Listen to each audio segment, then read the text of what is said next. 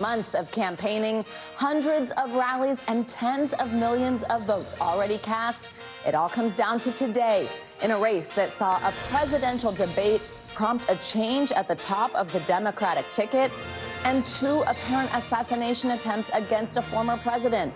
Kamala Harris and Donald Trump are finally off the campaign trail, and now it's up to voters to determine the future direction of the country. The vice president, who has pitched herself as the change candidate, spent her last day on the trail in the pivotal swing state of Pennsylvania and made her final push on the steps the movie Rocky made famous outside the Philadelphia Museum of Art.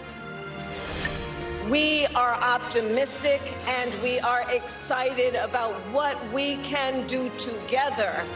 And we know it is time for a new generation of leadership in America.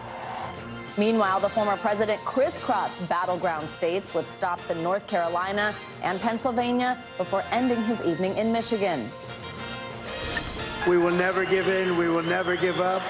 We will never back down, and we will never, ever surrender. Together, we will fight, fight, fight, and we will win, win, win.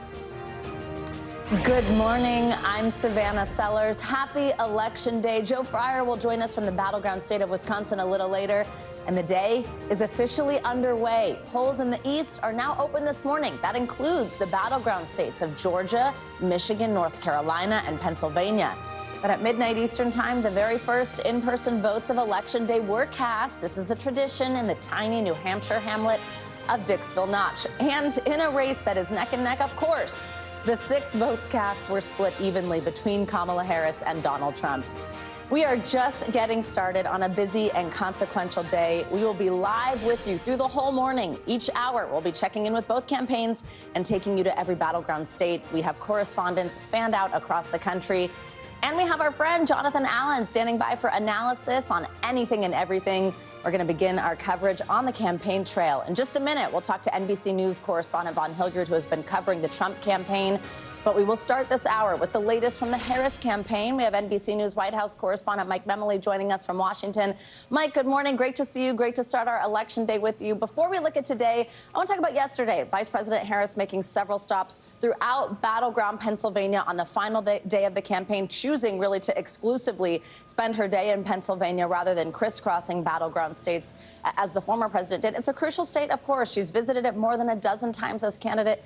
Walk us through her day and her strategy to stay in Pennsylvania yesterday.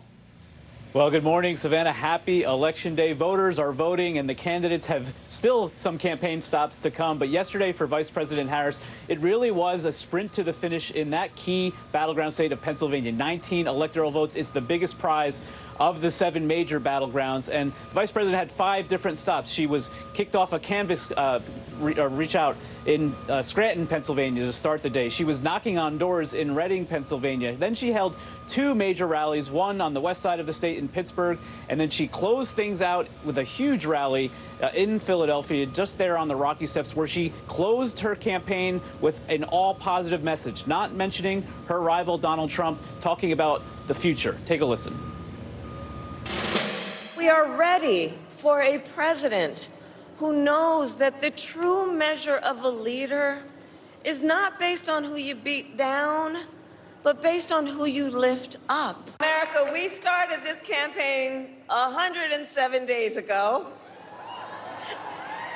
And from the beginning, ours has not been a fight against something, it has been a fight for something.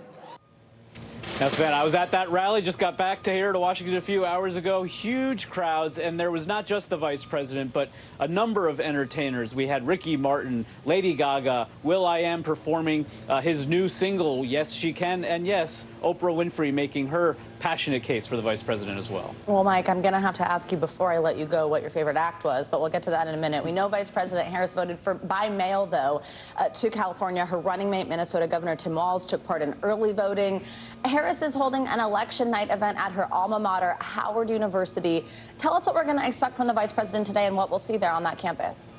Well, there's still some campaigning to do. We're going to see Doug Emhoff, the second gentleman, who hopes to be the first gentleman in the United States, head to Michigan this morning. Tim Walz, the running mate, who hopes to be the vice president, will be campaigning in Pennsylvania again. And for the vice president, she's going to be at the Naval Observatory, the vice president's home, making last-minute phone calls. She's going to be dialing into a number of radio shows, all encouraging voters in these states who may still be on the sidelines or may be deciding between just not voting and voting to get out there before she comes to her alma mater. Really symbolic, important place for her to celebrate election night.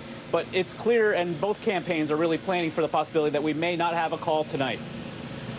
We all are bracing for that and for a long night and potentially long week. We'll find out. Mike, before I let you go, I want to talk big picture with you. You, of course, covered Biden for so long in that administration, now covering Harris throughout this campaign. I mean, it started with a bang for Harris just over 3 months ago after President Biden announced he would step aside from the race following his debate performance against former President Trump and all the conversation that went around that.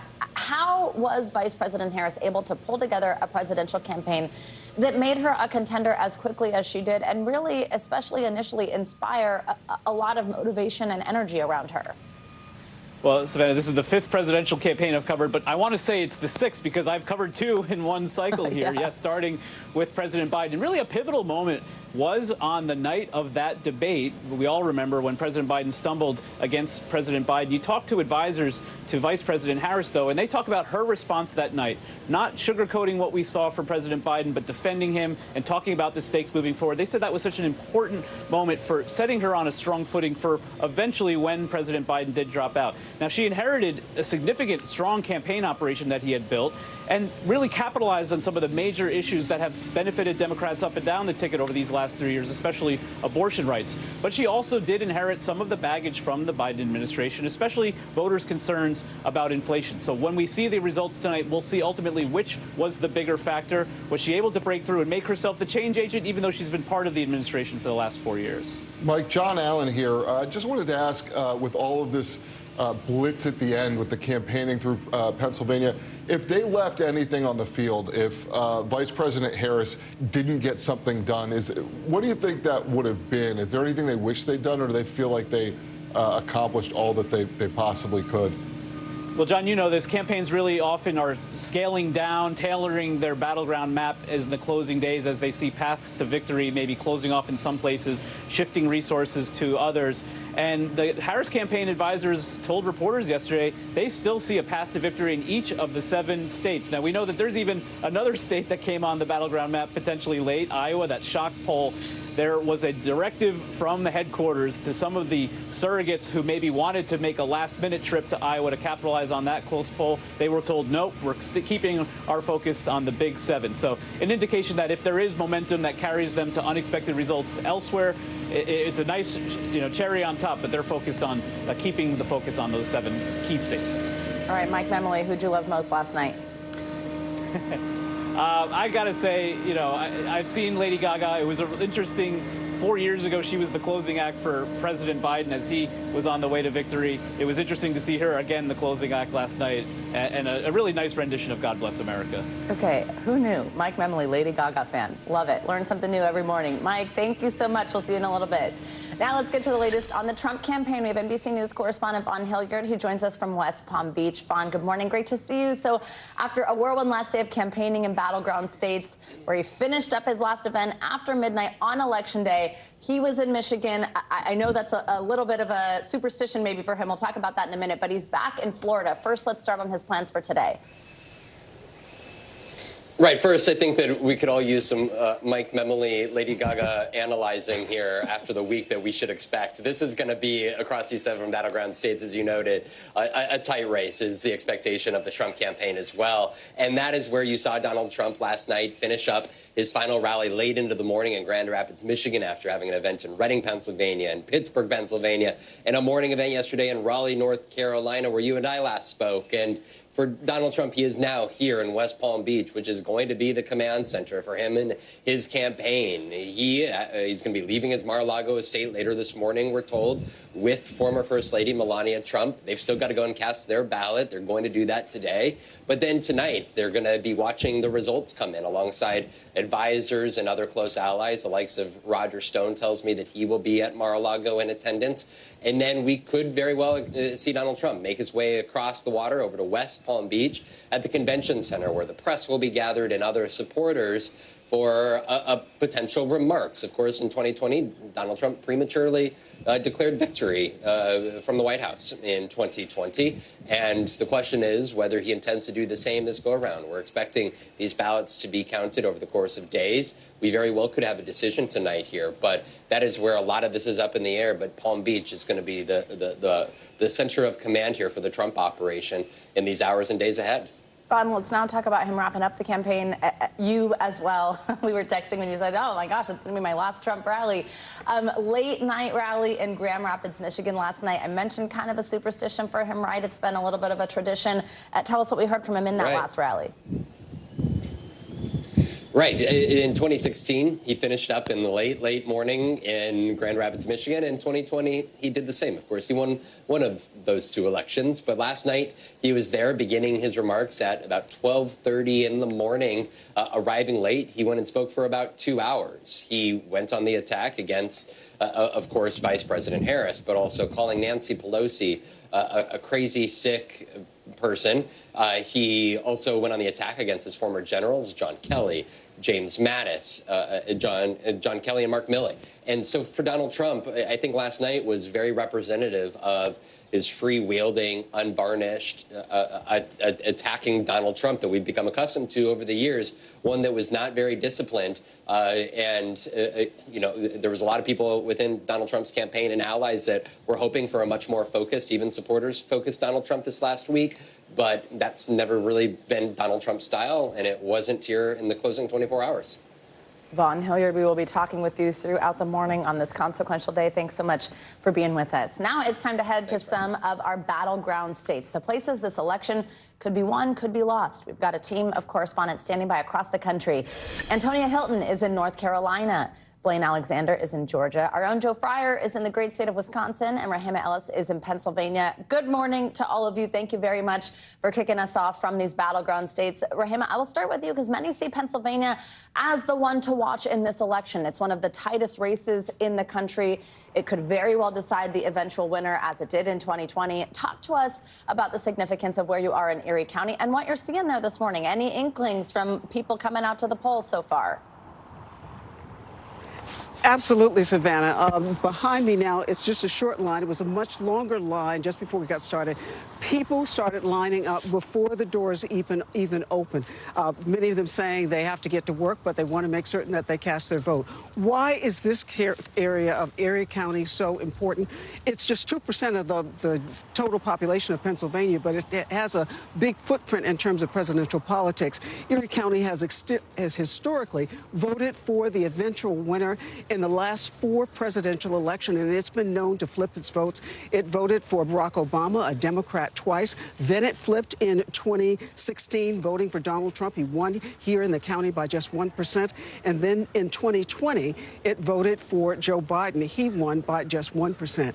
Here in Erie County right now, there's been a lot of talk about mail-in ballots and people being concerned that they didn't get their ballot right or they got the wrong ballot. The county's doing all that it can to try and straighten that out.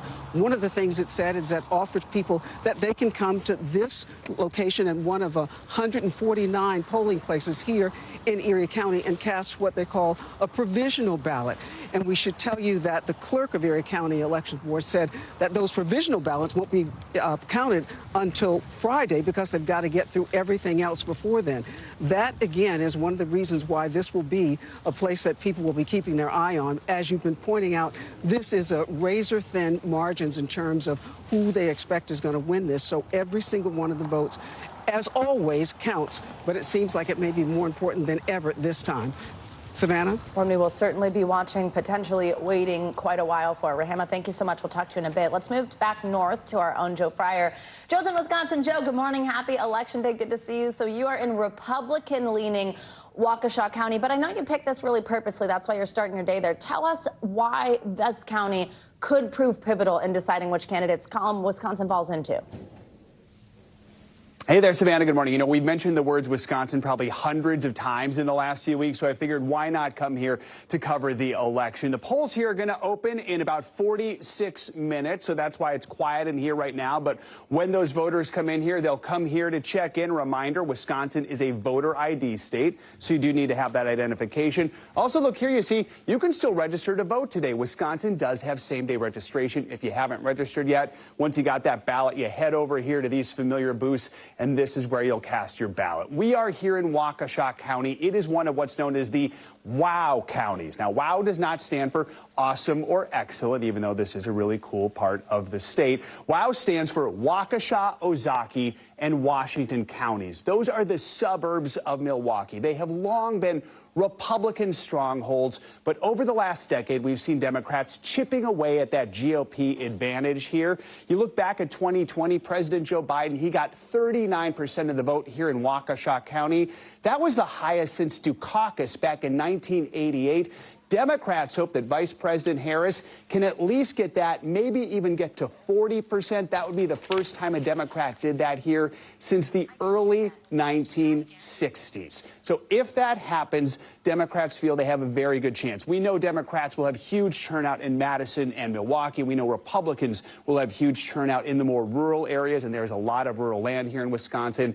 It could all come down to these Republican-leading counties that have slowly been turning a little less red over the last 10 years, Savannah. We are here in the village of McWanago. Their voter turnout just 4 years ago was 92%. The clerk just told me she thinks this year they can hit 95%. That means these voters are incredibly engaged. They are expecting a huge line here when the polls open in a little more than 40 minutes, Savannah. And we will be talking to you again in a little more than 40 minutes. Joe, thank you so much. Let's turn to North Carolina now. Antonia is there for us. We're back in 2020. Mr. Trump, he won the state, but I mean, just barely. I have been talking with so many organizers, even like on college campuses in North Carolina. Democrats have been very organized in this state. Does the Harris campaign have a better chance of flipping that state this time around? What do we think? Savannah, they certainly think so, and that feeling is widespread from top organizers all the way down to very young people getting involved in politics for the very first time here.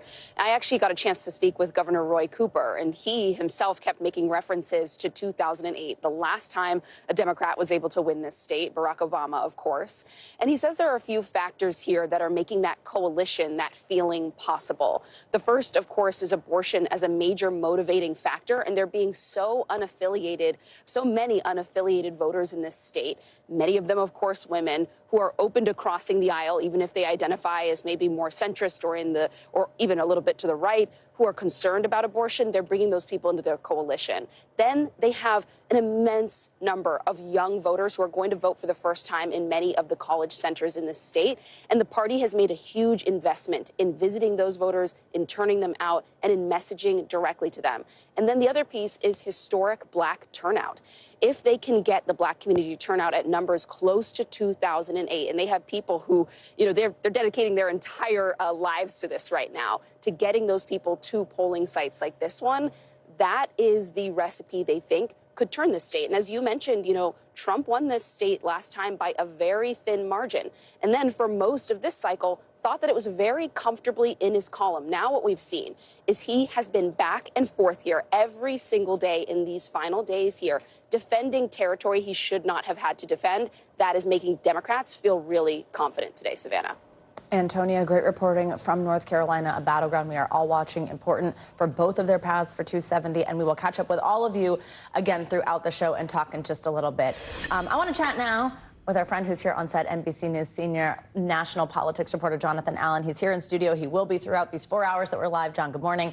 Thanks for jumping in so far. I actually want to start with you on battlegrounds because I could see your wheels turning as Joe, for example, was talking in Wisconsin. What is it that you're watching for in these specific states? We know, and by the way, you can go on our website and play around with an electoral map. It's kind of fun. Click through who could take which ones and what a path to 270 looks like. But what are you thinking after we've just heard all those reporters? Well, first of all, I loved watching Joe out there. I know. And I was like, this is so different for me. I know, sitting he's here. usually right here. Yeah. But look, I think, in terms of Wisconsin, what does the turnout look like in Milwaukee? What does it look like in Dane County and Madison, which is, a huge voting turf for the Democrats? The rural vote, as that's expanding, if it is expanding, and I think we're getting some indications across the country, and it's not just in Wisconsin, that there may be some upswing in rural votes. How are those voters voting? Particularly, what are women in those areas doing? Is there a sleeper abortion vote out there that we saw in 2022? And then, sort of the other question I have is, what is the MAGA set doing, right? And you can tell based on where past elections were, it's not just that you want to look at the close places, not just the swing counties. A lot of times you want to look at what's going on in the ruby red or the deep blue places to see what that turnout looks like. You mentioned sleeper vote, and I have got a bunch of things I want to mention and then kind of just throw it at you, see what you think. We saw that surprise Iowa poll, for example. I think there's kind of mixed consensus on how reflective that may be about what we actually see happen by the time polls close. But a lot of guesses about what could be going on there is that independent Iowa woman who's coming up for Harris based on abortion, right? We also have seen some polls indicating, people aren't always truthful about who they're going to vote for. Sometimes I think people assume that's a Trump thing, but I think also that could be women who are actually going to vote for Harris based on that one issue alone. What do you think about, like you mentioned, the sleeper vote, about in these battleground states? Because we're also seeing a lot happen with young men and Trump, right? Do those two cancel each other out, the women and abortion vote, the young men and Trump? Do you think both of those sets become what we're really watching late night? Absolutely. That is a huge part of this story. We saw in the NBC News poll that came out on Sunday that there was an 18-point lead for Trump among men, 16-point lead for Harris among women. Women tend to vote more than men do.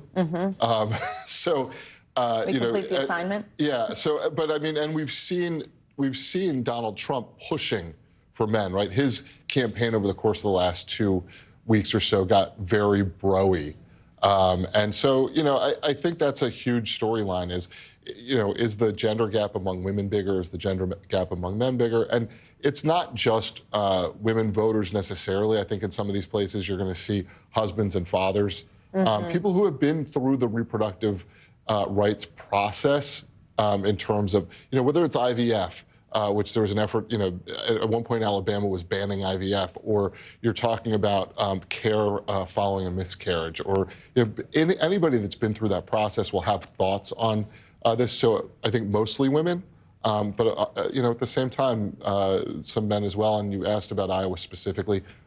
Who knows? That was one poll. There are other polls that suggest that Trump is fine. I do think there's a narrowing in the breadbasket. I think a lot of sort of traditionally conservative voters, and I don't mean on politics, but just conservative-minded people, have gotten sick of Trump.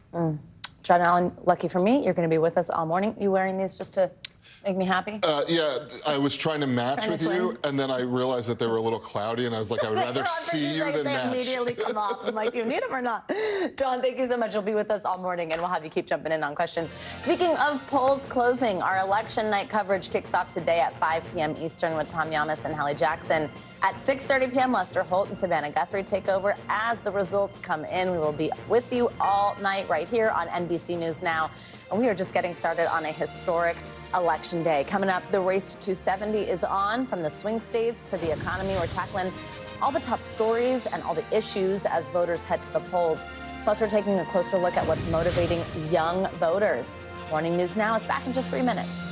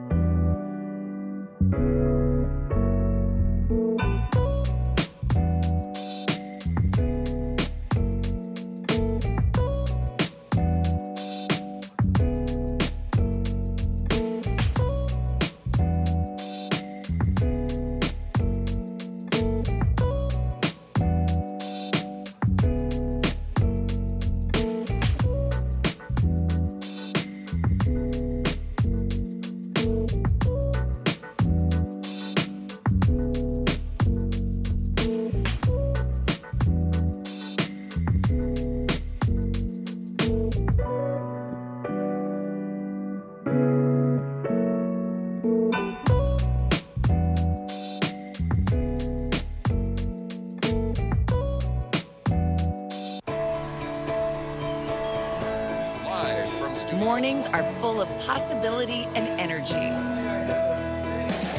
And how you get set for the day ahead matters. Take charge of those first hours. It's about getting caught up. And really, it's about getting ahead. And that's what drives us every morning, because every day deserves the best start.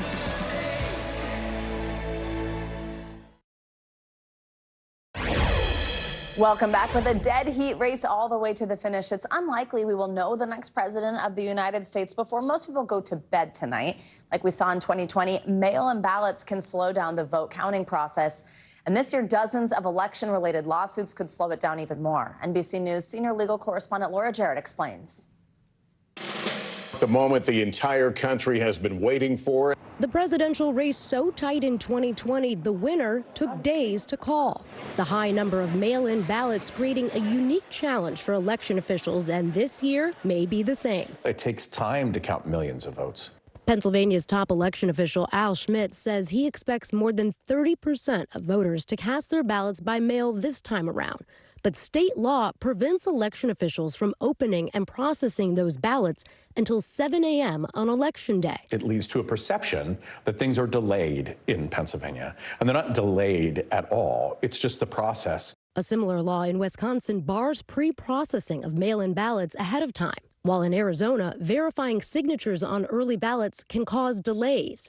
In Nevada, a different challenge. Ballots get counted up to 4 days after the election, so long as they're postmarked by November 5th, all potentially resulting in a days-long gap between when polls close and when the race is finally called. We've seen that as a real period of vulnerability for people to try to undermine confidence in the results. We did win this election. Former President Trump seized on that period of uncertainty in 2020 to fuel a false narrative the election was stolen, and has been trying to cast doubts on the results of this election. They cheat. That's the only way we're going to lose, because they cheat. And already the lawsuits have started flying, nearly 200 and counting. In Georgia, officials had concerns over new rules passed by the pro-Trump state election board, including one mandating a hand count of all ballots after polls close. There's absolutely no reason to pass new rules this close to an election. Those rules now blocked by a judge. For now, Republicans have focused their efforts on contesting the rules around mail-in voting in Pennsylvania, losing several lawsuits already, others still pending and left unresolved, providing a fertile ground, election lawyers say, for future fights in the weeks ahead. The nightmare scenario is mail-in ballots where the parties contest the signatures, the date, or other defects in the ballot, and therefore we have a replay of what happened in 2000 in Florida with Bush versus Gore. Laura Jarrett, NBC News. We are all wondering, right? When will we know? Well, the battleground state of Pennsylvania is expected to play a crucial part in this election. Speaking of when we know, we were waiting on this back in 2020. Donald Trump is looking to win back the Keystone State and its 19 electoral votes after losing it to Joe Biden in 2020. The state has gone to a Republican only 3 times in the last 40 years. For more on the state of the race in Pennsylvania, we're joined by NBC's Jay Gray. He joins us from Philadelphia. Hey, Jay, good morning. So the polls, they just opened at 7 a.m. Eastern. Tell us what's happening on the ground there. What are you seeing? Yeah, and Savannah, already lines at this polling place. I'll give you a look, and you can see people lined up on both sides here. This is the Museum of the American Revolution. It houses so much of the history of our nation, of the formation of our democracy. Today, it's making a bit of history as a polling place. And what officials here have told me is they haven't seen lines in years to vote here in person. And so that's a good indication of how seriously people here in Philadelphia and across this swing state are taking this election. And they expect these lines to grow throughout the day. All right, Jay Gray, thank you so much. We will be checking in with you throughout the day from Pennsylvania.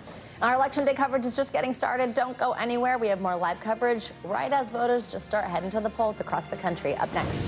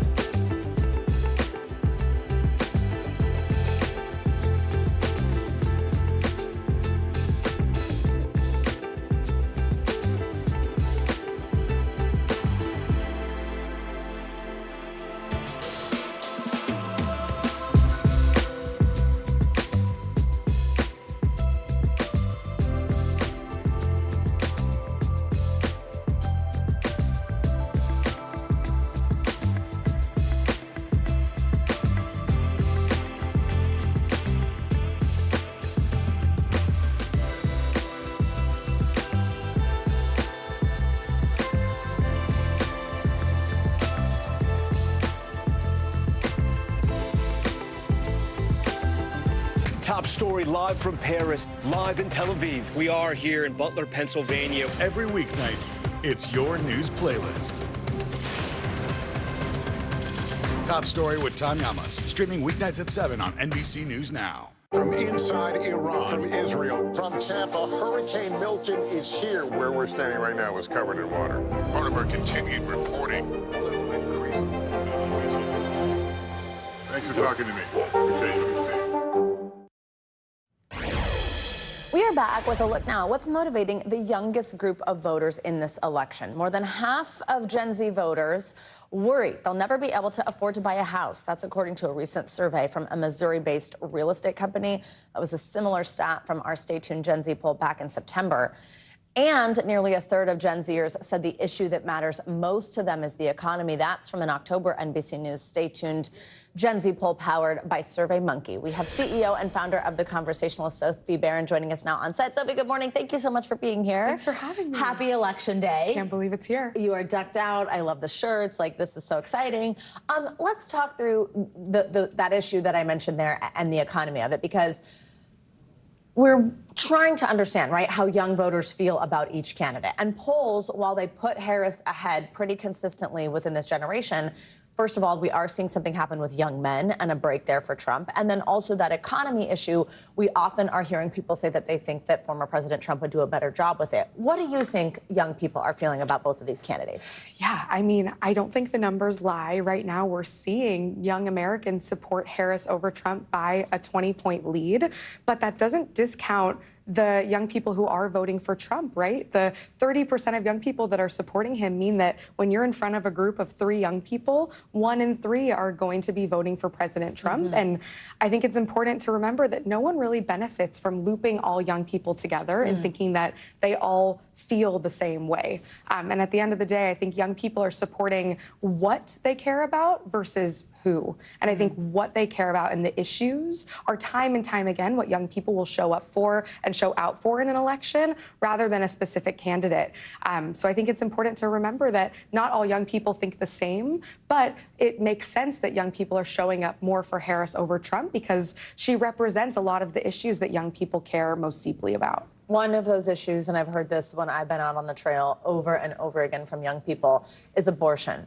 What do you think we will see? Do you think that will be, and this is the key word here, it might not be somebody's most important issue or what they think impacts their life, but in a lot of polls it's shown as the most motivating issue, the one that's going to mean that somebody will make sure they complete the assignment today of showing up at the polls is to vote on how they feel on abortion. Either way, by the way. Sure. But what do you think that might mean for young people? I think again, we can't lump all young people together, but certainly abortion rights is one of the biggest issues of our generation's time, in addition to what you spoke about in terms of economy, cost of living, gun violence, climate.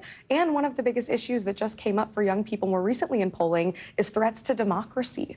And so I think overall, young people getting involved in this election and showing up for the conversation, right? When Harris announced her candidacy, young people finally entered the chat. They wanted to be a part of this conversation. And I think we're seeing that these issues will directly impact their future. And there's something about this election where the stakes feel so much higher. So I think whether your central issue is abortion rights or it's gun violence or it's climate or it's economy, these are the reasons why young people will show up, because it really directly impacts what their life will look like beyond November 5th. The big question, I think, hanging over this, though, and I have been trying to get a pulse on this myself, is just simply, will Gen Z turn out in a significant way? We know, again, and I really appreciate you continuing to say, because it's so important, Gen Z is not a monolith whatsoever, but they have the potential to really impact the election in terms of just the size of the voting bloc that they are, the number of people who even just became eligible this year to vote in their first election. I think early indications are showing, like I know in a state like North Carolina, I was on the phone yesterday with campus advocates across that state where they have been extremely organized and intense about their efforts to get out the vote with young people. They said 20 campuses have already outperformed an early vote than in 2020. Do you think we see that across the country and importantly in those 7 battleground states? Will Gen Z show up in a way that you think we haven't seen them show up before? I'm optimistic. right? I think the data that we have from the midterms was that Gen Z really showed up in larger numbers than millennials and older generations did at their age. And those numbers give me great hope that there is more and more reason for young people to show up and vote. The community that we have at the Conversationalist across our campuses shows time and time again that young people are coming to the polls in droves because these issues that they're voting for are the ones that will, again, impact the future that they are inheriting. But I think it's too soon to know exactly how much young people will turn out to vote. I have a lot of conversations with young people on the street around the country, and there are a lot of young people who still feel a little bit disempowered by our system. And I've spoken to a few that have told me that they're not going to vote at all. And I think, if anything, this points to the fact that we have to continue engaging young people in the conversation in order to expect them to turn out at the polls, right? There's a recent study that just came out that said 48% of Gen Z has lied about their vote. Oh, yes. And if anything, I think it's Vibe survey. I saw that as well. And I think that that's really telling. I do also think that that tells us that we don't actually know where a lot of that support lies. Absolutely. Right? We don't know for sure. And the only way to find that out is to actually allow young people to feel heard. How are we going to know if they're voting, let alone who they're voting for, if we're not creating the environment to listen and learn from young people and why they're motivated or not motivated at all to show up at the polls? And I think that, again, points a through line to why threats to democracy has become a leading issue for young people as well. You know, we're unable to have these real conversations about how we've gotten here and how Gen Z's entire upbringing has been in an environment where all of these issues have really come to a head for them. And we have to have those conversations in order to know where we go from here. Absolutely. Sophie Barron, you will be with us throughout the morning. Thank you for being here so far. We can't wait to talk to you in just a little bit. Happy Election Day. Well, polls are officially open in Georgia, and with 16 electoral college votes, a win in the Peach State could be pivotal to winning the White House. So far, we have seen a record 4 million ballots cast in early voting, which wrapped up on Friday. You can see there on your screen, Republicans actually with that slightly larger early vote. Polls are open in Georgia today until 7 p.m. For a closer look at what the campaign cycle has been like in Georgia this year, I want to bring in Greg Bluestein. He covers government and politics for the Atlanta Journal-Constitution. Greg, great to have you with us. Thanks for joining us on Election Day. So, I mean, there's been so much focus on your state in this cycle, in past cycles, but right now we are so talking about it being pivotal on a path to 270. Politically, it's kind of been turned upside down ever since 2020 with President Biden's razor-thin victory and then those efforts afterwards that we saw to potentially overturn those results. As Election Day begins, how would you describe what has gone on in Georgia this time around? Really tight. One senior Republican said, if anyone tells you they think they know what's going to happen tonight, they're lying to you. So it looks like it is a up in the air race, a toss up, despite the polls that show one candidate with an edge or the other candidate with an edge. Both campaigns feel like this could go either way tonight. And you're right, Georgia's changed since that watershed 2020 election. Back then, that was the first victory for a Democratic statewide candidate in a presidential race since 1992. And then since then, of course, Senators Ossoff and Warnock have won the state. Warnock won the state again in 2022, but also Republicans won every other statewide office in that same midterm vote. So there's a significant number of split ticket voters, and they have proved decisive in Georgia elections. It seems to be a true toss-up. That word is really apt there. Quickly, I do want to ask you about those early vote numbers because we keep on pulling that up there. What do you make of how many people have voted early in that state? And it looks like they're 48% of that early vote Republican, 45% Democrat, with Republicans having the edge there. Yeah, I've heard different numbers for who has the edge. We don't know, of course, until around 7 p.m., after 7 p.m. when the polls close here. But more than 4 million people, that means more than half the state's active electorate has already cast their ballot.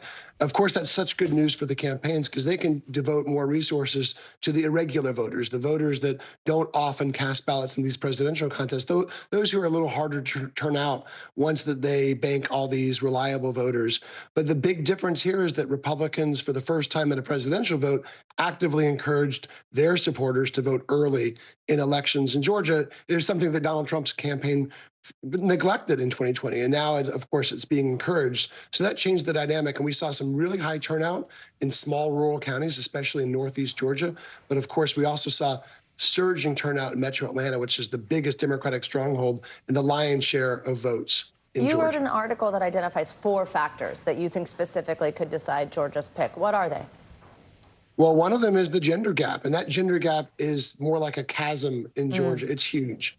And we saw in early voting, women outvoted men by 12 points in Georgia. You know, men are likely to close that gap. We're not sure if they'll narrow they'll even up with women, but they'll narrow that gap. But that, of course, is seen as a really good sign for the Harris campaign right now. Those split ticket voters I mentioned earlier, that's another big issue, as well as polls that show softer than expected support among black voters for Kamala Harris. You know, the polls show her with 78% of support among black voters, which just sounds great. But Democrats need her to be closer to 90%. And some of the polls showed her around that level in the last week or so. Greg, we so appreciate you joining us. We know you have been reporting this out around the clock. We'll talk to you in a little bit. Happy Election Day. We've got NBC News business and data correspondent Brian Chung joining us now with a look at how the economy is playing a role in this election. To say the economy is playing a role in this election like that is kind of an understatement. It is playing a massive role. We have talked about this subject specifically, inflation, unemployment, the way voters feel about that a ton, because it is so important, right, Brian? I mean, we see it topping so many polls as the top most important issue, and that's across generations, that's across genders.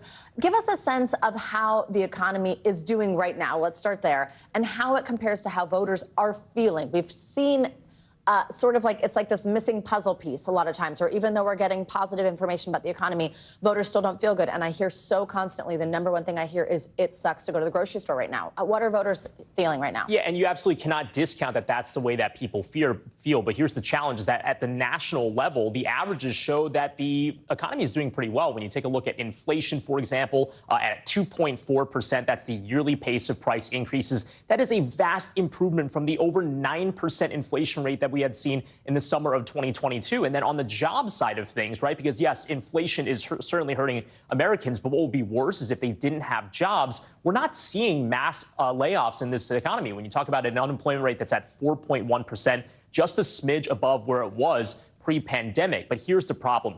Over the last 4 years, there has been an enormous skyrocketing in prices. And yes, wages have gone up by about 20% in the last 4 years, but food prices, they're up about 22%. So the increase in the price tags have eroded the increase in the size of your wallet. But here's the good news, is that the pace of inflation has slowed as of late. And recent numbers that we've gotten on consumer confidence from the likes of the Conference Board have shown that consumer confidence and optimism over the economy is improving as of the last few months. The question is, Savannah, do they take that optimism with them to the polls? And let's talk about what we know from each candidate and their economic plans, because I've heard such conflicting things. So many people, even people who say they're voting for Harris, will say, I kind of think Trump would handle the economy better. Or I'm just hearing voters totally say, Harris would handle it better, Trump would handle it better, for their various reasons. What can you tell us about what we actually know about what they each say they would do should they become president? Yeah, and you know, the challenge here, and I was just talking to John Allen about this offset, but really the challenge here is that economy is not really a pro or con thing. When you talk about things like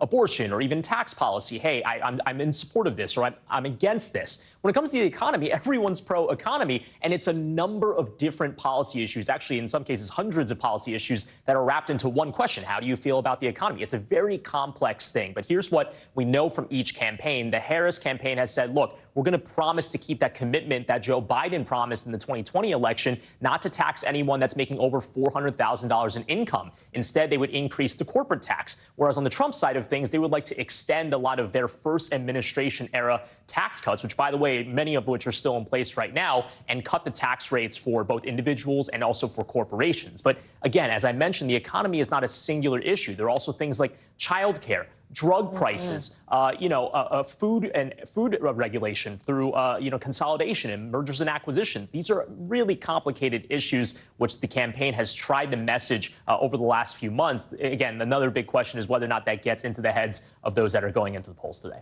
Jonathan Allen, you were name checked. I believe you get a chance to respond and just jump into this conversation about how important it is to voters. So I want to hear what you think and any questions you have for Brian. Yeah, personal prerogative. I think Brian makes an incredibly good point that there are so many issues wrapped up in the economy. And yet, I thought the Gen Z voter stat there, where 60% of them say they're worried about not being able to buy a home, but only 32% of them, if I'm recalling correctly, say that the economy is their top issue.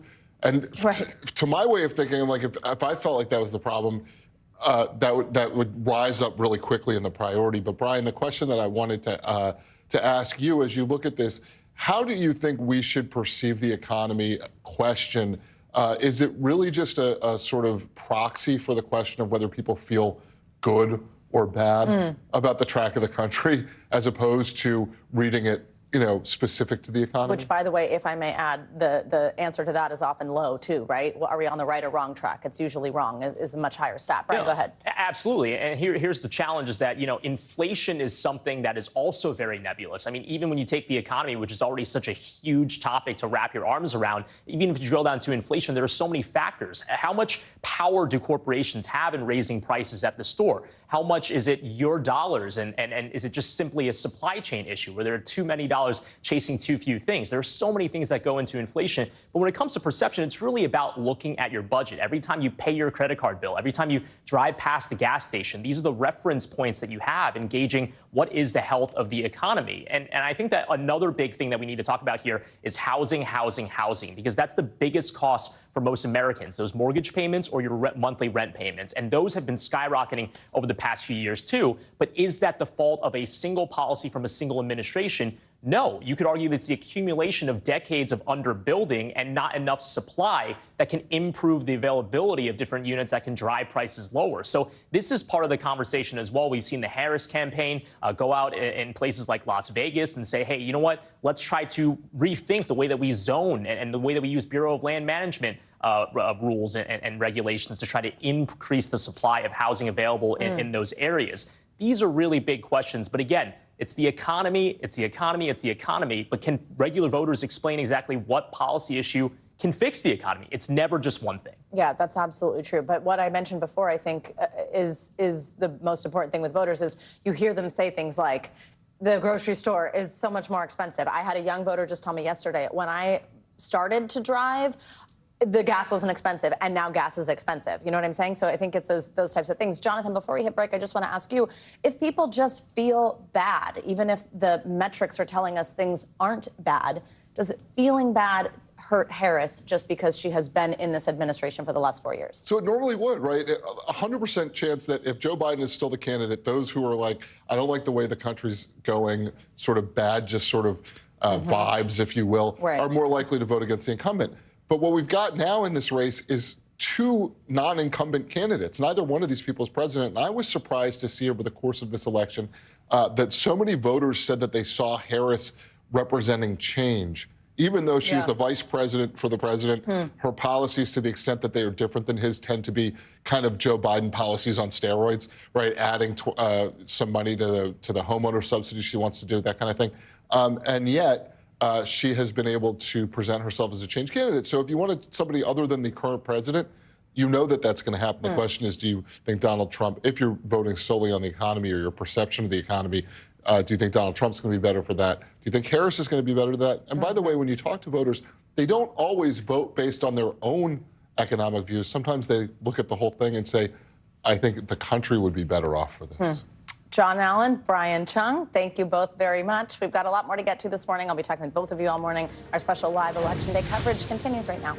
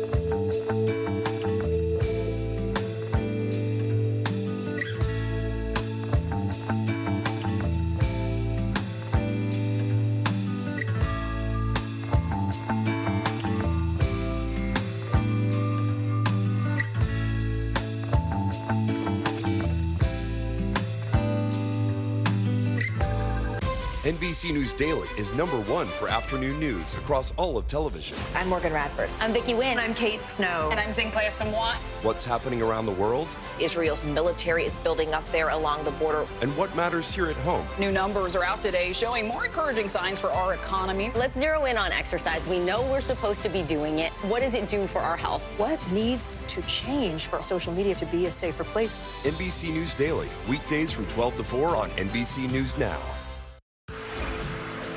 We are back. We're going to talk more financial news, but this time headlines from this morning. We've got an end to that weeks-long Boeing labor strike. That's big news. CNBC's Silvana Henao joins us with the details and other money news. Hey, Silvana, good morning.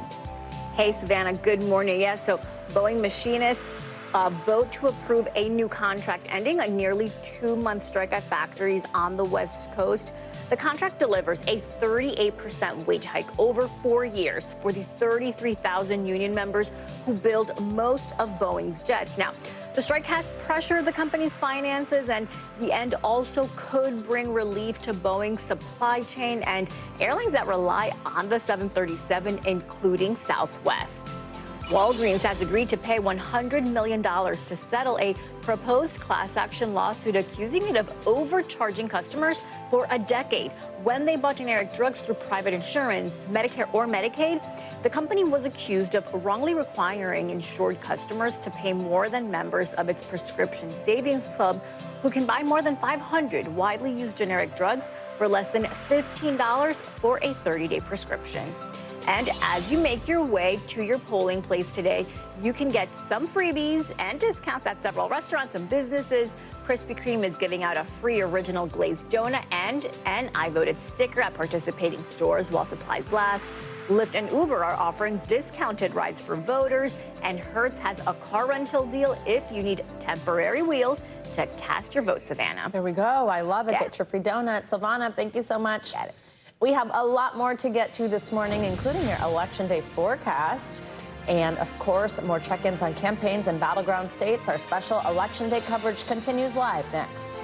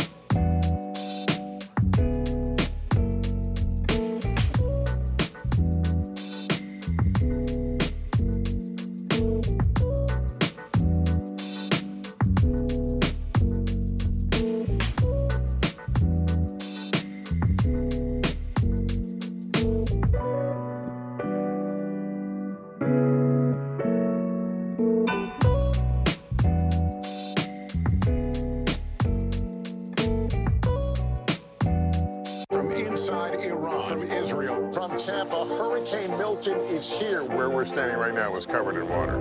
Part of our continued reporting. Thanks for talking to me. Do you pledge not to hold a vote on any legislation that would ban abortion? Do you still have faith and confidence in the Supreme Court? Is this plan to ban price gouging anything more than a gimmick? If it's Sunday, it's Meet the Press.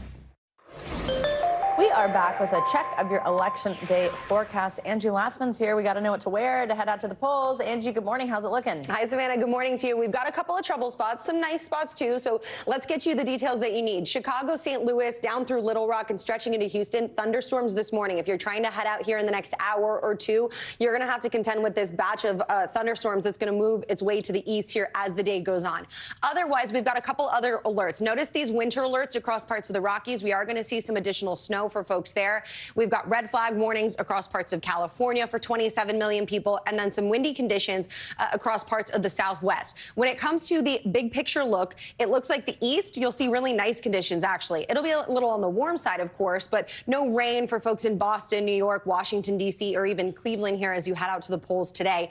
It's that heavy rain, though, and flooding from the Gulf to the Midwest that we're going to watch closely, the snow for the Rockies, and then that fire danger for California. Let's take a look, though, at some of these battleground states. We'll first head to parts of the Great Lakes and the Northeast. We've got Pennsylvania. Looks nice. Again, temperatures running warm for early November. Not a typical kind of election day temperature in Pittsburgh, but we're going to head to 81 degrees. We've got mid-70s in Philadelphia with mostly sunny conditions.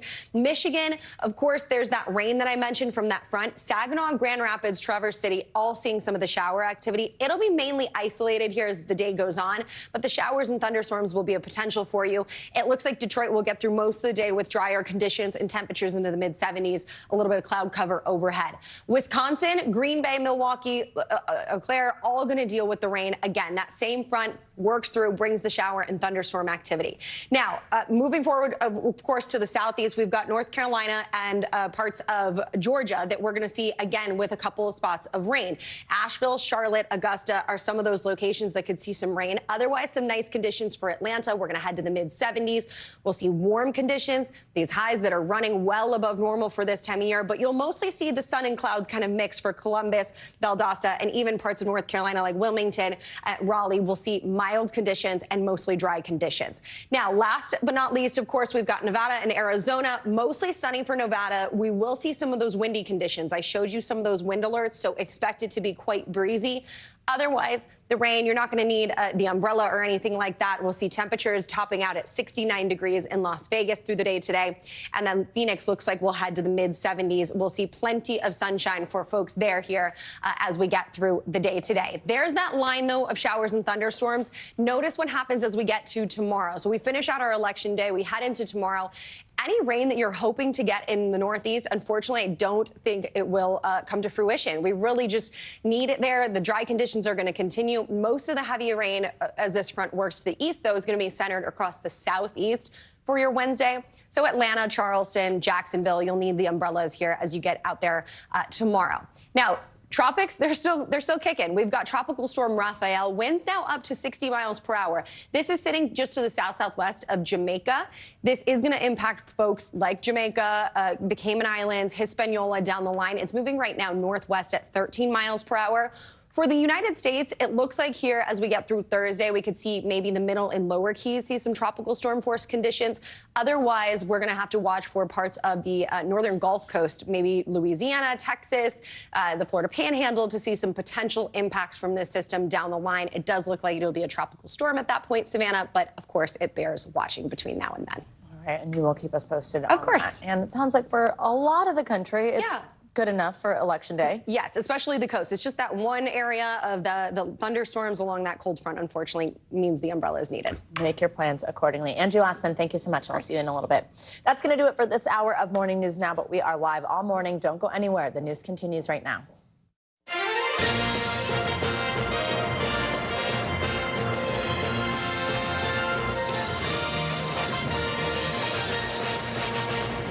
Good morning. It is 8 o'clock here on the East Coast, 5 a.m. out west, and everywhere. It is Election Day in America. Two candidates, Vice President Kamala Harris and former President Donald Trump, both vying for the nation's vote today after a campaign that's seen more than its fair share of twists and turns.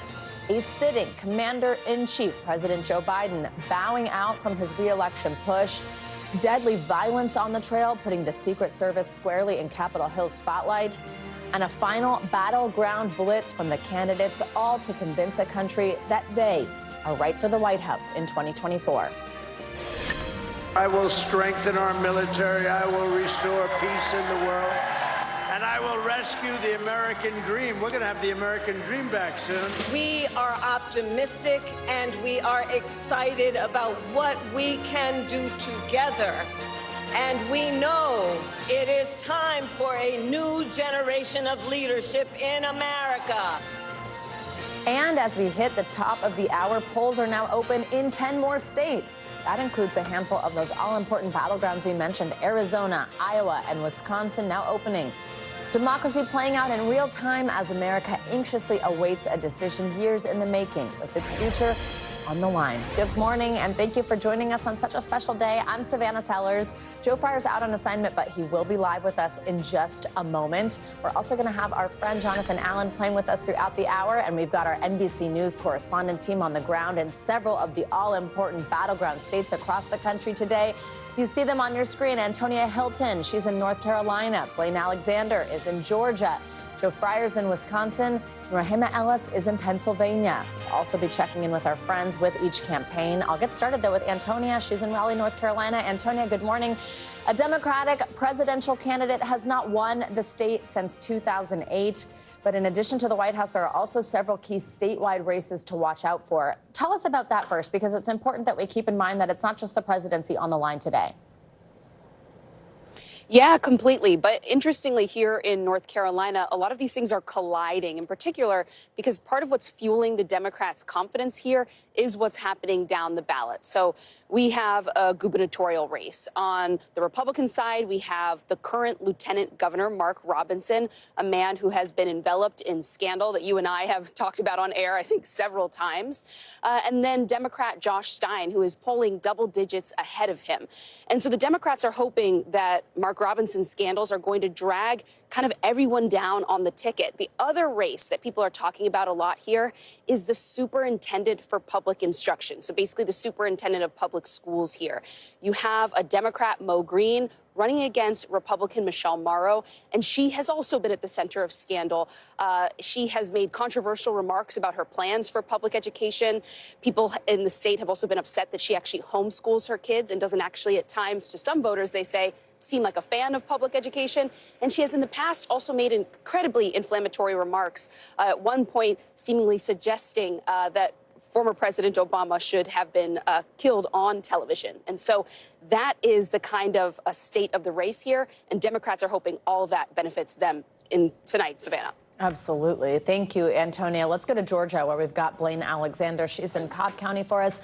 And Blaine, I want to talk about in Georgia some changes that we've seen and what that's meant for voters and their ability to vote, what it means could happen if we are waiting quite a while to get the call from Georgia, because there's been some changes here. Some include limiting access to drop boxes in some counties. There are new voter ID rules, bans on mobile voting centers.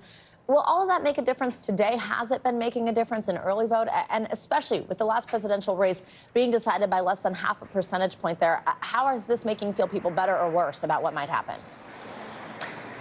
Yeah, Savannah, you're right. Voting today in Georgia looks different than it did back in 2020 for a number of reasons. So I will tell you that already this is a record-breaking election here in the state of Georgia. More than 4 million people have already cast a ballot. That's more than half of the registered voters here in the state. And officials are expecting another million or so to come out today. So we're at one polling location in Cobb County, just outside of Atlanta. I want to show you. I'm going to step back. I can't get much closer than this, but I can show you over here. That's where we've seen a steady stream of voters going inside all morning long. If we look kind of through this window, you can see that voting is taking place. I've talked to most people. They tell me it takes about 20 minutes or so to cast a ballot here. Now, of course, the big question is, who is going to be voting? Who are the people that are going to be coming out and voting? Of course, we know that black voters are a very important voting bloc here in the state of Georgia. That number has been record-breaking as well. More than 1 million black voters have cast a ballot during early voting. Now, you asked about times when we would start to see results. You remember very well, Savannah, everybody watching remembers, back in 2020, we didn't call Georgia until about a week after Election Day, more than a week after Election Day. But this time around, state law requires that all counties must have those most absentee ballots and all of those early ballots tabulated by 8 o'clock p.m. That's an hour after polls close. So, Savannah, we should start to see those results come in earlier this time around. Which is a marked difference from some places where you can't even begin until those polls are closed. Blaine Alexander, thank you very much. We'll talk with you in just a little bit. I now want to bring in our Joe Fryer. Of course, he is on the road in Waukesha County, Wisconsin today. And Joe, first, I just want to ask you what you're seeing, because polls have just opened there in Wisconsin in the last couple of minutes. You mentioned earlier, we just talked to you about an hour ago, that huge lines are expected as people want to vote today. What are you seeing so far? Yeah, well, I mean, just look behind me. The poll opened here 6 minutes ago. We saw a line of at least 50 to 60 people standing outside, wrapping around the building, waiting. Tons of folks are in here lined up to vote the moment the polls open up here. We are in Waukesha County, which is part of what are known as the WOW counties. It's Waukesha, Ozaukee, and Washington counties. These are the suburbs surrounding Milwaukee, and they're going to be incredibly important in this election. They have long been GOP strongholds, but over the last decade, we've seen Democrats slowly chipping away at the GOP advantage here, in part because educated suburbanites have been maybe switching to Democrats. We've also seen Democrats put a concerted effort into trying to reach Republican or right-leaning or independent women who are in the suburbs, whether the issue is abortion or whether the issue is democracy. We saw former Congresswoman Liz Cheney campaigning here in late October with Vice President Harris. That was part of an effort to try and reach Republican and suburban women, to try and convince them. If Vice President Harris can continue to increase the Democratic turnout here, add that to what's happening in Madison, Milwaukee, Democrats are confident they can carry Wisconsin. If former President Trump can stop the growth that Democrats have had in these suburbs and continue to do well in the rural areas around this state, then the Trump campaign is confident they can do well in Wisconsin. One more thing to note, we've seen a lot of early voting here in Wisconsin. 1.5 million people statewide have cast their ballots early, but those ballots, those absentee ballots, can't be counted and processed until today. That is going to happen right here, and that process literally just started when the polls opened. They're taking the 3,400 ballots they got here in McWanago, this village, and they're starting to open them up and process those ballots.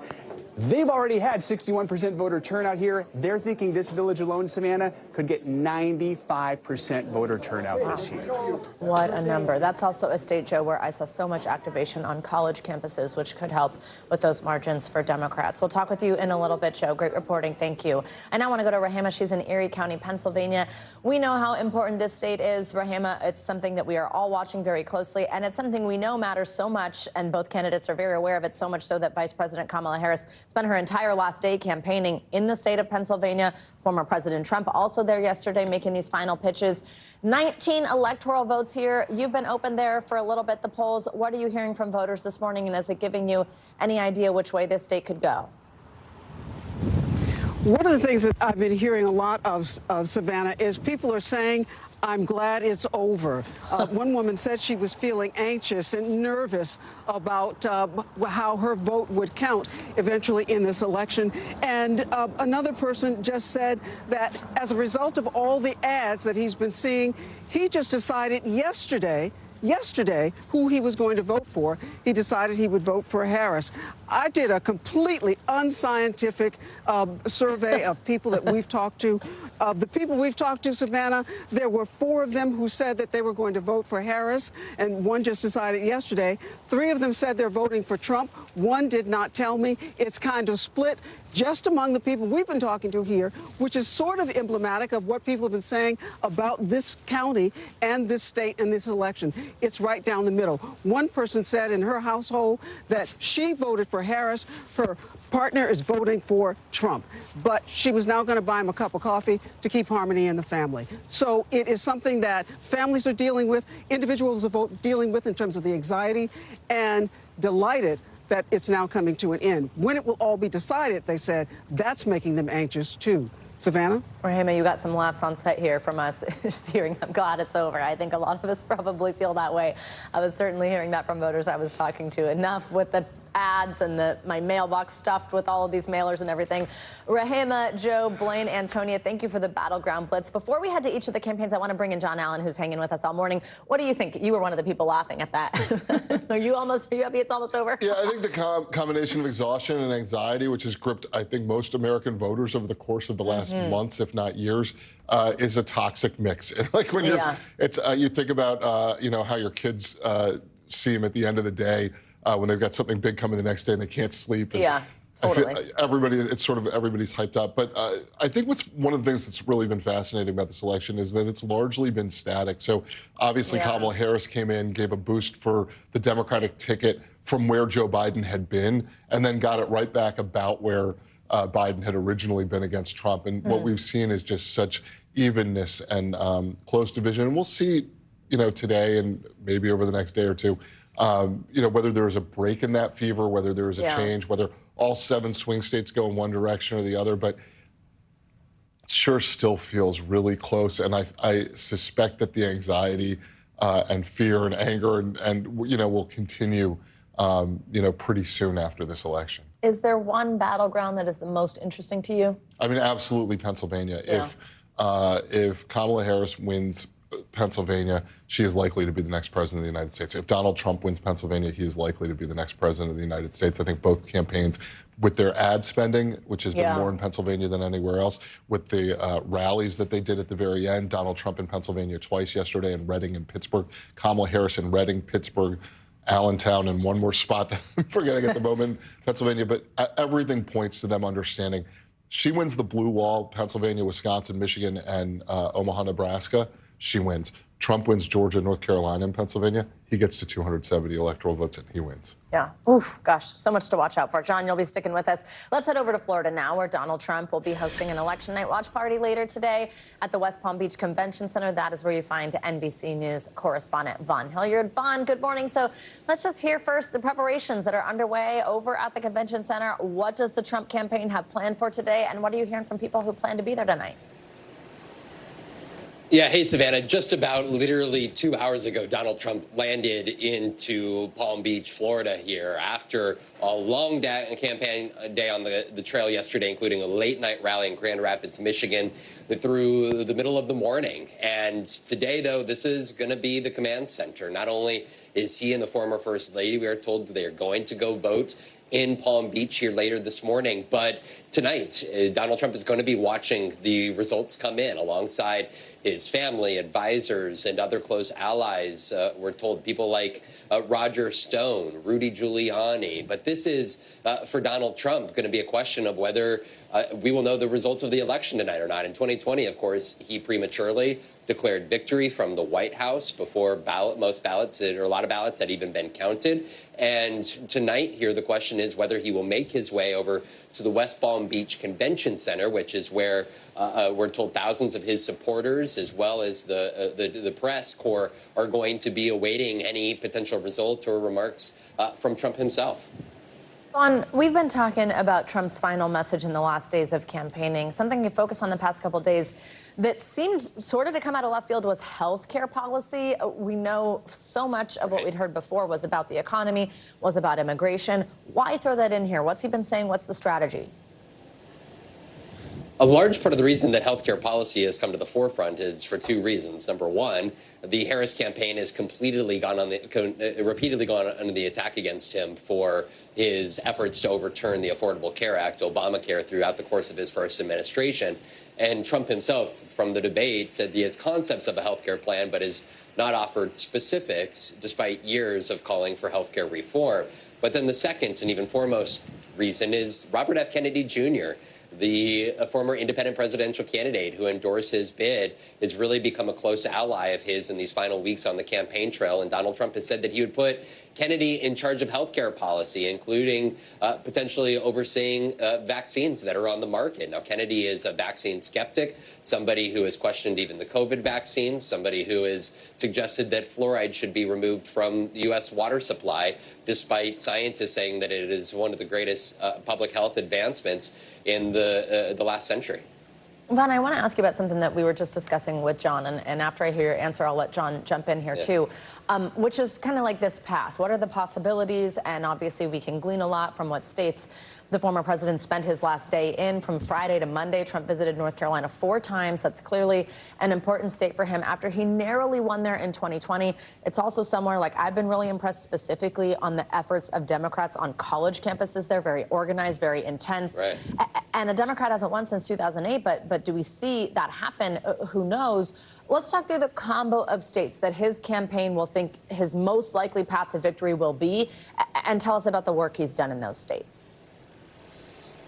Right, Savannah. For all that we don't know, you're sitting next to the man who knows the intricacies of elections and campaigns and has traveled this country almost more than any other campaign reporter over the last several election cycles. So you're lucky to be sitting next to him. But when we're looking at what this map is right now, you know, for the Trump campaign, it's Pennsylvania, North Carolina, and Michigan. I was talking to a Trump campaign battleground source yesterday who said just not only look at the time that he has spent, but also the resources that have been provided. Of course, the other battleground states are Georgia, Arizona, Nevada, and Wisconsin, all within the margin of error. Those could also go in the direction of Donald Trump or Kamala Harris. But then you're also looking at the likes of Iowa, which the poll that came out over this weekend showed Harris in the lead by 3 percentage points. So suddenly, could the map be expanded one way or the other? Donald Trump campaigned in New Mexico, Virginia. We wouldn't expect those to flip towards him. But this is really an electorate that is difficult to wrap our hands around. Not only some of those independent or reticent conservatives, how they'll turn out to vote, but also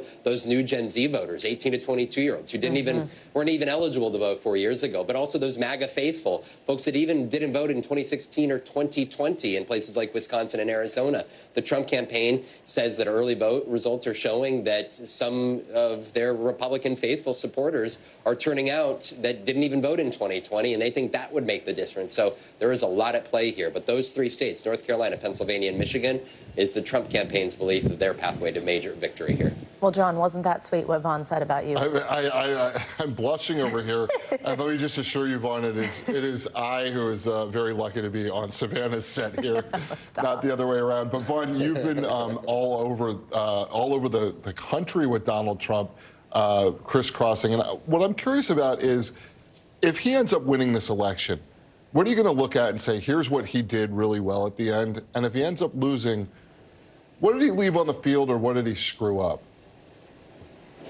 Right. It's not going to be because of their turnout operation. You know, I was talking to an RNC source that said they have half of the resources that they did from 4 years ago. And a lot of that has come down to Elon Musk's PAC having to do a last-minute effort that has really been a hodgepodge effort. And so the reason that Donald Trump will win is, frankly, that over the course of the last 8 years, he will have effectively grown the MAGA movement.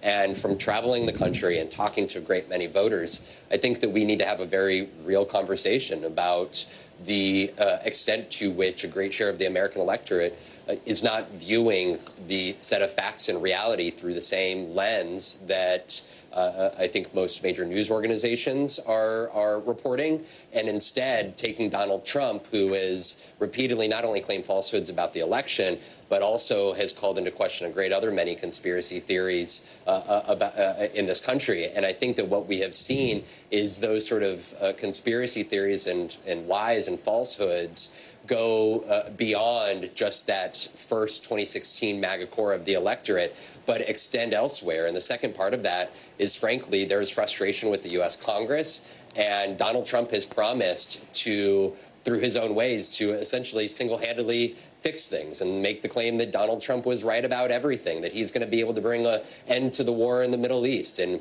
end to the war in Ukraine, right? These promises. He's going to fix the healthcare system. I alone can fix it was something he said in 2016. But what we've heard from a great many voters is that they're frustrated with Washington, D.C., and Donald Trump is promising to use the executive office in a greater capacity than we have seen presidents use historically. And in an effort to get things done, he said that he learned a lot from his first administration, and he will he will be more impatient with anybody that gets in his way of executing on policy come a second administration. Vaughn, we appreciate you being out there. We will be talking to you all throughout the morning. Thank you so much. And for more on the Harris campaign now, let's jump over to NBC News White House correspondent Mike Memoli. Mike, good morning. I want to start with you on the question that we just asked Vaughn, because I think it's very helpful for people as they wake up this morning, kind of try to organize their thoughts, get their arms around what we could see happen today. What the Harris campaign sees as her most likely path to victory, because that could help us understand a little bit about when we could even understand if it's going to come to fruition or not, based on poll close times, based on how we understand those states to count votes. What does the Harris campaign need? What do they see as the easiest way to get to that 270? Well, for as long as I've been covering this campaign, Savannah, whether it was the Biden campaign or now the Harris campaign, the same set of senior advisors have been talking about the surest path to victory, to those 270 electoral votes, is that blue wall path, winning Wisconsin, winning Michigan, and winning Pennsylvania, especially Pennsylvania. 19 electoral votes there really closes off so many other paths for Donald Trump if Kamala Harris is successful in winning that state. But they say there are other combinations in these 7 battlegrounds that do create a pathway, even if she falls short in one of those states. And interestingly, they say, unlike in 2020, when we saw sort of similar trends in just about all across the battleground map, they say some states might move in different direction than others this time around. So, for instance, she could win through that Sun Belt path, winning Georgia and Arizona, even if she loses a Pennsylvania, or winning in North Carolina, where they have one of the most restrictive abortion measures on the on the books since the overturning of Roe versus Wade. They think that's been a really galvanizing issue, and that could maybe offset a loss in Michigan. And so they feel confident that they still have a path to victory in all 7 of those battleground states, but they always have felt that the surest one is through those blue wall states. Yeah, in fact, the latest New York Times Siena College poll ahead of the election, it showed former President Trump leading in just 1 of the battleground states. Obviously, that's some good news there and some confidence building for the Harris campaign. I wonder, Mike, what are they most worried about? Is it an issue that they think is galvanizing? Is it that gender divide? Is it young men? Is it a certain state? What is it that they really have their eyes on? Well, it has been clear, and there was that hot mic moment when the vice president was talking to Michigan Governor Gretchen Whitmer about the fact that there is this massive gender gap. They feel like it's a significant advantage when you talk about the women vote, but they have been trying to find ways to maybe cut the margins off a bit with male voters as well. And we saw a number of speakers in the closing day of the campaign making an effort to do just that, including especially Tim Walz, who closed the campaign in Michigan, the vice presidential candidate, making a specific pitch to male voters there, telling fellas, we got to support a woman in this race. We got to man up. And so this has been something that is at the top of the campaign's mind, but they really do. And I've heard this from official after official. They think there is a hidden women vote. We've all heard about those Post-it notes that people are leaving in the bathroom. Your vote is private. They think that powered Democrats to victory in the midterm elections in 2022, and they think it's going to be a hidden factor in her success tonight as well. Mike Memoli, we will be talking to you all morning. Thank you so much for your analysis. Our thanks to Vaughn Hilliard. Our thanks to all of our battleground correspondents. Our thanks to John Allen, who will be with us throughout the morning. We've got much more to come on this very special Election Day edition of Morning News Now. A little later in the hour, we'll dig into how the battle over control of Congress might take shape throughout the day. But first, after the break, immigration is in the spotlight as voters head to the polls. We'll talk about where both candidates stand on that particular issue up next.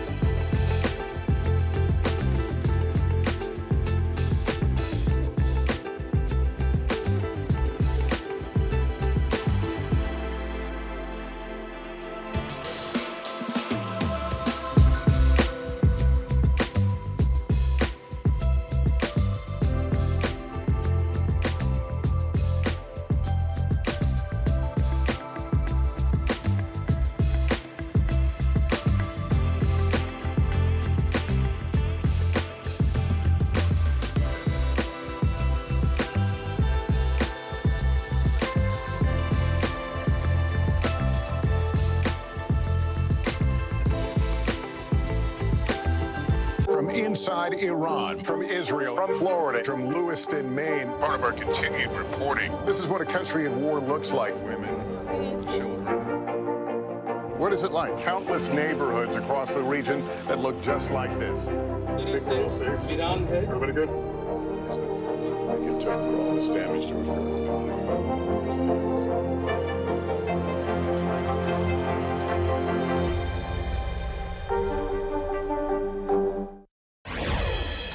We are back now with, of course, continuing coverage of today's historic election. One of the top issues this year is immigration. We're going to spend the next few minutes talking about all the top issues, starting with that one. With former President Trump making this a topic, a centerpiece of his campaign. Let's bring in NBC News Homeland Security correspondent Julia Ainsley. She's in Washington for us this morning. She has, of course, so smartly covered immigration and broken so many stories for us all throughout this campaign season. Julia, good morning. Thank you so much for joining us on a big day. I so appreciate you being with us. Let's start with this big picture here. I mean, immigration has been one of the Trump campaign's main issues from the beginning. And not only that, it's been a top issue for voters. We have seen it so frequently show up quite high in polls when asked, what is the most important issue to you?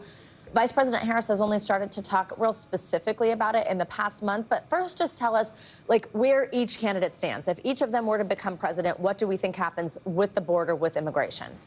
You're right, Savannah. It's become a big issue, not just for some Republicans, but really for people from both political parties. The big breakdown and where these two candidates stand is no longer the wall. Even Harris herself has said she may continue some border wall construction, but it has to do with deportations and border security. Trump says that he would try to carry out the biggest deportations force event in American history. He's talking about millions. How exactly he would get the funding or the manpower to carry that out is still up in the air, but that is his big issue he has been campaigning on. You see people holding up signs for mass deportations at rallies. For Harris, it's about a border bill she blames Trump for killing earlier this year when he told House Republicans not to give that a vote. It was a bipartisan negotiated border bill that would have ramped up border security. But we should point out that the Biden administration took a lot of executive actions to implement some of that border security already, making it harder to claim asylum if you cross the border illegally, and that has already brought border numbers down to the lowest point since this administration began. Julia, I mentioned that we know it's such a priority for voters. We've seen that show up in polls time and time again. But just put some context around that for me and for viewers. How important, where is it ranking, and to which voters does this really matter? Is it something we see show up in certain battleground states? It's still something, Savannah, that we see Republicans put as a higher priority.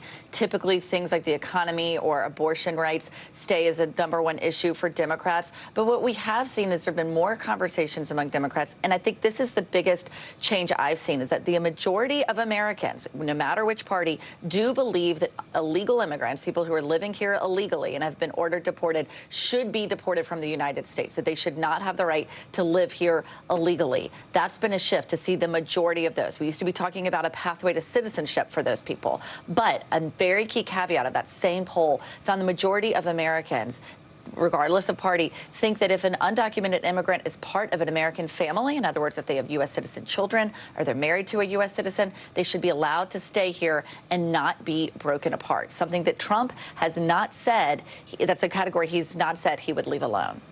Julia, I wonder if you think that this is a motivating enough issue for Trump voters that they head to the polls, because we know on the Harris side, right, we're hearing from so many voters how abortion is that. We know that she tracks way ahead in polling in terms of her handling of abortion than the former president would, but it's pretty much flipped. It's the inverse there when we talk about immigration. Do you see this as an issue that could help seal the deal for the former president, especially in some battleground states? I think I'm not the person to talk about sealing the deal, but especially when it comes to galvanizing voters, yes, especially when you look at places like Arizona. I've spoken to people there who say the border has to be closed. These are people who've lost family members to fentanyl that's crossed just within 100 miles of their home state, of where they're living, where we know that there's been an increase in fentanyl coming across the border there into Arizona. They want someone who's going to come through with the most draconian border policies they can come up with to try to shut down the border and keep that from coming through. Now, a lot of the details remain, though, of how Trump would actually carry out some of these plans, especially when it comes to immigrants living inside the United States. Already in places like Chicago, New York, Denver, some of those Democratic mayors even called on the Biden administration this time last year to do more. Those are places where we may be surprised to see voters who actually think this administration should have done more to handle the immigrants that already came into their cities. But those are blue strongholds. And by and large, the Trump voters are looking at him to get their information on immigration. And we have to say, many times over, he has been wrong, saying that sometimes there are 20 million who have crossed into the United States, when in fact, there have been 10 million undocumented immigrants who have crossed under this administration. Julia Ainsley, thank you so much. Again, your reporting throughout this election cycle has been fantastic and provided so much context for us. And we'll talk to you throughout the day. Thank you so much. Thanks, Jan. Let's now take a look at the battle for control of Congress. This is set to take shape throughout the day. It is so important. Republicans currently have a slim majority in the House. Democrats would need a net gain of 4 seats to take over that chamber. Let's talk about the Senate. There's an even slimmer majority for Democrats. Republicans would need only a net gain of 2 seats to flip the Senate red. We have NBC News Capitol Hill correspondent Ali Vitale. We're so lucky she's here in New York. She's on set for us. Ali, good morning. Well, when they empty out the Capitol, I can come here to you because there's no one for me to hang out with there. I'm so lucky that you're here on set on such a big day for us. And this is so important, right? I mean, we obviously talk so much about the top of the ticket, but to understand everything going on across the country. And then, I mean, even, you know, we're not really talking about this here because what would this do to all of us? But let's just say it is a possibility. There's a tie, a 269 electoral college tie. Capitol Hill becomes all that much more important. So we have to keep these things in mind. Let's start on the House races that you're watching. So there are some key House races, and some of these are places where you would never typically talk about as a battleground state, specifically right here in New York, other states like California, New Mexico. These are places that are decided at the presidential level, but not at all on the House level. So interesting. And you take a place like New York. I grew up in the Hudson Valley. There are 3 races throughout the Hudson Valley, New York's 17, 18, and 19th congressional districts that are all basically competitive House seats. One of them is a Democrat who needs to keep his seat if Democrats have any hope of taking control of the chamber. The other 2 are Republicans that need to keep their seat for the same reason. And really, these are races that are subject to national wins, but they're also so focused on local issues. And it's why you're seeing in places like Pennsylvania that we often talk about a lot, those House races that are happening there. For example, there's one around Allentown. There's another one up near Scranton. There's another in Pittsburgh. Those are key areas for the Kamala Harris campaign as well as for the Trump campaign. And those competing messages from congressional candidates could be the thing in a game of inches to turn out voters, not just down ballot, but at the top of the ticket. All of these things are just so intertwined. That's so interesting, too, to think about people who are actually voting more for that down ballot than the top. And who knows, they might be. And also, I think this would mean, right, that especially in like a California or New York, this could be where we see ticket splitters. Yeah, it could be where you see ticket splitters. We often talk about them at the Senate level because, for example, in places like Ohio, the map for Democrats this cycle on the Senate side was going to be so hard no matter what. You put up that graphic where it showed that they only need to flip 2 seats. Right. One of them is basically already flipped in West Virginia because Joe Manchin, the longtime Democrat there, retired from the Senate. The person who's likely to take that seat is the former governor, Jim Justice. It's probably going to go to a red seat. That's already the seat that they're talking about on the Republican side that's basically done. But then they've got 2 others that Republican operatives I talked to are basically salivating over. One is in Ohio, one is in Montana. I've covered both of these races back in 2018. They are red state Democrats who have been able to survive in tough political environments before. I spent time with Sherrod Brown just last week. I was on this show talking about it. He has and cuts a very specific persona in Ohio. He can outperform there. Potentially John Tester can too, but they would need to keep those seats if they had any hope of keeping the majority, and it's a tough slog. And then just put in context for us, like if both of these chambers, for example, are to go red, or if they don't, just what does this mean in terms of the difficulty or ease for the president, whoever it may be, once they get into office, for us to see any of these things we're actually talking about happen? Right. Well, let's live on Earth A, where Donald Trump wins the presidency, Republicans flip the Senate, and Republicans keep the House. Then he ends up in the same situation that he was in 2017 during his first term. We saw the way that he leveraged having full control of Washington on both sides of Pennsylvania Avenue. He basically just made a play at changing the tax code. That tax bill is actually up for renegotiation this January. That's going to be one of the key priorities for the Congress. On Earth B, let's say Kamala Harris wins and the Senate somehow stays in Democratic control and the Democrats take control of the House. That makes it a lot easier for her to pass her agenda. The world we could live in is where everything is split, and we've looked at what that's looked like the last 2 years. We could be really in for it on Capitol Hill. Absolutely. And not to mention, by the way, the vice presidency has an impact on the Senate majority, so that also matters at that time. They break ties. There you go. Ali Vitale, I think we'll see you again, because, by the way, Ali Vitale has a book. I don't know if you've heard of it. I talk about it every time she's on the show. That could just help us so much with understanding Kamala Harris's chances here and her electability. Electable is what the book is called. Ali, thank you so much. We'll see you in a little bit. See you soon. When we return, we've got continuing coverage, of course, of the 2024 election as voters across America head to the polls. Stay with us. We'll be right back.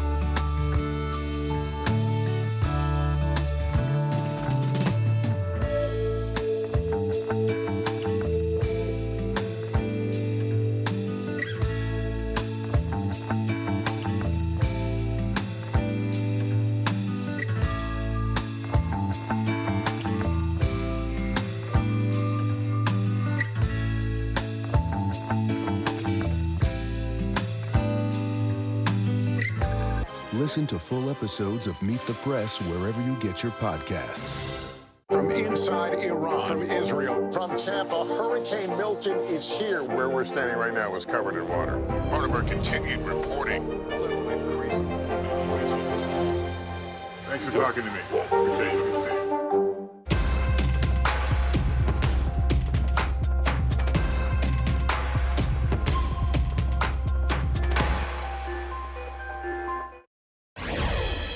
Welcome back. In most states, the Secretary of State is the chief elections officer, overseeing the execution and the tabulation of the tens of millions of votes that will be cast today. Well, what better way to get a state-level view of the challenges that so many face than by talking to one of them? We are now lucky to be joined by Minnesota Secretary of State Steve Simon. He's a Democrat, and we should point out Minnesota has led the nation in voter turnout 3 of the last 4 elections, which is awesome for the state of Minnesota. Secretary Simon, good morning. Thank you very much for joining us. We, of course, wanted to have this conversation with you because of what we saw in 2020. I think most Americans maybe didn't have a totally clear understanding of the role of secretaries of state when it comes to elections. But they became very much a part of the news cycle, unfortunately, as you're well aware. In some states, they became the targets of pressure and intimidation by supporters of the former president, sort of in these efforts to stop recounts, overturn election results. We saw the Secretary of State of Georgia become quite a bit a part of the story that happened there. I know you weren't impacted by this personally, but I wonder what you make of that, how much more challenging it's made your job generally, and maybe changes that have even been put in place based on what happened 4 years ago. There's no question. 2020 was a game changer for sure. And a lot of secretaries faced a lot of heat, a lot of pressure, but I'm really an optimist. And I think most secretaries are. We learned a lot from 2020. We learned a lot about what to do. We learned a lot about what not to do. We learned about the importance, for example, of physical security, not just cybersecurity, but physical security. And we learned that our job is not over on Election Day. Tomorrow, for example, is not a day when secretaries of state will necessarily be spiking the football or celebrating, because we know the work in some states, depending on their laws, is really still going to be underway. There will still be counting going on in some states, and that's not a bad thing, by the way. That's those states complying with their law. So the countdown really isn't to Election Day, as we've come to learn since 2020. It's a few days afterwards, and sometimes even beyond. Arguably, maybe even the Electoral College on December 17th really is the end game here. So we're wiser than we were even 4 years ago. Can you also put in context for viewers that if it's taking a while, maybe in certain states, it does not necessarily mean that something nefarious is going on. It is a reflection in some states of the way that it's meant to work, whether that's frustrating, whether it means a long time, whether it's different than the state maybe you grew up in. But explain how it doesn't mean something bad is going on. It just might be what happens because this is really close. Yes, amen to that. So in Minnesota, for example, our law is, and many other states have this law, that the ballots have to be in by today, including all mail ballots. And so that means by breakfast tomorrow morning, we're going to know substantially all the results. But other states have other laws. Pennsylvania, for example, is a state where they can't start counting all the mail ballots that come in until after the polls close tonight. So of course they will be counting into tomorrow and perhaps the next day and the next day.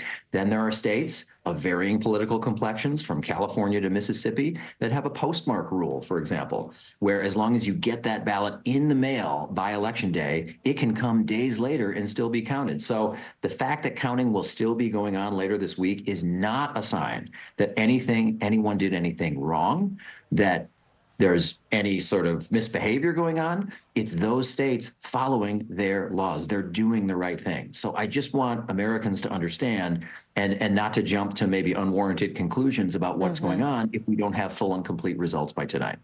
I also want to ask about, for viewers who are concerned or maybe confused about the partisan aspect or maybe lack thereof in a role like yours in the Secretary of State. I mentioned you're a Democrat.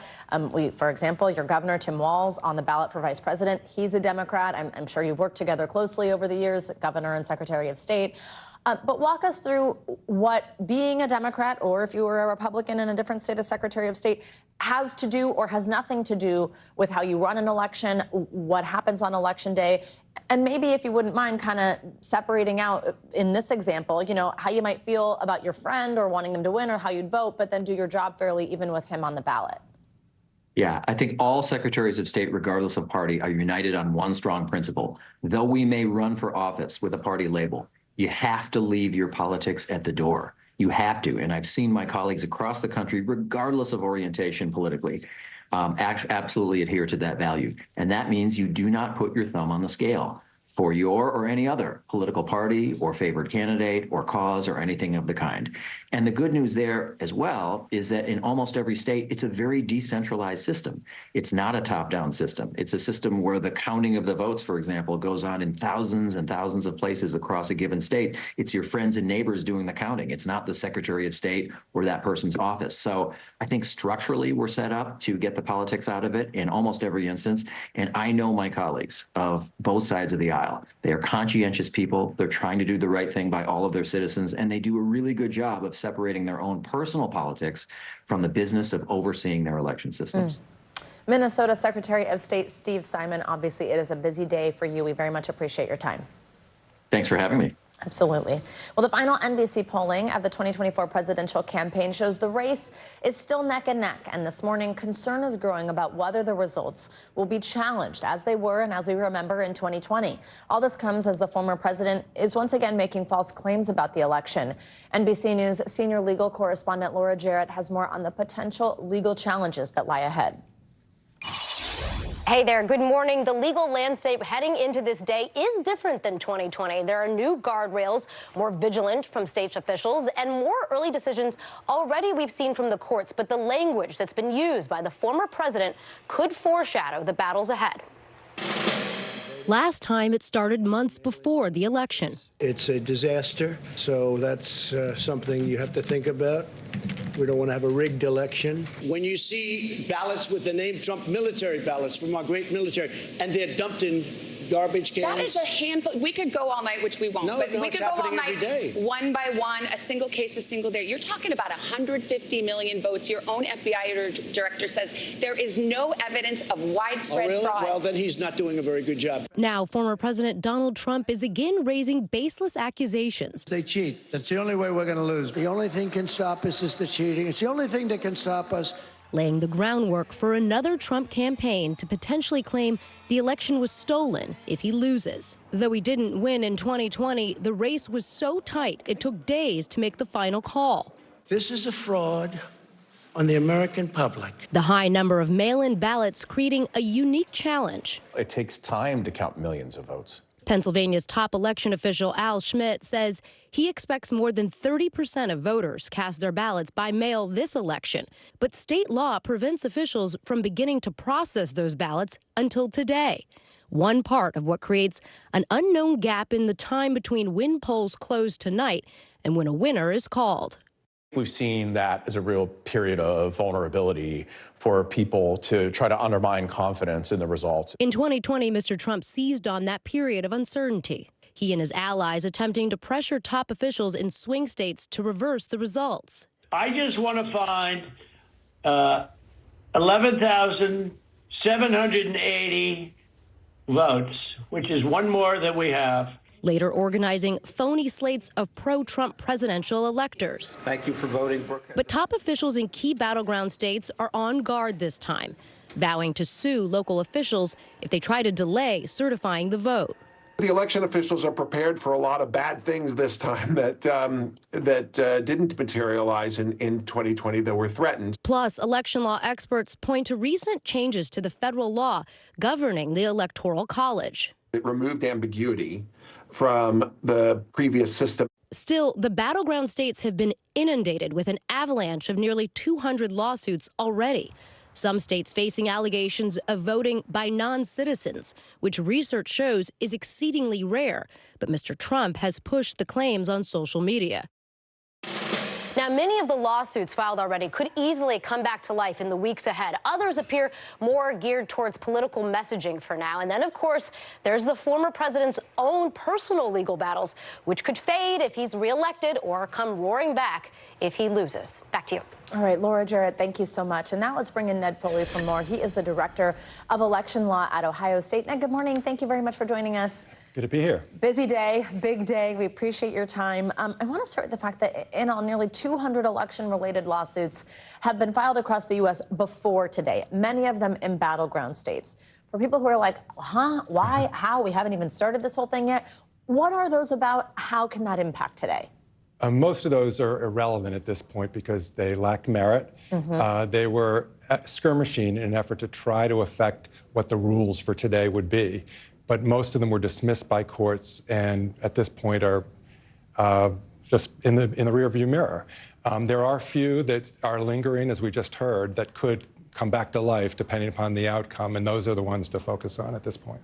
What are you concerned about, and at what point, either in tonight or maybe in the days and weeks ahead, if we were to see a big concern, something that does end up kind of drawing out the way that 2020 did, when do you think that would come? And is there anywhere that you're particularly keeping your eye on that it may come from? Well, Pennsylvania, not just because it's crucial, but because the laws in the state lend themselves to a little bit more litigation than some of the other battleground states. That doesn't mean that there's going to be problems or that the litigation will end up mattering, but if it ends up being as close as it could be, you can't expect lawsuits in Pennsylvania to fight over some ballots. And there's really two categories of ballots that lawyers look at after the polls close.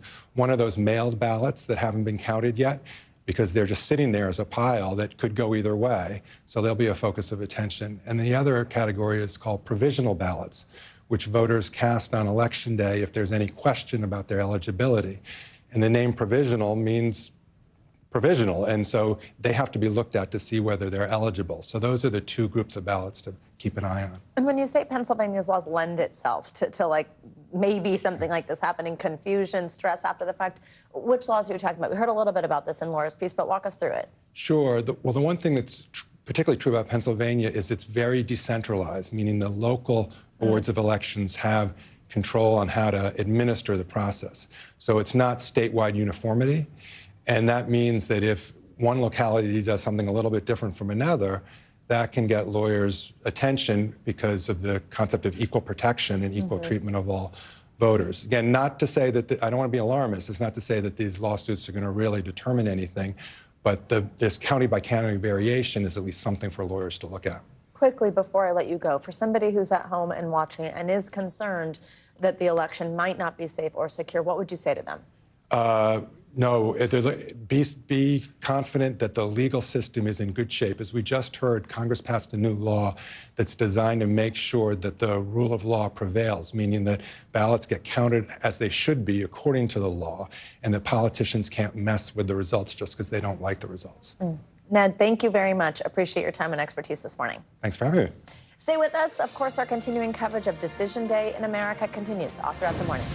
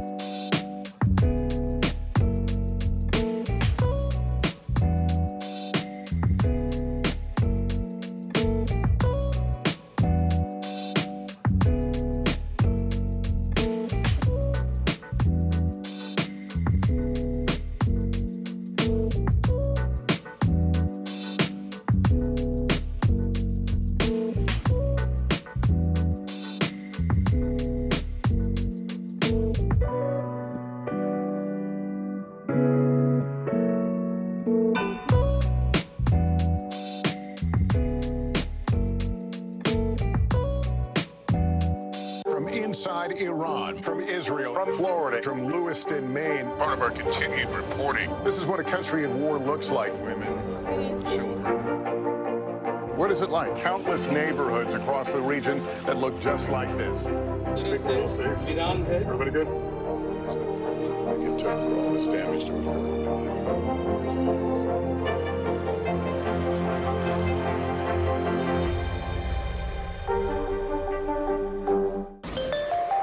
Welcome back. I think it's time for a check on your Election Day forecast with Angie Lassman. Angie, good morning. What can people expect as they head out to the polls? Good morning, Savannah. We've got some spots that could use the umbrella as folks head out, especially early this morning. That's specifically Chicago, St. Louis, Little Rock, stretching down to Houston. Those are areas that you're going to want to have the rain gear as you head out on, and those roads will be wet as well. We can see some of this rain back off to the west as well. Otherwise, really nice dry conditions across parts of the east. It's just that line of thunderstorms that's going to work its way a little farther to the east as the day goes on. Otherwise, we've got some wind alerts that we're going to track across parts of the southwest. We've got red flag warnings up for parts of California. It's going to be a windy and dry day there. And those flood alerts, of course, from that line of thunderstorms. Big picture look, though, we're going to be watching, of course, for the heavy rain and the flooding that I just mentioned. Some of the snow across parts of the Rockies will also be accompanied by some of those gusty winds. We've got the fire danger out west. And then the east, you honestly look really nice. Boston, New York, Washington, D.C., great conditions there. It's a little on the warm side for folks across the eastern half of the country, but still not a whole lot when it comes to rain to slow you down as you head out this morning. Now, a couple of swing states that we're going to watch. Parts of Michigan, Wisconsin, you will have to contend with those showers and thunderstorms. Otherwise, it'll be fairly mild. Pennsylvania, great weather for you guys to get to the polls. Mostly sunny. It'll be near record warmth. More of that warm weather expected for North Carolina and Georgia, too. Those highs running way warm. A couple of showers possible for Asheville. Just a heads up for that. But otherwise, mostly sunny conditions for Atlanta. We'll see upper 70s for Wilmington and nice sky conditions there, too. And last but, of course, not least, Nevada, Arizona, Savannah look like great conditions. Temperatures mild, and the skies will remain sunny and dry. Angie giving us our battleground state forecast. There you I go. love it. We'll see you in a little bit. Thanks, Angie. Of course. Coming up, we are continuing our coverage of Decision 2024. We're going to take a deep dive into why this particular election will make history no matter who takes the White House. That's up next.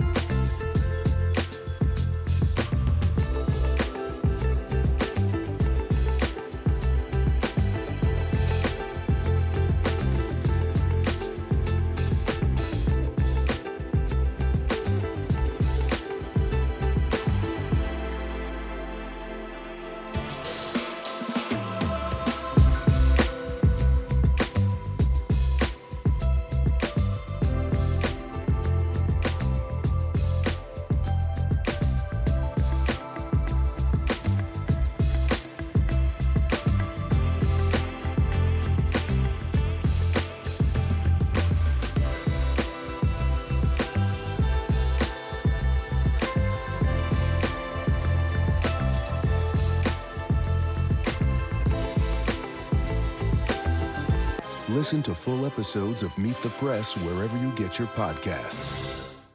Good Morning begins with hope and optimism, a chance to start fresh. We want to welcome you in to share a moment that brightens your day, because every day deserves the best start.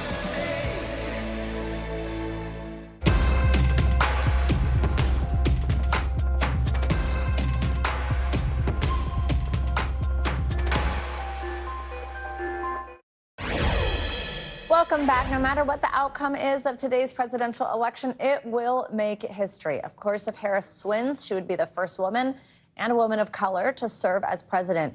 If Trump wins, he would be the oldest person in U.S. history to be elected president. For more on the historic nature of this election, let's bring in our friend, NBC News presidential historian Michael Beschloss. Michael, we are lucky to have you on this morning. Thanks very much for being here. Oh, I'm lucky to join you always, Savannah. Happy Election Day. You too. A big day, big day. We're just kicking it off. In addition to those two notable firsts I mentioned, there's a lot more, a lot of kind of like wonky stuff going on, like the fact that Trump was the president and now he's running again after he wasn't for this last period. Put in context the historical nature here, all these other type of firsts, other things that we can compare it to, things we should just keep in mind. Well, I think the big thing is, if you look all through history, there are maybe 3 elections in which America was really at the fork in the road, had to make a choice with 2 almost opposite ways of traveling. One was 1860. The country was deeply divided over slavery, half slave, half free. Lincoln said that even if we have to go to civil war, you know, we must oppose this and make sure that the South does not secede. South had other ideas. 1940, almost every American household was divided right down the middle. Should we fight Hitler and Mussolini and the Imperial Japanese, or should we just be isolationist and tend to our own knitting? And now here's the third one, 2024. If you look at Kamala Harris and Donald Trump, they're almost mirror images of each other. Donald Trump has promised to build, he's been very upfront about this, probably the strongest presidency in the history of the country, with economics being run from the White House and all sorts of use of Justice Department and Defense Department, according to him, to go after political enemies. That's something we have not seen before. So whatever happens, this is going to be a day when America made a very big choice, probably by a narrow margin. By a narrow margin, certainly, and that's something that we'll be watching late into the night, maybe even over the next few days. Michael, also, the campaigns themselves were unprecedented, right? I mean, 2 apparent assassination attempts. We had the swap out of a major party candidate quite late. How will history remember this period, the campaign period? Well, you know, when have you, I mean, I'll ask you, you know, you're in the news business and an eminent member thereof. Have you ever seen a time when you can't even go through a week without a major story that any other year would be, almost the story of the year. Right. This has been up and down and all over the place. If we were talking, and actually you and I were last spring, who would have imagined that we would come to November, the candidates would be Trump and Kamala Harris, and that they would be so tied that you and I cannot say a word about what we think the result of this election will be. Michael, we've got less than a minute here, but I do want to ask you, maybe you can give us a little moment of zen as we close out our 8 a.m. Eastern hour. But is there anything that can be done once this is over to bring us together? Is that at the feet of our next president? Is there something we should all keep in mind? What can history tell us about how we can recover from a period that's been quite divisive? Okay, zen is on delivery from me to you.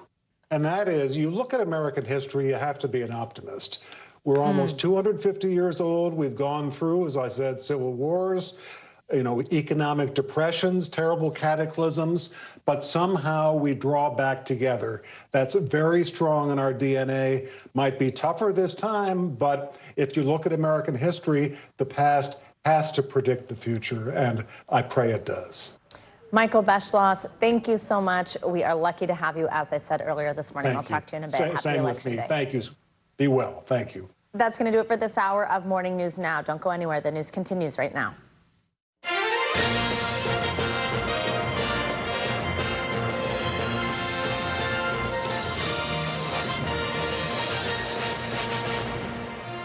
It's Decision Day in America. After months of campaigning, hundreds of rallies, and tens of millions of votes already cast, it all comes down to today. In a race that saw a presidential debate prompt a change at the top of the Democratic ticket and 2 apparent assassination attempts against a former president, Kamala Harris and Donald Trump are finally off the campaign trail, and now it's up to voters to determine the future of the country. The vice president spent her last day on the trail in the pivotal swing state of Pennsylvania. She made her final push on the steps the movie Rocky made famous, right outside the Philadelphia Museum of Art. We are optimistic and we are excited about what we can do together. And we know it is time for a new generation of leadership in America. Meanwhile, the former president crisscrossed battleground states with stops in North Carolina and Pennsylvania before ending his evening in Michigan. We will never give in. We will never give up. We will never back down, and we will never, ever surrender. Together, we will fight, fight, fight, and we will win, win, win. We have so much to get to on a busy and consequential morning. Thank you for joining me. I'm Savannah Sellers. Joe Fryer will join us soon from the battleground state of Wisconsin. It is now 9 a.m. on the East Coast. It is 6 a.m. on the West Coast. Voting is underway with more polling places opening up each hour across the country. But at midnight Eastern time, we saw the very first in-person votes of Election Day. These were cast in the tiny New Hampshire hamlet of Dixville Notch, as they are first every Election Day. And get this, in a race that is neck and neck, of course, the 6 votes cast were split evenly between Kamala Harris and Donald Trump. We're covering it all for you this morning. We have a team of correspondents fanned out across the country. Our friend Jonathan Allen, he's right here on set. He's standing by for analysis throughout the morning. We're going to begin our coverage, though, on the campaign trail. We're going to be with NBC News Chief White House correspondent Peter Alexander. He's in Philadelphia. Good morning to you. The Harris campaign hoping the road to the White House goes through Pennsylvania. The lines here in Philly formed early this morning. The first voter we saw getting here at 5 a.m. Tens of thousands on hand, though, until midnight almost last night. A massive rally for Vice President Harris. And the Harris team is really projecting confidence. A Harris ally telling me going into Election Day, they would rather be in her heels than in his shoes. Vice President Harris punctuating a frenetic final day in Philadelphia with an army of supporters in front of the famed Rocky Steps. Here at these famous steps, a tribute to those who start as the underdog and climb to victory. Closing out her 3.5-month sprint in the critical battleground. One more day in the most consequential election of our lifetime, and the momentum is on our side. The vice president turning to star power and celebrity endorsements on Election Eve. God bless America. All of it after Harris had already swung through Pittsburgh. We need everyone to vote Pennsylvania. The Harris campaign touting its robust ground game operation, with Harris herself making a surprise appearance to knock on doors. I just wanted to come by and say I hope to earn your vote. Earlier, making a detour at a Puerto Rican restaurant, trying to capitalize on that offensive comment about the island made last week by a comedian during former President Trump's Madison Square Garden rally. I stand here proud of my longstanding commitment to Puerto Rico and her people, and I will be a president for all Americans. Ahead of Election Day, the nation's capital bracing for possible unrest, with giant steel fencing going up around the White House, Capitol, and the vice president's residence, and many storefronts boarded up. While last night in Pennsylvania, one of Harris's most prominent supporters, Oprah Winfrey, delivered this dire warning. If we don't show up tomorrow, it is entirely possible that we will not have the opportunity to ever cast a ballot again. Still, the vice president projected a positive message, without ever mentioning former President Trump by name, urging Americans to turn the page. We know it is time for a new generation of leadership in America. Tonight, Harris will watch the returns come in from the vice president's residence in Washington before joining her supporters at her alma mater, Howard University. And while she has largely steered clear of embracing the historic nature of her campaign, of course, the potential to become the first woman president, last night her supporters really leaned in, with Oprah leading the crowd in a chant of what was a bit of a twist on that famous Obama phrase from 2008, "Yes, she can." Back to you. Peter Alexander, thanks so much for kicking us off. Well, security preparations are underway as the Trump campaign gets ready to host an election night watch party later from the convention center there. For more on how the former president concluded his campaign for a second term, we head to NBC News correspondent Garrett Hake in West Palm Beach. For Donald Trump, a final campaign closeout overnight in Grand Rapids, Michigan. This is my last rally. Can you believe it? The rallies, these big, beautiful rallies. The former president not taking the stage until after midnight, delivering a familiar message in the same city he ended his previous 2 White House bids. We will launch the most extraordinary economic boom the world has ever seen. Trump sowing doubt about a potentially lengthy vote counting process. What the hell's happening in the inside of those machines? If you wait, we want the answer tonight. While also insulting his political opponents, including former House Speaker Nancy Pelosi. She's an evil, sick, crazy bitch. Oh, no. It starts with a B, but I won't say it. I want to say it. The late-night rally capping off a 4-stop battleground blitz across the swing states that will likely determine the next president. Earlier in Pittsburgh, Trump laying out his closing argument. But America will be bigger, better, bolder, richer, safer, and stronger than ever before. During a lengthy and at times meandering speech, Trump appearing to blame his supporters if he loses Pennsylvania. I mean, we're certainly on the 2 or 3 yard line, and the only way we can blow it is if you blow it. I've given you the ball. I mean, you got to go and vote. And on the final day of campaigning, Trump's running mate J.D. Vance stumping in Georgia, a state Trump lost by fewer than 12,000 votes in 2020 and hopes to flip this time around. In the campaign's closing days, after that comedian's comments calling Puerto Rico garbage and President Biden then appearing to say the same of Trump's supporters, disputed by the White House, Vance chose to have the last word. We are going to take out the trash in Washington, D.C., and the trash's name is Kamala Harris. Our thanks to Garrett Hake for that report. Well, Trump is expected to vote alongside his wife Melania in West Palm Beach a little later this morning before watching the results come in live from Mar-a-Lago. Now let's do a little battleground blitz. We are going to start with our very own Joe Fryer. He is in Waukesha County, Wisconsin. Joe, good morning. So you are in one of 3 counties. You told us this earlier called the WOW counties. You'll give us that acronym again, but this is where Democrats will be hoping to win over this area from Republicans. Help us to understand what's at stake where you are today. We know how important Wisconsin is. As you also mentioned earlier, we've been talking about it so much over these past few weeks, but how could an area like this really contribute to a potential win? Well, one sign that a lot is at stake and that this area is really motivated is the fact that here in the village of McWanago, the polls opened just over an hour ago. When you saw us an hour ago, it was packed. We saw a line of like 50, 60 people waiting to come in before the polls even opened. The line wrapped around. It was packed in here for about an hour, finally starting to quiet down. But I can tell you so far this morning, 274 people have cast their ballots in person, with a few more putting it in. We're about to have 275 folks still coming in here. They expect to see another rush around the lunch hour and then again picking up again mid-afternoon into the evening hours. Here, you mentioned this is Waukesha County. That is one of the WOW counties. That's Waukesha, Ozaukee, and Washington counties. These are the suburbs of Milwaukee. They have long been a Republican stronghold. But what we've seen in the last decade is that Democrats have been able to chip away at the Republican advantage here. Republicans will still win these counties, but Vice President Harris hopes to kind of cut into that a little bit more. Here's an example of what we've seen in the last decade. You look at Hillary Clinton in 2016, this county, Waukesha County, she got about 33% of the vote. 4 years later, President Biden got nearly 39% of the vote. That's the first time that has happened since Michael Dukakis back in 1988. Democrats are optimistic. They're hoping if they do well, they can get to the 40% mark here.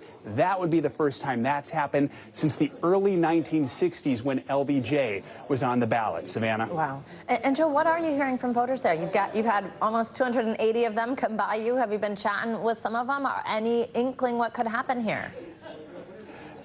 Yeah, we have not chatted with all 280, but we have chatted with a few of the voters here. One person told us, anecdotally, she can tell you that she's seen relatives in her family who had always voted for Trump switching to Vice President Harris this year. Folks will tell you just in this county, they've started to see more signs for Harris, more signs for Democrats than they've seen in previous years, a sign of what's going on here. One of the theories behind why this county has turned bluer is that you have a lot of folks who actually work in Milwaukee, but then they've moved out here to the suburbs. This is about a half hour away from Milwaukee, and they're living out here. These are younger people, so they've turned the suburb a little bit bluer. But to counter that, on the flip side, we did speak with two young people who do just that. They work in Milwaukee, but they live out here in Waukesha County. They told us they voted for former President Trump today. They say the economy is the primary reason. Democrats are under no illusion that they're actually going to win these counties. The goal is they want to try and improve on President Biden's performance from 4 years ago. For former President Trump, the goal is to try and slow or stop the bleeding in these counties because they know Harris is going to do well in Madison and Milwaukee. Trump is going to do well in the many rural parts of this state. It could come down to these counties here surrounding Milwaukee. Savannah. And it really becomes that margin game when we talk about the greater vote count here in Wisconsin. Joe, I want to let John Allen jump in, but just really quickly, I do want to ask you, because I think viewers are wondering, this is one of those states that doesn't start processing those mail-in ballots until today. Are they ready to do so? What's in place to get that done quickly? They are absolutely ready. Here in Wisconsin, they had 1.5 million people cast their ballots early. Now, that is absentee. So even if you showed up early in person, you're casting an absentee ballot. That goes inside an envelope. Those could not be processed till the polls opened at 7 a.m. local time today. I want to show you here. That's actually what's happening at this table where we see all these people in these yellow and orange vests. The moment the polls opened today, they started opening up those envelopes, processing the ballots, checking the signatures, and counting these ballots. They counted a few hundred of them when I checked recently. In all, in this village, 3,400 people cast absentee ballots. That means already, just before the polls even opened today, you had 61% voter turnout in this village. They're hoping when you add that to the in-person turnout here, they could have 95% voter turnout in this village here in Waukesha County. Savannah. All right, John has a burning question about Wisconsin for you, Joe. I'm going to let him jump in here. Go ahead, John. First, Joe, I got to say the orange and yellow vests in there. It looks like Donald Trump doing cosplay as a garbage worker earlier in this election cycle. It's a similar look. Like perhaps that's just electioneering within the polling place there. The question I have for you, though, is obviously those suburbs. You've gone to the right place to figure out sort of what the what the Republican advantage is in traditionally Republican places, and Democrats can cut into it. What are you hearing from Milwaukee? What are you hearing from Dane County, Wisconsin, where Madison is the sort of traditional huge turnout spots for Democrats. Are they expecting to get what they normally get out of those places? A little more, perhaps a little less? That'll be the key. I think, Madison, I think the Harris campaign feels fairly confident around. You had a lot of college students there, different from 2020 when obviously we were dealing with COVID. College students have been getting organized and motivated. I think the Harris campaign feels good that they can do well in Madison. Milwaukee's a little different because the population has shrunk a little bit in the last 4 years. So, they want to make sure they can get out everyone they possibly can. Early voting is always a good sign. And there were signs early on in the early voting that Milwaukee was behind a little bit, but that did seem to change at the end. At the end of early voting, Milwaukee did seem to have a pretty big turnout. That is going to be key. I mean, really what it comes down to is both of these sides know where their support is. Harris needs to supercharge Madison, needs to supercharge Milwaukee. Trump needs to supercharge all the rural areas, and there are a lot of rural areas here in Wisconsin. That's why this could come down to the suburbs and what happens here. If Harris can get to that 40% mark here in Waukesha County, this is the third largest county in the entire state. That could be huge. That could be just enough. Because remember, Trump barely won by less than a percentage point in 2016. Biden barely won by less than a percentage point in 2020. Savannah and John. All right, Joe, thank you so much. John, thanks for jumping in. Let's continue our little battleground blitz. We're going to head over to Georgia now. That's where NBC News correspondent Blaine Alexander is. She's in Cobb County. Polls have been open for a couple hours now. But Blaine, we did see that record early voting in Georgia, more than 4 million ballots cast. So what is turnout looking like now, day of this morning? And importantly, why are people telling you that they're getting up and they're getting out? That word motivating, their motivating issue. It's so important to understand where this may go. You know what I think is interesting, too, Savannah, when I've talked with voters, a couple of them have told me that it's just their tradition. They really like to be part of this process. There's something special about coming out on Election Day, even though Georgia, of course, had those many days of early voting, that they wanted to come out and cast their ballot on Election Day. And that's what we've seen from some of the people here. Now, as for what we're expecting to see today, you're right. 4 million people have already cast their ballot. Officials are expecting another 1 million or so to come out statewide today. So I'm standing here at one polling location in Cobb County. I can show you a little bit. I can't get much closer than where I am right now just because of rules prohibiting us from getting too close to the door. But this is where we've seen people going in all morning long. It's been a steady stream of people. I've talked to people as they kind of have come out bit by bit, and they say that, yeah, wait time was about 20, 25 minutes earlier this morning. It's dwindled down to like 5 or so minutes now, so a pretty easy stream to get in and out of this location. I did speak with a couple of people to ask that question, what you talked about, why, and how they're feeling around Election Day today. Take a look. A lot of people talk about kind of like election anxiety. Does this election feel different to you? Does the mood around this election feel different?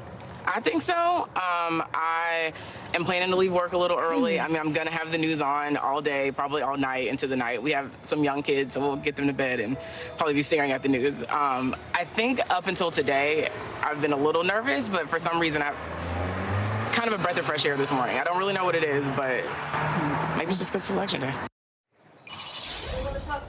And the big question that everyone's having is, when will we start to see results? Well, here in Georgia, because of a change in state law, Savannah, we know that by 8 p.m. or an hour after polls close across the state, that all counties have to start uploading those absentee ballots, most of those absentee ballots, I should say, and all of the early voting ballots. So given the fact that already we've seen about 4 million people, another million expected today, we're talking about 80% of the results or so that should be tabulated starting around 8 o'clock tonight. Blaine, also, I want to ask you specifically because people, of course, remember how important Georgia became when there was some confusion over what was going on. There were legal challenges. And over the past couple of days, Republicans have filed a series of lawsuits challenging election officials, particularly in Fulton County. They're questioning the way in which absentee ballots were collected. We also have other lawsuits that have to do with certifying the election results. Walk us through the claims and where these lawsuits stand and the potential impact on finding out which way Georgia goes. Yeah, and I think, in talking with officials, it doesn't seem that that's going to be the last of the legal challenges. They are anticipating more to come this week. Let me start with Fulton County. That's, of course, Metro Atlanta as well. There were lawsuits, a couple of lawsuits filed over the weekend by the state Republican Party, National Republican Party, basically challenging the way that absentee ballots were received. They opened a couple of government buildings in the county to allow people to return their absentee ballots. Well, a state judge very quickly said that that practice is legal. Those can be returned up until close closing of polls today, so 7 o'clock today. But there's a similar federal lawsuit that is now also making its way through the court, challenging that practice in several of Georgia's counties. I talked with the chairman of the commission, the Board of Commissions in Fulton County, Rob Pitts. He told me during a news conference yesterday they expect to see more challenges, but they're ready. Take a look. I believe, and we believe, that the groundwork is being laid for some challenges at some point in the future. But we get sued every day. So the answer to the question is, we are prepared. There will be no basis for any challenge, but that does not prevent anyone from filing a suit. If a suit or suits come forward, we will be prepared to defend the great work that we've done and all the preparations been put into ensuring that this election is open, fair, and transparent. And Savannah, that really is the posture that we have heard from election officials from county to county and across the state. Of course, you know, Georgia was very much in the spotlight, specifically Fulton County with 2020. They said that they've changed a number of things. They're ready this time around to kind of alleviate those questions and get the results tabulated as quickly as possible. Savannah. Absolutely. Good information for people to have, especially after that confusion. Blaine, I've got John Allen here with us. He's helping us out on the morning, and he also has a burning question when it comes to Georgia. Am I right? Yeah, I have a burning question. But first of all, let's go. Mostly I wanted to ask a burning question to tell Blaine how thrilled I am to watch her on TV all the time, because I have known her since she first started at NBC. She must have been 21, 22 years old, and she's so amazing. Such a phenomenal reporter. She is. Oh, and by the way, I feel some pride just in having known you way back when. And by the way, pride, I was triple, double, quadrupled for anybody who doesn't know. Blaine has now become our latest Dateline correspondent, which is like so impressive and fantastic and amazing. Blaine, congrats, by the way. Okay, go ahead. We're done with our Blaine Love Fest. Never done with the Blaine Love Fest, but thank you. But congratulations. And also, you live in this community. You live in Georgia. You work in Georgia. What's your feel for the state from where it was in 2000, where Joe Biden had, 2020, where Joe Biden had that surprise victory by 10,000 votes or so? How's the state changed in feel, or are you able to try to do that, given how close these races are? Yeah. Oh, absolutely. One, I love that question, too. Thank you so much for all of the love. But I love the spirit of that question because, yes, when you talk to Democrats, I'll take it this way. When you talk to Democrats, they saw a tremendous sense of pride from having flipped the state blue back in 2020. So when I talked to organizers, when I talked to a lot of people, they were really trying to challenge a lot of that energy. And they felt that, you know, of course, when the race was shaken up, Joe Biden was out, Kamala Harris was in, that kind of re-energized them to be able to do that. Republicans, however, really want to flip it back in their column. And so what we've seen is a change in strategy. If you remember the closing days of 2020, Donald Trump was going to some of those reliably red counties. He was going down to South Georgia. He was in North Georgia. He was all over the place. He has really been focusing a lot of attention on Metro Atlanta. That shows a change in strategy because he's trying to chip away at counties like the place where I'm standing right now, Cobb County, Gwinnett County. Some of these counties that typically were red but flipped to blue and were a big part of Joe Biden's victory base 4 years ago. Now we're seeing Donald Trump and Republicans really trying to at least dilute some of that Democratic support. These are the areas that, as you know, have become more diverse. They've become a lot more diverse. They're growing very quickly. We're not too far from the actual Atlanta proper. And so these are the areas where a lot of people are focusing. It's also where you're seeing a lot of the energy, where you're seeing a lot of those get out the vote rallies and the surrogates and the candidates themselves coming in these final days. So, yes, it feels very different from 2020, but there's a lot of focus on these areas, and they know that those will be kind of the make or break areas for this election. Blaine, thank you so much. We appreciate you. Obviously, we love you. We'll talk to you in a little bit. Now let's get to NBC News correspondent Antonia Hilton. She joins us from the battleground state of North Carolina. She's in its capital city. And Antonia, rallies in Wake County. And I want to get kind of specific about this because it's a key county where Democrats have been building up their lead, but they'll continue to need to do so if they want to flip North Carolina, because this is a total swing state. We keep calling it sort of a coin toss state type of thing, but Democrats have not won there since 2008. So it would be a big deal should they take it, but there is hope, there is momentum there. Tell us about how this county plays into how crucial that would be. Well, look, this is the county that has the most precincts, the highest population, the largest turnout. And so for Democrats, they're going to be watching this area very, very closely to make sure that people turn out. And, you know, they were watching already very closely during the early voting period. In the first several days of early voting, Republicans came out really strong and Democrats were a tiny bit nervous. Then in the last several days, they started to see Black communities come out and young voters in areas like Raleigh, where there are schools and young workers all starting to come out, and they think those are voters who are very much going to be coming out for Harris. Also, unaffiliated and more moderate voters. This is a state with a whole lot of them. In fact, more unaffiliated people than people associated with either of the two parties, both of which are here right now trying to make their final case to people.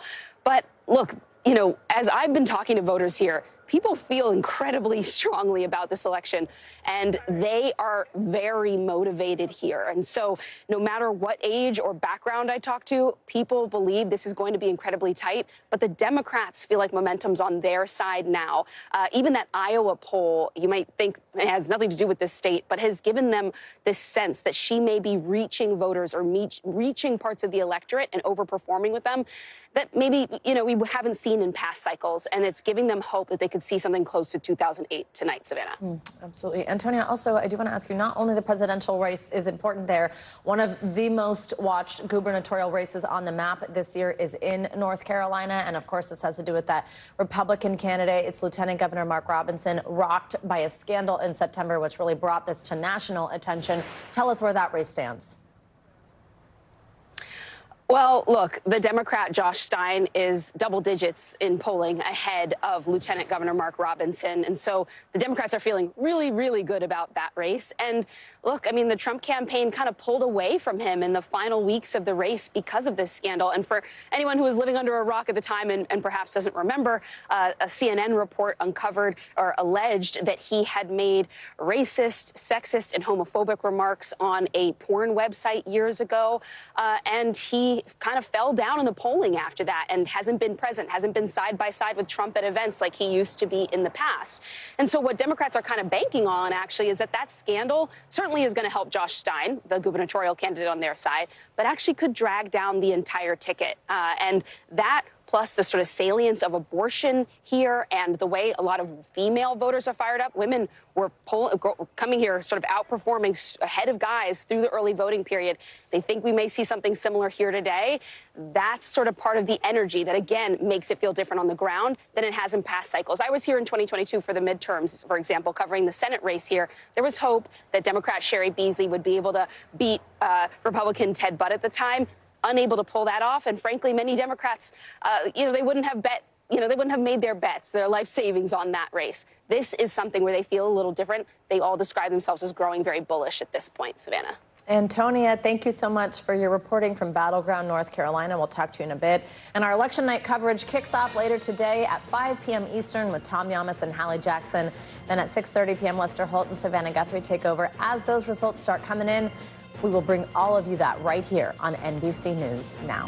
We've got a lot more to get to on this election day in America, including a look at the potentially historic nature of both campaigns, plus how officials are preparing for the possibility of threats just as voters head to the polls. That's all up next.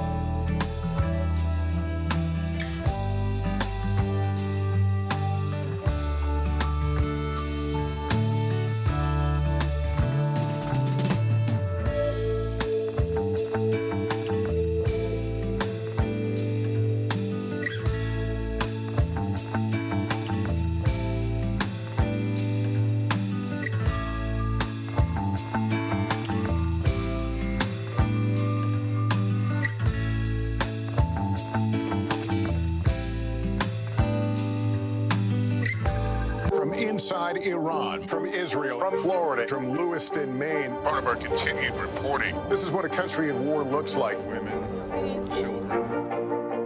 What is it like? Countless neighborhoods across the region that look just like this. Iran good? Everybody good? I get took for all this damage to it.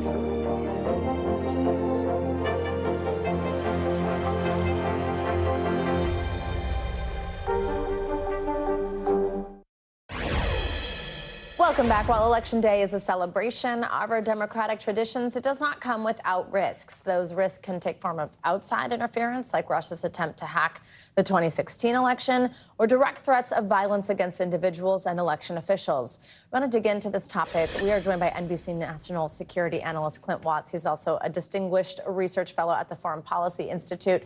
Clint, thanks so much for being here. Important topic we've got to cover today. And in the final days of this campaign, we are getting some warnings. Intelligence agencies warned of extremists so deeply rooted in election-related conspiracy theories. They are the most likely threat of violence in this year's election. And let me identify some of those targets. They said they range from election workers, members of the media, even candidates themselves. What measures are being taken to protect people? And what do you think that threat kind of looks like or manifests like here in the U.S.? Yeah, the first part of this really is intelligence, knowing what's going to happen. If you rewind to 2020, remember, we didn't know a lot about what might happen, on Election Day and after Election Day. This time they know, and you're seeing these warnings. That lets everybody do the second part, which is prepare. You're seeing a lot of security at polling places. That can be everything from perimeters to places where they've seen threats are now putting law enforcement officers out there to make sure that everyone's safe. And then response. I think if you just look across the board, the situation rooms across the country of all law enforcement agencies they're on heightened alert. They're waiting to respond to somebody just to make sure that they can, get this election through and make sure that it's done safely. We're also watching the risk from misinformation, right? Both in how that can lead people to think something incorrect is happening in the election, but then how that can anger people, inflame people, make those tensions even higher than they already are. And we just saw this weekend that U.S. intelligence actually just warned us directly, said this video is from Russia. That's sort of an unusual step that we hear directly there. Do you think that's the future? And what did you make of that step? Well, what I found remarkable, I've been doing this for a decade now, is that happened, right? 8 years ago, there was no warning. No one really knew about this. This time we do know about it. What we've seen with the Russians just in the last 2 weeks is shifting from influencing about candidates to the conduct of the election. That is a really dangerous shift because it can convince people, that might be primed to go and believe one of these conspiracies that it's out there. The good news is they are refuting these fairly quickly now. There's one in Bucks County, Pennsylvania, another one regarding voters in Georgia. Both those refuted very quickly, the content taken down. So it's a major step forward. I think just looking in the next 48 hours, the 48 hours before and the 48 hours after election, competition, conflict, confusion, any of those moments, that's when things like conspiracies and misinformation can really take off. What do you think is going on behind the scenes at U.S. intelligence and law enforcement agencies today? I imagine they are on full watch, but they also are much more focused than they were in past election cycles. Just think of 2016, the Russian influence activity caught everybody's surprise. 2020, it was domestic extremists showing up, polling places showing up after the election. Not this time. I think in this case, you're seeing across the board with all agencies, they're prepared for it, they're developing their plans, and they're thinking about how to respond to it. Clint Watts, we appreciate you talking us through a serious and important topic today as everybody heads to the polls. Good to see you. Well, no matter today's outcome, there are bound to be legal challenges to the results of some races for offices big and small. We wanted to get a sense of the legal landscape surrounding today's election. So for more, we're going to bring in Guy Charles. He is the Ogletree Professor of Law at Harvard Law School and an NBC News election law analyst. Professor, we always enjoy when you join us. Thanks very much for being here. So both parties have these big legal teams at their disposal. They are ready to go at a moment's notice. And there actually are already legal fights going on. We went through some of these in our last hour. As we sit here on election morning, what are you looking for? What's kind of piquing your interest when it comes to legal challenges? Any places, any issues, anything that you could see happen with either campaign? Sure. Thank you so much, and thanks for having me on. Look, this is one of the most litigated elections already.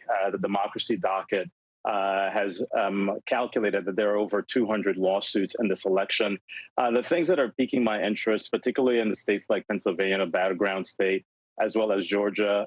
Fights over absentee ballots and the rules for absentee ballots. Those are things that I'm keeping my eye on. Poll challenges and places like Arizona. Those are also things that I'm keeping my eye on. To what extent and you see that also in Pennsylvania, issues over absentee ballots as well in Georgia. Those are really two main issues for me. To what extent are we going to fight about the rules with respect to absentee and mail-in ballots after the election? To what extent are people going to bring challenges to voters at the polls, right? So you've got poll watchers who are saying this person is not qualified to vote. Those are two of the main issues for me that I'm keeping my eye on in light of the things that the parties have already been fighting about. There have been a lot of changes when it comes to the laws surrounding elections and how elections are carried out. We've had, challenges and changes to where you can drop off your ballots, to how ballots are counted, when ballots are counted. Have any of those changes, anything you've spotted that makes you think an election in a particular state might be called into question? It's much too early to tell. I mean, I think part of the question for us is, as we're looking at where are we likely to see election disputes, as I told my students yesterday, as we were talking about some of these questions, it is often in places in an area that you're not going to predict. In many respects, the parties have identified some of the places that are vulnerable, and they've already litigated some of those questions. So it's the things that are unanticipated and the areas that are unanticipated, and trying to get a sense of where that might be. That's often what catches us by surprise, because those are things that we weren't on the lookout for. So what I'm trying to look for are details and clues for where those might be, and that's what we're going to keep our eye on during this election day. Also, just for viewers who are concerned about something like this happening, or they've heard a lot of chatter about that calls into question the safety and security of our elections, just what's your sense of how our elections are conducted in the U.S.? Should people feel confident? Oh, absolutely. I think people should feel confident. I mean, when you think about what we've been able to achieve this election and past elections, we've really had a relatively good run for how decentralized elections are in the U.S. So I do think that people should feel confident. Obviously, if they have issues, they can contact the state and local election officials in their area. The political parties and their allies are waiting by for any issues related to voting in order to litigate or try to address those questions. But for the most part, I think Americans should feel fairly confident in our elections. And part of the good news so far is that a lot of people have already voted in this election. And yes, we have seen some issues, and we obviously have seen some litigation. But for the most part, this election has run relatively smoothly. We'll know by the end of the day. We'll see. We'll know by the end of the day. But Americans should definitely have confidence in our elections. And if we don't know by the end of the day, it doesn't mean something's wrong. It just means things could be close, it could be exactly how elections are supposed to be run. No, what I mean is we will know by the end of the day. Right. We'll know by the end of the day if there are issues. Right. We may not know who wins, but we will have a sense of what the issues are by the end of the day. But so far, I have to say that with early voting, that things have proceeded relatively smoothly. Professor Charles, we appreciate it. Thanks for making us feel a little bit better about everything this morning. Let's bring in Investopedia's editor-in-chief. Of course, it's our friend Caleb Silver. He's going to give us a look at the financial implications of this election. And first, markets have just opened. Anything we should be keeping our eye on as it reacts to Election Day? Yeah, markets are slightly higher today, but they've been choppy for the past few weeks, and that's what you get going into an election. Election years are pretty strong for the stock market. And this election year, the stock market is up almost 20%, best election year performance since 1936. Does it have anything to do with the election? Absolutely not. It has a lot to do with corporate profits. But there is a lot in the balance here as it relates to the economy. We know markets like certainty. One thing that is extremely uncertain this morning is who will win this election. The polls have just this total dead heat. It's kind of stayed that way. Not a lot of indications of which way the wind is going to blow. Number one, has that been impacting the markets? And number two, if we still don't know, let's say tomorrow, if this race is too close to call, which is a total possibility, does that impact the markets? Yeah, uncertainty is like kryptonite for investors because we can't see the future and we don't know what to do. And if this lasts for a long time, if we don't know, that could definitely add to more volatility. But in general, what investors need to focus on is not the top of the ticket, even though that gets all the attention. It's the makeup of Congress, because that could dictate whether or not we get the extension of the 2017 Tax Cuts and Jobs Act. That's a very big deal, especially for corporations and their corporate corporate tax rate, especially for individuals paying income taxes. But things like tariffs is something that if Trump were to be elected, he could enforce himself. But it's Congress and the makeup of Congress that really dictates the way policy will go, and that has the biggest impact on us as spenders, as consumers in the U.S. economy. And we know how important the economy is to voters in this election, consistently a top issue. Caleb, thank you so much. We'll see you in a little bit. Well, our special Election Day coverage continues after the break. Don't go anywhere. We have more live coverage all throughout the morning as voters head to the polls.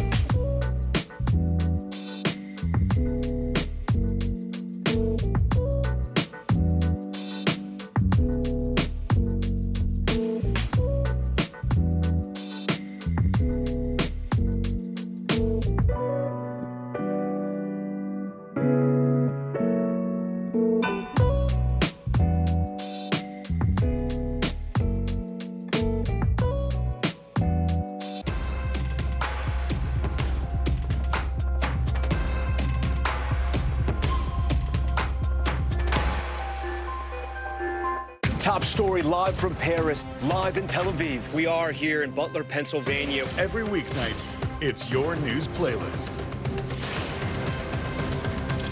Top story with Tom Llamas, streaming weeknights at 7 on NBC News Now. Kristen Welker hosts Meet the Press every Sunday on NBC.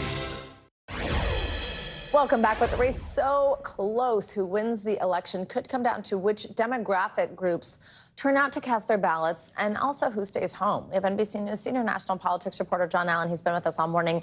And now we're going to just talk to him to break down these groups and what he's watching here. First, we've got, of course, that big horse race number. I mean, it's just neck and neck. It has been. It's stayed that way. You've reminded us of this. One area, though, where we do see some significant gaps, changes in numbers here, is this gender gap. I mean, it really does almost seem unprecedented just how big that chasm, somebody called it this morning, which I think is a good word, with women breaking for Harris. And we are seeing more men, we're seeing it in young men, too, breaking for Trump. Walk us through just how important that could be. It could make the determination in the election. Women vote more than men do traditionally, historically, and I expect in this election that'll be true. You see a 16-point advantage for Harris with women, an 18-point advantage for Trump with men. It's not clear exactly because women vote more. Let's put it this way: those gaps are very close, right? So we don't know what's going to happen today. Tens of millions of voters haven't even cast their ballots yet, but. I think what we've seen from the candidates is really leaning into this, particularly on the Trump side. He has had this sort of, the bro party bus at the end of his campaign here. He's brought in, men who talk to young men on social media or on podcasts. Joe Rogan endorsed him yesterday. There's been this very sort of masculine vibe, and some would say, fake masculine vibe to the Trump campaign over the course of the last couple of weeks. And as a result, I think you're seeing some of that gender gap on that side. On the other side, of course, women have been fired up about politics and about Donald Trump for a long time. Not all women are opposed to him, of course, but the majority of women have been. And, the Dobbs decision overturning of Roe versus Wade, we saw that in the midterms in 2022.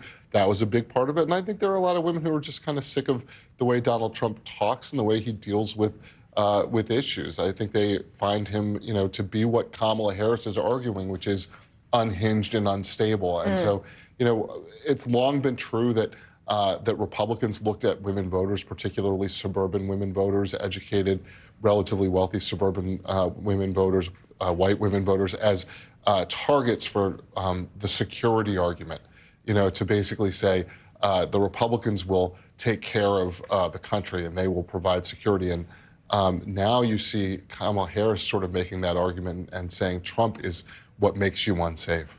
It's been interesting, too, to watch Trump kind of not even try to eat away at those women margins, but just double down when it comes to men. I mean, when he says he's going to protect women, he says, and I'm quoting here, whether they like it or not, which, I don't have to be explicit about how most women hear that. Right. It wasn't in the context mostly of the border and immigration and what he would do in that way, but absolutely. And it's something we, of course, also saw the Harris campaign seize on immediately having ads. I also want to ask you about the Black and Latino vote.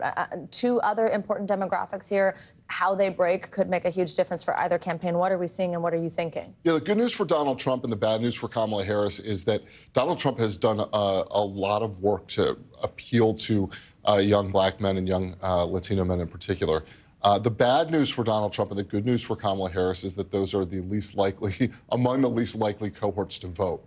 And even if they show up in larger numbers, particularly if you're talking about African-American men, Donald Trump cutting into that group is not enough to offset the value that Kamala Harris gets with more young African-Americans showing up. She's still going to win that group.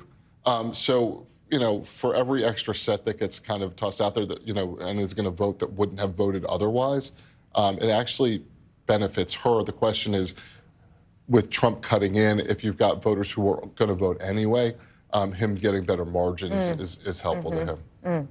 John Allen, who will be with us all morning. By the way, thanks for dressing up for us. I mean, right? With the tie and everything. How nice you look. Your in-studio look. I had to look nice for you. He's been with us all morning. He'll continue to be with us. We've got a lot more to get to. Our special live Election Day coverage continues. Coming up next.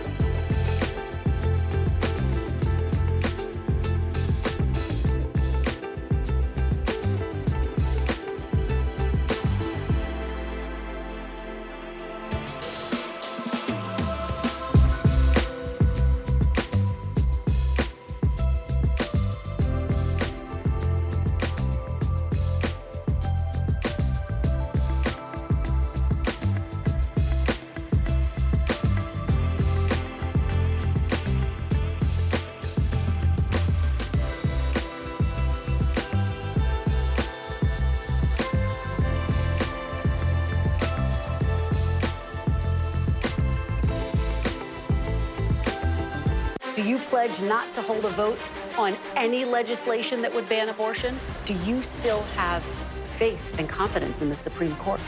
Is this plan to ban price gouging anything more than a gimmick? If it's Sunday, it's Meet the Press. What's the message that you're trying to get out to young people? Know what is in the drug supply. We've got important news this hour about your money. Mental health, big picture, why is it so tough right now? News for the generation of now is NBC News Now. Welcome back. We talk a lot about the historic nature of this election. Maybe you're sick of hearing us say it's a historic election, but it is. From former President Trump being the oldest candidate in history to Vice President Harris being the first woman of color to lead a major party ticket. But there are more reasons that make this election historically significant. For more on how this election will be remembered in U.S. history, let's bring in NBC News contributor Jonathan Alter. Jonathan, great to have you on set on a big day. So great to be here. Good morning. Thank you so much. So there's the things I just said. It could be our first female president. Could be our oldest president. But there are a lot of other little things that are kind of unusual that really do go down in history books, so to speak. Remind us of some of the other historical nature here. So I don't think these other things are that little. This is really the first time that we've seen a campaign between a small d Democratic president, happens to be the Democratic nominee, but by small d, I mean somebody who believes in our system of democracy, who believes in the ideals of our founders, the rule of law, the peaceful transfer of power. These are things that have been taken for granted in presidential elections for more than 200 years, since George Washington first established these. That's on the one side. On the other side, we have a candidate who, by his own description, is an authoritarian. And we have not before lived in an authoritarian society.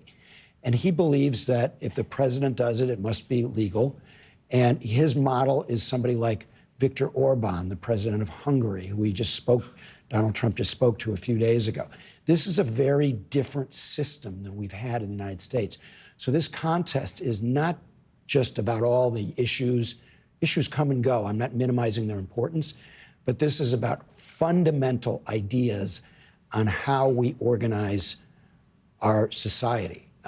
Is it authoritarian or is it a republic? And how do you think that means we look at this election's potential impact on our future? Because every election, we talk about how historic, it's consequential, it's pivotal, it could be the future of the nation, but it sounds like you actually mean that right now. Yes, so this is the 12th presidential campaign I've covered. Hope I don't look that old.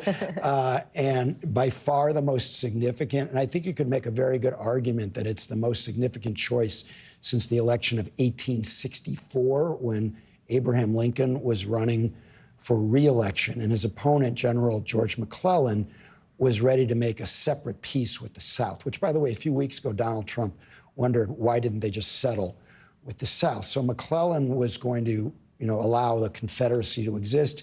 He was against abolition. There was a lot on the line in that 1864 election. Maybe not quite as much in this election, but getting close to that in terms of its importance. When you have one candidate, Donald Trump, who says in a very upfront way, I'm for suspending the Constitution. I'm for using the presidency to achieve, quote, retribution against my political enemies, who's talked about using the National Guard, even the military, against his political rivals, and people like Paul Pelosi, who just happen to be related to his political rivals, who's talking about camps for migrants, which are reminiscent of the Japanese internment camps that developed during World War II, a wartime exigency. So this is a very different situation. This is not, taxes go up, taxes go down. Right. Maybe stipulate. I don't like Kamala Harris's Joe Biden's immigration policy, which Kamala Harris supported too much. I've got this view or that view on these other issues. This is about first principles. Do we believe in the rule of law? Do we think it's okay to have a convicted felon as president of the United States? These are very different questions that have been. I think it's important, though, right? I mean, we are just about out of time, though, but to remember that basically, according to polls, exactly as many people support Harris as support Trump. So we've got half of the country, maybe half of our viewers who are listening to us right now, who that is who they're casting their vote for. Of course. And by the way, I think anybody who says anything critical about Trump supporters, I've got a big problem with that. Like, nobody should ever disrespect voters. But they do need to understand what the stakes are in this election. And it's not a normal situation after January 6th. And I hope that people they recall what happened on January 6th before they cast their ballots. Important context there. Jonathan Alter, big morning. Thank you for your time. Thank you so much. Well, whoever wins this election will face a whole host of global crises. We just mentioned some of them, and from the devastating war in the Middle East to tensions with Russia and China, the next leader will be dealing with an unprecedented set of challenges on the world stage. NBC News chief international correspondent Keir Simmons joins us from Dubai on this. Hey, Keir, good morning. Hey, Savannah, good morning to you. We're talking about the stakes of this election there. This is Dubai Humanitarian in the UAE. It is the biggest aid facility in the world, and it's symbolic of one of the escalating global challenges that the next president, whoever it is, will face. This warehouse is run by the UN. You can see US aid is here. I'm told back in 2017, this whole facility housed around $43 million of aid. Since then, of course, the Trump administration, the Biden administration, here last month, they'd risen to $200 million of aid. This morning, America is voting amid multiple international conflicts and crises, with the potential to send shockwaves around the globe. Former President Trump has vowed to end conflicts in Ukraine and the Middle East. I will restore peace in the world. While Vice President Harris just this week said, I will do everything in my power to end the war in Gaza. The scale of the world's challenges is visible at this massive humanitarian aid warehouse outside Dubai. They're packing trucks for Lebanon. They've sent help as far as Ukraine. We have nearly 300 million people in need of humanitarian assistance. 300 million. This is driven by conflicts, by climate change crises, by economic hardships. The US is the world's largest donor of international aid. But how much America should intervene globally is on the ballot in this election. NBC News spoke to people in Tel Aviv. So it depends on American help for us. And Gaza. Hope to stop the war. Another pressing issue that will be in the new president's international inbox, North Korea, test-firing multiple ballistic missiles overnight. Kim Jong-un, who Trump last met in 2019, is now pictured alongside nuclear centrifuges and is sending troops to help President Putin. But American adversaries like Russia, Iran and China don't necessarily see eye to eye on what president they would want, according to an assessment by US open source analysts Filter Labs, which uses AI and experts to filter social media and government channels, shared exclusively with NBC News. What we've seen are three very different responses from China, Russia, and Iran. On the whole, Russia is very supportive of Trump. On the streets of Moscow last month, not everyone agreed. Trump said that he can solve the problem, the conflict between Russia and Ukraine in 24 hours. It is ridiculous. China may be the next president's greatest challenge, with Trump promising a minimum 60% tariff on Chinese imports and the ever-present threat of a Taiwan crisis. I don't think it is the position for China to say which one is better. Filter Labs analysis finding many Chinese people do not expect a change in relations no matter who wins. And Savannah, back at this massive warehouse, I'm told the amount of aid they've had to send to conflict zones in just the last year has doubled. And take a look at that, Savannah. The shelves are emptying as fast as they can fill them, Savannah. All right, Keir Simmons, thank you so much. We've got a lot more to get to this morning. Our special Election Day coverage continues live up next.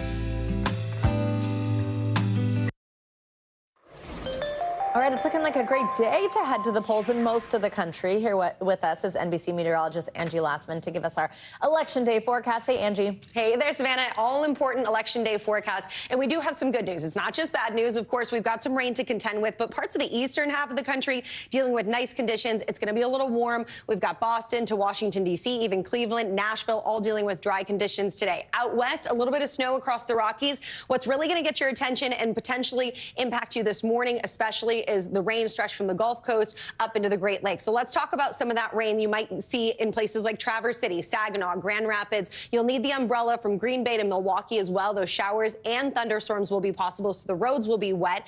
At 75 degrees in Detroit, though, it'll be a little windy, but the temperatures are going to be mild, and that goes for most of Pennsylvania as well. Into the 80s for Pittsburgh, we'll see mostly sunny conditions, no rain to deal with for folks there.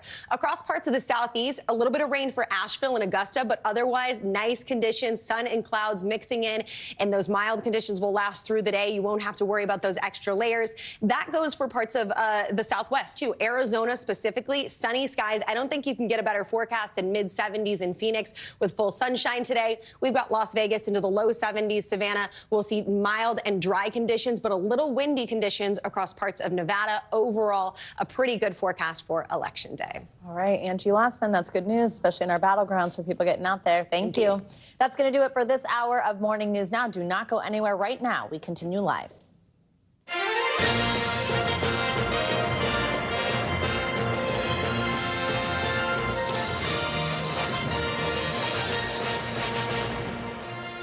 Good morning. It is 10 o'clock here on the East Coast, 7 a.m. out west, but everywhere it is Election Day in America. Two candidates, Vice President Kamala Harris and former President Donald Trump, both vying for the nation's vote today after a campaign that's seen more than its fair share of twists and turns.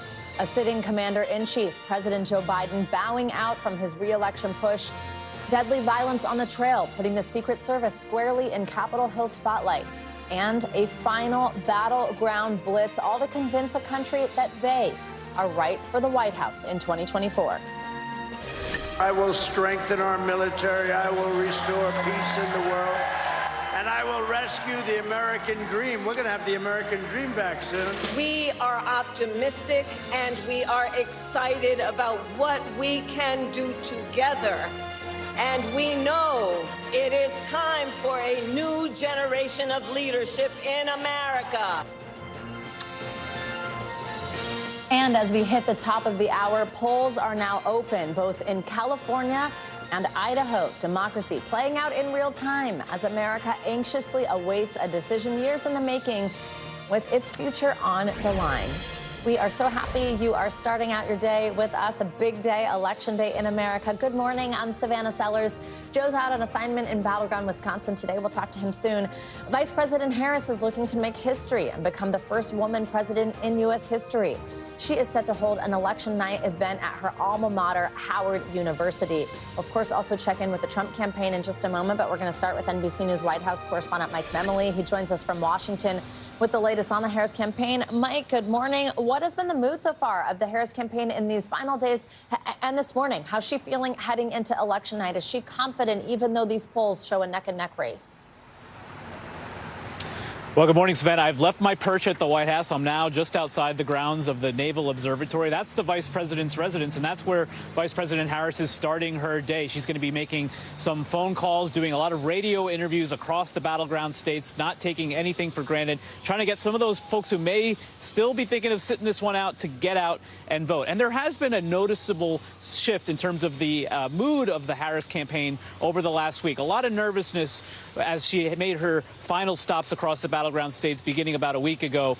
But as she closed out last night in Philadelphia, we heard her. No longer is she necessarily describing herself as the underdog. She's promising, in fact, vowing last night, we will win this. That's not to say they're taking anything for granted, though. I think it was notable they did close in Pennsylvania, 19 electoral votes, the biggest electoral prize on the battleground map. Most of the voting we've seen so far in terms of early voting has been in other battleground states. Pennsylvania has the most same-day voting, and so that's why we're going to see Vice Presidential candidate Tim Walz hitting Harrisburg today in Pennsylvania. The second gentleman, Doug Emhoff, will be making a last-minute stop in Michigan today. And then we're going to see them all join forces tonight at Howard University the vice president's alma mater, speaking to the history that she can make as the first Black and South Asian woman to be elected president of the United States at one of the nation's most esteemed historically Black colleges. Savannah. Mike, let's talk battlegrounds and the strategy from the Harris campaign here. She spent the final day, she exclusively focused on Pennsylvania. That is a crucial state in this election. I'm wondering if they now think it is the most crucial state in her path to 270. Is that the case? And what do they think is their likely path?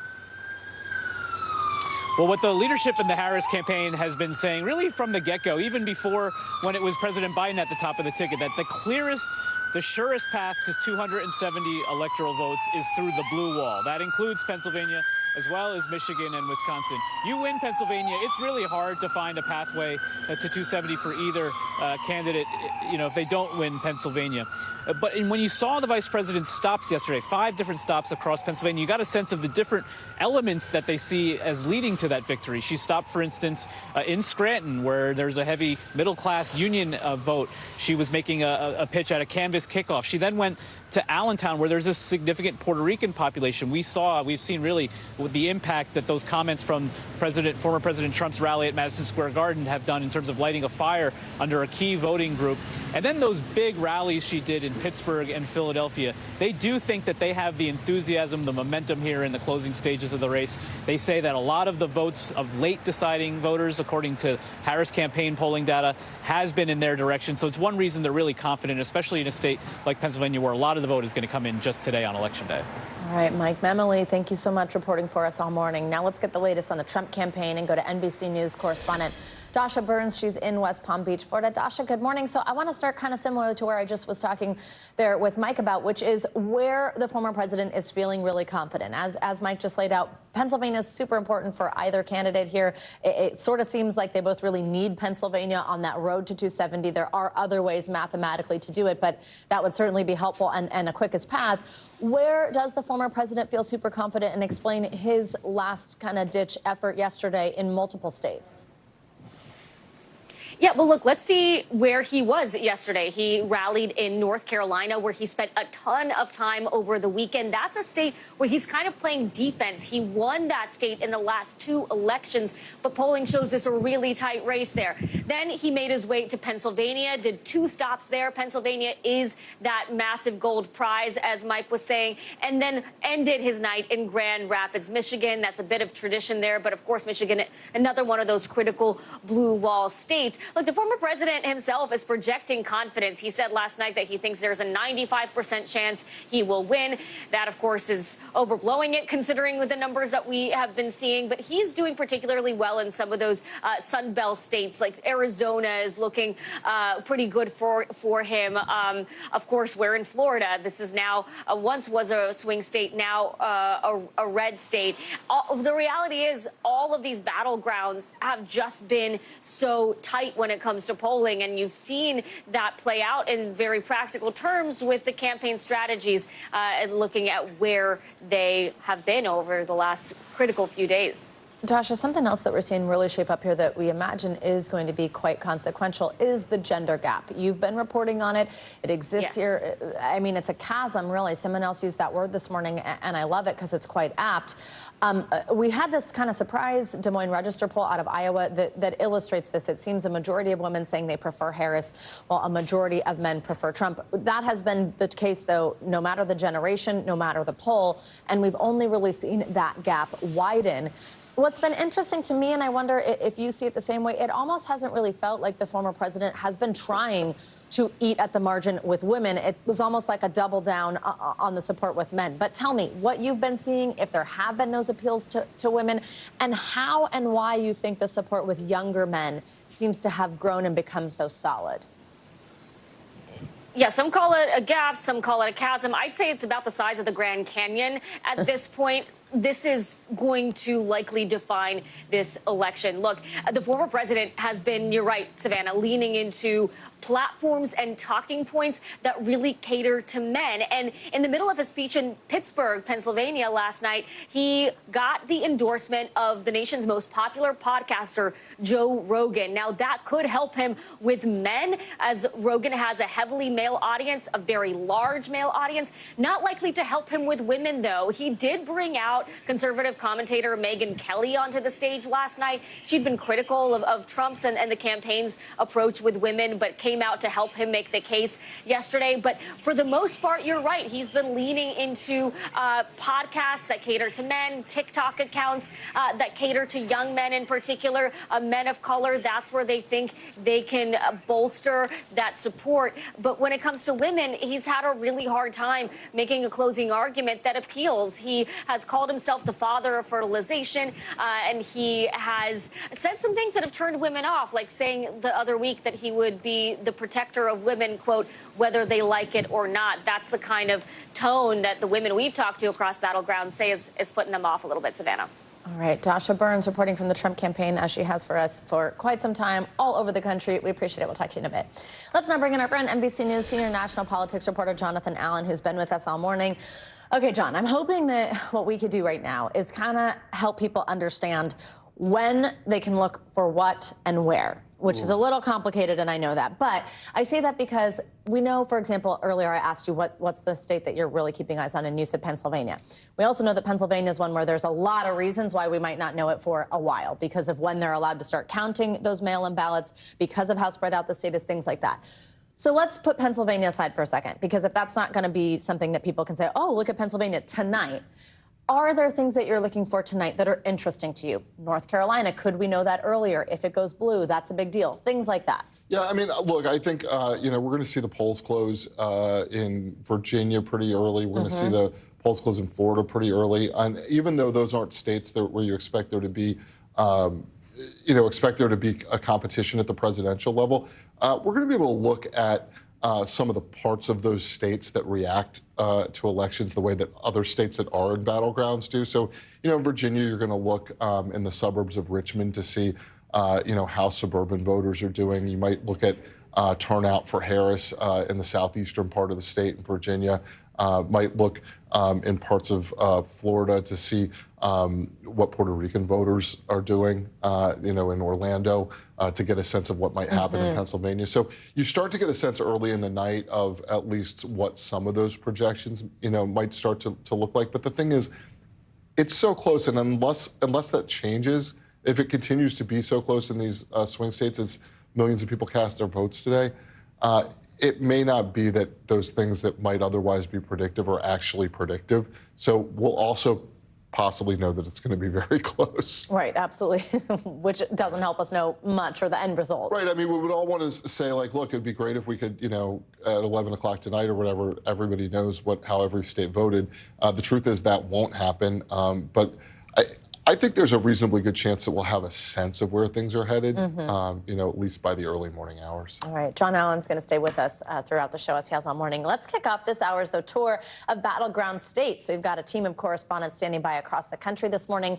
Julie Sirkin is in Pennsylvania. Yasmin Vasugian is in Michigan. Maura Barrett is in Wisconsin. And Kathy Park is in Ohio. Look at this all-female screen. Love to see it. Good morning to all of you. Julie, I will start with you. So, Pennsylvania, we know it's one of the tightest races in the country right now. John Allen told me it is the state that he is keeping his eyes on the most closely in our last couple hours. You're in Allegheny County, which has been safely blue in recent election cycles.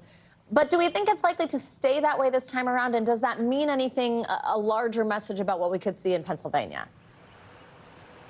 Yeah, it's a great question, Savannah. And typically what John Allen says, I follow, because Pennsylvania is a state that either candidate would have to win, most likely, if they want to win the election, just due to the amount of electoral votes here, 19, the most out of any battleground state. You asked a really good question. Is Allegheny County likely to stay blue? Yes, it is. But the question for Harris is, can she outpace how Biden did here in 2020? He outpaced Hillary Clinton by about 40,000 votes in Allegheny County. Why does that matter? Because it is really like a blue island surrounded by red counties, counties that have trended more red even in recent election cycles. You saw both Trump and Harris close out their campaigns, the second to last appearances here in Pittsburgh. I was at the Trump rally. Harris was just a couple of blocks away. Both had big crowds here. And I talked to a couple of voters. There have been a steady stream. I'm in the swingy suburbs of Pittsburgh, about northwest from the city itself. Some people are voting for Trump. Some are voting for Harris. This particular place has One district on the bottom floor, another on the top floor. The top floor went for Trump by 23 votes.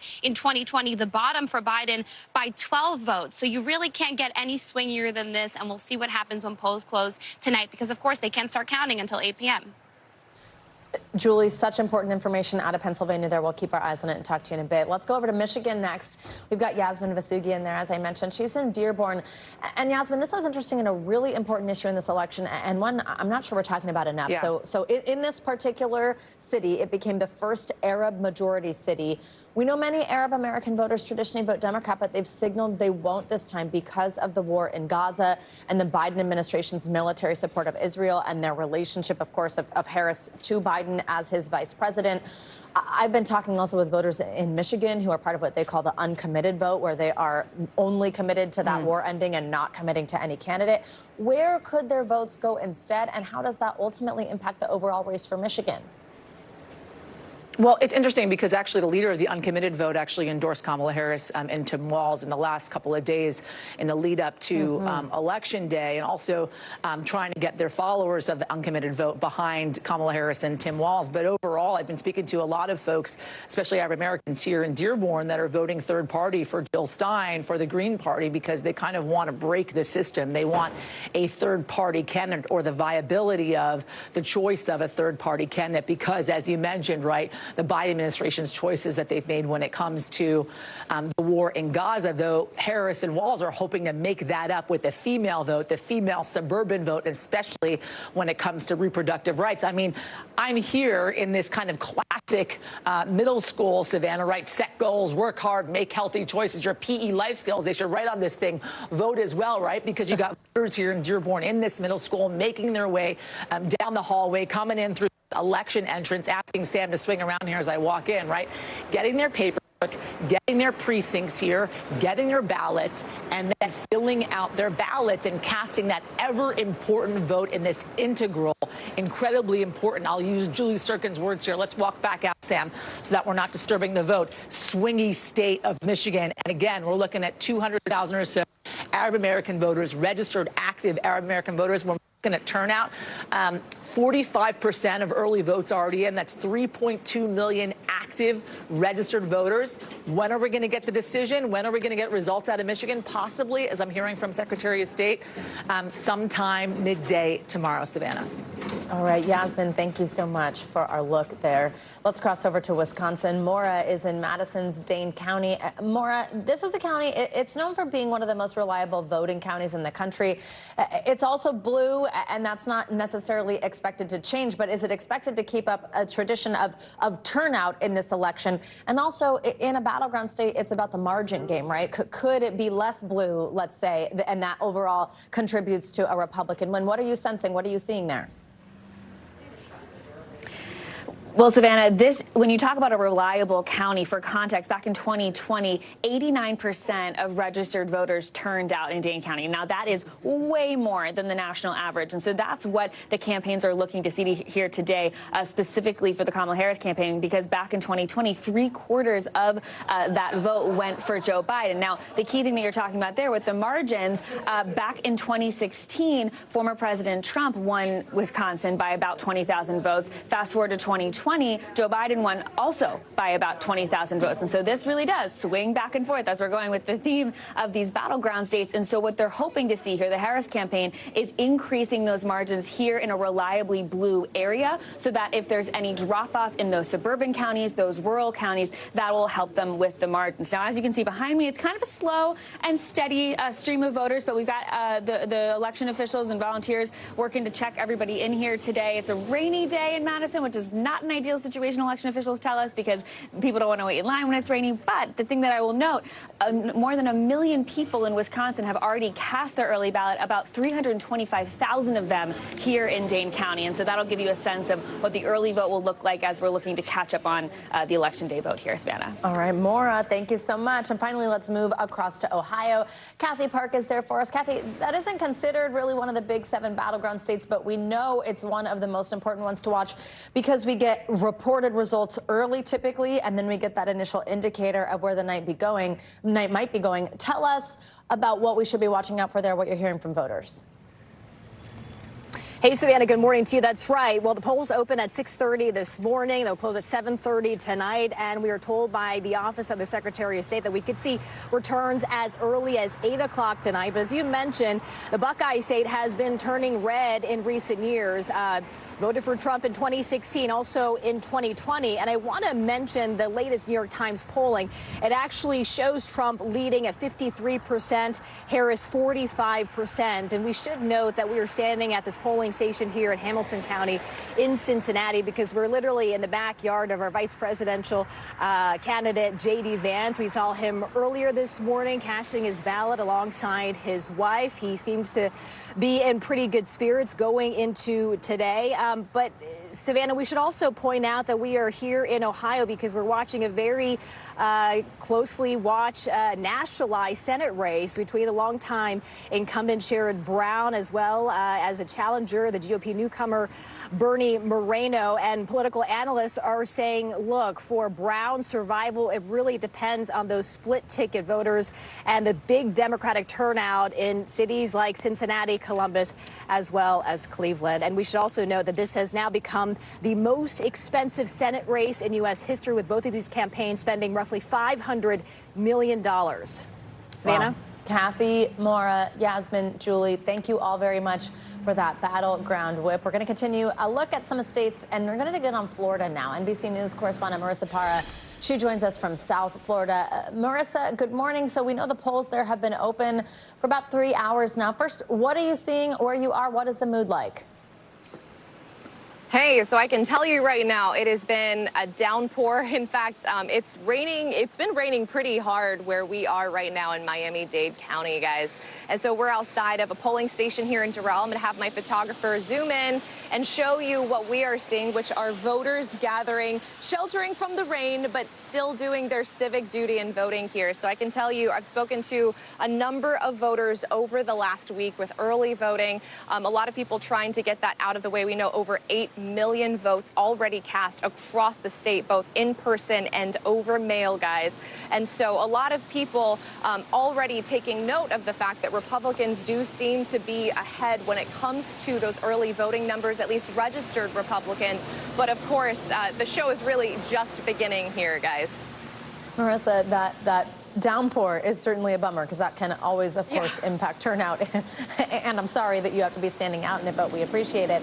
I do want to ask you also, and it's interesting to hear you note the fact that Republicans kind of seem to have turned out more on early vote. But one of the big things in Florida, of course, is this is one of those states, one of several, that has abortion on the ballot.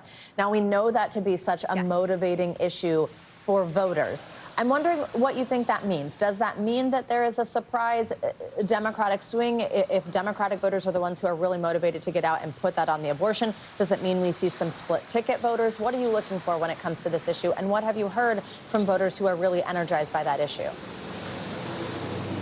Savannah, it is so interesting that you bring this up because it's something I've been keeping a close eye on since I've started covering this, since I've been keeping an eye on this over the last year and since May, of course, when we found out this spring that abortion was going to be on the ballot in Florida. And I can tell you right now, anecdotally speaking, a couple things to remember. So one, registered Republicans do seem to be ahead with early voting in Florida, but just because someone is registered with a party does not mean that they're going to be voting according to party lines. I have found registered Democrats who said that they were going to be voting for former President Trump, and I have found registered Republicans who told me they were going to be voting for Ms. Harris. So that is one thing to keep in mind. And another thing, as I was going out into the lines, asking people how they were voting, what I found is the majority of people that I found on the ground here, and that is just one very small sample size, Savannah, a lot of people told me that they were voting for former President Trump and they were voting yes on 4. So I will say it is entirely possible, something for people to keep in mind. As much as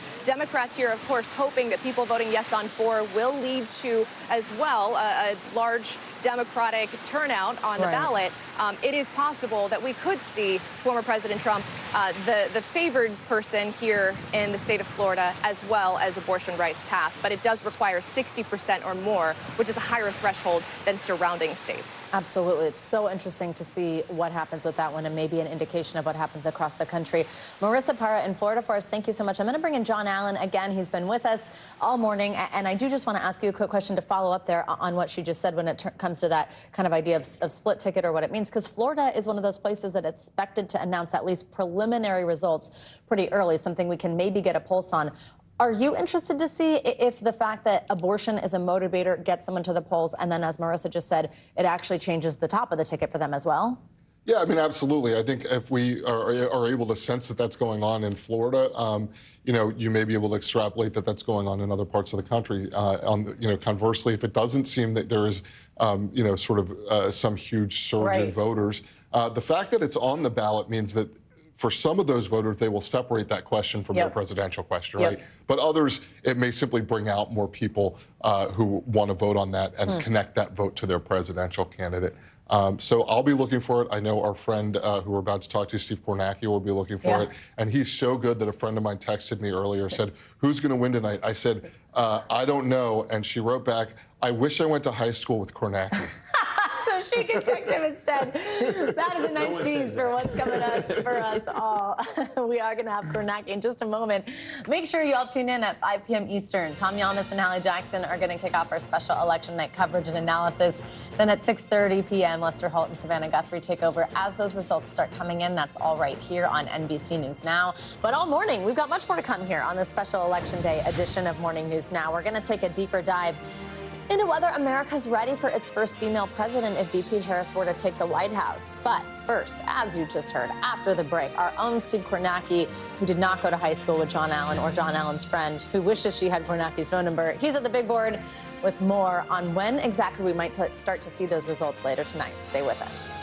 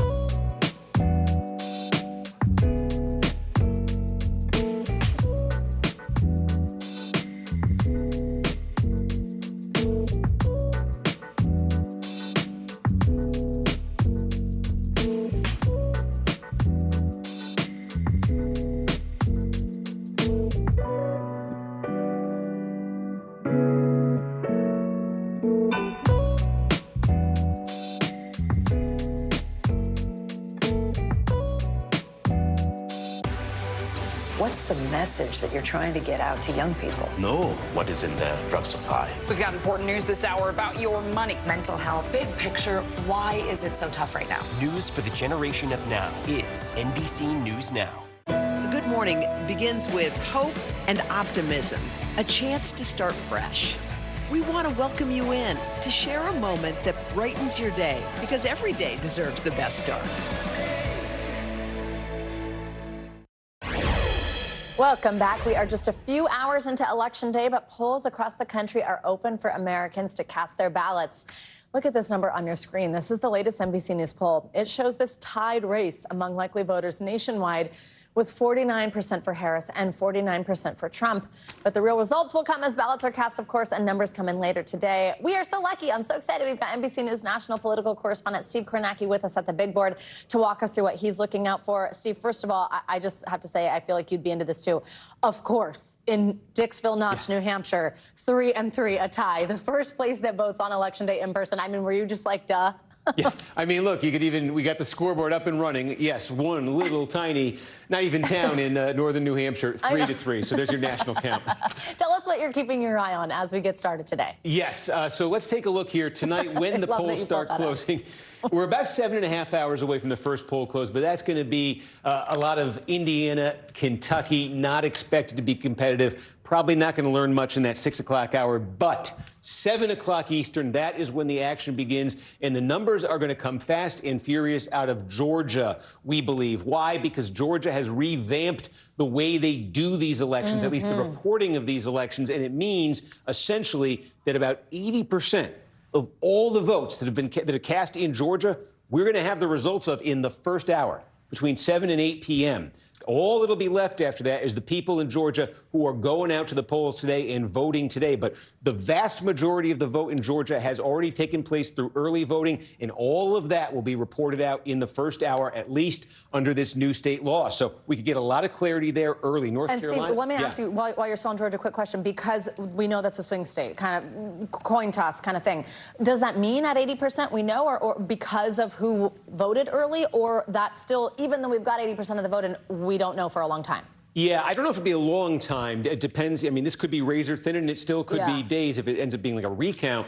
But again, keep in mind that what you're getting in that 80% is the early vote. That's folks who voted by mail, folks who voted in person early. What's left is the election day vote. And what we typically see with the election day vote is it's more Republican friendly. So we may be in a situation where in that 80%, the Democrats are doing better than they end up doing. And the question will become, if the Democrats are ahead, does Trump overtake them with the same day? Oh, sounds like some drama that we're going to see you at the board for. Okay, keep taking us through these poll closes. Yeah, no, I mean, look, 7:30, North Carolina. It's going to be, I think, somewhat similar to Georgia, just in terms of the speed here. Again, the possibility there in the first couple hours to get most of the vote in reported out in North Carolina. 8 o'clock is when we start getting those big northern tier battlegrounds. There's an asterisk on Michigan because there's a couple of small counties that are in the central time zone, but basically the whole state closes at 8 p.m. We'll start seeing those results at 8 p.m. All of Pennsylvania closes at 8 p.m. And one thing to keep in mind there in Pennsylvania, there's a lot of mail-in voting in Pennsylvania, not as much as 4 years ago, but the way just about all the counties are going to do it in Pennsylvania is probably not long after 8 p.m. they're going to report out the results of the vote by mail in Pennsylvania. And again, that's a very Democratic-friendly group of votes, the mail-in votes in PA. So again, you can expect the Democrats, Harris, to put up her best numbers in Pennsylvania with what you see in that, say, 8 to 9 o'clock hour. And again, like Georgia, but probably even more dramatically, the story will be, okay, once you get through the mail, Trump's going to be behind. Can he catch up with the same day vote that then gets reported out? So that's, PA, keep that in mind. Arizona says 9, but the state law is Eastern. The state law is they got to wait an hour after that to report any numbers. So really in Arizona, 10 p.m. Eastern is when we'll get some numbers there. Wisconsin, a biggie, obviously, 9 p.m. Nevada is 10 o'clock. But again, keep in mind, that's when they close, 10 o'clock Eastern. But we've seen elections in the past where it's still a couple hours after that before you even get any results out of Nevada. So again, we may get clarity a little bit, maybe a lot from the East. If we're waiting on the West, that could be a while. Steve, I know I've got to keep you on time because a lot of people want to talk to you today, but we do have to just look at the map while we've got you. Remind us electoral paths here. What's maybe the most likely? What's the easiest for each candidate? Yeah, it's blank now, but I'll set it up like this because this is how both parties see the map with these 7 core battleground states. And keep in mind what we just said there. The action's going to begin in the Southeast, in Georgia and North Carolina. Now, North Carolina was a Trump state in 2020, the only battleground that Trump won in 2020. And Georgia was about a 12,000 vote difference. So look at it from this perspective. This is an if. I stress this is an if. But if Donald Trump wins the state that he won in 2020, North Carolina, and if he can reverse that narrow loss in Georgia from 4 years ago and win Georgia, and again, not impossible if he does this, we would know it in the first few hours. Again, we say Pennsylvania closes at 8 o'clock. If Trump comes into Pennsylvania with these two in his pocket, then the stakes are enormous because if Trump wins Pennsylvania on top of those two, he hits 270 on the dot. And you saw Kamala Harris finish her campaign in Philadelphia last night for good reason for their campaign. They want to block this. If they end up in that situation, they absolutely must win Pennsylvania. But if this were to happen and Harris were to win Pennsylvania, a path opens up for her pretty quickly, because if she could then just add Michigan and Wisconsin, 2 Biden states from 2020, take a look at that, she would suddenly hit 270. So there's all sorts of scenarios here, but I think that Pennsylvania, when the polls close and we get numbers there, that could pivot us dramatically one way or the other. Steve, I love you. I've been waiting for somebody to just say, you start here and then you go here, and this is what we're looking for. So we're Georgia, North Carolina, Pennsylvania. I love it. Steve, thank you. You have a long night ahead. We don't know when you're getting any sleep. I don't even need to ask you that. Thank you so much. We'll see you in a bit. We'll see you everywhere, all day, all night. Thank you. When we return, continuing coverage of the 2024 election as voters across America head to the polls. Stay with us. We'll be right back.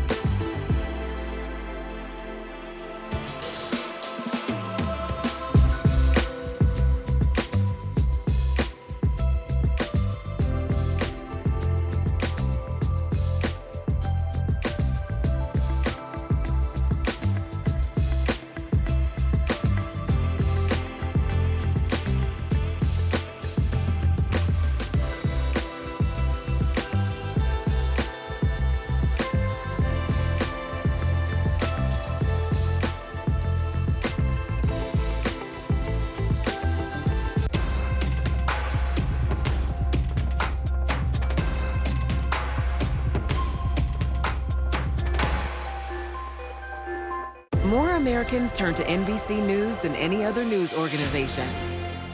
Top story live from Paris, live in Tel Aviv. We are here in Butler, Pennsylvania. Every weeknight, it's your news playlist. Top Story with Tom Llamas, streaming weeknights at 7 on NBC News Now. Welcome back. Okay, we already know this election has made history, but I mean, it could be a truly historic day, because if she were to win, Vice President Kamala Harris will become the first ever female president of the United States. So we are so lucky that we've got NBC News Capitol Hill correspondent Ali Vitale. She joins me here on set. She just also happens to be the author of a book. I think we can pull it up. It's called Electable: Why America Hasn't Put a Woman in the White House Yet. There it is. Oh, I love this cover. I always say that. There she is. Ali, I mean, can we just start on that question? Why do we think it is? By the way, we also have Jonathan Allen on set with us, as he has been all morning, and I'll pull him in here. But Ali, why have we not put a woman in the White House? And if we are to, I hate to put it as, are we ready for it? But what do you think the country feels about that particular point? Well, you're a Swiftie, so it's right that you would ask the question, are we ready for it? But the answer is yes. And actually, the American electorate has told us this time and again, both since Hillary Clinton clinched the nomination back in 2016, but also in polling throughout 2020 and into 2024. The problem is, in part, the fact that we've never seen it done before. And that lends to something called an imagination barrier, where voters not just have to imagine this particular candidate in the White House, but they also have to imagine something that they've actually never seen before. And so it's baked into the work of any woman who runs for office, but especially now for Vice President Harris, that she has to ask voters to vote for her policies, but also ask them to do a little bit of the extra work of imagining a thing that they haven't seen before, bridging that imagination gap. And have opinions changed drastically on this? Like, do we know that attitudes have shifted in a way? There was, I'm sure you saw the amazing piece this week from our colleague Andrea Mitchell about putting women in the White House. Yes. There's this great soundbite from Eleanor Roosevelt in there. Well, she's like, well, when we've stopped seeing it as men and women and we're people, but we know there's still all these gender divides in ways, you know, gender pay gap, all different types of things. Have opinions changed a lot? Have we made improvements? we're about to see. Because to me, this is the ultimate test, right? You not only have a moment where a woman is literally on the ballot, but the other central issue, the X factor that all of us talk about, is abortion, which I do not assign this issue a gender, because I do think that men and women alike are touched by this issue. But it is, by and large, an issue that predominantly will directly impact women. And so the fact that those two issues are on the ballot, it puts gender front and center. And you're watching the gender gap come about in large parts because of the way that gender is baked into Trump as a candidate. I write about this in the book, the idea that although he was running against a woman, gender is so central to the way that Trump presents himself. He is macho. He is typically patriarchal. The way that he talks about, I will cherish women, I will protect women, even if they don't want it, he said recently, right? That's all so baked in. And that's something that's resonant with male voters, and why we're seeing the gender gap be driven so far in that direction for Trump. And then, of course, women coming out for Harris. Typically, you watch women go for the Democratic candidate. If you get even more intricate, though, Black women are the centerpiece of the Democratic coalition. White women actually tend to vote Republican. One of the things that I've explored since writing the book is if abortion is something that will motivate white women to vote Democrat instead. And John, you just said to me earlier that you think the gender gap could end up, has the potential to be the defining kind of storyline out of this election. Absolutely. I mean, we're going to find out tonight, right? Well, maybe, and as we look through the data over... Maybe this week, hopefully. Maybe this Tonight week. is sort of like a sometime this year we'll find out. And we'll look through the data and we'll get an idea of, you know, what's going on. I think, and it's nice to hear from Allie, who is the person who wrote the book on this issue. And I think she's absolutely right. But I watch Kamala Harris, and I don't think to myself as I watch her that imagination barrier that you've been talking about is what it was, even 4 or 8 years ago. I think some people watched Hillary Clinton lose and said this means a woman can't be president. I looked at Hillary Clinton losing, and I think a lot of women who were running for office in 2020, running for president, looked at that and said, that was a narrow loss, 77,000 votes over 3 states. She didn't prove a woman couldn't win the presidency. She proved a woman could win the presidency. Didn't that year. And so when you look at Harris now, that imagination barrier that you're talking about, just it keeps getting smaller and thinner and less visible. But that was also so central when I was writing the book and asking, okay, well, what will it take? It's more, right? You have so few presidential elections and so few chances for women to run and win. The more that you have in this space, up and down the ballot, House, Senate, gubernatorial, and of course the presidency, the more options and opportunity that you have. The one last thing I will note is Kamala Harris is actively not talking about this. And I think that is just such a moment where you don't. Hillary Clinton did that. She marked the glass ceiling. It remains unbroken. Kamala Harris is now taking a very different tack and saying, I think people can see that I show up, I am a woman of color. They're going to vote for me because of what I can do. And my little girl will look at Kamala Harris and look at that and say, that's something I can do. And my son will look at Kamala Harris and say, you know, that's something that women can do. That's something that I can. So, I mean, I think that there's, you know, just in making that run, just in making the advancements that we've seen, in vying credibly for the presidency, you create that vision where there used to be the imagination barrier. Huge progress. I think also, hopefully, it's a moment, party aside, to just note, like, even what's happened so far has been historic, and as a country, you know, we're always excited about any type of firsts or record breakers, no matter if it's, you know, if it's in a sports arena or something like that. So why not at least take a moment and recognize that this is something, no matter your party, that is notable for our country. Ali Vitale, thank you so much. Amazing person to have here on set to discuss this morning. John Allen, you're probably back with us. You've been here all day. I love it. Thank you so much. Here now. You live you can't get rid of me. Studio 3AW with us. We really appreciate you being here all morning. Thank you both. Stay with us. Our continuing coverage of Decision Day in America. It continues. Don't go anywhere.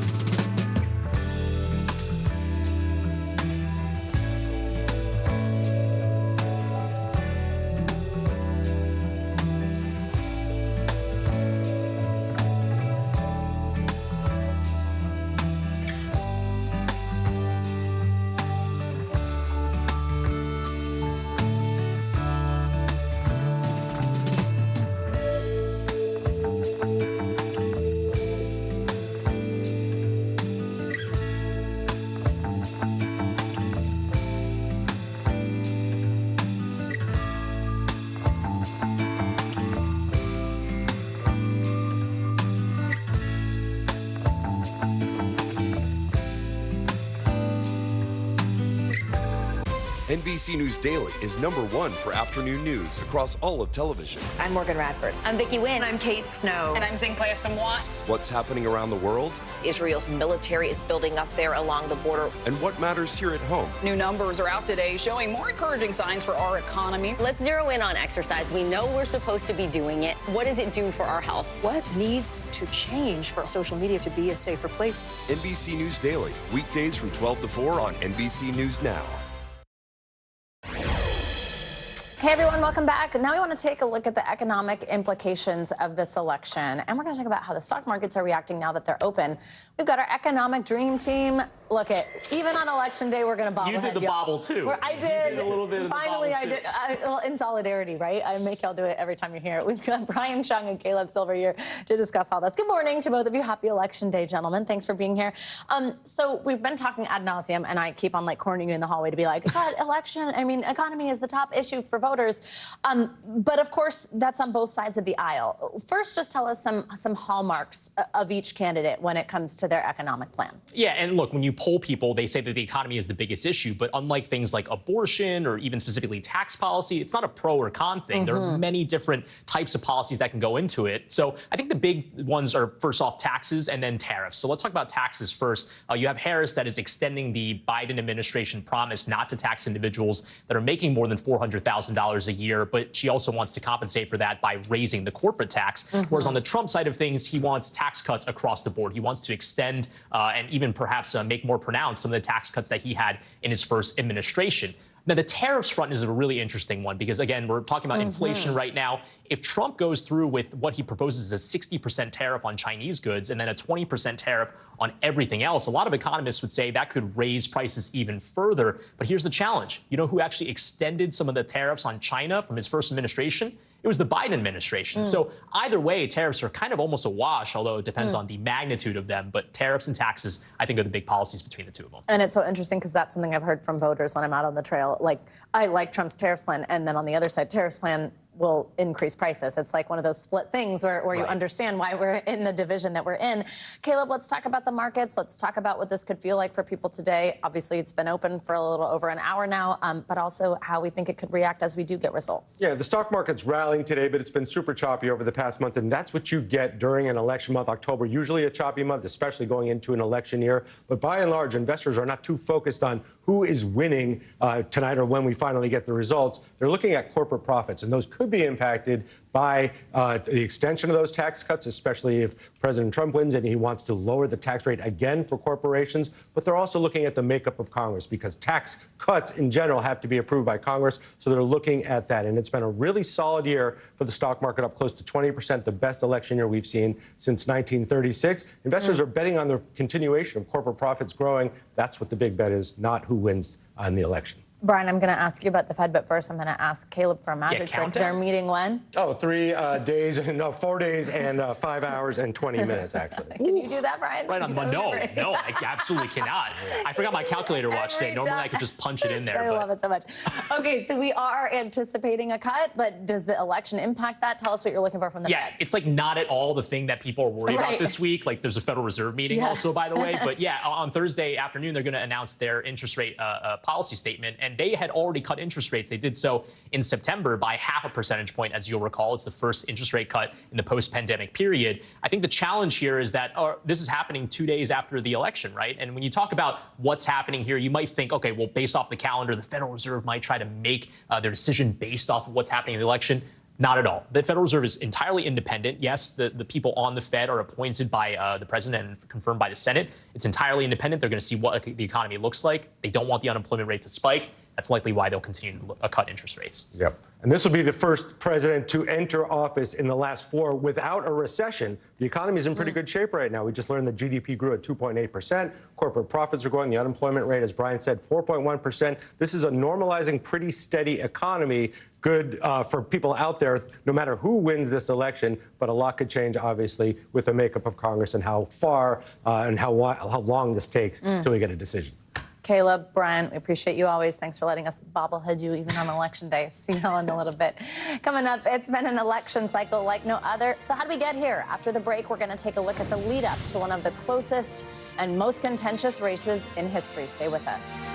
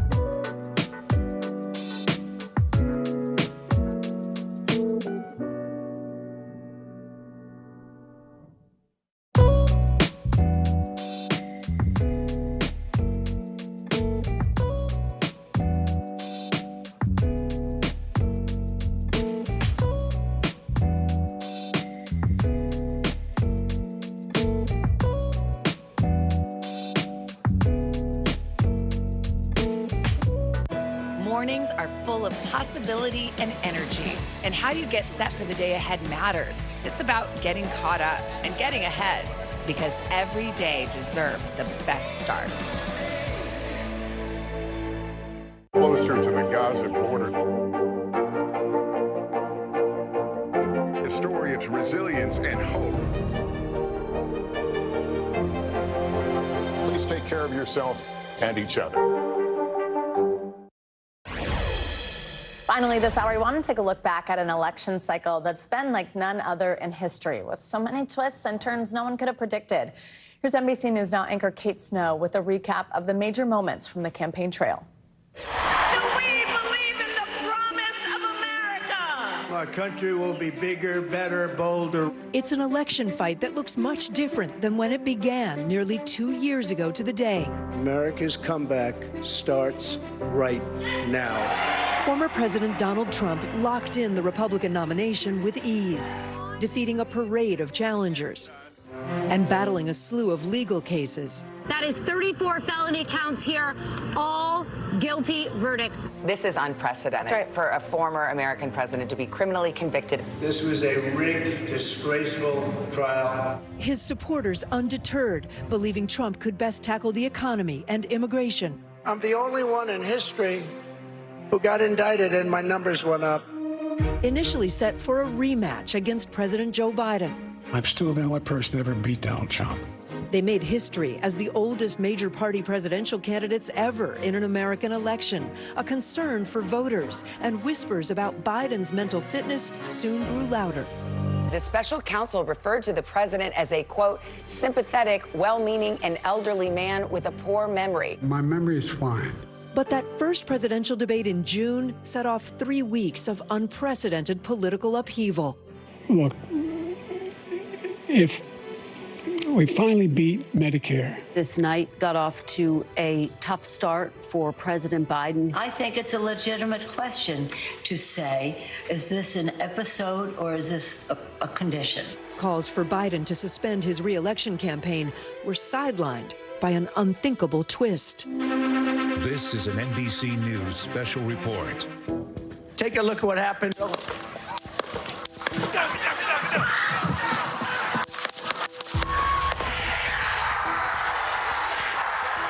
The 45th president of the United States, injured but alive. All of this unfolding with Republicans now gathering to officially nominate Donald Trump at their convention. With his ear bandaged, the former president making an emotional entrance just 2 days after the attempt on his life. When Donald Trump rose to his feet in that Pennsylvania field, all of America stood with him.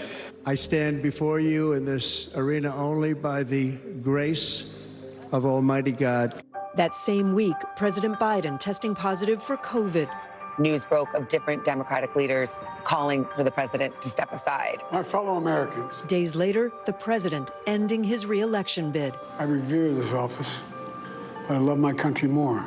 Endorsing Vice President Kamala Harris and upending the race with just over 100 days until the election. We choose freedom.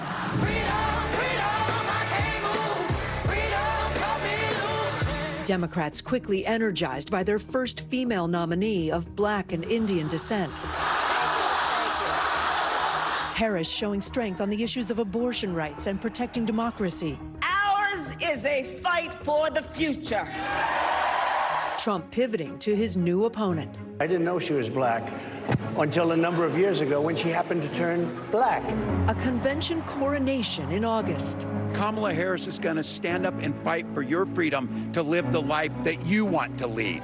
I accept your nomination to be President of the United States of America. Trump and Harris would meet for the first time in their only debate. I've never seen a worse period of time. People can't go out and buy cereal or bacon or eggs or anything else. The government and Donald Trump certainly should not be telling a woman what to do with her body. And this famous falsehood. They're eating the dogs, the people that came in. They're eating the cats. The vice presidential debate striking a different tone. I agree with a lot of what Senator Vance said about what's happening. And I think that Governor Walz and I actually probably agreed. But the dangers of our nation's divisiveness still on display. The FBI says there has been another possible attempt on former President Trump's life. By fall, the critical battleground blitz amid one of the closest presidential races ever. I'm a gun owner. Tim Walz is a gun. I did not know that. If somebody breaks in my house, they're getting shot. I think the bigger problem is the enemy from within. The razor-thin margin bringing out bold-faced names. Vice President Kamala Harris. President Trump must win. Podcast interviews taking center stage. That Trump dance party going viral. And his Madison Square Garden rally sparking controversy. There's literally a floating island of garbage in the middle of the ocean right now. Yeah. I think it's called Puerto Rico. Amid the fallout, the Trump campaign seizing on a Biden gaffe. The only garbage I see floating out there is his supporters. Harris caught on this hot mic moment talking to Michigan Governor Gretchen Whitmer about male voters. While Trump tries to win over more women. Whether the women like it or not, I'm going to protect them. After so many firsts, the last days of a campaign season like no other. And a reminder of what's most important. Get everyone you know, you have to do it. You have to vote, vote, vote. Your vote is your voice, and your voice is your power. Our thanks to Kate Snow for that recap as we now land on Election Day. Another thing that's unprecedented this election, the early voter turnout. According to NBC's tracker, more than 79 million Americans voted by mail or in person before today. Key swing states, like Georgia and North Carolina, are smashing early voting records with more than half of all registered voters there already casting ballots. That could have a huge impact and could mean we have more information earlier in the night. That is going to do it for this hour of Morning News Now, but don't go anywhere. Morgan Radford and Vicki Wynn will continue our Election Day coverage after the break. Thank you for being with us on this historic day.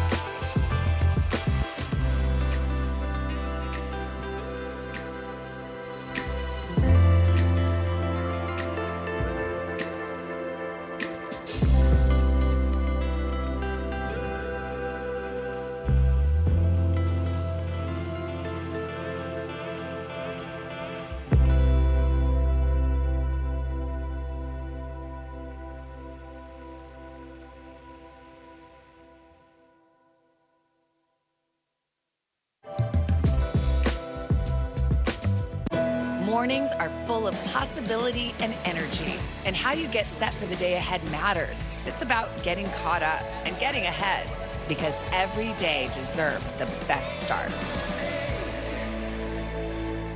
Closer to the Gaza border. A story of resilience and hope. Please take care of yourself and each other.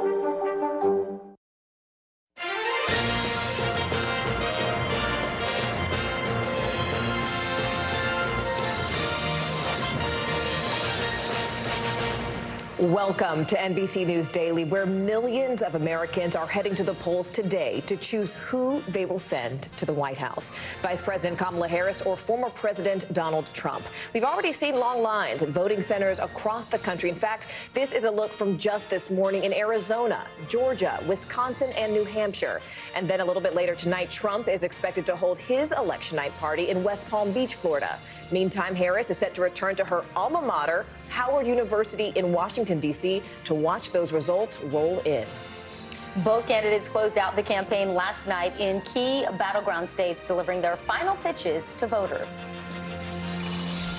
We will begin the 4 greatest years in the history of our country, and we will launch the most extraordinary economic boom the world has ever seen.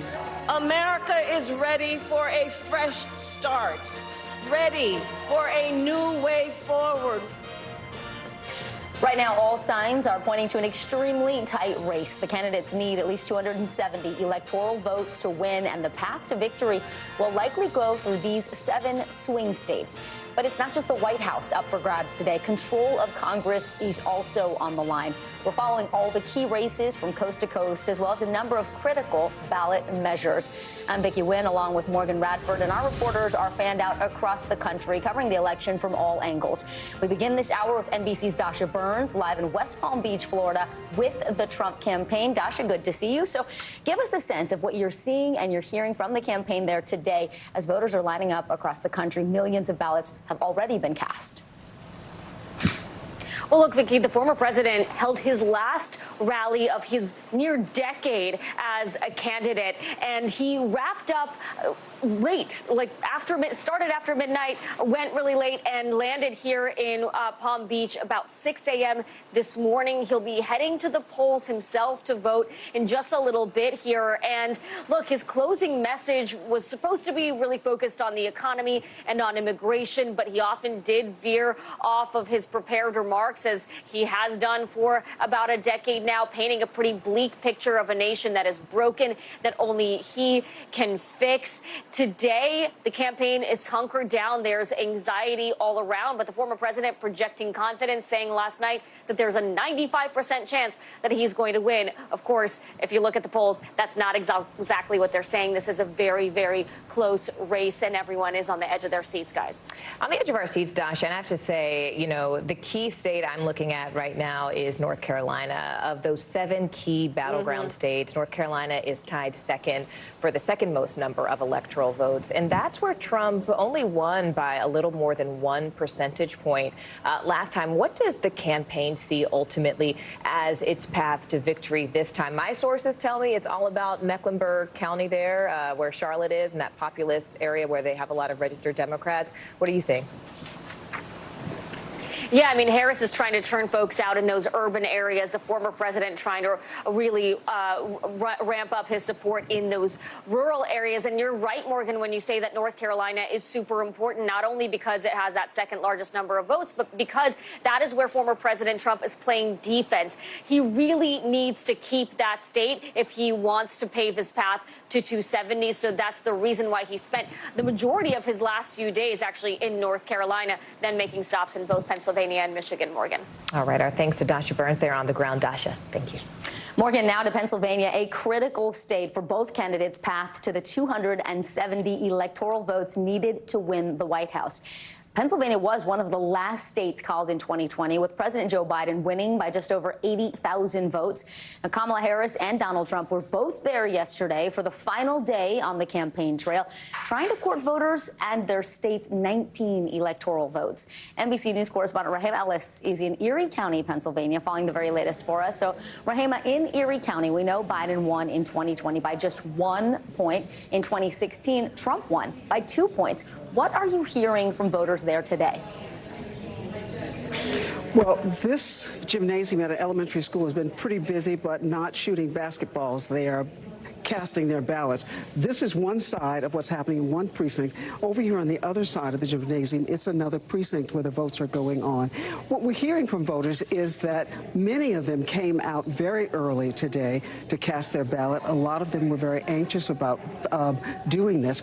I should tell you, though, about the candidates, as you mentioned. This is a very important state for them.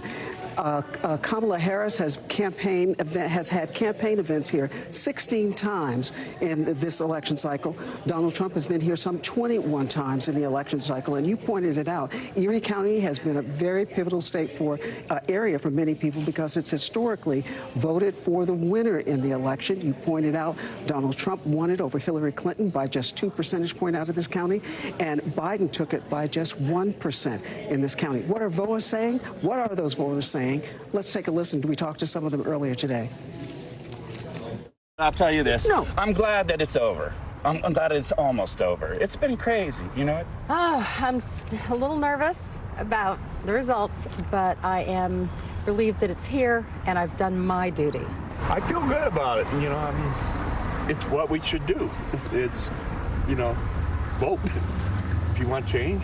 I'm scared to death for my grandkids owing money that I'm spending today. We need to vote. Everybody needs to vote and vote their conscience. Many voters told me that they were anxious, exhausted, and as you heard one say, he's just glad it's over. Vicki? A lot of energy, though, there. Rahema Ellis, thank you very much, live from Erie County for us. Well, Vicki, in Michigan, Trump and Harris are vying for the state's 15 electoral votes. The former president held his final rally in the state yesterday, the same place where he closed out his last 2 campaigns. Meanwhile, the VP made several stops in the state on Sunday, and the state flipped blue as a reminder with a Biden win back in 2020 after Trump won that state back in 2016. That's where we find our NBC News national correspondent Yasmin Vasugian, who joins us now from Dearborn, Michigan, a very important area of the state. Yasmin, this is interesting because we just heard Rahema reporting on the anxiety and the emotions running high. Michigan saw high numbers of not only voters, but of women specifically turning out for early voting. And you talked to them about some of those feelings, especially the issues that are driving their vote. What did they say? I'm glad you brought up kind of the anxiety and the nervousness, Morgan, that a lot of folks are feeling, because I'm especially hearing that from people here in Michigan as well. I spoke to a group of voters, of female voters last night with a group called Red Wine and Blue, and there were tears shed about kind of the anxiety and nervousness and all kind of the preparation and the work that was put into this election and getting folks to turn out and now waiting the next 24 hours for these election results, and especially to see how Michigan turns out. I've been speaking to women all day who've been coming here to vote on Election Day, and they're really focused on one thing, right? And I think you can guess what that is, and that is reproductive rights, right? We saw what happened in the 2022 midterms. We see what happens every time reproductive rights is on a ballot in any state across this country. A lot of women are showing up today and voting with that in mind. Let's take a listen to one woman I spoke to, Morgan, and then we'll talk on the other side. I was like, I love you, and if you love me, you'll vote for my rights, and you'll vote for the rights of my fellow women. Get a good, strong woman in office, and I think we'll be okay. And is that why you voted for Harris? Partially. I was actually just genuinely kind of, because like I said, I didn't pay super close attention, but I did do like my own little bit of research, so mostly because of me, though. So you literally had a girlfriend convincing her boyfriend to vote for Kamala Harris because of reproductive rights, right? And as voters are showing up here, Morgan, today, right, you got local races, national races kind of making their last pitch, their final ditch effort as folks are making their way into this middle school right here to cast their ballot, Morgan. Yes, when you talk about the importance of the women's vote there, but let's be clear about where you are. Yeah. You are in Dearborn, Michigan. That has one of the highest Arab American populations in this entire country. And if I remember correctly, that's about 200,000 registered Arab American voters. And this is a community that has really been split and struggling with the current president's handling of Gaza. Could their votes, especially around this issue, be the deciding factor in who wins this state? Short answer, yes. Longer answer is the Harris team, for instance, is hoping that the votes that could feasibly be cast by Arab Americans in this state, and you're right, 200,000 or so registered active Arab American voters that could cast their ballots. They're hoping that for those folks that are saying, I'm going to cast my ballot for third party Jill Stein and or Donald Trump because of the decisions made in the Gaza war, will be counteracted by the female vote. That is what the Harris camp is hoping. But look, 200,000 votes, that's a significant number of folks that could really swing this state one way, Morgan, or another. All right, Yasmin Vasugian on the ground there in Dearborn, Michigan for us. Yasmin, thank you.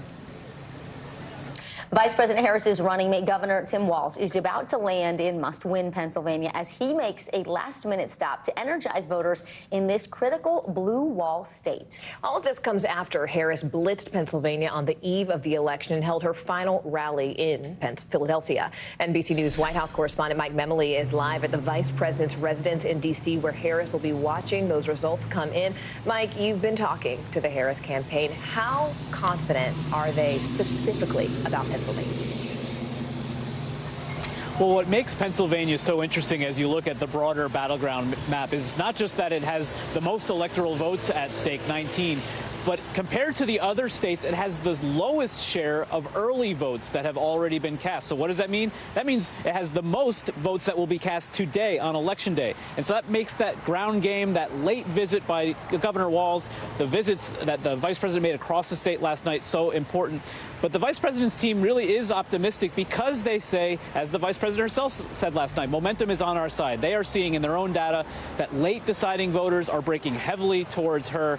And that's why they're really confident that this could be the state, just as it was 4 years ago for President Biden, that potentially puts her over the 270 she needs to be elected president.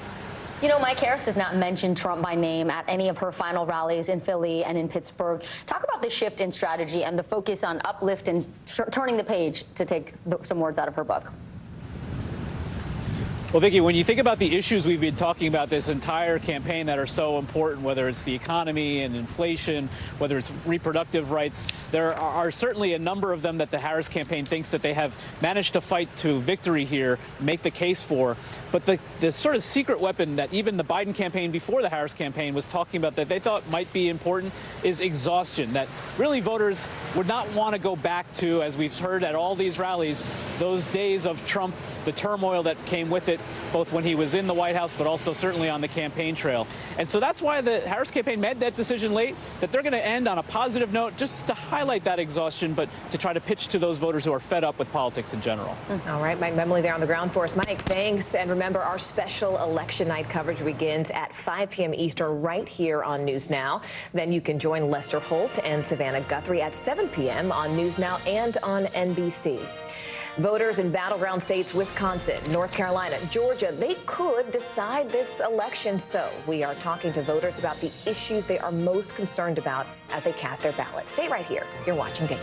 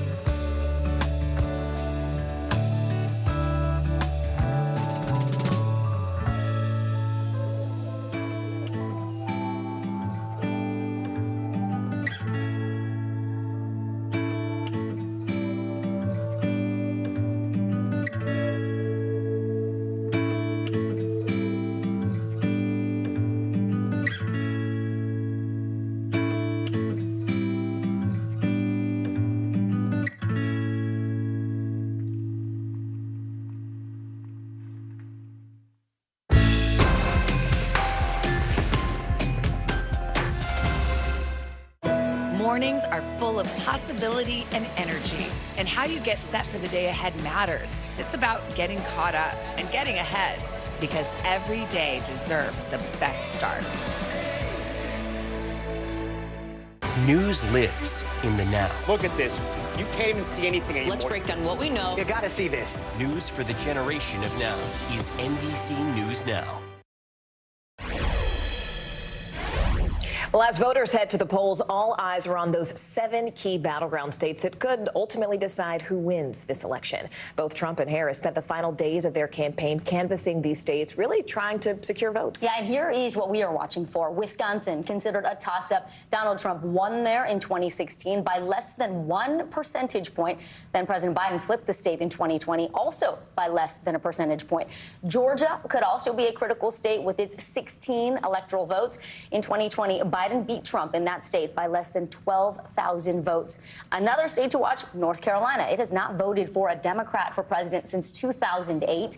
Donald Trump won there in 2016 by 3 percentage points and in 2020 by 1 percentage point. We have reporters on the ground today in all of these battleground states following the latest developments. We're going to start with NBC News correspondent Maura Barrett in Madison, Wisconsin. Maura, you've had a chance to speak with some of the voters there. What are they telling you? What are some of the top issues they say brought them to the polls today? Well, first, Vicki, I want to point out it's pretty appropriate here at this polling location in East Madison, Wisconsin. You can see the purple walls, the purple features around this polling place is pretty representative of how the state typically goes with that flip-flop from President Trump back in 2016 and then Biden in 2020. But as you can see behind me, past those doors, we're seeing the election workers start to process these absentee ballots. Wisconsin put in more than 1 million early votes via absentee voting. In the last couple of weeks, 325,000 of those coming in from Dane County. Wisconsin is one of those states where they cannot start processing the absentees until today. Now, in terms of what voters are looking for here in Dane County, it's a reliably blue area. And so the Kamala Harris campaign has been organizing hard here. Harris was here just last week, rallying about 13,000 people, and they want turnout to do even better here to help make up for any margins they might have lost in those rural counties. I'm going to hear from some voters I spoke with that were at the rally just last week. What do you consider your top issue voting this election? I think democracy. Yeah, I would add a woman's right to choose to that as well. Both of those are huge. I read online the phrase nauseously optimistic, and I thought it was pretty good phrase for how I'm feeling. Yeah, I'm hopeful. I think I'm hoping it works out, but we'll see. Nauseously optimistic is a sentiment that we've heard from a lot of different Democrats in the area, kicking off more than a dozen canvassing events for Democrats to really get out that turnout, get out the vote in these final hours on Election Day, guys. You know, Maura, one of the most closely watched Senate races is actually unfolding right where you are. Incumbent Democratic Senator Tammy Baldwin facing a challenge for Republican businessman Eric Hovde. What should we be sort of looking out for specifically in that race? This race has gotten surprisingly tight. That couple that you just heard from also noting that they're disappointed that it's as tight as it is because Tammy Baldwin has a track record, a really good track record in the rural communities around the state. She served the state in the Senate since 2012 after representing it in the House. But Eric Hovde has come in with a lot of his own money to fund the race on the Republican side. The couple pointing out they're nervous. There's been a lot of disinformation in that. And so this is going to be a key one to watch in terms of who could hold the Senate majority after today, guys. All right, Maura Barrett, thank you so much. Let's head over to NBC News correspondent Antonia Hilton, who joins us now from Raleigh, North Carolina. Antonia, lines started forming across Carolina as soon as the polls opened at 6:30 a.m. this morning. And it's interesting because strategically the Dems are focusing more on urban areas like where you are or in Mecklenburg, where we find Charlotte. Republicans counting on those rural areas. But Harris is looking to flip the state. The last time North Carolina voted blue was 2008 in Barack Obama. I'm from North Carolina. I was reporting there last week. And I have to say, the energy that I heard this time around, especially from Democrats, was similar to what we saw in 2008. What are you hearing from people there on the ground? Morgan, a lot of people here agree with you that something feels different this time around. I was here in 2022 covering the high-profile Senate race here, and Democrats were invested, but they didn't kind of walk and talk with the same confidence that you're seeing right now. And you're right, this Raleigh area is incredibly important because most precincts here highest voter population and highest turnout. And so the Democrats want to see some big numbers today, and they're looking at a couple communities. Of course, the black community, that is the key. That was the key in 2008 for Barack Obama's victory. And Harris needs to get a lot of black voters out today. They got to see a big surge in those voters toward the end of early voting, and they're going to want to see more. And then young voters, there have been a ton of them here at this polling location today. And I have to tell you, for people from all sides of the political spectrum, you know, as they arrive, there are people kind of trying to talk to them from both parties here behind me, but they are walking in there, going up those steps behind me, and a lot of them are on a mission. Take a listen to some of the conversations I've had today. What are some of the issues in our country right now that matter most to you? Police brutality and, you know, like racism. It is impossible to survive off of a minimum wage unless you are even at full time, unless you are working about 3 different jobs. How does that make you feel as a young person? Very stressed, very concerned. Abortion, economy, cost of living, people's feelings about their safety and civil rights. That is really, those are the patterns we're hearing time and time again here.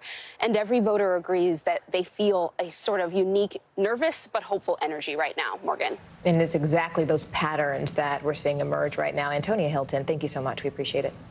Let's go ahead and bring in NBC News correspondent Ellison Barber. Now she's in Sewanee, Georgia for us. So Ellison, a record-setting 4 million Georgians took part in early voting. That's about 55% of active voters there. Talk to us about what you're seeing in terms of the lines, the wait times, and what you're hearing from the voters who are showing up in person this morning. Right. I mean, state officials are calling those numbers unprecedented. In this county, Gwinnett County, the early voting numbers have kind of mirrored what we've seen statewide as of this morning. Based on the state's data, about 50% of active voters in this county had already voted. That being said, people still coming today, and the polls in Georgia are open until 7 p.m. Let me just walk you through the process. You'll notice not a lot of long lines. Everyone we've spoken to today have said it's been pretty seamless. They've been in and out of this precinct in 5 to 10 minutes at most. People come in through here, they check in at this table right here, they head over here to cast their ballots, it prints out, and then they have a minute to review them, and they walk over this way and they deposit them in the scanners. Their ballot is not official, it's not cast until it goes through those scanners. And we've spoken to a lot of voters here today who talk to us again and again about how they know that this state has really changed in the last decade. I mean, prior to 2020, this is not a state that we would have talked about as a swing state. It is now. And voters we've spoken to are hyper aware of that. They say they feel that pressure when they go to cast their ballot, and that they are voting because they know that their vote really does matter in this state and in the election at large. Let me let you listen to what some of the voters told us this morning when we asked them about what it's like to vote in a state that's now a swing state, and also about the possibility that they might not know who's won this state at the end of the night. Listen. I'm worried about it being a very tight race, and we won't find out tonight, and the anxiety is just going to drag on. I think it's really important for us to continue being on the right path and voting in 2024. Again, there's such a big divide in our country right now.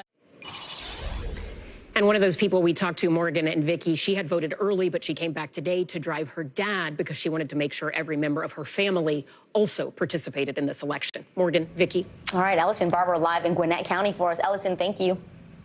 The tight margins of this race and the high volume of mail-in ballots means that we may have to wait days before actually knowing who the next president of the United States is. Battleground Pennsylvania, for example, wasn't able to start counting their millions of mail ballots until the polls opened earlier today. NBC News senior legal correspondent Laura Jarrett breaks down the timeline for this entire process. The moment the entire country has been waiting for. The presidential race so tight in 2020, the winner took days to call. The high number of mail-in ballots creating a unique challenge for election officials, and this year may be the same. It takes time to count millions of votes. Pennsylvania's top election official Al Schmidt says he expects more than 30% of voters to cast their ballots by mail this time around. But state law prevents election officials from opening and processing those ballots until 7 a.m. on Election Day. It leads to a perception that things are delayed in Pennsylvania. And they're not delayed at all. It's just the process. A similar law in Wisconsin bars pre-processing of mail-in ballots ahead of time. While in Arizona, verifying signatures on early ballots can cause delays. In Nevada, a different challenge. Ballots get counted up to 4 days after the election, so long as they're postmarked by November 5th, all potentially resulting in a days-long gap between when polls close and when the race is finally called. We've seen that as a real period of vulnerability for people to try to undermine confidence in the results. We did win this election. Former President Trump seized on that period of uncertainty in 2020 to fuel a false narrative the election was stolen, and has been trying to cast doubts on the results of this election. They cheat. That's the only way we're going to lose, because they cheat. And already, the lawsuits have started flying, nearly 200 and counting.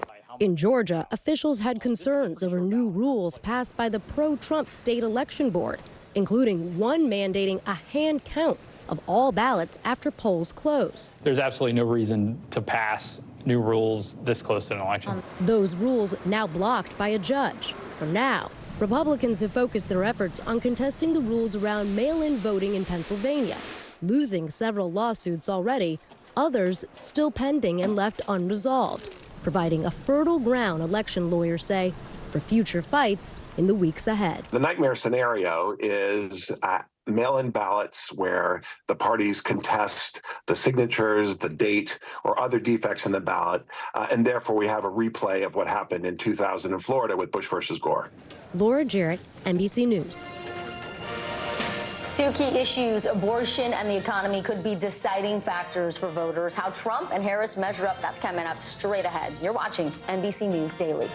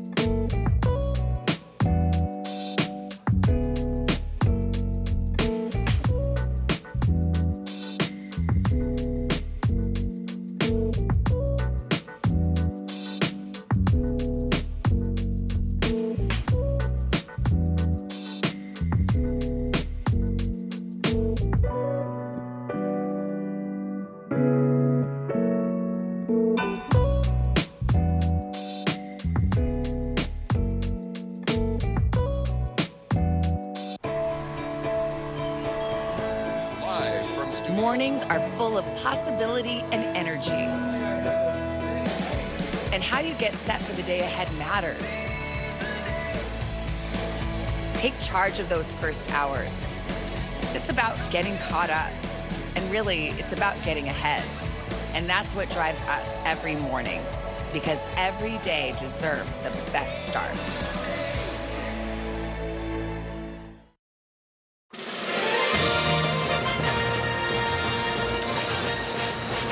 Welcome back to our election coverage. We are at the top of the half hour. Millions of Americans are heading to the polls today to pick our next president. This was the scene at a voting site in Grand Rapids, Michigan earlier today. The historic race between Vice President Kamala Harris and former President Donald Trump has already resulted in record-breaking early voting in some states. Both candidates made their final pitches to Americans last night, with the economy, border security, and reproductive rights leading the pack as the top issues in this election. The vice president is expected to watch everything unfold from her alma mater, Howard University, tonight. Meanwhile, security preparations are underway in West Palm Beach, Florida, where Mr. Trump is expected to hold his election party.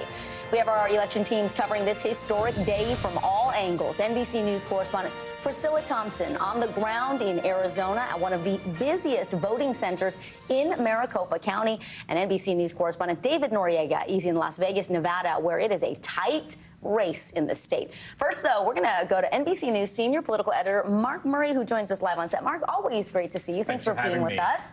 All right, let's put this in perspective, shall we? You say that several of the top issues, including abortion and the economy, are really going to drive either candidate to victory.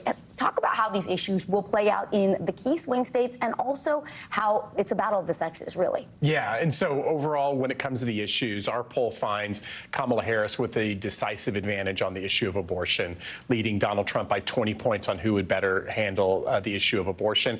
And our previous polling has actually found that abortion is one of the biggest motivating issues. Maybe not like when you go in and say, you know, the economy, but what really is going to drive your vote. So that is her advantage. Donald Trump's advantage is on issues like the economy and cost of living, where our poll finds him with a double-digit advantage on both. And his biggest advantage is on the issue of immigration and the border, where he holds a 25-point lead on who would better handle that issue. Mm-hmm. You are the best man in the business with polls. I could not get you to give us your gut yet on this one, but tell us about your gut and your polls and what they say in the Senate and the House seats, Mark. Yeah, so the Senate and the House is a little bit easier than the presidential race, where our poll shows that this is a very, very close race. But the Senate, the thing to keep in mind, the magic number for Republicans is 2. And that's regardless if they end up winning the White House or not. They need to pick up a net 2 seats. Okay. One's already going to be in the books very early in the evening. That's going to be West Virginia. That's the Joe Manchin seat that he is abandoning. So then Republicans need just one more. Polling suggests that maybe their best opportunity would be in Montana. That's John Tester's seat. But we're not going to know those Montana results. Montana's a really slow counting state. We might not know for about 48 hours or so. So the next one that we'll kind of know early would be Ohio Senate. That's Sherrod Brown's seat. Yeah, it's a big one. And so if Republicans are able to flip that, we find that early this evening, we'll know they're in a good position to take back the Senate. But all of a sudden, if Sherrod Brown holds on, then we're going to be looking at those results in Montana, and it could be kind of a jump ball. And then the House of Representatives, I mean, Democrats need, their magic number is 4. The thing about that is there's going to be some congressional seats in California. We might not know for a couple of weeks on who controls the House of Representatives. So we might have a good idea on the Senate. The House is going to be a long time. Talk about choose your own adventure. Mark Murray, thank you. Thank you.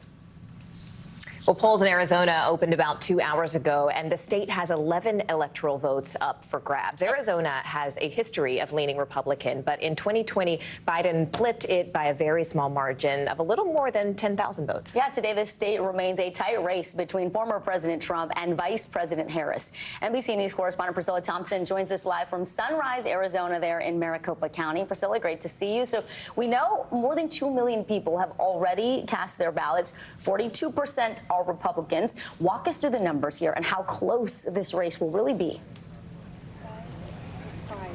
Yeah, it is going to be extremely close. Here in Surprise, this is one of those Phoenix suburbs where Democrats have made inroads and Republicans are trying to make those gains back. So I'll show you around really quickly here. You have got Republicans on one side, Democrats on another, handing out election guides, trying to capture any of those last-minute undecided voters who could make the difference in this election. As you mentioned, more than 2.1 million people already voted early. 96% of those were mail-in ballots. And you're right, the majority of them have been Republicans, about 42% compared to Democrats turning them in at about 32%. But I will tell you the rate of turning them in is about the same for both groups. It's just that there are more registered Republicans in the state right now. And I will also note that back in 2020, former President Trump threw a lot of cold water on this idea of voting by mail. And it's one of the reasons why we didn't see as many Republicans doing it. But this year, there has really been a push by the GOP here telling Republicans to get those ballots in early. So that may explain why we're seeing so much more of that. But I will tell you, I'm seeing a lot of folks bringing in those green envelopes today, turning them in still on Election Day today. Morgan, Vicki. Priscilla, there are 13 state measures that Arizona voters will decide on, including abortion. What are voters telling you about their reasons for what they're voting for today? Yeah, this is a 2-page ballot with nearly 80 races here in Maricopa County. And a lot of the Democratic voters that I've spoken to have said that abortion is their main issue. That is the issue that they're looking at in voting. But there's also an immigration ballot measure that would allow police to arrest any non-citizens that they might find. That is something that I'm hearing less being talked about. But I want to play a little bit of some of my conversations with voters. Listen. As you were filling out that ballot, what was the big issue that was on your mind? What are you concerned about? One of them was the abortion. That was big for me. Even though I'm a male, I just feel like that's a right that you shouldn't be taken away from anyone. And so why are you for Trump? What do you like? I think just for what he stands for. And I should note that voter that you just heard from, Courtney, is voting for former President Trump, but she's not voting on the Senate race or the ballot measures. So it'll be interesting to see how the numbers shake out on all of these things for folks who aren't going to vote that entire ballot. Yeah. Vicki, Morgan. All right, Priscilla Thompson for us. Priscilla, thank you. Well, in battleground Nevada, Donald Trump is looking to win back the Silver State and its 6 electoral votes after losing it to Joe Biden by less than 3 percentage points back in 2020.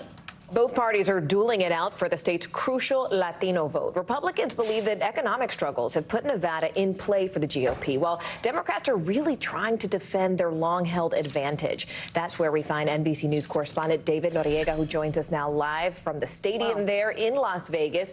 Listen, David, talk to us about what people are telling you. What are voters saying is sort of the biggest issue right now in this moment in that place?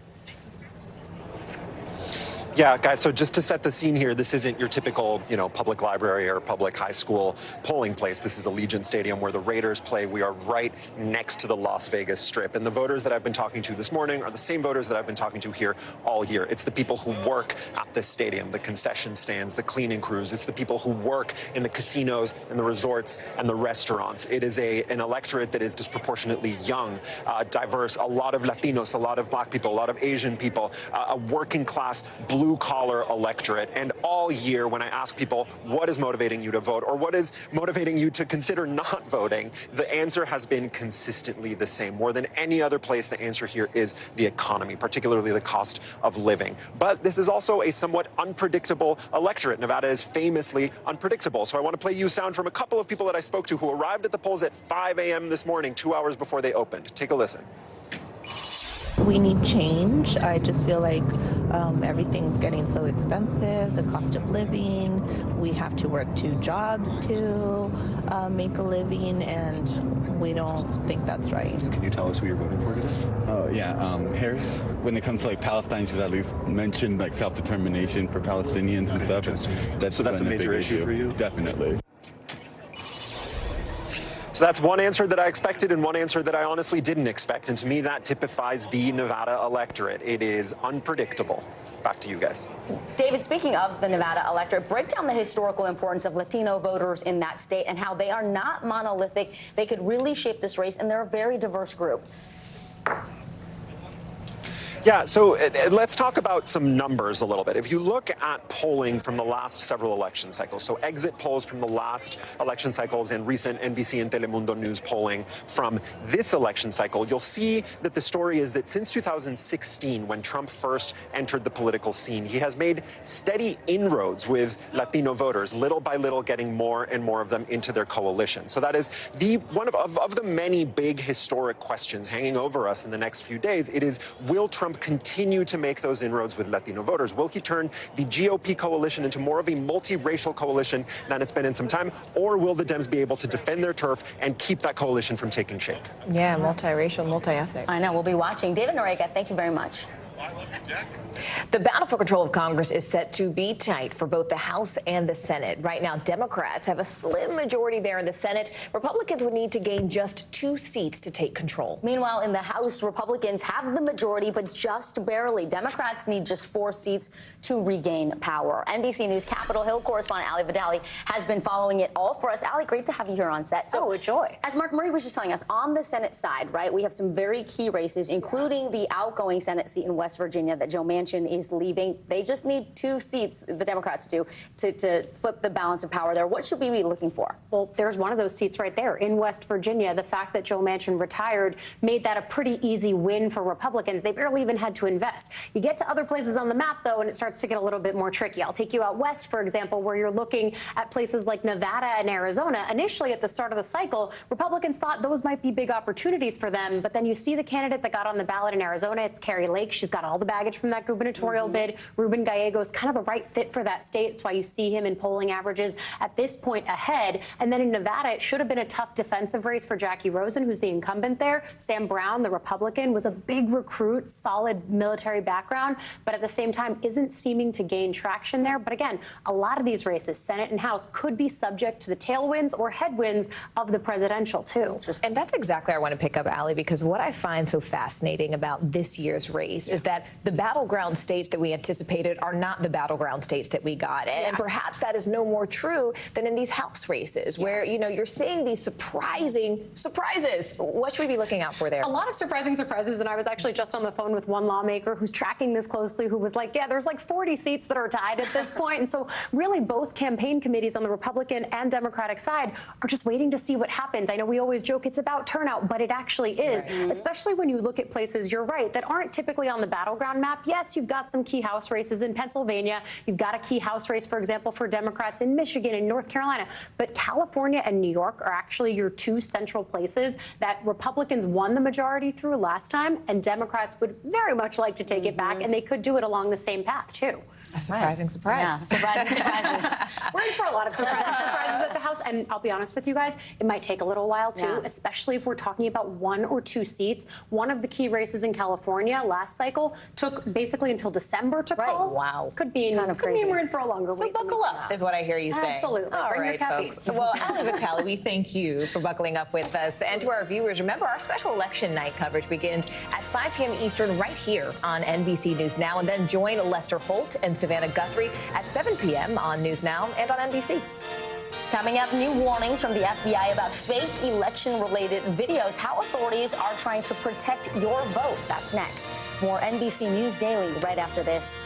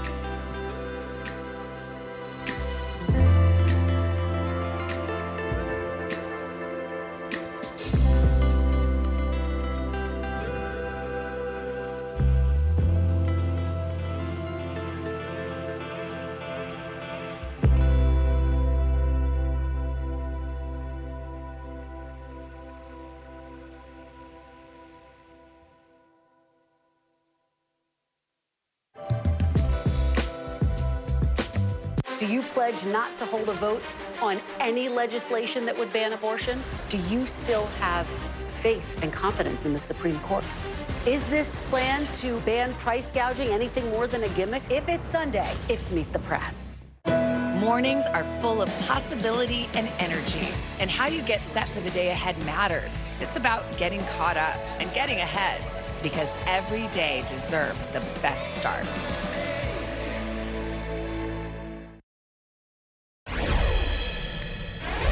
Multiple federal agencies, including the FBI, are out with a new warning today about more instances of election-related disinformation as well as propaganda. Yeah, they say political adversaries like Russia and Iran could be to blame. This is now the 5th warning from a federal agency in just the past 2 weeks that are related to misleading election content online. NBC News Justice and Intelligence correspondent Ken Delaney following it all for us. Ken, good to see you. So the FBI put out this new warning this morning about fabricated election videos. Tell us more. Yeah, and the reason they did this is because it was fake videos purporting to be from the FBI saying that there was a high terror threat at polling places, so people should vote remotely. Oh. Of course, there's no such thing as voting remotely. People would just stay home if they followed that advice. And look, there's a lot of disinformation that's happening that the FBI isn't flagging because they generally only flag foreign-related disinformation. Okay. And so people need to know that they cannot trust what they're seeing on social media. If they hear things about their polling places, time and manner of voting, check it out with official sources. All right, Ken Delaney, and I want to thank you. We are going to pause now for breaking news where we are going to hear former President Donald Trump speaking now. Sir, do you accept the possibility that you and Vice President Harris both might not get to 270 electoral votes by the end of tonight? It should never happen. A thing like that should never happen. This election should be over. They spend all this money on machines. And frankly, if they'd use paper ballots, it would be over by 10 o'clock. And by the way, the paper ballots would cost 8%. It would be 8% of the cost. If they would use paper ballots, voter ID, proof of citizenship, and one-day voting, it would all be over by 10 o'clock in the evening. It's crazy. They use these very expensive computers, and I'm hearing in Pennsylvania they won't have an answer till 2 or 3 days from now. I think it's an absolute outrage if that's the case. Now, maybe it'll be later, but it's paper ballots in France. They went paper ballots because the mail-in was not working. It was corrupt. And in France, they went paper ballots. And at 10 o'clock in the evening, they had 37 million votes counted and done. They had a winner, they had a loser. And in this country, I mean, I'm just hearing that in certain states, it's going to be a long time. And it won't even be close. It won't even be that close. They say, I'm going to win the state, but it's going to take a long time to certify it. Could you see a world where you don't declare victory tonight? Yeah, I mean, I'm hearing the same things that you're hearing. I'm hearing states where I'm up by a lot, but they won't have a final number for a long time. What are your plans for the night in terms of watching the results and so forth? So we're going to have a very special group of people, many of whom you know, and they'll be at Mar-a-Lago. In addition, we'll have 4,000 or 5,000 people at the convention center. On the assumption I win, I mean, I don't know if something else happens. I don't know what's going to happen in terms of declaring victory, but if in normal times I would go over to the convention center, let's say at 10 o'clock or 11 o'clock or something, but I just don't know. It looks like we have a very substantial lead. It looks like we have many more Republicans voting today than Democrats. So if you have a lead and we have a bigger vote, that means you're doing very well, but they have to call a winner. They should, and they should call a winner, yes. Just stop talking about that. Go ahead. Oh, I don't know. I was honored to get Joe Rogan last night. I mean, Joe Rogan's a big deal. He's a very respected person. And I must tell you, Megyn was fantastic. She got up and said some things that were really pretty amazing. But before that, I just think we ran a good campaign. I had good policy. We want people to come into our country, but they have to come in legally. You know, we want strong borders, and we want people to come in. We want to be totally inclusive, but they have to come in. I think that was a big issue. To me, that was the biggest issue. I may be wrong. You know, a lot of people said inflation. Inflation's a disaster, but I think it's a second issue. I think the first is the border. We can't allow criminals to be put back into our country or to be put into our country. So you have 13,000 plus murderers allowed to roam in our country. Not going to be allowed. They have to go. You have drug dealers. You have terrorists. You have a tremendous amount of people that should not be in our country, and we need strong borders in this country. And I think people are voting. And I think it's personally, I think it's the #1 issue. We'll see how it pans out, but I think it's the #1 issue.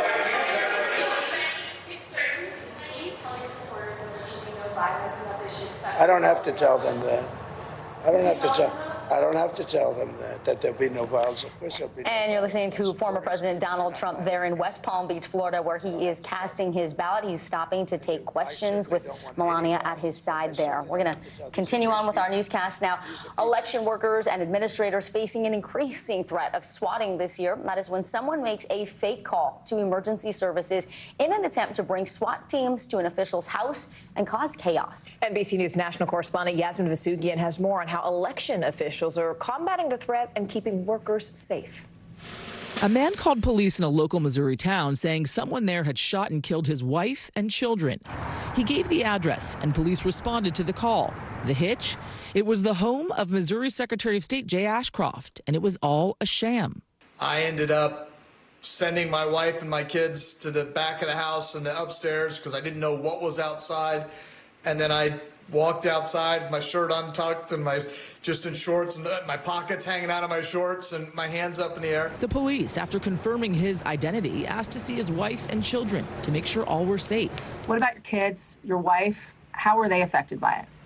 Well, it was a shock. Secretary Ashcroft was swatted, and he's one of the lucky ones. Swatting is when somebody calls 911 and says there's a prowler in my home, please come with a SWAT team. So this is a prank with a really quite dangerous edge. In 2017, a Wichita police officer who didn't realize a caller had falsely reported a homicide and hostage situation at the home of Andrew Finch mistakenly killed him. Since then, swatting incidents have been on the rise. In May of 2023, the FBI set up a swatting task force to track the number of incidents.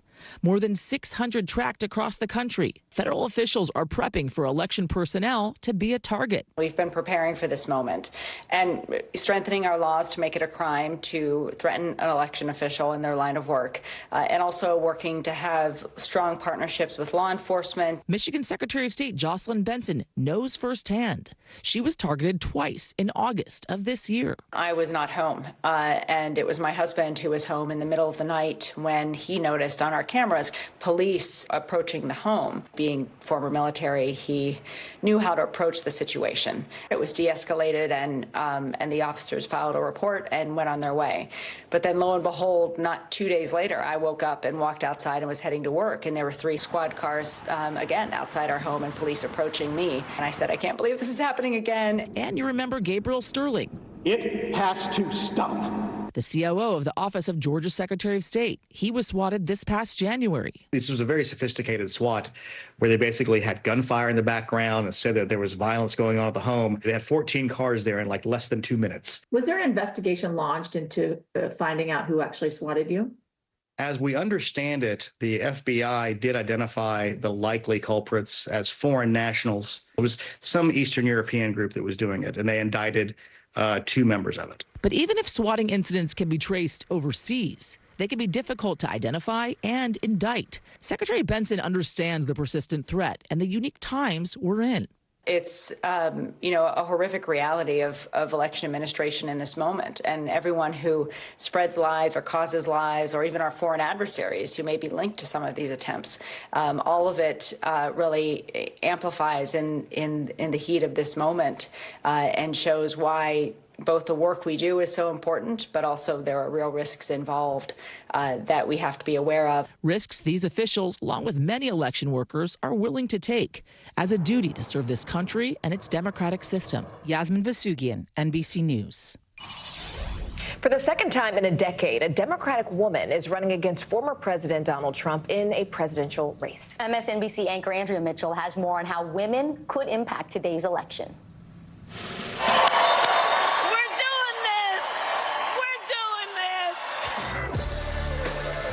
Could Kamala Harris finally break through America's ultimate glass ceiling and become the first woman president of the United States? The vibes are so good. This is history making. It's really wonderful. I love it. I think this is such a historic moment to be a part of. Harris, unlike Hillary Clinton, has for the most part let her gender speak for itself. But to beat Donald Trump, she's counting on an outpouring of women who've flocked to the polls since the Supreme Court overturned Roe v. Wade. Women voters being stripped of that fundamental freedom that they had come to rely on, it sparked an outrage in them. The gender gap this year is huge, 30 points in the October NBC News poll. In 2016, when Clinton was running, the gender gap in exit polls was 24 points. Clinton says women candidates still have to project strength, but not too much. It's still hard for some people to imagine a woman in the Oval Office. Michelle Obama sees it as a double standard. We expect her to be intelligent and articulate, to have a clear set of policies, to never show too much anger. Harris often faces age-old criticism of women in power. I don't think she's a leader or a boss. I think that there's somebody else behind it all. I think she's slick, but I don't think overall she has a great intellect. And not all women back Harris either. She can smile very well, but that's about all she can do well. And she laughs a lot. So it's really true that women like Kamala Harris are judged by a much tougher standard than men like Donald Trump. Yes, there is a gender bias when it comes to judging women candidates. And it ranges from everything on, policy to appearances. Running against Donald Trump, Harris has the extra challenge of countering his campaign's parade of male gladiators like Kid Rock and Hulk Hogan. Let Trumpomania run wild, brother! Eleanor Roosevelt was asked on Meet the Press in 1957 if a woman could ever become president. Someday it will happen when you get to the point where you look at people in politics and in positions of political importance as people and not as either women or men. Shirley Chisholm pioneered as a black woman running for president in 1972. I only hope that my successful candidacy will be an inspiration and a stimulation to many other black women up and down the breadth of this land. 175 women in 88 other countries have been elected head of state, including Golda Meir, Indira Gandhi, Margaret Thatcher, Angela Merkel, and this year Claudia Sheinbaum in Mexico.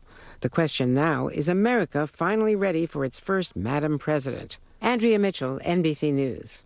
Stay with us. Our election coverage continues right after this.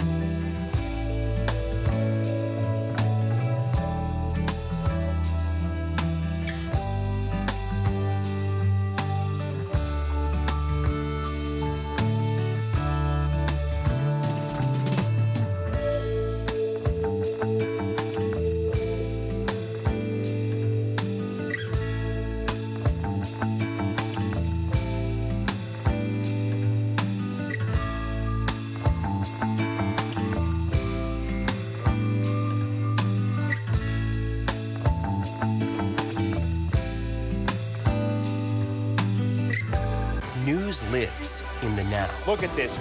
You can't even see anything anymore. Let's break down what we know. You gotta see this. News for the generation of now is NBC News Now. Do you pledge not to hold a vote on any legislation that would ban abortion? Do you still have faith and confidence in the Supreme Court? Is this plan to ban price gouging anything more than a gimmick? If it's Sunday, it's Meet the Press. Nice to have you along with us, whether you're at home or on our plaza. We're just glad you're with us this morning.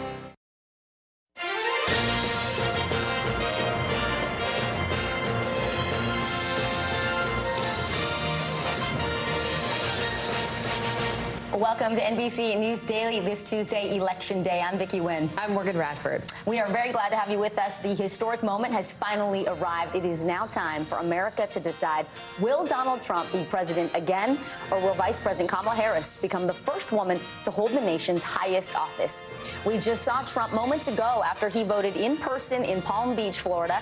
He told reporters it looks like Republicans have shown up in force at the polls. In fact, just take a look at the long lines of voters in Milwaukee and in Phoenix, two key cities in crucial battleground states that could decide this election.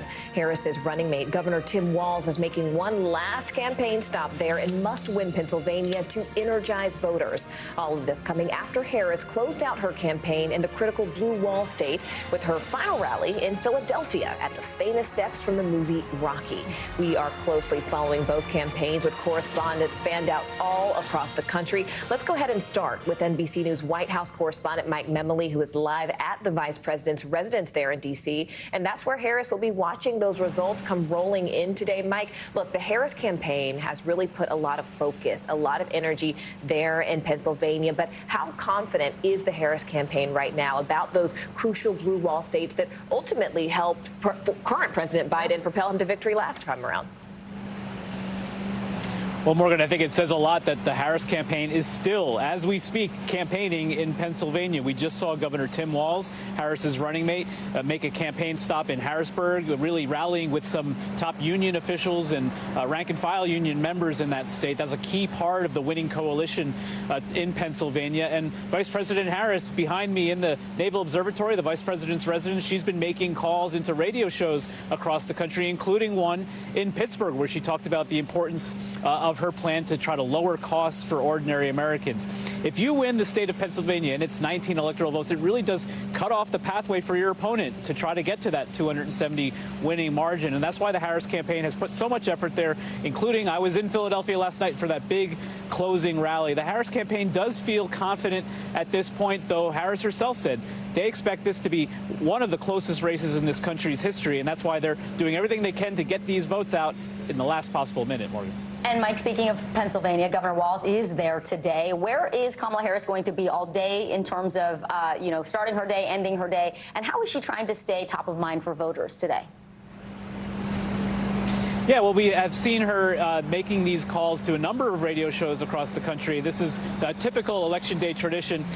In one of those radio interviews, in fact, the vice president talking about how she's going to have a tradition every Election Day of dinner with her family, many of which have traveled with her and gathered with her today. And then she's going to be speaking tonight. We may not be a victory speech or a concession speech, but we do expect to hear from her tonight when she visits Howard University. This is where she attended undergrad, a historically black college. Really, she, in another one of these interviews, talked about, in almost sentimental terms, how meaningful it is for her to be there. The first office she said she ran for was for the student council at Howard University, and she is looking forward to, as she put it, being the first HBCU alumni to be the president of the United States. Wow, from student council to potentially the White House. Mike Memoli for us there on the ground in D.C. Mike, thank you. For more on the Trump campaign, let's go to NBC News correspondent Vaughn Hilliard in West Palm Beach, Florida. So, Vaughn, former President Trump just spoke to reporters there after casting his ballot. He fielded a lot of questions and also continued to cast doubt on the American election process. Tell us more about what he said. Right. This was a former president and a Republican nominee who, walking into that voting booth in Palm Beach, suggested that he is quite confident about not only the early vote returns and the data, the number of Republicans that had early voted in the weeks prior to today, but also some of the early numbers showing those individuals who came up and have cast a ballot so far in some of the key battleground states. Clearly, this was a man buoyed by some of the data that his team has shared with him. I want to let you listen to part of his remarks after casting that ballot. Take a listen. No, I feel very confident. I have felt, we went in with a very big lead today, and it looks like Republicans have shown up in force. Look, I ran a great campaign. I think it was maybe the best of the three. We did great in the first one. We did much better in the second one, but something happened. And this was the best, I would say this was the best campaign we ran.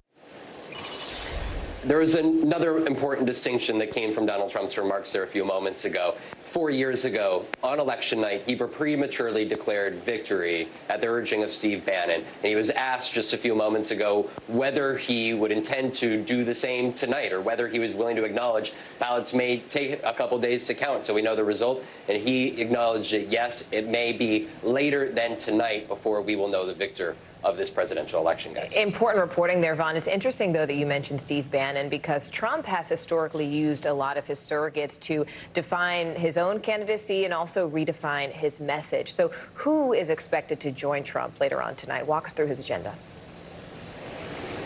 Right. He's going to be at his Mar-a-Lago estate for watching these results come in. And I'm told that it's going to be family, campaign advisors, but other close allies. Roger Stone, one of those individuals, tells me he will be at Mar-a-Lago. Rudy Giuliani is going to be here in West Palm Beach as well. Folks like Marjorie Taylor Greene. Steve Bannon is actually going to be in Washington, D.C. at the old Willard Hotel where he was on January 6th. He's going to be broadcasting a podcast at that time. But there are other allies like Tommy Tuberville, the senator from Alabama, as well as other legal aides who are going to be down here in the greater Palm Beach area here as the results come in. Once we get a sense of whether he'll deliver remarks or not, if he does, there is an event venue in West Palm Beach, just a couple of miles from his home, where the press is going to be assembled, as well as what we're told is several thousand supporters, where he could, in the scenario he wants to declare victory, that he would be able to go and deliver those remarks. So we've got a big day of not only voting ahead, but also the aftermath of what's to come. Yeah, days or maybe even weeks. Vaughn Hilliard, thank you very much. Let's go ahead and bring in NBC News senior political editor Mark Murray, who joins us here in studio. Mark, talk strategy here with us for a minute. Where are those places that both Harris and Trump are ultimately looking to flip to take them over the edge? So for Harris, actually, she wants to just kind of hold on to the Biden map and the Biden margins from 2020 when Joe Biden was able to win in key battleground states and nationally by more than 4 percentage points. One place that I'm kind of looking is Erie, Pennsylvania. This has been a very swingy part. This is going to be a county we're going to be watching. Biden won, and then 2020, Trump won, and then 2016. If Harris is able to win a county like Erie, I think that's very good news for her.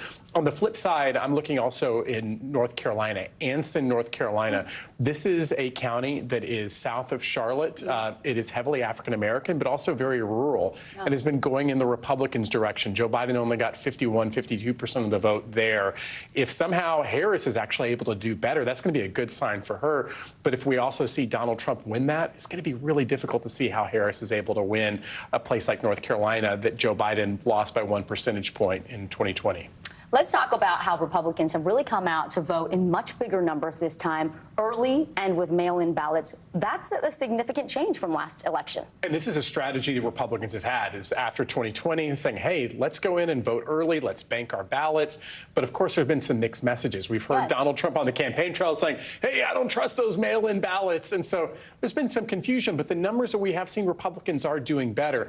But one note of caution on all of this, you know, this is not 2020. This is not during a pandemic. So many people voted during a pandemic by mail and early ballots, and people are changing behavior. There are more Democrats today that are going to vote on election day than we saw 4 years ago when they were voting early or casting their mail ballots. Which is interesting. Just to kind of pin up on that place like Anson, North Carolina, is the hope and strategy that they get more people to turn out, or that they actually flip the quality and the substance of their vote? It's both. But again, what we're going to be looking for the net votes that come out of that. And so even in like the really populous places, when we start watching Philadelphia, for example, or a lot of the Philadelphia suburbs, yes, the margins matter, but also the vote numbers. You know, does someone like Harris have 450,000 more votes out of Philadelphia than Trump does? Or is that number 400,000? And that could be the difference between winning and losing. So I'm of the belief both end up mattering. All right. Mark Murray, as always, thank you very much. Thank you. Thanks, Mark. Let's turn now to our CNBC Money Minute, where Boeing employees will soon be heading back to work, and that is after voting in favor of a new labor contract just yesterday. The company's machinists had been on strike for nearly 2 months, stopping most of its aircraft production. CNBC's Tech Check anchor Deirdre Bosa joins us now. So, Deirdre, let's talk about this. It was like the third or fourth offer. Break down the new approved labor deal. What's in it? Hey, Vicki Morgan. So 59% of the machinists voted for the New Deal, which includes a 38% wage increase over 4 years. And it increases 401k contributions and a signing bonus of up to $12,000, or a combination of a $7,000 bonus and a $5,000 401k deposit. The union said workers can return to their jobs as early as Wednesday, but they must return no later than November 12th. Meanwhile, Dollar Tree CEO and Chairman Rick Drayling has stepped down. The embattled discount chain said Drayling, who joined the company as executive chairman in 2022, cited health challenges behind his decision. COO Michael Creedon will serve as the interim CEO until a permanent replacement is found. And finally, to celebrate Election Day, a number of companies are offering discounts and freebies for voters. Rideshare apps Uber and Lyft are offering ride discounts to customers heading to the polls, while Krispy Kreme is giving out free glazed donuts. You can snag a free frozen yogurt at IKEA. And food delivery apps Grubhub and Uber Eats, they're offering discounts for anyone in need of a late night snack. As the results roll in, guys, this is good information for us. We're going to be up late. We might need those snacks. I agree. Yeah, we like each other. Yes. Deirdre Bosa, thanks so much. Sign me up for the appreciate Krispy Kreme. Yes. Coming up, we are going to hear from voters in crucial battleground states, Pennsylvania and Wisconsin, the top issues energizing them, bringing them to the ballot box. You're watching NBC News Daily.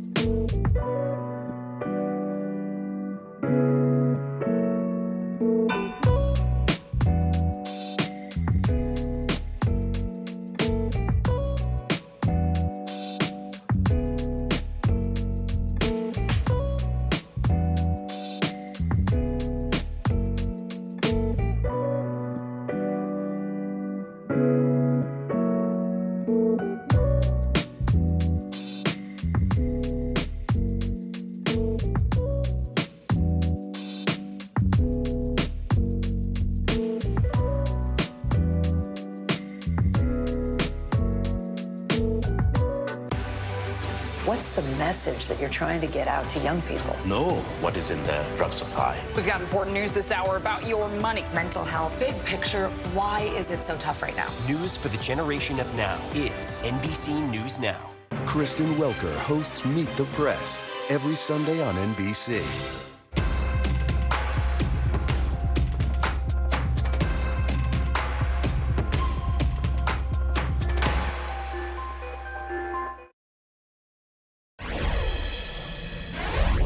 We continue our coverage of the key states in this tight presidential race. Two of the most important ones, Pennsylvania and Wisconsin. Both of them went blue by less than 2 percentage points in 2020. We have team coverage from all angles. NBC News correspondent Raheem Ellis is in Erie County, Pennsylvania. But first, we're going to go to NBC News Now anchor Joe Fryer live in Madison, Wisconsin for us. Hey, Joe, so if you are a Republican if you're in a Republican-leaning suburb that Democrats are trying to flip, talk about the campaign candidates' messages right now, and are they resonating with the people who are showing up and talking to you?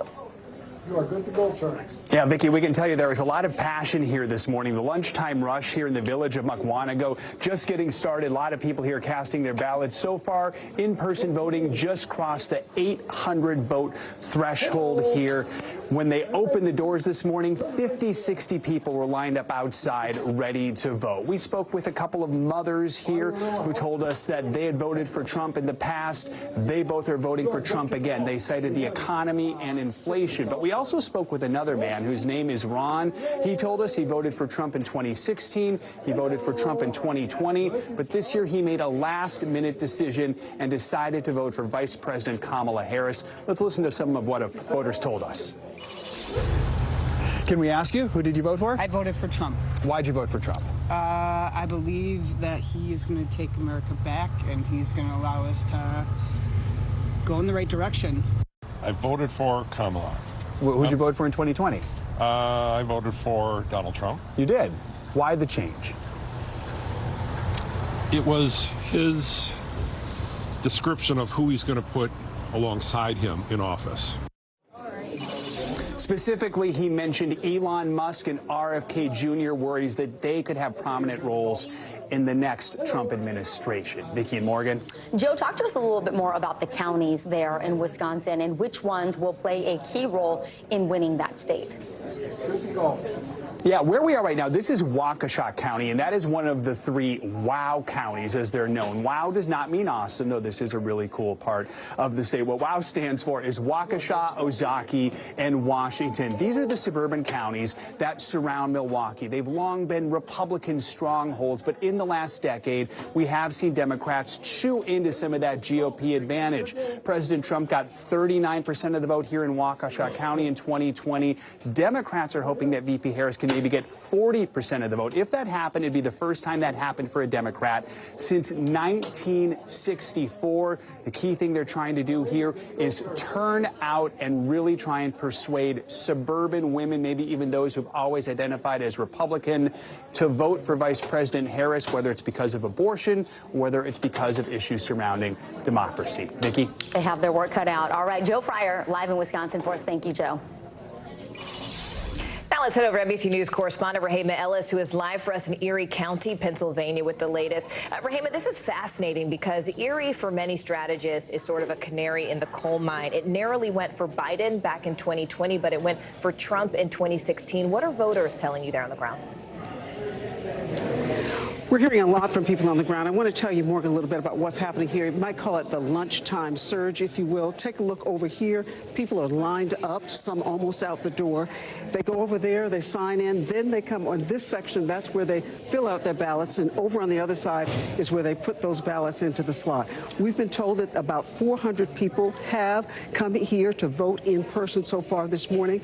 To give you an idea of how that compares with an off-presidential year, they told me for the whole day in an off-presidential year, they might get about 200 people here, so they feel pretty good about what's happening. One of the things, or many of the things that people are saying to me is that they are glad that this is Election Day. They've had enough of the ads and the talking heads and sound bites of what direction they should or shouldn't go into. One person told me that he saw an ad, however, just yesterday, and that helped him make up his mind about who he was going to vote for, and he said it was Harris. Another person said to us that they were very concerned about what's happening in the Middle East with Palestinians, and he was torn between whether he should vote for Trump or Harris. Ultimately, he decided that Harris was the person that he should go with, while others have said to me, one man said he decided 2 years ago who he was going to vote for, and he said it would be Trump. And this is a place that people are watching to see exactly how people are voting. Yeah, these votes, I mean, matter. It's interesting, though, when you were running the numbers, Rahema, what do those numbers tell us about the timing? Because a judge on Friday ordered that the Erie County Board of Elections had to issue ballots for up to 17,000 voters who did not get their mail ballots in time. So how does that affect when we could see these final results? Well, one of the things that's happening is that because of what the judge said the county had to do, they left open the voting place after early voting ended. They left it open for 4 days for people to come and cast their ballots.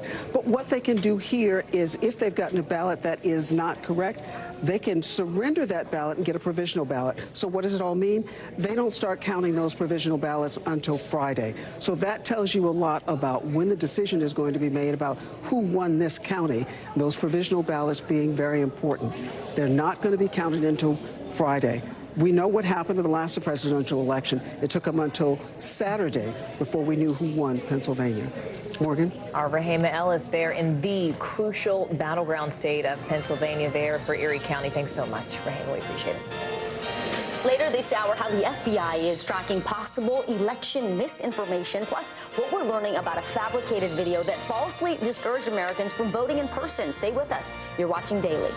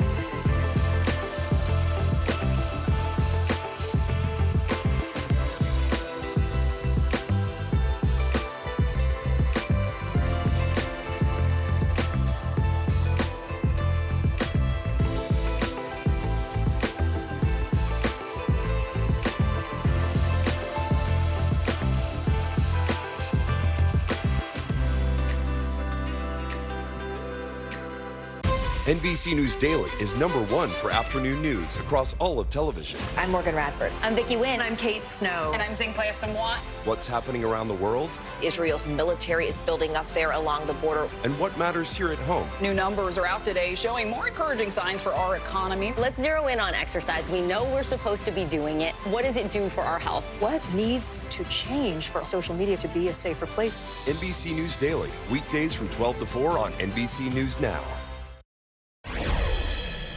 Reproductive rights are front and center today at the polls. Voters in 10 states will weigh in on different abortion-related ballot measures. NBC News correspondent Dasha Burns talked to medical professionals as well as patients in Missouri, where voters will decide whether to undo one of the nation's strictest abortion laws.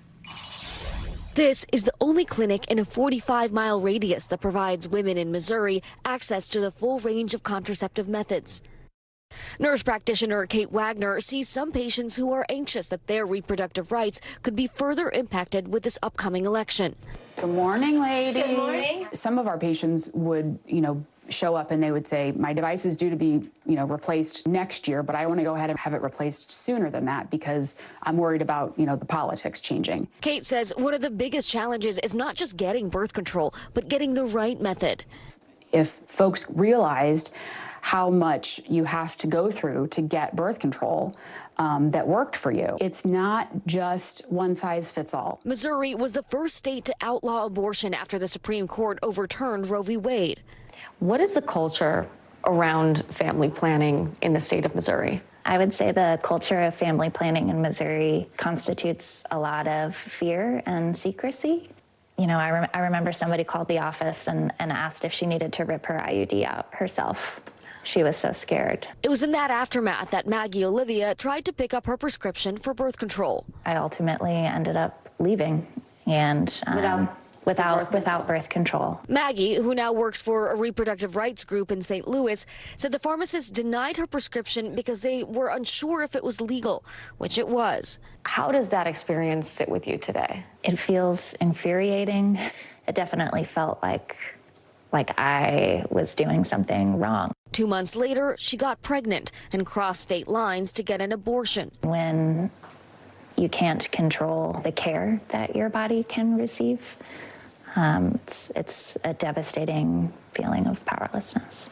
Maggie is not alone. In a state where tensions have long boiled over reproductive rights, family planning experts say women face mounting barriers to accessing contraception because of post-Roe politics, sowing fear, confusion, and anxiety among providers and patients.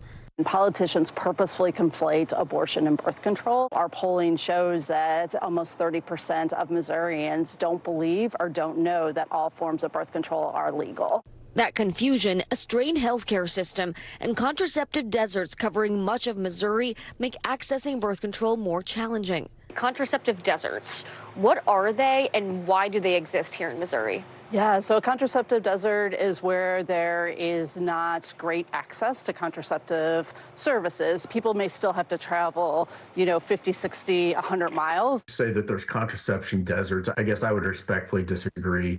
Denny Hoskins is a Republican senator and voted in favor of a bill that would have excluded emergency contraceptives from Missouri's Medicaid program. They do have adequate access to contraception in Missouri. But didn't the state specifically take action to not support funding for contraception? We did. Most certainly, I don't think that it should be paid for by taxpayer dollars. 6 in 10 women in Missouri are concerned about elected officials passing laws that limit access to birth control. I've been doing this work for almost 20 years and have seen the chipping away of our rights, and it was really focused on abortion. And then over the last few years, we've really seen birth control also become part of that conversation. That's why family planning advocates are pushing to pass an amendment on Missouri's ballot this year. The constitutional amendment would ensure a person's fundamental right to reproductive freedom, which would include abortion and birth control. It's really a proactive measure that will keep politicians from being able to restrict that access instead of constantly having to defend for our rights. Had this constitutional amendment been in place in 2022, I would have never been denied birth control, would have never had to flee the state, I would have never had to keep secrets from my doctors. Everything would have been different about that experience. She's one of millions who will vote on safeguarding contraception, also on the ballot in Maryland and Nevada. Dasha Burns, NBC News, St. Louis, Missouri. You are watching NBC News Daily on this election day, and you can watch us free 24/7 on our streaming network, NBC News Now. You can take us wherever you stream, including YouTube, Hulu, Roku, and Peacock. Your news continues after these short messages.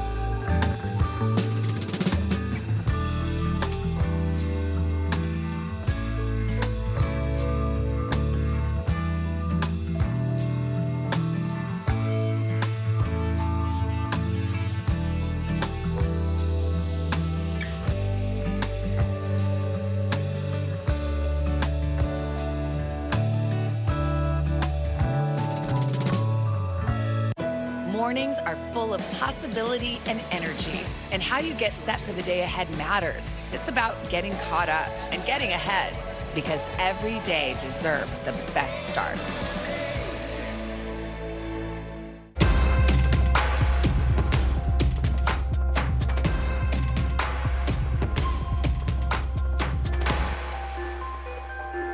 More Americans turn to NBC News than any other news organization.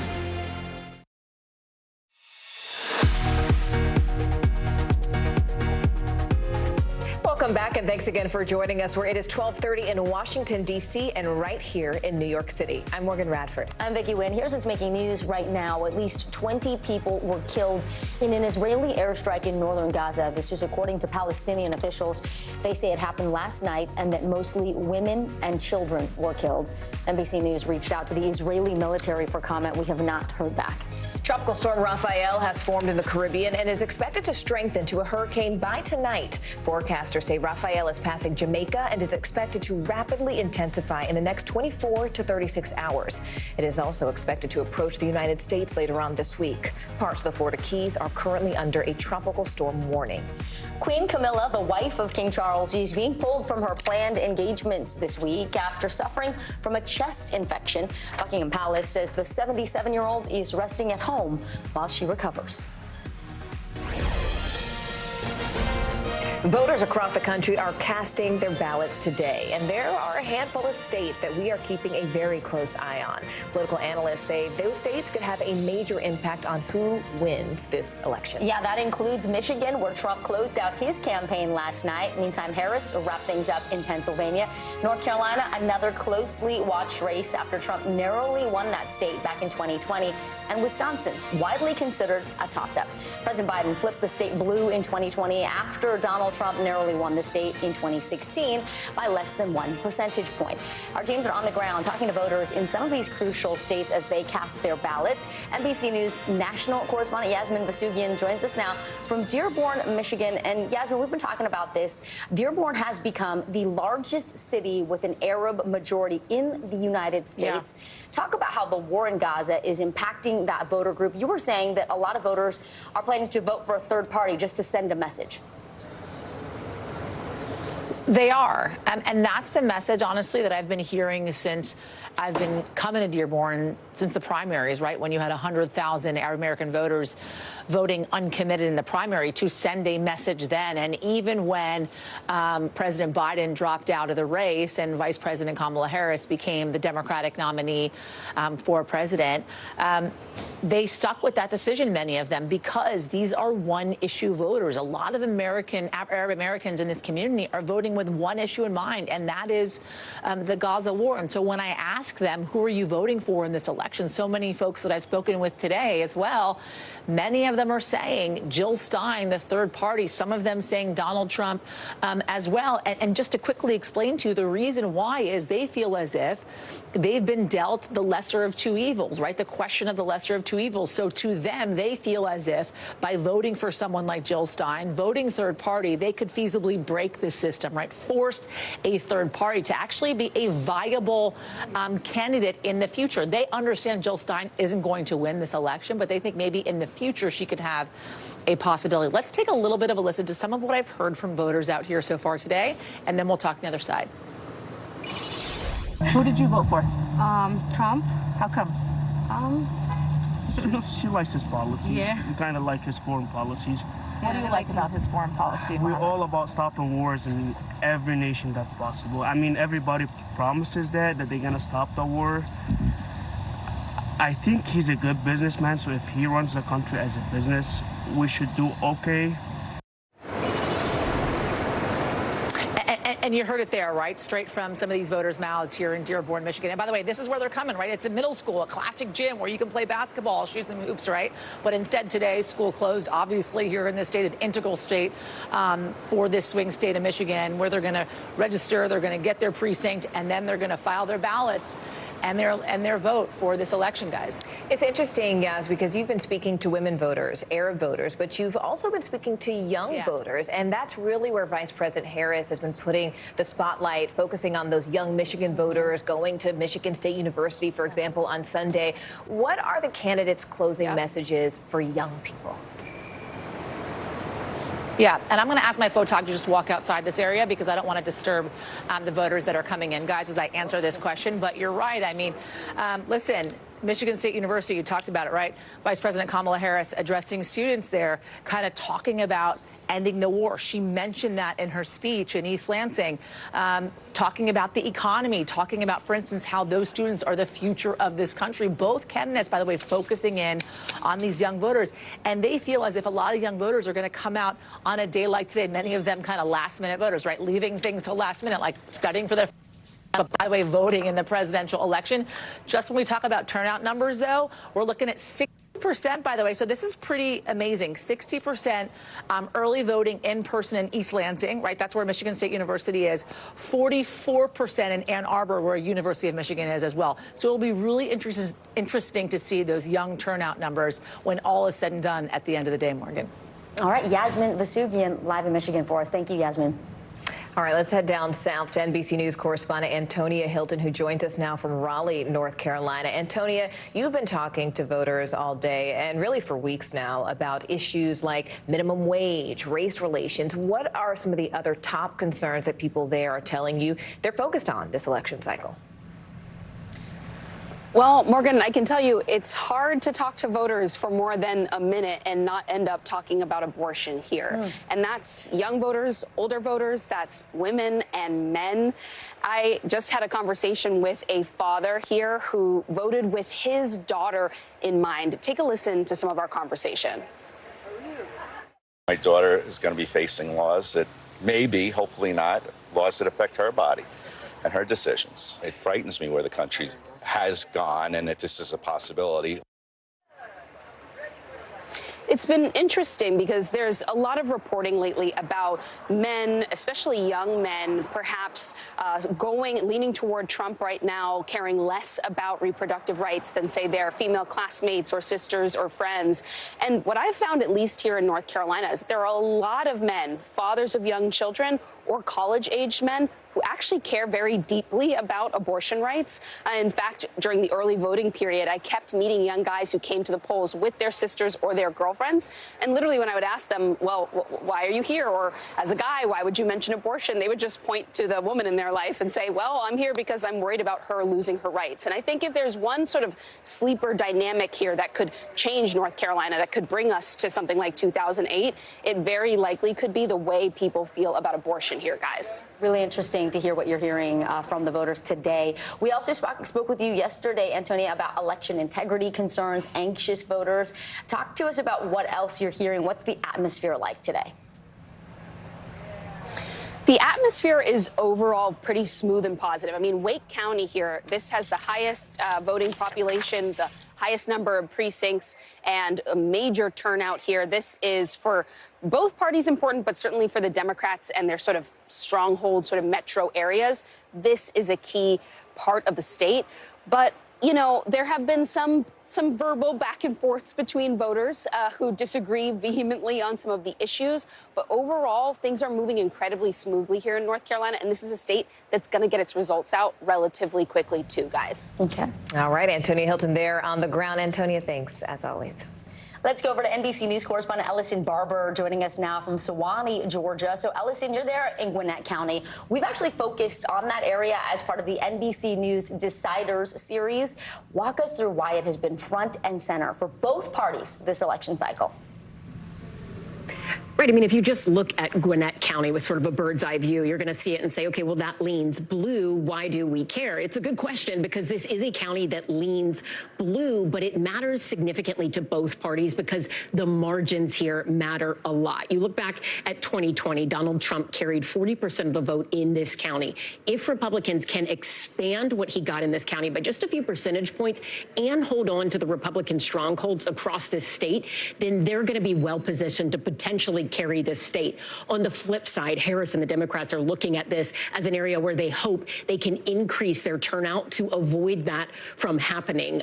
Local Democrats, as well as the Harris campaign, they say they've tried to really focus in this county in particular on what they describe as hard to reach likely Harris voters. That means somebody who probably would lean Democrat or vote for Harris, but maybe doesn't vote in every election cycle. The local chair of the Democratic Party for this county said that they had been targeting those voters in particular in the lead up to Election Day and early voting, making sure they were targeting them with digital ads, sending mailers to them in more than a dozen languages, hoping they can get their margins up more in this county as well. This is an interesting county because it's a big county. It's incredibly diverse. And when you look at the population here, they've had massive population growth in the last 20 years in particular. In the last decade, this county has grown population-wise by about 19%, and about 25% of the people living in this county, they were not born in the United States. So it's a diverse county. It's a big county. It matters a lot to both campaigns, and they're trying to get higher turnout numbers here. Yeah. Vicki, Morgan. Thanks for that additional context. Ellison Barber in Gwinnett County. Thank you. Meanwhile, the FBI is out with a new warning today about election-related disinformation as well as propaganda after they have identified 2 fake videos today. This is now the 5th warning from a federal agency in just the past 2 weeks related to misleading election content online. NBC News Justice and Intelligence correspondent Ken Delaney joins us now. Ken, the FBI put out a new statement this morning about these fabricated election-related videos, but what are they doing about it? Well, what they're doing is they're trying to inoculate the public by calling this out. And this was a particularly insidious fake video, guys, because it told people to stay home and vote remotely because of a terror threat at polling places. Obviously, there's no such thing as remote voting. It was designed to suppress the vote. And they didn't say whether this was a foreign origin or domestic. They issued this warning, though, because it purported to be, it was a fake video that purported to be from the FBI. So they wanted to clear that up. But just stepping back, the FBI and the intelligence community has essentially warned that Russia is in an information war with the American electorate, and they are circulating lots of fake videos designed to reduce confidence in the outcome of today's election and designed to make people think there's fraud when there isn't fraud, and also designed to suppress the vote. So the best advice we can give people is if you see a video or audio that suggests you need to change the time and the manner of your vote, check that out. Call your local county election board, your state election officials, because there is a lot of disinformation circulating online. Some of it is foreign, some of it is domestic, some the FBI is warning about, but others they're not seeing. And so people really have to be their own advocates and their own fact checkers on this stuff, guys. It's so important, Ken. A great reminder there. And to go back to the foreign actors aspect of this, federal officials really do believe Russia and Iran are the biggest threats of foreign influence in this election. Tell us more about that. Yeah, that's right. And they've said that Russia wants Donald Trump to win, Iran wants Kamala Harris to win, but they both want to sow discord. And what they're really worried about is what happens after today. In the days going forward, they're very concerned that Russia is going to try to make people lose confidence in the result of this election, believe that there was fraud, particularly among Trump supporters if Trump loses, a repeat of what happened last time. And they're just worried that Russia is going to stoke those flames with a series of fake videos. But what they're doing that they have never done before is they are calling it out when they see it. When they can attribute a piece of disinformation to Russia or Iran, they are issuing a statement. We're reporting it. The idea is to inoculate the public from this stuff. Whether that will succeed remains to be seen, guys. All right, Ken Delaney, and thank you so much. We appreciate it. You bet. And coming up next, we will take you to the Southwest, where voters in Arizona and Nevada could have a major impact on the state of this race. How the Democratic Party is fighting to hold their ground there. More NBC News Daily right after this short break.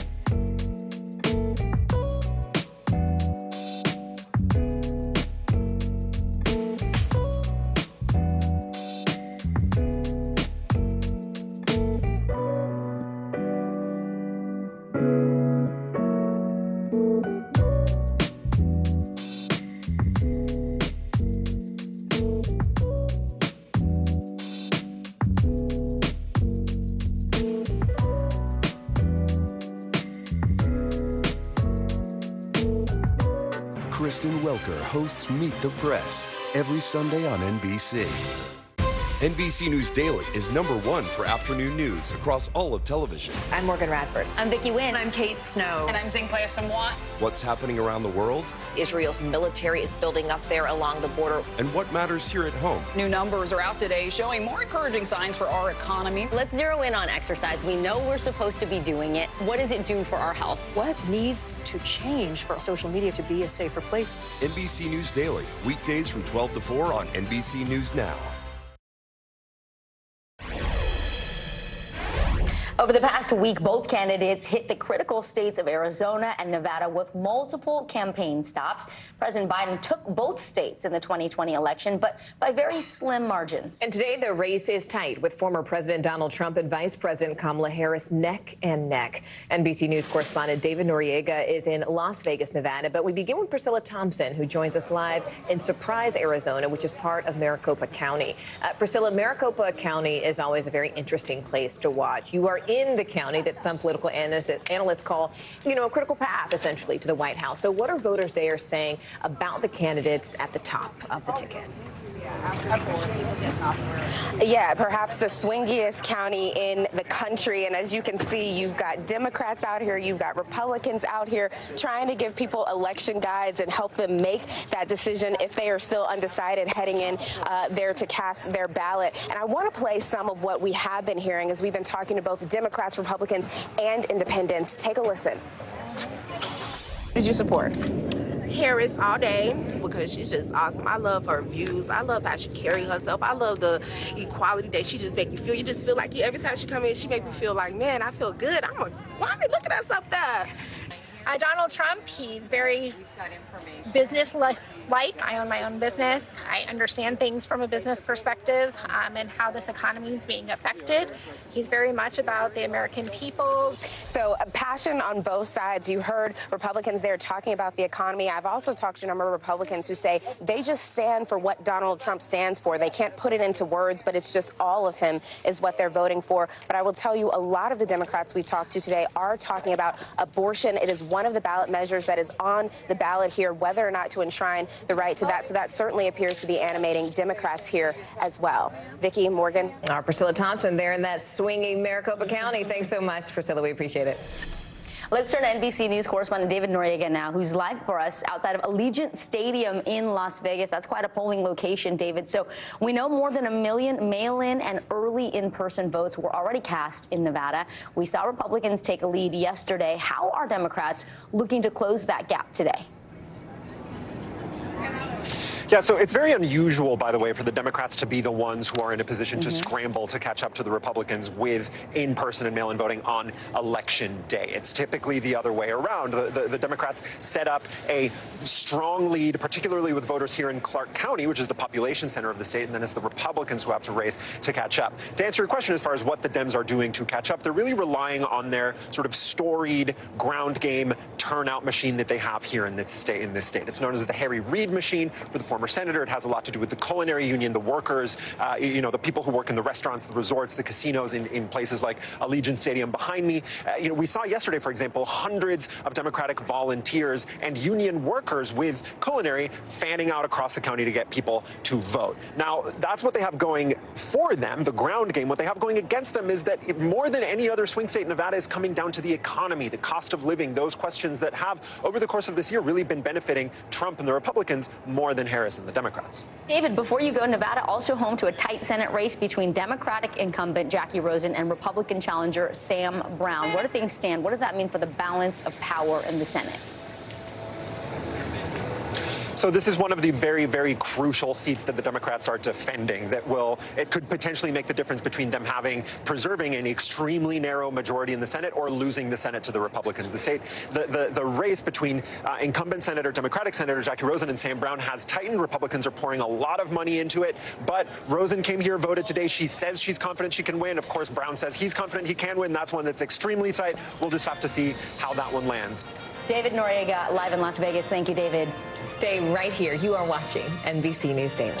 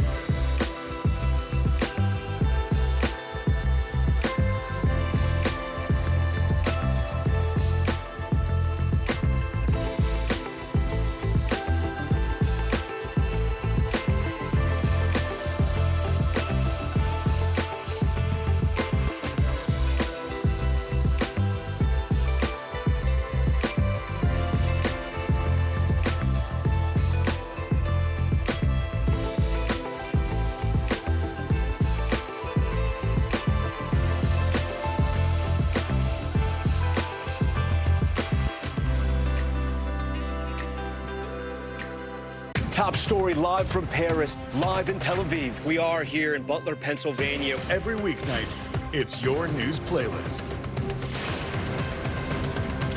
Top story with Tanya Amos, streaming weeknights at 7 on NBC News Now.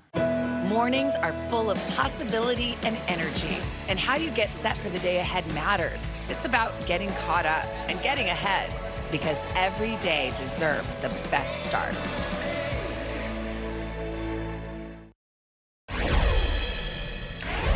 Now, no matter which way it goes, the balance of power in Congress will be decided by an extremely narrow margin. Right now, Republicans have the majority in the House, but just barely. And on the Senate side, Democrats are in control, but again, that's a slim majority. NBC News Capitol Hill correspondent Ali Vitale has been following it all for us. So, Ali, let's talk about the Senate side. Which are the key races that we should be watching for? Ohio and Montana. Okay. I think those are the ones that are, in Republicans' eyes, most likely to flip. In my mind, having covered both of them in 2018, these are very specific characters to their very specific states. They have outperformed the top of their ticket before, but it is the first time that both of them are on a presidential ticket in cycle themselves as well. It's going to make it harder, but not impossible. Those are the two that I'm watching closely. But we've really seen these surprising battleground states emerge in the House races. So what are you looking for there? California and New York are the absolute keys. There's about 6 races in New York and just a few more in California. The thing with those is they're going to be tight, and especially out in California. We saw back in 2022,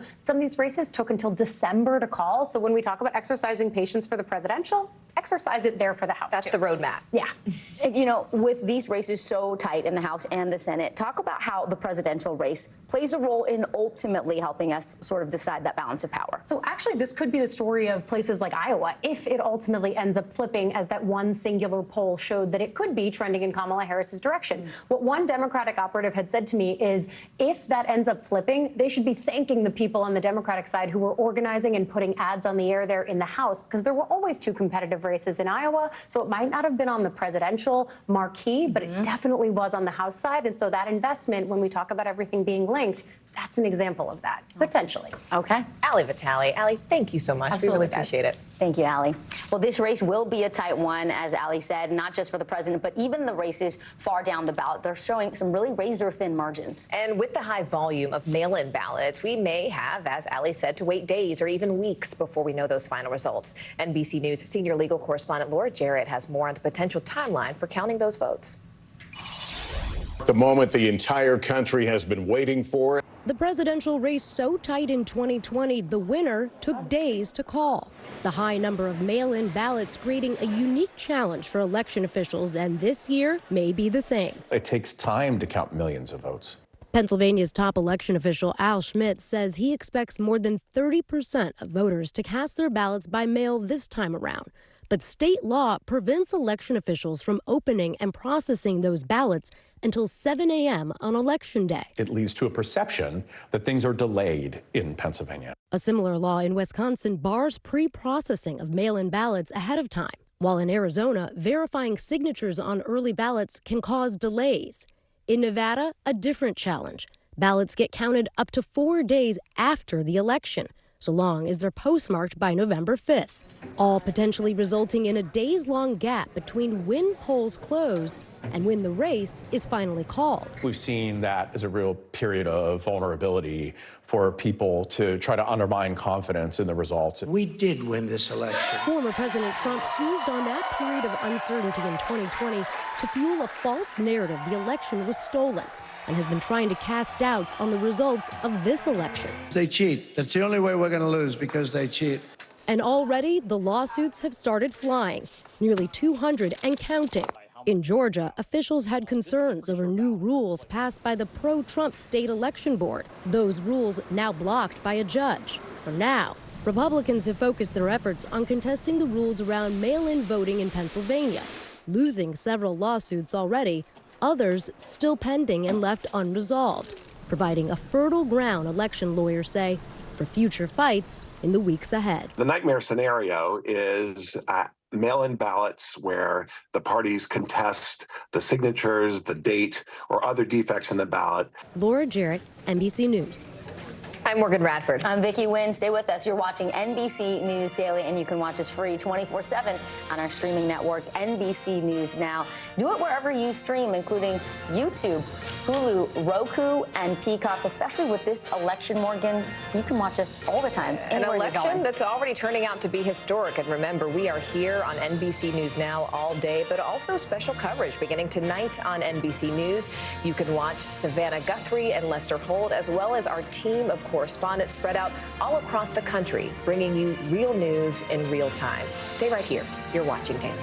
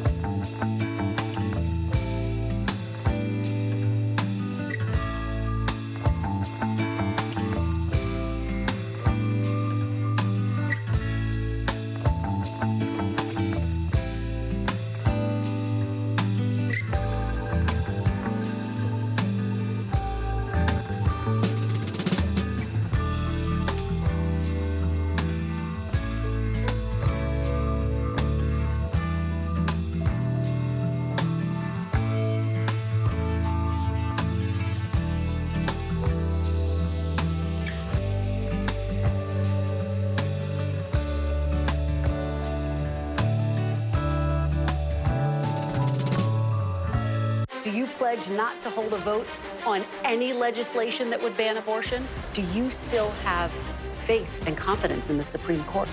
Is this plan to ban price gouging anything more than a gimmick? If it's Sunday, it's Meet the Press. What's the message that you're trying to get out to young people? Know what is in the drug supply. We've got important news this hour about your money. Mental health, big picture, why is it so tough right now? News for the generation of now is NBC News Now.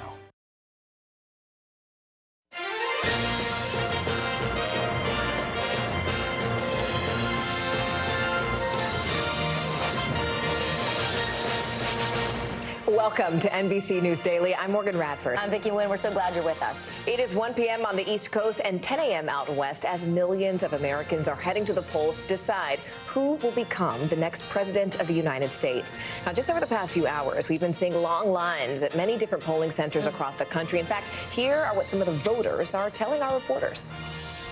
A little nervous, definitely with social media being a big part of it, but hopefully my vote matters and I'm able to make a difference. For me, it would be democracy and just making sure that our rights in this country are protected. Abortion, obviously, you know, I mean, I'm not a woman and I can't speak for women, but I feel like it should be their own choice. I voted for Trump last time. I'm going to do it again. The economy sucks at this point. I feel like political discussions have kind of permeated all the discussions we've been having. So it's like we're excited to cast our vote, but also I think rightfully nervous, you know, cautiously optimistic about the outcome. Well, about 30 minutes ago, former President Donald Trump spoke at his campaign headquarters in South Florida.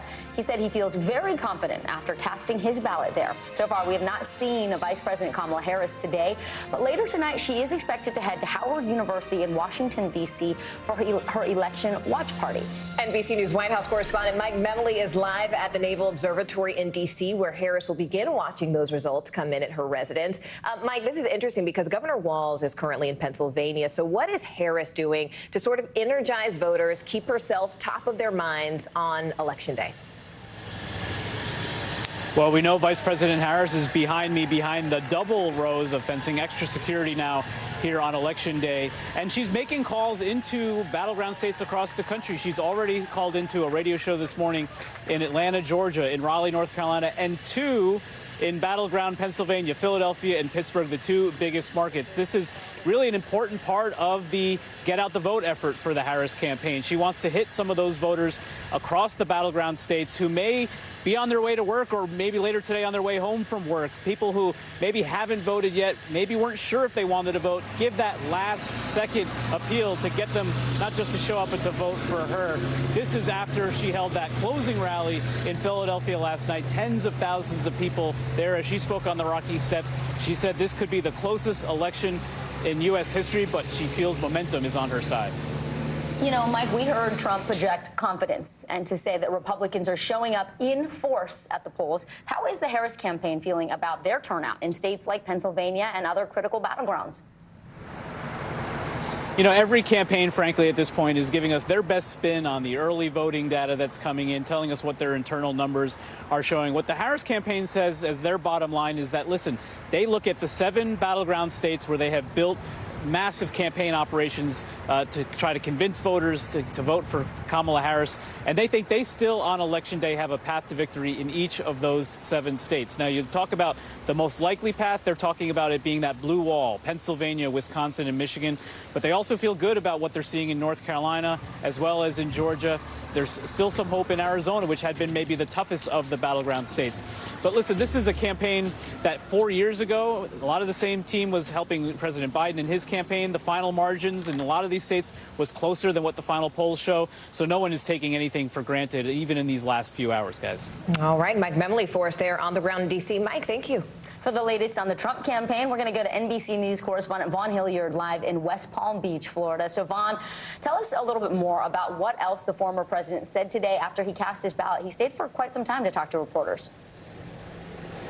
Right, Vicki Morgan. He actually answered a slew of questions, not only suggesting that he is confident about what they have seen, he and his campaign, from the early vote returns in the weeks leading up to today, but also the number of Republican registered voters who have been coming in person in these key battleground states. And him, after casting his own ballot alongside his wife, former First Lady Melania Trump, also, though, talked about what has become a byproduct of Donald Trump being a candidate, and that is, when the ballots are being counted, the extent to which one accepts the election results. And I want to let you listen to part of his response to our NBC's Jake Traylor, who asked whether he would be willing to acknowledge that we may not have an election result tonight, and then also the extent to which he has concerns about political violence in the weeks ahead. Take a listen. If I lose an election, if it's a fair election, I'd be the first one to acknowledge it. Of course, there'll be no violence. My supporters are not violent people. I don't have to tell them that. And I certainly don't want any violence, but I certainly don't have to tell. These are great people. Of course, 4 years ago on election night, he prematurely from the White House declared that he had won re-election when there were still hundreds of thousands of ballots outstanding in multiple battleground states. And we could expect potentially the same to play out tonight. But he acknowledged that this afternoon that we may not know who the victor is and that this may take a couple of days. Of course, there are voters that are still voting here around the country. And so for Donald Trump and his campaign, they will be holding down at his Mar-a-Lago estate, where friends, family, and close allies are going to be watching these results come in before going across the water to West Palm Beach to potentially deliver remarks to supporters in the gathered press. A big night ahead, guys. What have you heard, Vaughn? I mean, what is the atmosphere? What is the tone in these final hours? Because I think, as Vicki mentioned, former President Trump has been projecting a lot of confidence. But what have you been hearing from those campaign sources? Right. 1 week ago, it was a little different than it was in the last 24 hours. Let's be clear. In the aftermath around the Madison Square Garden rally, Donald Trump and his team were feeling very high about the enthusiasm and the number of Republicans who were turning in their early votes. But over the last 9 days, specifically since that Madison Square Garden rally, we have seen a very undisciplined Donald Trump who has not had a focused message. He has used denigrating language to describe Vice President Harris, Nancy Pelosi, Liz Cheney, but also his former generals, John Kelly, James Mattis, Mark Milley, and some Republicans, including one Trump campaign battleground source I've talked to, have said that they are concerned about not only some of those independent voters who were trying to potentially be willing to vote for Donald Trump, but those even reticent conservatives. And when we're talking about a race that could come down to thousands of votes, that sort of language, their concern could potentially have impacts on what could be a very narrow margin victory for one of these candidates here tonight. Yeah. All right, our Vaughn Hill, you're there on the ground in Florida. Vaughn, thank you. Let's go ahead and bring in NBC News senior political editor Mark Murray. Mark, you said we could be in for a long night. We might not get any results from the key swing states for a while. So what are some of the states that, you're watching and could give us a lot of insight, at least the earlier the better? Yeah, let's start with Florida. And again, Florida has been in the Republican column for the last decade or so, but it is a really fast counting state. And so we could end up having the entire vote counted in Florida by 8 or 9 o'clock. And to me, looking back in the 2016 and 2020 cycles, we always ended up seeing the Donald Trump strength, that MAGA base come out, and Florida was always a key sign. And so that was a state that Trump won by more than 3 percentage points, and we're going to be looking at the counties and the results and the margins to see if that strength still shows up in the Sunshine State for him. Mark, can we talk about suburban women? Because they really were a stronghold for Biden in the last election. What are we seeing, though, this time around? We're seeing an enormous gender gap, and we are actually seeing Harris doing incredibly well with women, whether urban or suburban women with college degrees. And so this, to me, is going to potentially be one of the defining stories of this election cycle. And when we talk about the suburbs and suburban women, I'm always looking at those Philadelphia suburbs. This is where Joe Biden was able to win Pennsylvania in 2020. We're talking places like Delaware, Montgomery, Chester. And so, to me, that's going to be very, very important. Of course, Donald Trump's trying to counter with better turnout with men, with Latinos, with younger black voters. And so we're going to see that kind of the mesh of different forces all play out. Which has been really interesting to see how both of those campaigns have tried to appeal to masculinity, right? With President Obama speaking directly to young men. We saw Magic Johnson speaking directly to young black men in Detroit and other places, other people like Charlemagne the God. So it's interesting how both campaigns are trying to target that same demographic. Mark Murray, it is always a pleasure to have you live in the studio here at 30 Rock. Thank you. Thanks for having me. Thank you, Mark. All right, it is time now for our CNBC Money Minute. After almost 2 months on the picket line, Boeing factory workers are headed back to work. 59% of machinists voted to approve the latest labor deal, effectively ending the strike. CNBC senior markets correspondent Dominic Chu joins us. Dom, we have been following the story for months now. What finally, sealed the deal? What do employees actually get in this new contract? Sure, Morgan, Vicky. So the contract headline is it delivers a 38% wage hike over 4 years for the 33,000 union members who build most of Boeing's jets. Now, Boeing's new CEO, Kelly Ortberg, said even with the strike over, there's still work ahead to be done to return the company to its standards of excellence. The strike has pressured the company's finances, with the company warning last week it will likely burn cash through the year 2025. Meanwhile, Walgreens agreed to pay about $100 million to settle a proposed class action lawsuit accusing it of overcharging customers for a decade when they bought generic drugs through private insurance companies, Medicare or Medicaid. Plaintiffs accuse the company of wrongly requiring insured customers to pay more than members of its prescription savings club plan. And speaking of influencing elections, Meta Platforms will reportedly extend its ban of political ads after today's election. It was supposed to expire just before midnight, but Axios reports it will stay in place a little bit longer to prevent confusion and misinformation from spreading while votes are still being tallied. Google, by the way, is also blocking election ads until polls close later on tonight, ladies. So very much a contested election. We'll see what happens here in the coming hours. I'm sure you guys will be busy. I'll send things back over to you. And such an important reminder not to just trust what you see online. Go to different sources when you find information just to verify that's actually true when it comes to voting. Trust but verify, always, especially with such an important election being contested right now. Absolutely. Dom Chu, thank you very much. Well, our live Election Day coverage continues as we talk to voters in some of the biggest states to watch right when we come back. Don't move. You're watching NBC News Daily.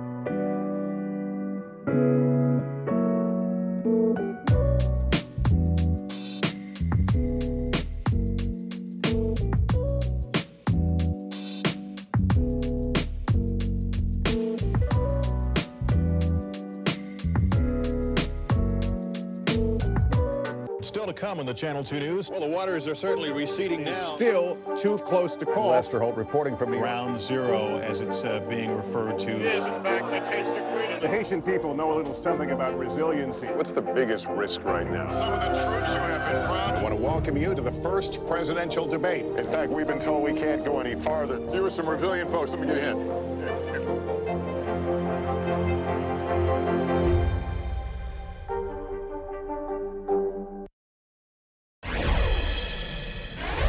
We continue our coverage now of the crucial battleground states in this tight presidential race. Two of the most important ones, Pennsylvania and Michigan, where both candidates closed out their campaigns yesterday. Now, back in 2020, President Joe Biden won Pennsylvania by less than 2 points and Michigan by just under 3 points. So we've got team coverage from all angles. NBC News correspondent Maggie Vespa is in Grand Rapids, Michigan. But first, let's head over to NBC News correspondent Julie Sirkin, who is outside of Pittsburgh, Pennsylvania. Julie, you are in Allegheny County. What are you hearing from voters there in that crucial swing state?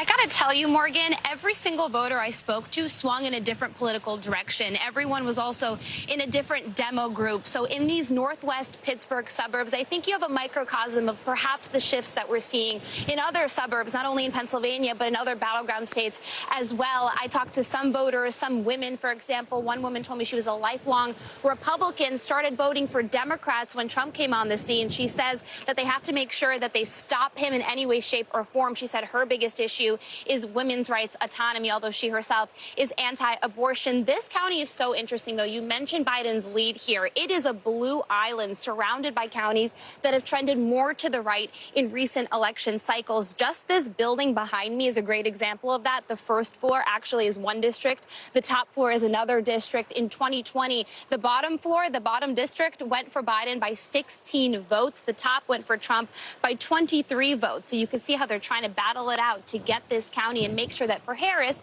she outperforms Biden. You know, it's interesting, Julie, because even if you go to places like neighboring Philadelphia, where people are saying, look, you've got to make sure that we are not, having any aspersions cast on the voting process. Talk to us about the Allegheny ballot counting process and the security upgrades specifically there in that county. Yeah, Morgan, you're totally right. I even heard that from one voter in Erie County, the complete opposite part of the state. People really want to make sure that nothing challenges their election, that they are able to have their ballots counted and heard. And of course, officials throughout the state are preparing for potential challenges to the election results. In Allegheny County, I talked to election officials here. They've made so many improvements. They have spent 6 figures on cameras, putting them in every single ballot drop box location, putting them at all polling sites, and putting them, of course, in the tabulation center where they count votes tonight when polls close at 8 p.m. I was told, just a fun stat here, the amount of cameras in the warehouse alone exceed by square inch the amount of cameras in the local casino. So they are not taking any chances when it comes to having this election run smoothly. So far, no major problems in this county. They say that everything is running as it's supposed to, and a steady stream of people in this polling site all day long, Morgan. All right, so safe and secure thus far. Julie Sturken for us there in Allegheny County. Julie, thanks so much. Let's bring in NBC News correspondent Maggie Vespa, who joins us now from a ballot processing center in Grand Rapids, Michigan. Speaking of safe and secure, Maggie, we know Vice President Harris trying to keep Michigan blue after Biden flipped it back in 2020. You've been talking with the voters there today. How are they feeling about the candidates? Are they speaking to you about who they're voting for and the issues that brought them out today? Oh, they are happy to tell us who they're voting for. The vast majority of people had no problem with that. We heard every take across the political spectrum, every ideology you can imagine. The one kind of common thread that we heard was people are pretty stressed out knowing how much of a battleground their state is. 15 electoral votes up for grabs in Michigan. The #1 issue here in this state, according to recent polls, the economy and inflation. Here's what 2 voters voting for 2 different candidates had to say about why that hits them. We'll start with one who voted for the vice president. What is it about the vice president's message that hits you? She can relate to low-income or medium-based families. And right now, that's very important because of our kids, our ability to have a roof over our head. I voted Trump. I'm going to vote pure Republican. Anytime a Democrat's in office, my wallet suffers.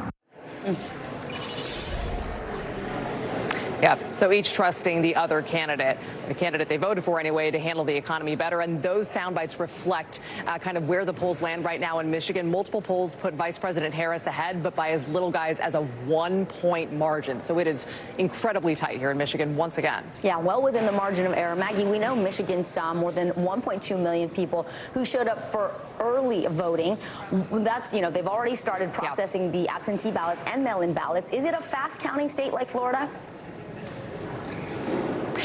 It's a faster counting state than it was in 2020. I want to show you what's happening behind me. So this is a ballot processing center. You can see election workers here going through the ballots, flattening them out. They're basically verifying them, everything from the ballot number that it was assigned to any given voter, their registration, their signature, things like that. Once those ballots are verified, flattened out, then they'll be walked over here, over to these tabulation centers. 6 machines here ready to get those fed in. This process, this is key, Vicki, started 8 days ago. That's the first time in Michigan's history that clerks were able to start that process early. So it should speed things up. Great, and hopefully we'll get the results sooner. Maggie Vespa, thank you so much. Well, millions of Americans are doing their civic duty today, including this woman, 101-year-old Lucy Hunter, who says she was proud to cast her vote in Pennsylvania.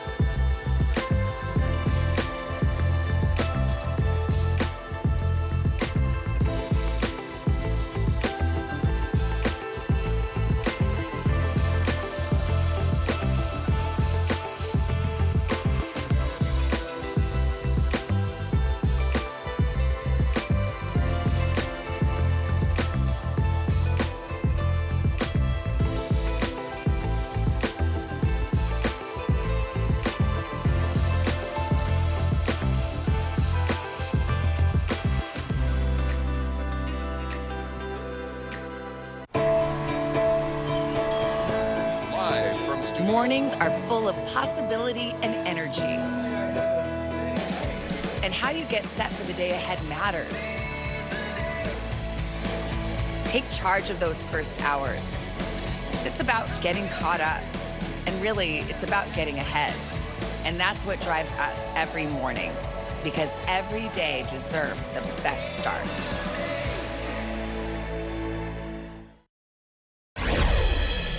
Reproductive rights are front and center today at the polls. Voters in 10 states will weigh in on different abortion-related ballot measures. NBC News correspondent Dasha Burns talked to medical professionals as well as patients in Missouri, where voters will decide whether to undo one of the nation's strictest abortion laws. This is the only clinic in a 45-mile radius that provides women in Missouri access to the full range of contraceptive methods. Nurse practitioner Kate Wagner sees some patients who are anxious that their reproductive rights could be further impacted with this upcoming election.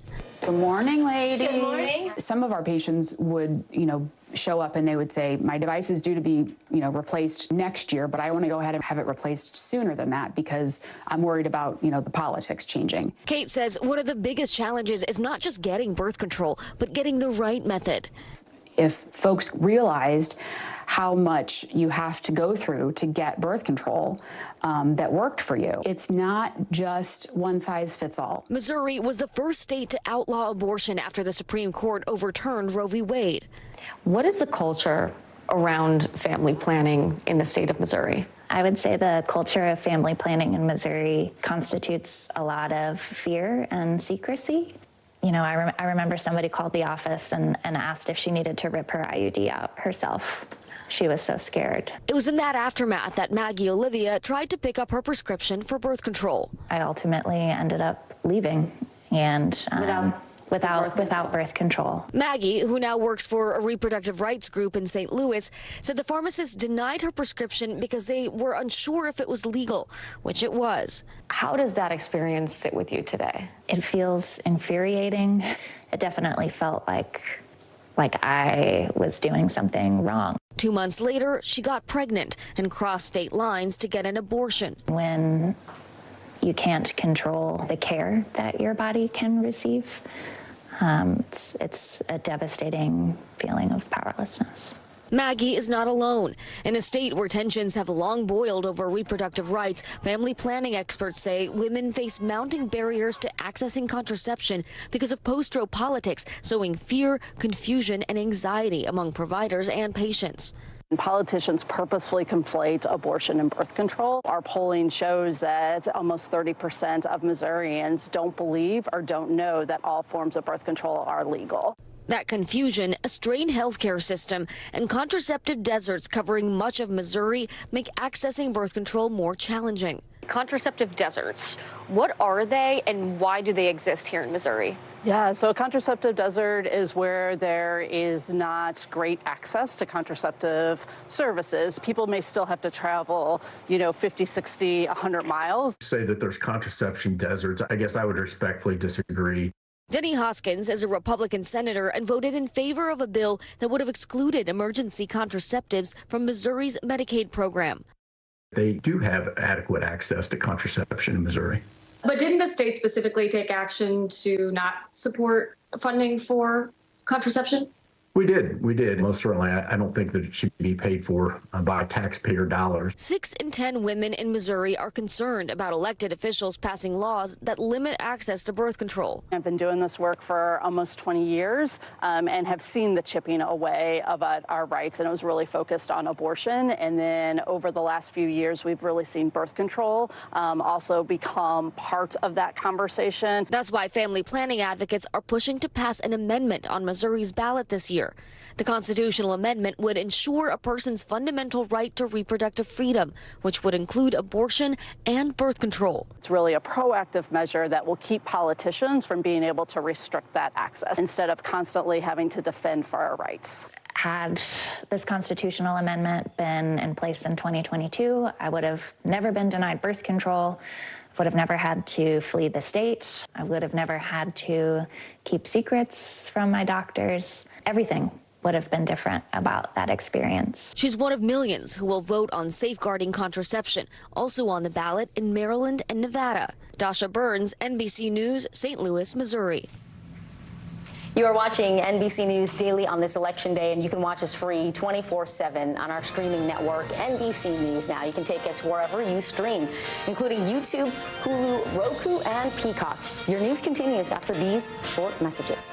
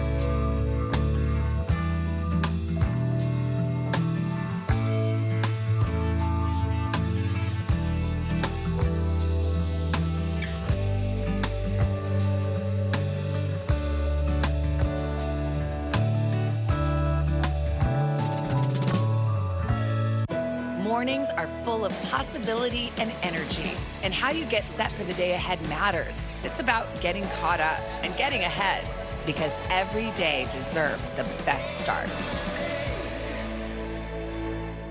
Do you pledge not to hold a vote on any legislation that would ban abortion? Do you still have faith and confidence in the Supreme Court?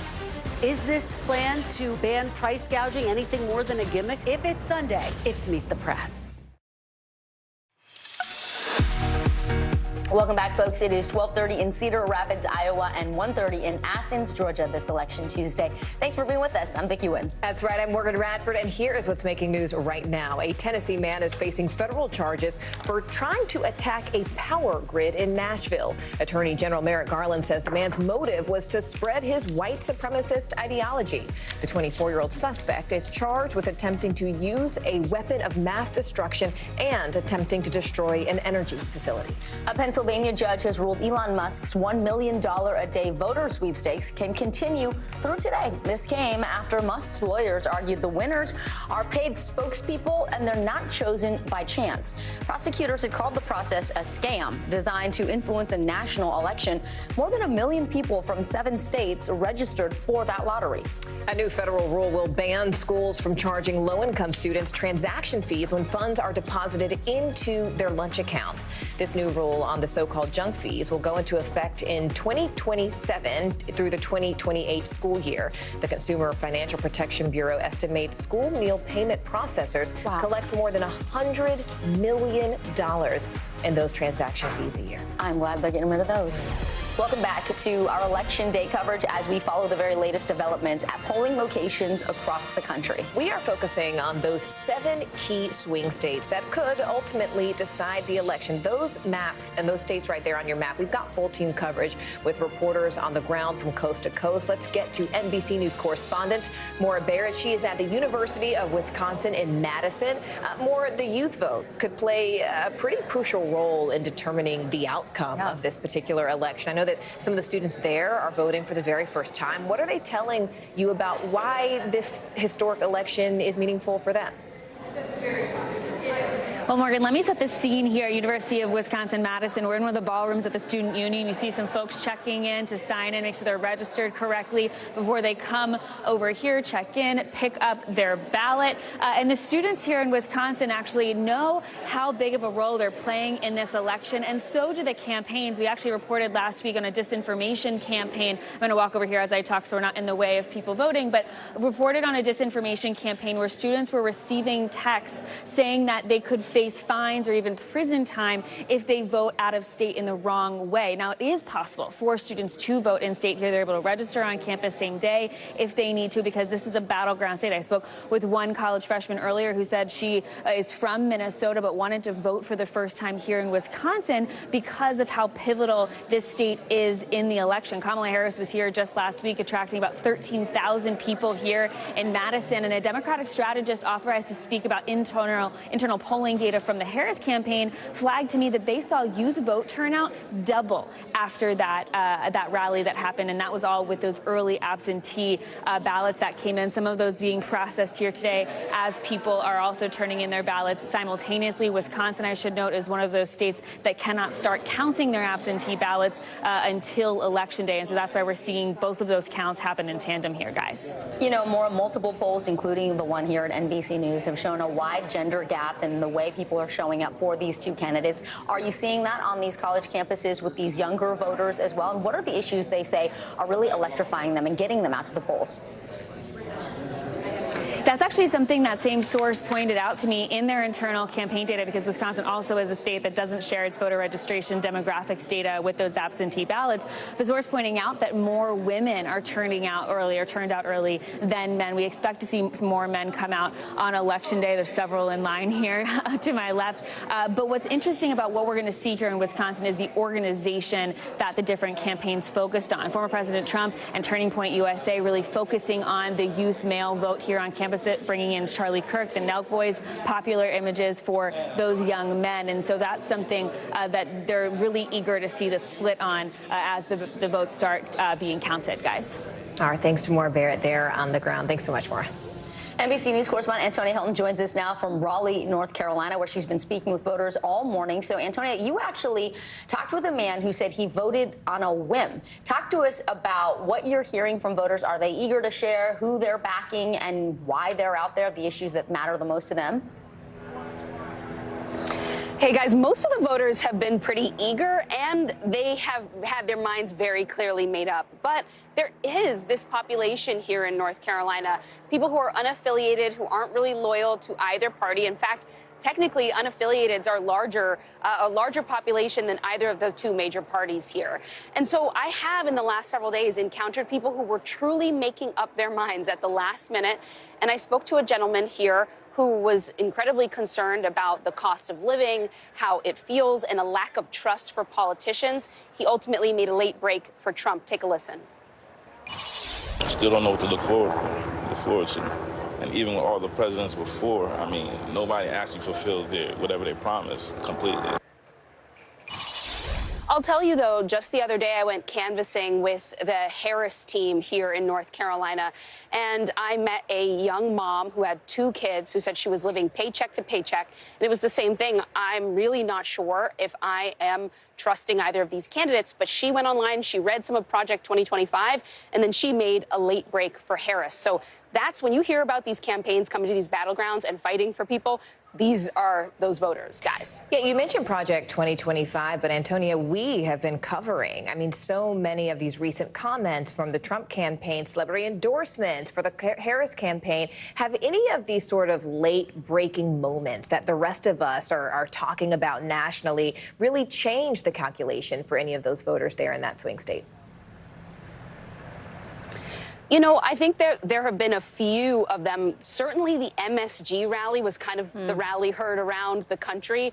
I spent time with Latino voters the other day for a story about intimidation and fear, because there have been a lot of rumors, misinformation, outright lies about non-citizen voting here in North Carolina that's impacting Latino voters, of course. And so I had conversations with them, and some of them made references to that rally just as sort of an additional reminder to them of why they wanted to vote, what message those communities could send, the power that they had here. And so I think that's probably a good example of a community to keep an eye on to see if they have an impact on results tonight, guys. All right, Antonia Hilton live in North Carolina for us. Antonia, thank you.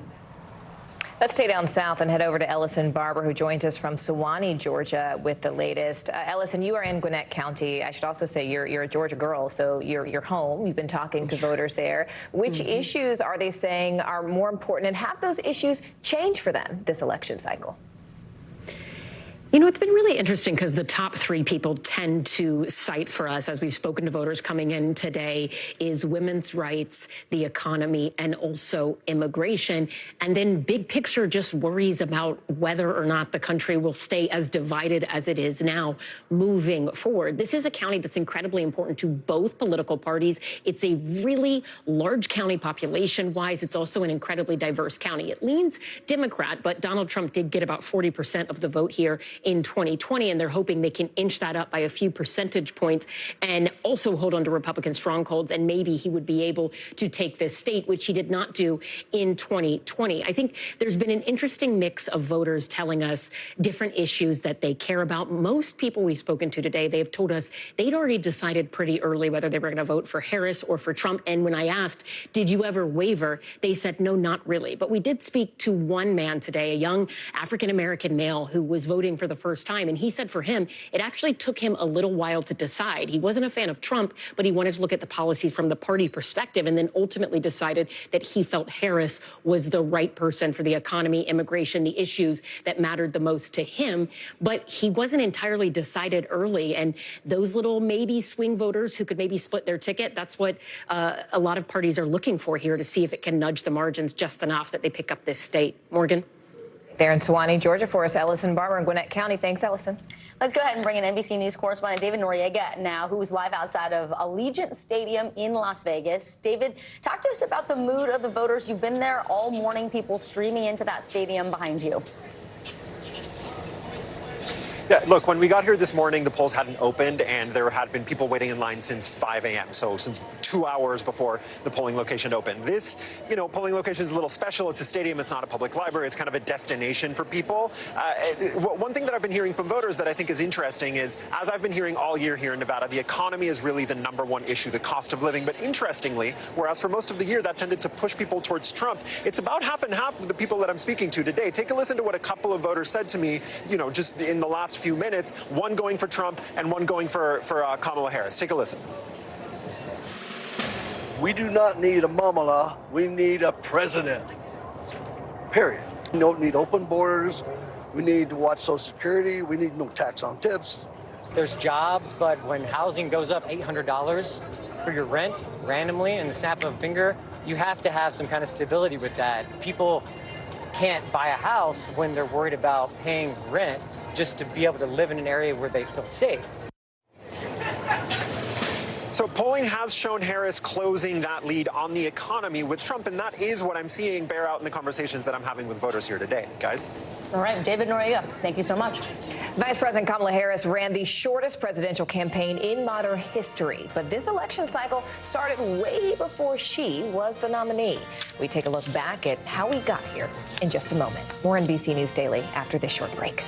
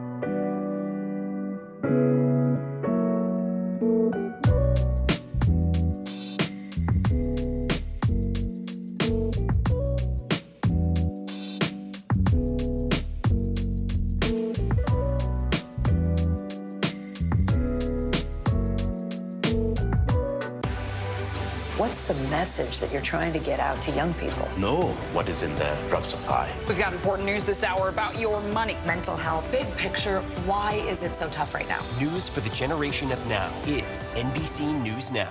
Do you pledge not to hold a vote on any legislation that would ban abortion? Do you still have faith and confidence in the Supreme Court? Is this plan to ban price gouging anything more than a gimmick? If it's Sunday, it's Meet the Press. More Americans turn to NBC News than any other news organization. In this election cycle, we've seen everything from assassination attempts to a candidate stepping down. It has been contentious and oftentimes sidelined by legal issues and even health concerns. It has all brought us to where we are today, where Americans in states across the country are heading to the polls and casting their ballots for Donald Trump or Kamala Harris. NBC News Daily anchor Kate Snow brings us the highlights of this year's major moments, and there are a lot of them from the campaign trail. We believe in the promise of America. Our country will be bigger, better, bolder. It's an election fight that looks much different than when it began nearly 2 years ago to the day. America's comeback starts right now. Former President Donald Trump locked in the Republican nomination with ease, defeating a parade of challengers and battling a slew of legal cases. That is 34 felony counts here, all guilty verdicts. This is unprecedented for a former American president to be criminally convicted. This was a rigged, disgraceful trial. His supporters undeterred, believing Trump could best tackle the economy and immigration. I'm the only one in history who got indicted and my numbers went up. Initially set for a rematch against President Joe Biden. I'm still the only person to ever beat Donald Trump. They made history as the oldest major party presidential candidates ever in an American election. A concern for voters and whispers about Biden's mental fitness soon grew louder. The special counsel referred to the president as a, quote, sympathetic, well-meaning, and elderly man with a poor memory. My memory is fine. But that first presidential debate in June set off 3 weeks of unprecedented political upheaval. Look, if we finally beat Medicare. This night got off to a tough start for President Biden. I think it's a legitimate question to say, is this an episode or is this a condition? Calls for Biden to suspend his re-election campaign were sidelined by an unthinkable twist. This is an NBC News special report. Take a look at what happened.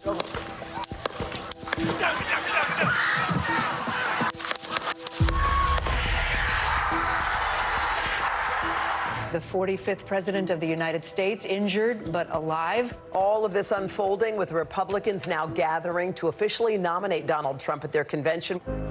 With his ear bandaged, the former president making an emotional entrance just 2 days after the attempt on his life. When Donald Trump rose to his feet in that Pennsylvania field, all of America stood with him.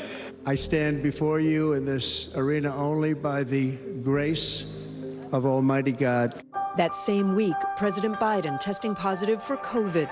News broke of different Democratic leaders calling for the president to step aside. My fellow Americans. Days later, the president ending his re-election bid. I revere this office, but I love my country more. Endorsing Vice President Kamala Harris and upending the race with just over 100 days until the election. We choose freedom.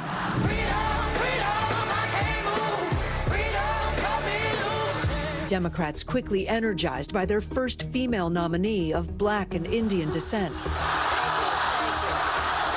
Harris showing strength on the issues of abortion rights and protecting democracy. Ours is a fight for the future. Trump pivoting to his new opponent. I didn't know she was black until a number of years ago when she happened to turn black. A convention coronation in August. Kamala Harris is going to stand up and fight for your freedom to live the life that you want to lead. I accept your nomination to be president of the United States of America. Trump and Harris would meet for the first time in their only debate. I've never seen a worse period of time. People can't go out and buy cereal or bacon or eggs or anything else. The government and Donald Trump certainly should not be telling a woman what to do with her body. And this famous falsehood. They're eating the dogs, the people that came in. They're eating the cats. The vice presidential debate striking a different tone. I agree with a lot of what Senator Vance said about what's happening. And I think that Governor Walz and I actually probably agreed. But the dangers of our nation's divisiveness still on display. The FBI says there has been another possible attempt on former President Trump's life. By fall, the critical battleground blitz amid one of the closest presidential races ever. I'm a gun owner. Tim Walz is a gun. I did not know that. If somebody breaks in my house, they're getting shot. I think the bigger problem is the enemy from within. The razor-thin margin bringing out bold-faced names. Vice President Kamala Harris. President Trump must win. Podcast interviews taking center stage. That Trump dance party going viral. And his Madison Square Garden rally sparking controversy. There's literally a floating island of garbage in the middle of the ocean right now. Yeah. I think it's called Puerto Rico. Amid the fallout, the Trump campaign seizing on a Biden gaffe. The only garbage I see floating out there is his supporters. Harris caught on this hot mic moment talking to Michigan Governor Gretchen Whitmer about male voters. While Trump tries to win over more women. Whether the women like it or not, I'm going to protect them. After so many firsts, the last days of a campaign season like no other. And a reminder of what's most important. Get everyone you know, you have to do it. You have to vote, vote, vote. Your vote is your voice, and your voice is your power. Kate Snow, NBC News. What a look back. Our special election night coverage begins at 5 p.m. Eastern right here on News Now. Then join Lester Holt and Savannah Guthrie at 7 p.m. on News Now and NBC. I'm Vicki Wynn. I'm Morgan Radford. Stay right here. You're watching NBC News Daily.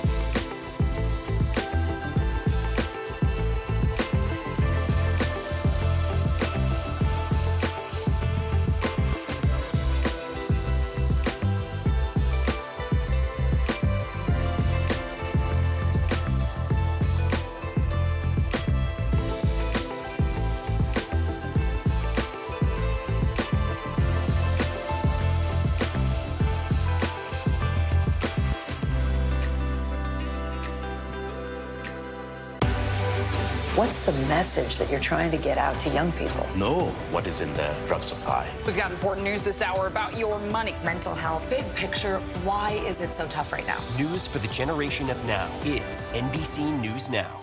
More Americans turn to NBC News than any other news organization.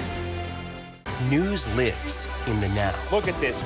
You can't even see anything anymore. Let's break down what we know. You gotta see this. News for the generation of now is NBC News Now.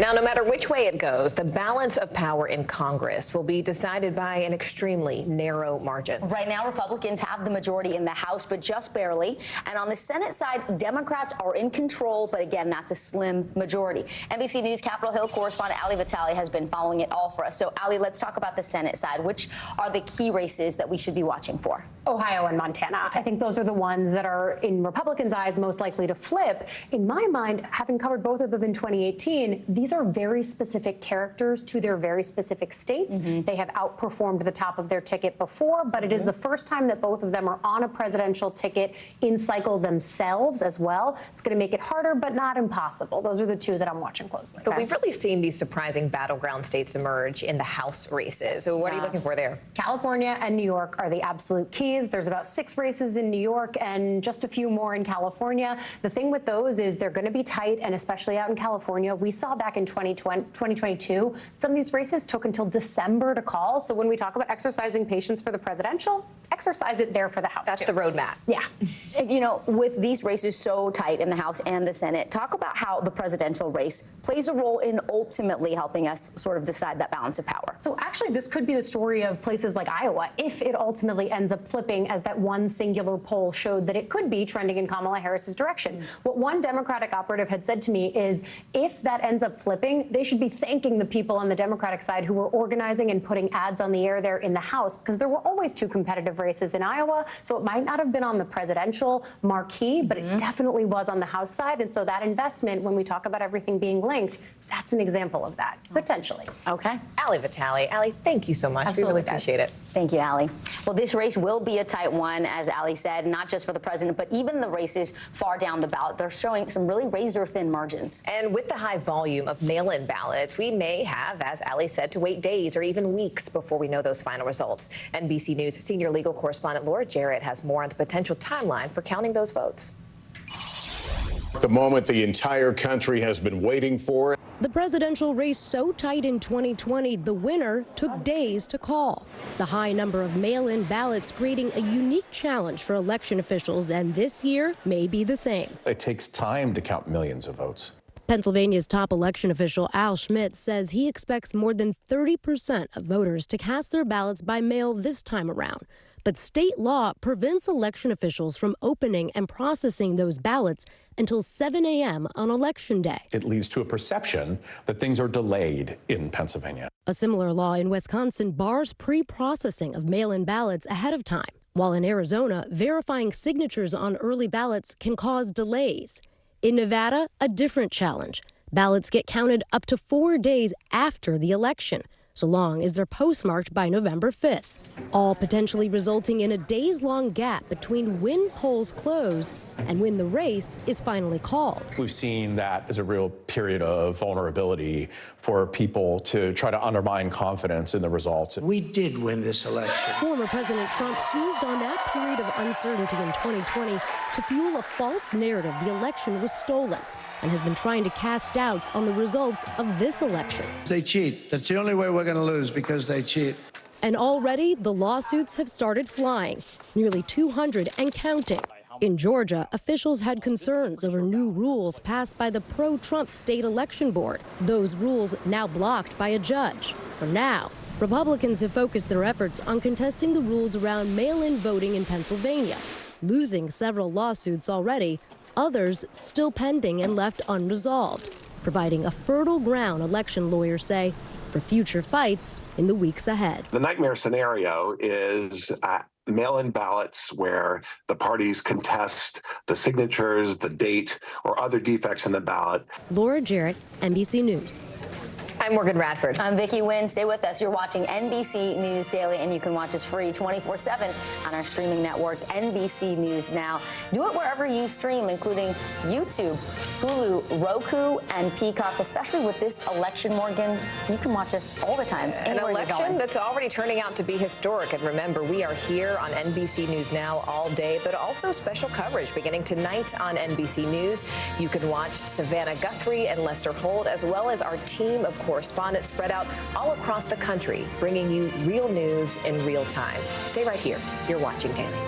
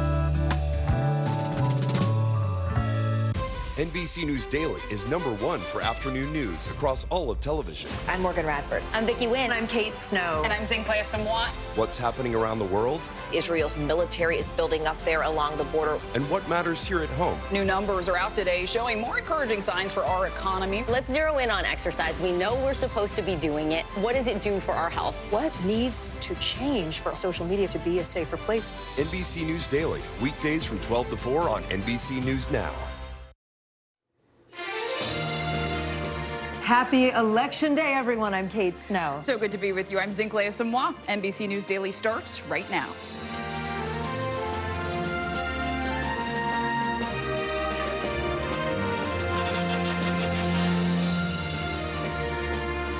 It is Tuesday, November 5th, 2024, Decision Day. Months and even years of campaigning leading up to this moment. Millions of Americans lining up to cast their ballot. Vice President Kamala Harris and former President Donald Trump wrapping up their campaigns, delivering their final messages to voters as they await the decision of the American people. Eyes on the battlegrounds. We are in key swing states across the country. What the voters there are saying and experiencing as they go to cast their ballots. Balance of power. We're also looking down the ballot with the control of the House and Senate both up for grabs. The key races plus the states that could decide which party's in charge on Capitol Hill. And at the polls, from bomb threats to technical difficulties, we are tracking the latest at polling sites across the country amid heightened tensions. Welcome, everyone. It is finally here. It's finally here, and we're joining you from a different location today, Studio 1A. Yeah, Studio 1A. You've seen the Today Show come out of here, but right now it is our studio for NBC News Daily. Again, welcome, and we made it to Election Day 2024. That's right. Voters have been lined up across the country to cast their ballots in this historic and consequential election. The first polls will close in exactly 5 hours. Former President Donald Trump voted this morning in Florida. He held his final campaign rally overnight in Grand Rapids, Michigan. The former president spoke to reporters after casting his ballot. They're crazy. If I lose an election, if it's a fair election, I'd be the first one to acknowledge it. And I think so far, I think it's been fair. Trump's running mate, Senator J.D. Vance, also voted this morning in the state of Iowa. Ohio. Right now, Vice President Kamala Harris is at her residence in Washington, D.C. She voted by mail over the weekend. Her running mate, Governor Tim Walz, voted early last month. The vice president's final rally ended early this morning in Philadelphia. Here at these famous steps, a tribute to those who start as the underdog and climb to victory. Important to note that we may not know the winner of the presidential race tonight. Election officials nationwide are urging patience as all of the votes are counted. We begin our coverage this hour by talking about the candidates out there. NBC News correspondent Dasha Burns is in West Palm Beach, Florida, covering the Trump campaign. And NBC News White House correspondent Monica Alba is outside the White House. She's been covering the Harris campaign. Dasha, I'll start with you. Former President Trump holding a watch party later tonight, not far from where you are. What is he doing between now and then? And how is the Trump campaign feeling going into tonight? Well, look, Kate, it was a long night for the former president, his staff, and our great reporters covering him. He landed here at 6 a.m. this morning, and you just saw him there voting here in Palm Beach with his wife, Melania. He's now back at Mar-a-Lago. He'll be spending much of the day there watching those returns come in. At some point, he's going to make his way over to the Palm Beach Convention Center where the formal watch party is happening. We did get some reporting just moments ago that Elon Musk, the tech mogul and now Trump surrogate, will be watching the returns come in with the former president. He'll be spending at least part of his evening at Mar-a-Lago with Mr. Trump. And look, the former president held his last rally, get this, guys, of his near decade of being a candidate. When you take a step back and you think about that, pretty remarkable. He himself has been pretty nostalgic and wistful, going off teleprompter a whole lot over the last 24 hours in his final battleground blitz, talking about the closing messages that his campaign wants him to talk about, which is the economy and immigration, but also veering off into some attacks on his rivals, calling Democrats evil, using some profanity over Nancy Pelosi, and painting a dark picture of a nation that is broken and saying that only he can fix it, guys. Monica, let's bring you in here. Vice President Harris will be holding her watch party tonight at Howard University. Dasha mentioned nostalgia. That's her alma mater. What else should we know about her election day plans? And what's the campaign saying about expectations for this evening? That's right, Zinclay. Certainly a very sentimental choice for the vice president, and that's why she wanted to be there tonight for her election evening event. It's unclear at what time we may see her, depending, of course, on the rolling results. And the Harris campaign has been very clear in the last couple of days to say that this could take a while, and they have really set out a timeline for how this may happen. But overall, and the message you saw all day yesterday as the vice president was barnstorming Pennsylvania with 5 stops, is this idea that this team believes, at least in this moment, that the momentum is on their side. So the vice president and the second gentleman got back to Washington late last night. She is at the Naval Observatory, her residence, where she has been doing a series of radio calls into battleground states, encouraging voters who maybe haven't made that plan but still have time to get out to the polls to do so, and really talking and framing this race as they have tried strategically to do in the last little bit, which is to present a more joyful, more optimistic, and more confident post and message here. And that has really been what they've tried to do and what the vice president will likely do. She's going to be watching returns with her family tonight from her D.C. residence. Again, before heading to Howard, they expect at some point, depending on how all of this advances this evening. Kate and Zinclay. Depending on how everything goes, right? Dasha Burns, Monica Alba, thanks to you both. Well, out of the 7 battleground states, Pennsylvania has the most electoral votes on the map, 19 to be exact, and it could be the deciding state in this election. Voters are lining up across the state from Philadelphia to Pittsburgh, the smaller communities in between, to cast their ballots today. In the final days of the race, both former President Trump and Vice President Harris spent a lot of time campaigning in the Commonwealth. Joining us now, NBC News political and national correspondent Jacob Soboroff, who is in Philadelphia. Jacob, what are you hearing from the voters out there?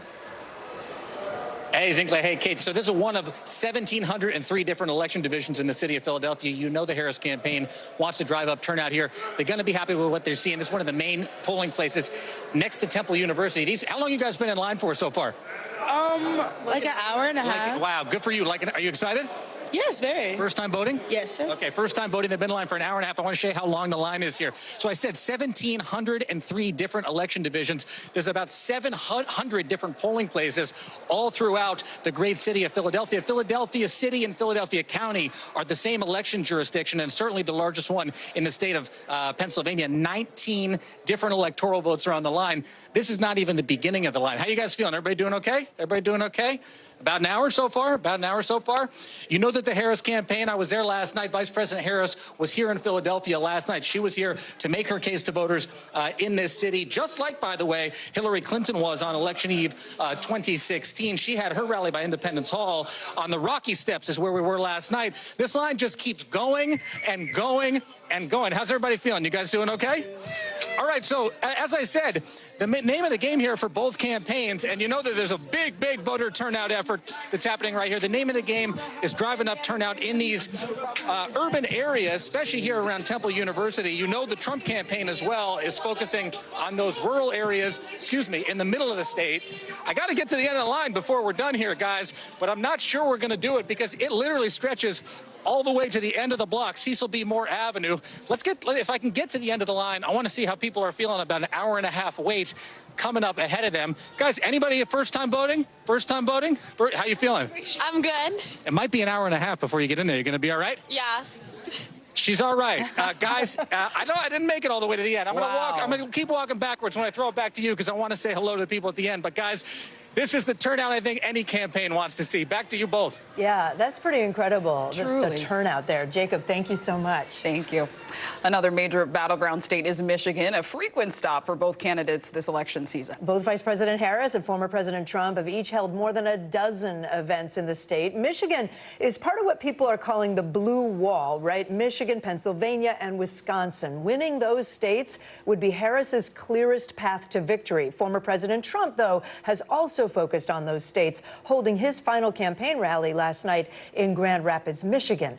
NBC News correspondent Maggie Vespa joins us now from Grand Rapids. Maggie, this is the first national election where people in Michigan have been able to vote early. They didn't have it before and in person. So what are you seeing and hearing today? Are a lot of people showing up to vote on the day of?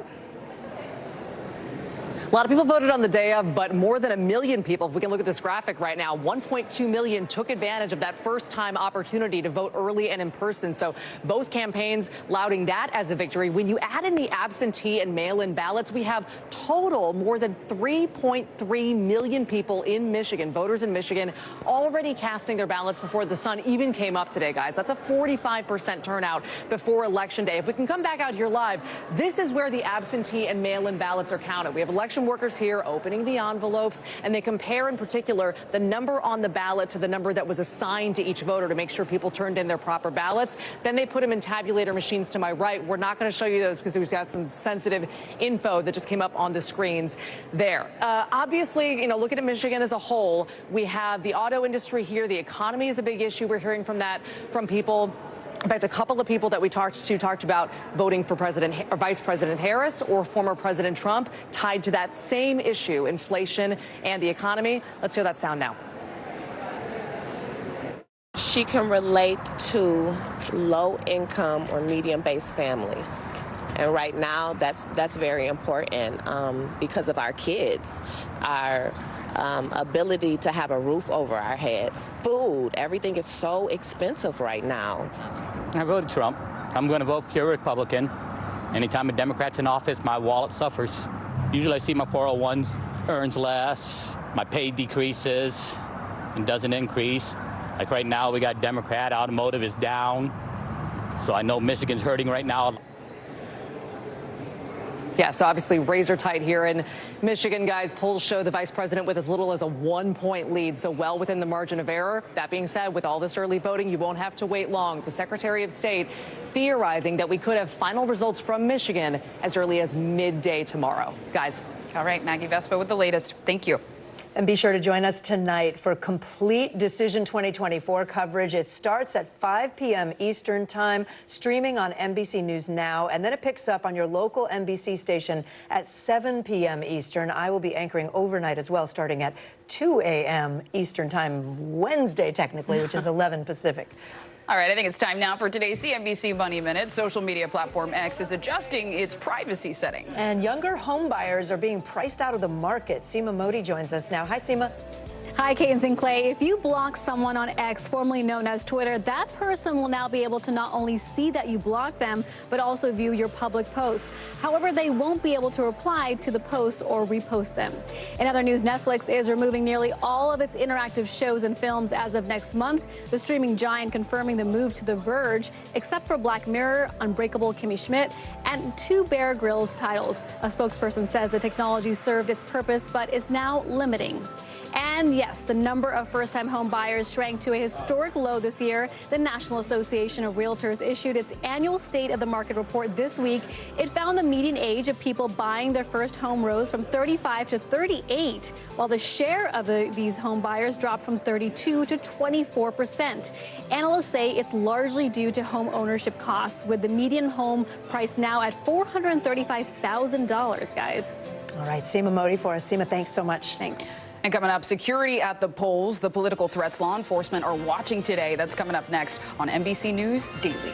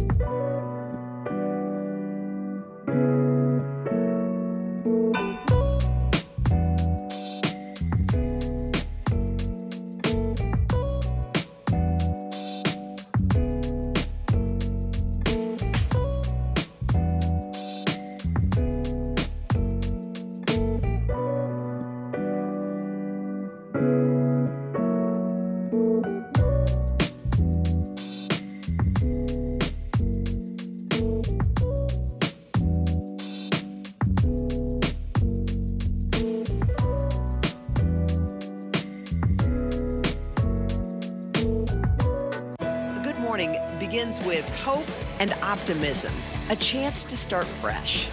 We want to welcome you in to share a moment that brightens your day, because every day deserves the best start.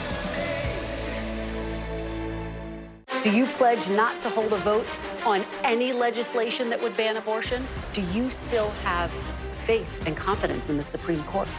Is this plan to ban price gouging anything more than a gimmick? If it's Sunday, it's Meet the Press. Welcome back. There is a big focus on security at the polls this election day as federal and local law enforcement officials prepare for the possibility of political violence. In Washington, D.C., the U.S. Capitol Police said that they arrested a man who was stopped during a screening at the Capitol Visitor Center. They said he smelled like fuel and had a torch and flare gun. Joining us now, NBC News law enforcement and intelligence correspondent Tom Winter. So, Tom, tell us the latest on that and other potential threats that officials are tracking today. Right, Sinclair. So the Capitol Police are out with a statement saying they arrested a man just a short time ago at the Capitol Visitor Center. This is where you would go if you wanted to go on a tour or have to visit somebody at Congress. They said the man smelled like fuel, had a torch, and a flare gun. Now, they've closed the CVC for tours for the day, and they're going to continue this investigation. We're working on a name and an identification and why this individual was there and why this person had those things on them. So that's an active and ongoing investigation and a statement. And we just received some information from the FBI as well that there were a number of bomb threats that were phoned into polling places in Georgia. They say that those bomb threats came from email addresses or from locations associated with a Russian domain name. So that's where it's coming from. Of course, important to note that just because it has a Russian domain name, sometimes that can be spoofed or somebody can use that fictitiously. So perhaps it's coming from somewhere else. But these are all active threats and things that we're looking at across the country at the moment. All right. Tom Winter checking all that for us. Tom, thank you. Sure thing. While we're talking about a national election today, the reality is all politics is local. What happens at individual polling places could affect how long it takes to get the results tonight and in the coming days. Since it took days for Pennsylvania to count the votes back in 2020, there's been a lot of focus on the Keystone State, and already we are seeing some issues this time around in Cambria County. It's about an hour and a half east of Pittsburgh. Voters there early this morning were told the machines that scan ballots were not working, and people were told to leave their ballots to be scanned later. Voting has now been extended in Cambria County until 10 p.m. Eastern Time. NBC News senior reporter Jane Tim is part of our Vote Watch team. She joins us now. So, Jane, it's a busy day for you. Talk about what we know about Cambria County, but other issues we might be seeing at places beyond Pennsylvania. Yeah, Cambria County had a software malfunction that led to those machines not working as intended. You know, when you have a one-day or a couple of week operation every 4 years or every 2 years, these type of problems do occur where something goes wrong and you have something like this. But overall, we've had a really smooth day. We're seeing long lines due to high turnout and people voting in great numbers. But we mostly are seeing a pretty smooth election. Pennsylvania definitely has a few issues. Erie County is still waiting on more than 7,500 ballots after a third-party vendor was slow to mail those ballots out. But those voters can vote provisionally. And as you said, Cambria County, they can vote till 10 p.m., though they will be casting provisional ballots after 8 p.m. Overall, I'd say you have a pretty smooth election. Knock on wood. We'll be watching to see if anything more comes out. We're definitely knocking on the wood, the glass, anything we can find. Jane Tim, thank you. Coming up, Texas is a typically red state, but is it possible this could be the year voters elect a Democrat to the Senate? Senator Ted Cruz in an unexpectedly close race, and what happens there could influence control of the Senate. You're watching NBC News Daily. And stay with us. You can keep watching us streaming free 24/7 on our streaming network, NBC News Now. You can watch us wherever you stream live. That includes YouTube, Roku, NBCnews.com. Don't go anywhere. Our extensive election coverage continues right after this.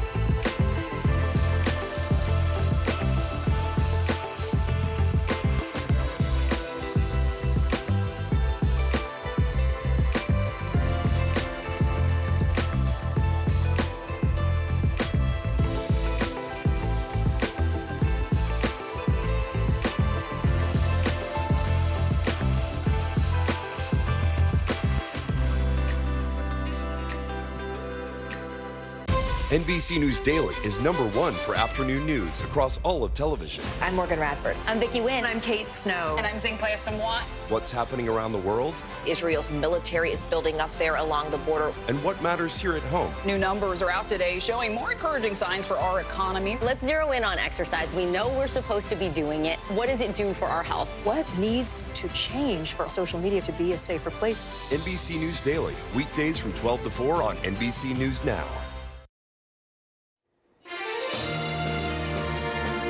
Well, here at Rockefeller Center, we are gearing up for a monumental and historic night. And I'll actually be spending the overnight hours with Craig Melvin at our election night headquarters. That's in Studio 4E across the street from where I am. Today, co-anchor Savannah Guthrie has a behind-the-scenes look. This is what I like to call Nerd Central. This is where Chuck Todd and our NBC political unit will be seated throughout the night. They're crunching numbers, and they're also talking directly to our decision desk. That is the behind-the-scenes team that is actually based in Philadelphia. They analyze the voter data that's coming in real time. Eventually, it's that decision desk that will make the official call on who won, whether that's on election night, the next day, or perhaps into the weekend, as it was in 2020. Now, we call this the town square. This is where we will have analysts and surrogates from both sides of the aisle analyzing the results as they come in. And though it is quiet right now at 7:30 in the morning, this newsroom will be buzzing. Every chair will be filled, including, of course, our Laura Jarrett, who will be seated right over here. She's monitoring election security and legal issues, part of the Vote Watch team here at NBC. And it would not be election night, and I've saved the best for last, because this is the famed big board. And here's the map to 270. I'm going to be honest, they've never let me touch this big board before, but since I'm here and no one else is, I'll show you. Here's a couple of scenarios. You see the states in gray. Those are the battleground states. The candidates need 270 to win the presidency. The quickest way for Vice President Harris to do it is to take what they call the blue wall states. These are the industrial Midwest states of Pennsylvania, Wisconsin, and Michigan. If she does, look at that. She has exactly 270. But let's look at the easiest path for Donald Trump. If he were to flip Georgia and make it red again, if he were to keep North Carolina in the red column and added just Pennsylvania, then he would have 270. It's going to be a very interesting night. Interesting night indeed. Savannah Guthrie, thank you. And even though the polls will start closing in just under 5 hours, it's possible we will not know the outcome of the presidential election for days. NBC News senior legal correspondent Laura Jarrett explains why. The moment the entire country has been waiting for. The presidential race so tight in 2020, the winner took days to call. The high number of mail-in ballots creating a unique challenge for election officials, and this year may be the same. It takes time to count millions of votes. Pennsylvania's top election official Al Schmidt says he expects more than 30% of voters to cast their ballots by mail this time around. But state law prevents election officials from opening and processing those ballots until 7 a.m. on Election Day. It leads to a perception that things are delayed in Pennsylvania. And they're not delayed at all. It's just the process. A similar law in Wisconsin bars pre-processing of mail-in ballots ahead of time, while in Arizona, verifying signatures on early ballots can cause delays. In Nevada, a different challenge. Ballots get counted up to 4 days after the election, so long as they're postmarked by November 5th, all potentially resulting in a days-long gap between when polls close and when the race is finally called. We've seen that as a real period of vulnerability for people to try to undermine confidence in the results. We did win this election. Former President Trump seized on that period of uncertainty in 2020 to fuel a false narrative the election was stolen, and has been trying to cast doubts on the results of this election. They cheat. That's the only way we're going to lose, because they cheat. And already the lawsuits have started flying, nearly 200 and counting.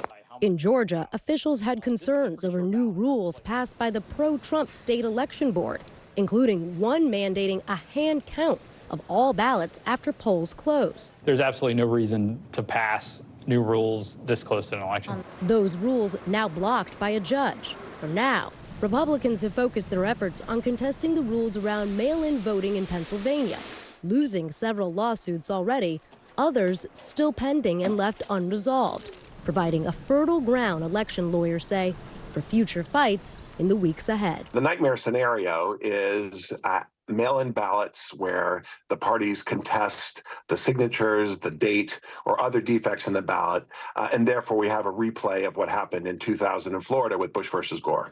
Laura Jarrett, NBC News. Laura, thank you so much for that. Really good to dig in Absolutely. on that for a moment. Coming up, Georgia was key to getting President Biden to the White House in 2020, but has Vice President Harris done enough to turn the peach state blue, or will it flip back to President Trump? We'll dig into that.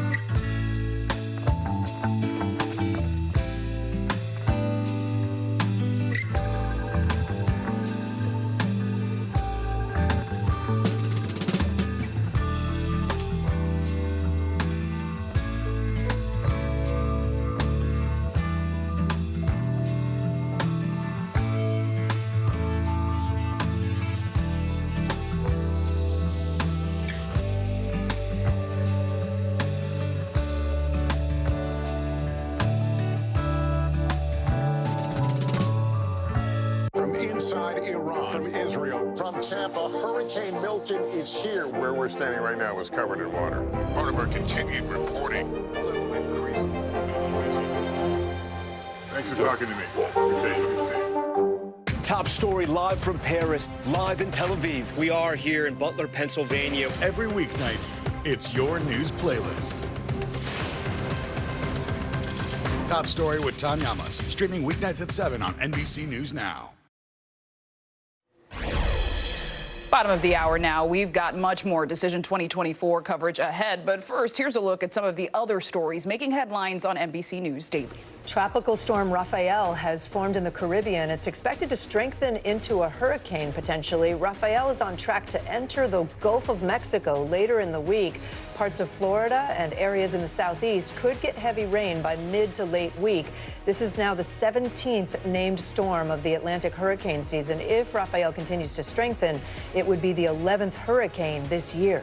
After a strike that lasted more than 7 weeks, union machinists at Boeing have a new deal. The new contract will give workers a 39% wage increase over the course of 4 years. The Boeing workers voted 59% in favor of this deal. It was the union's third vote since aircraft production halted in September. And according to Boeing, employees must return to work by November 12th.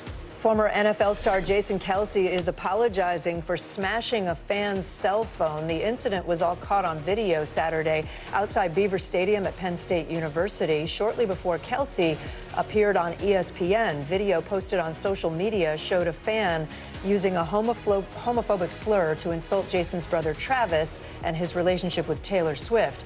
Jason Kelce responded by grabbing the fan's phone and smashing it on the ground. Kelce apologized last night on ESPN, saying he's not proud of what he did. Let's get back to politics now. There is no question there's a lot at stake in today's election. Not only are voters deciding who will control the White House, but also both the House and the Senate.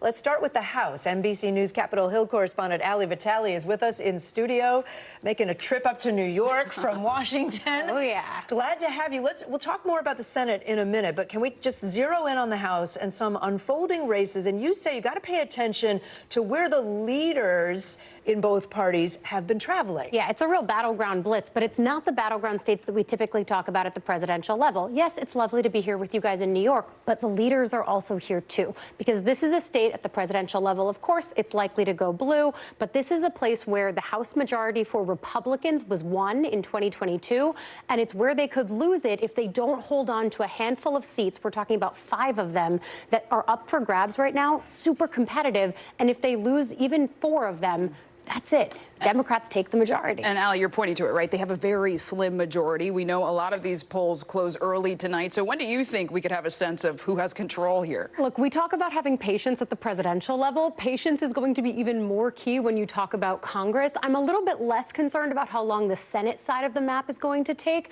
But on the House side, I think back to 2022 when the last majority was decided. It took until December to call some of these really close California races. So let's exercise a little bit of deep breathing, some patience, because this could take a while. People might be wondering, though, why New York or California? And it's really like upstate New York, right? In areas where conservatives might have more pull than the overall blue New York. Yeah, upstate New York is one of the key areas, the Hudson Valley, actually, where I'm from. Then you go up a little bit further upstate. There's 1 key seat there. And then actually 2 seats on Long Island are 2 of them that we often talk about. And then in California, it's really up and down the state. You've got a cluster around the LA area, 1 down in the Palm Springs area. So a lot of geographic diversity and a lot of reasons to pay attention. And we are certainly paying attention, Ali Vitale. Oh, yeah. Thank you. Thanks.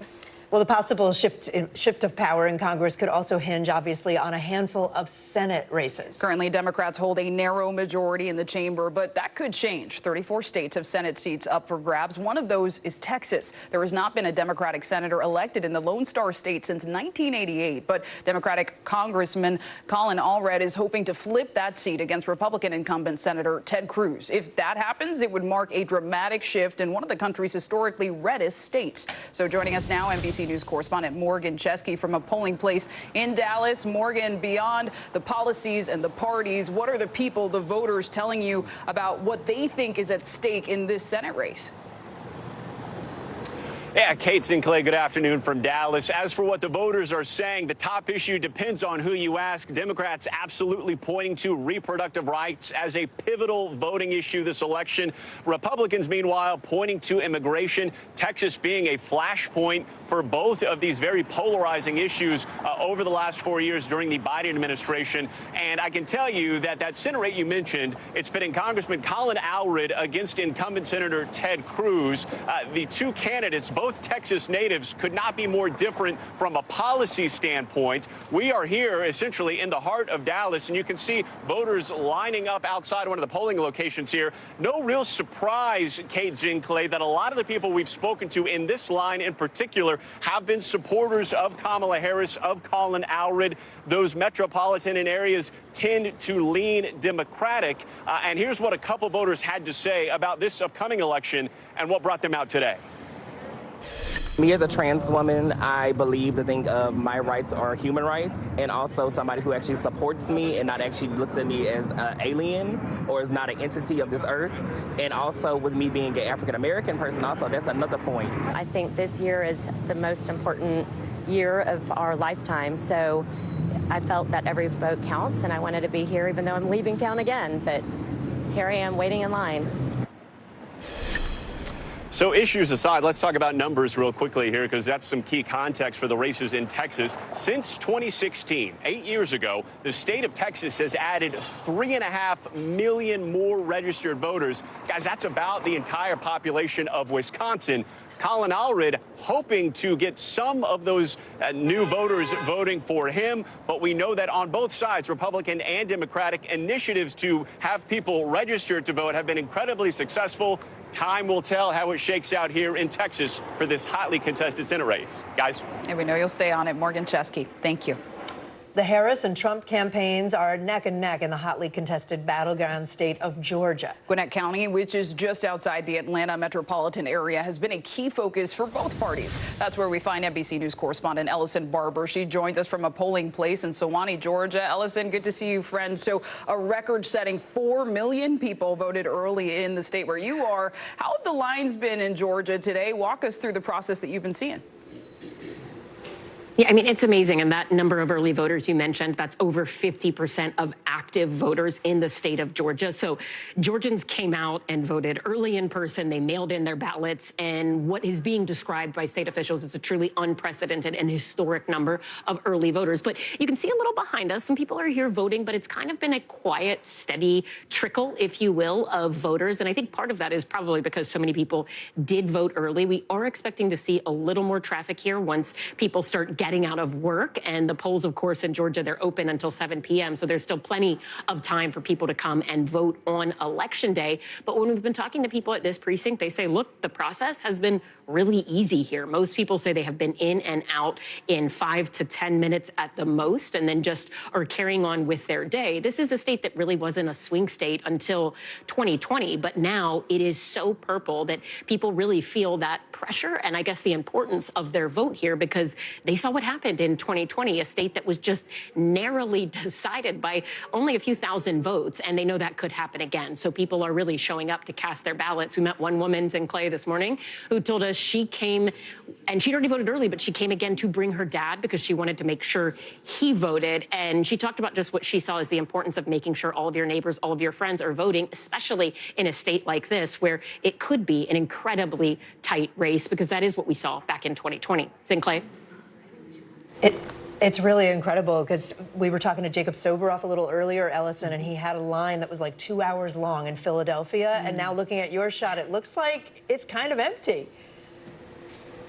Yeah, I mean, it really is mind-blowing to see, because we checked too with other people, other members of our teams who are in other precincts in this county, and they're seeing and saying the same thing. People are coming, but they're moving in and out pretty quickly, and it is a little less. And I think probably, again, some of that is because so many people just decided they could vote early. And in Georgia, what we've heard is they felt like that process was easy for them this time around. And it seems like on turnout numbers, it is making a difference that people were aware of the options to them early, and so many people here took advantage of it. Kate, Clay? Ellison Barber for us in Georgia. Ellison, thanks so much. All right, and as we're jumping around the map, let's check in on Nebraska, where a few factors make it a unique state to watch tonight. All right, here's the thing. In almost every state, all of the state's electoral votes are given to the winner of the state. Winner takes all, right? But in Nebraska and Maine, they split up their electoral votes. So Trump could win some and Harris could win some. In Nebraska tonight, all eyes are on the 2nd congressional district around Omaha. That's because the Harris campaign is hoping to win there and get one lone electoral vote out of it. Nebraska is also one of the states where abortion rights are on the ballot. NBC News correspondent Ann Thompson is in Gretna, Nebraska. That's a suburb of Omaha. And former President Trump won the whole state in 2016, but President Biden picked up one electoral vote in 2020. What are you seeing and hearing today? Well, first of all, we are expecting a big turnout, Kate. Local officials think that 73% of the electorate will turn out to vote here in Douglas County, which is the heart of that blue dot that makes up Nebraska's 2nd congressional district. Already 45% of people have voted early, so that's why you see behind me. It's a little slow. It's been very steady here all day, but I can tell you that people are not only animated by the names on this part of the ballot, they're also very animated about 2 ballot initiatives that they have to vote on, and they both involve abortion. The first one, 434, would amend the state constitution to ban abortions in Nebraska after 12 weeks with exceptions. The second one, 439, would permit abortions up to fetal viability. And I can tell you that almost every voter we've spoken here to today, they are very concerned about a woman's right to choose. Sinclair? And Ann, I know voters there are also watching closely this competitive Senate race in which there is no Democrat, right? That's right. It's a Republican versus an independent. Incumbent Senator Deb Fischer versus Dan Osborne. And there are two big issues there. First of all, is that the fact that Deb Fischer is running for a third term, because that's something she promised not to do. And the second issue is abortion. She opposes abortion rights. He supports abortion rights. But he's also aligned himself with Trump on the border and China. Zincle? Ann Thompson. Ann, thanks so much. We'll check in later. Absolutely. And coming up, with their campaigns coming to a close, did Harris and Trump get their messages across to voters? The big takeaways from this election cycle next, coming up on NBC News Daily.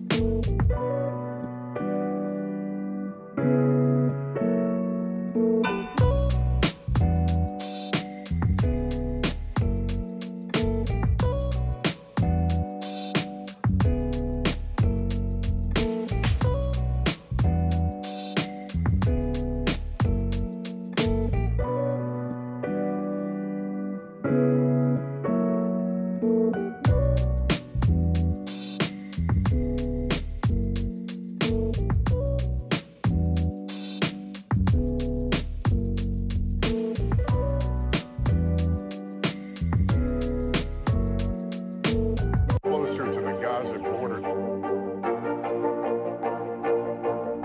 A story of resilience and hope.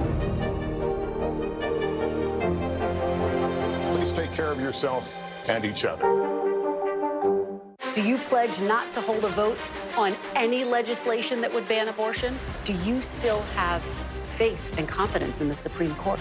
Is this plan to ban price gouging anything more than a gimmick? If it's Sunday, it's Meet the Press. Nice to have you along with us, whether you're at home or on our plaza. We're just glad you're with us this morning.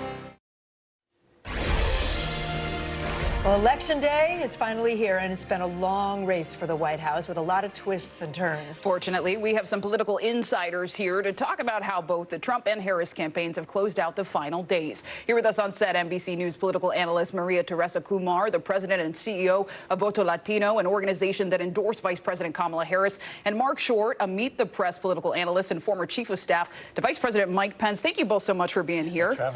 So, Maria, I do want to start with you. It really seems like this race is going to come down to gender. We even heard Harris on a hot mic moment talk about wanting to mobilize men. So I want to ask you about women. Do we think Democrats have done enough to really get this voting bloc out? I can share with you that the moment that Harris went on top of the ticket, the volume of folks that we saw starting to register at Voto Latino went through the roof.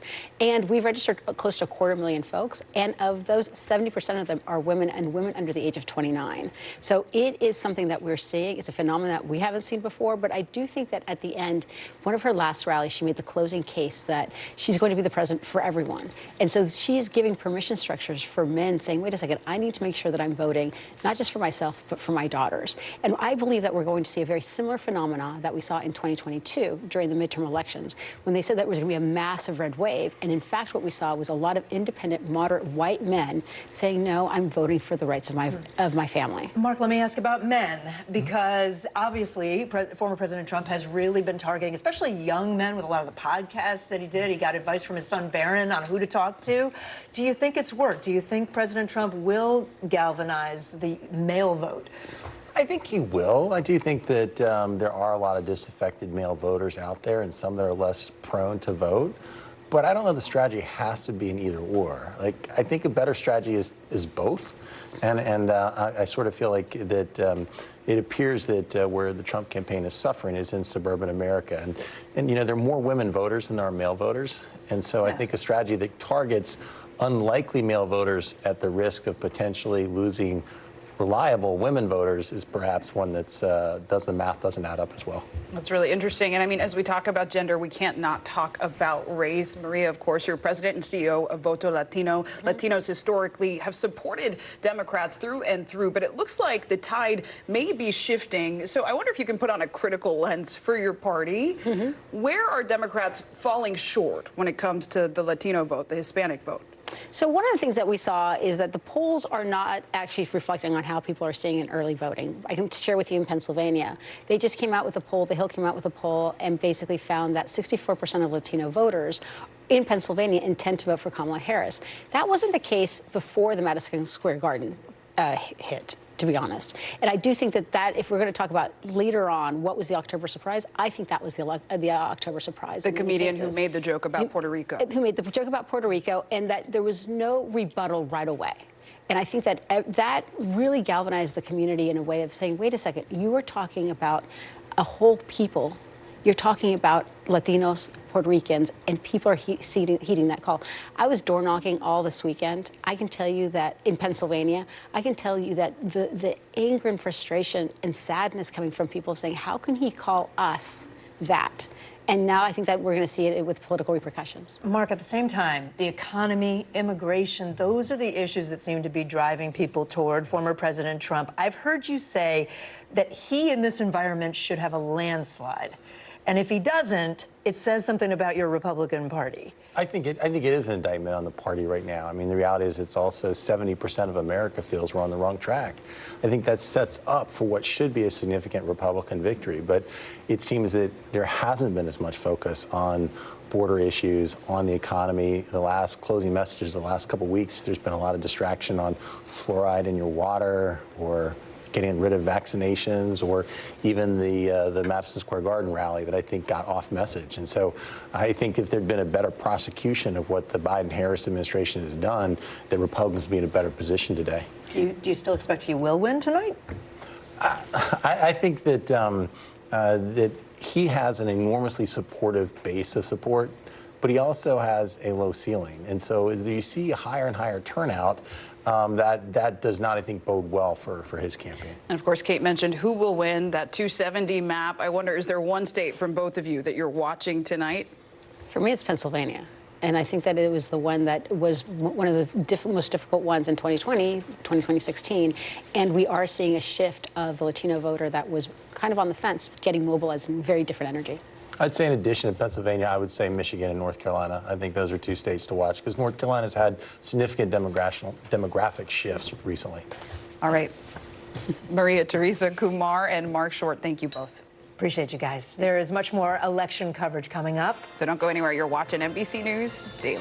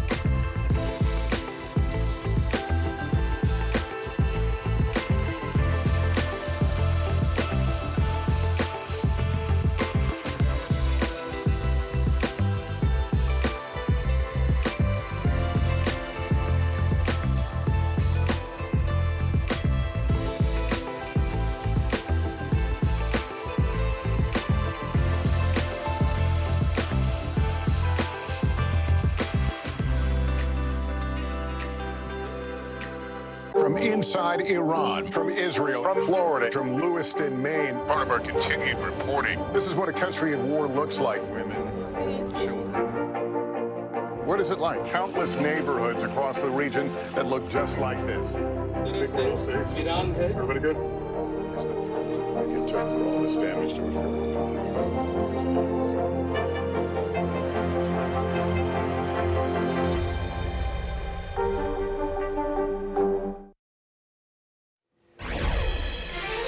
Well, every 4 years, NBC News picks a group of talented young journalists to serve as what we call campaign embeds. They fan out across the country, covering campaign speeches, policy platforms, issues most important to voters. The job is not an easy one. This year, 9 NBC News journalists were on the road for months at a time, racking up those airline miles, probably not sleeping much, and serving as our eyes and ears on the ground in battleground states. And joining us now are 2 of those embeds. Emma Barnett is in Pennsylvania, and Alex Tabbitt is in Arizona. First of all, we are so proud of you both. I know that Kate and I know you individually, and it's so incredible to see how far you've both come. Emma, I want to start with you in Pennsylvania. What's a typical day in the life for an embed? Zinkley, it's hard to describe a typical day in the life, but as campaign embeds, we get to write the first draft of history with a front row seat, whether that means covering campaign rallies, speaking to thousands of voters across the country, or doing our own enterprise reporting. Our goal is to always have our finger on the pulse of this election. And as you mentioned, over the past 18 months, we've really been living in suitcases across the country. I'll share some of my stats for you. In just this past year, I have spent nearly 180 nights in hotels. I've taken more than 90 flights. I've driven tens of thousands of miles across the country. I've reported from 20 different states, interviewed thousands of voters, and as you mentioned, have had countless sleepless nights. And it's all been leading up to today, Election Day. And it has been such a privilege and an honor to cover this election and do what we do best as journalists, report the facts, ask tough questions, and share the stories behind this election. Yeah, if you saw any of my sitting with voters after the debates on NBC, that was because of Emma. She found all those voters for us. Alex, let me turn to you. Your job before was here on NBC News Daily. You were an associate producer. We miss you so much. I know your life is different. What is the day-to-day, and what's today like for you? How you doing? Well, I remember when I first started this job, it was in July of 2023. I was in Iowa covering the Iowa caucuses. It was a Saturday morning, and I decided I wanted to go on a jog. And about 3 miles into the jog, I'm moving and grooving, listening to music. I feel a vibration on my phone, and the Iowa Republican Party had announced the date of the Iowa caucuses. And that was big news in the political world, and that was very big news for somebody who was sent to Iowa to cover the Iowa caucuses. So 3 miles in, I turned around and sprinted back to my desk to try to write an article about it. Luckily, my colleague Jillian Frankel was with her computer, and she was able to get a head start. We worked on it together. But that was the last day that I spent time without my computer or without my camera nearby. And I've been using a lot of treadmills recently, Kate and Sinclair. Oh, I love that. I mean, I'm sure you both have so many memorable moments, but also, selfishly, I kind of want to know the travel hacks and tips or something that surprised you. So, Emma, you first, and then we'll go to Alex. Something that surprised me is how important it is, even in your crazy busy days, to be able to fit in even just 20 minutes of exercise. It really is remarkable how much of a difference it makes to go to the gym, do a quick Peloton ride, run on the treadmill, and it also makes you stronger because the gear we're carrying around is really heavy. So you got to be ready to lift it up on those airplanes. Yeah. Alex, what about you? Things you didn't expect? Plenty of things I did not expect. In Iowa, just a couple days before the caucuses, a massive snowstorm hit the state, and all the major candidates, except for the one that I was covering, canceled their events. So I went to Vivek Ramaswamy's first, second, third, and fourth political events, and on my way to the fifth political event, I heard a thud. I got stuck on the highway. I called 911, trying to figure out what to do. Because I looked at the dashboard and I noticed it was negative 15 degrees outside. But luckily there was a nearby farmer who took me in, who gave me shelter, who helped shovel me out of the snow. And what I really learned from that experience is the kindness and the generosity of the American people, something I will never forget and will always cherish. Kate and Sinclair. That is a great way to end, Alex. Humanity, right? Yep. We're all the same inside. Absolutely. Alex Tabbett, Emma Barnett, thank you guys. I hope you get some sleep tonight. Yes. If not tonight, maybe in the coming weeks. In a couple of days. Thank you. Oh, guys, thank you. I'm Kate Snow. I'm Sinclair Samoa. Thank you so much for being with us. You are watching NBC News Daily, and be sure to stay with NBC News for complete Decision 2024 coverage tonight. We start at 5 p.m. Eastern, streaming on our streaming network, NBC News Now.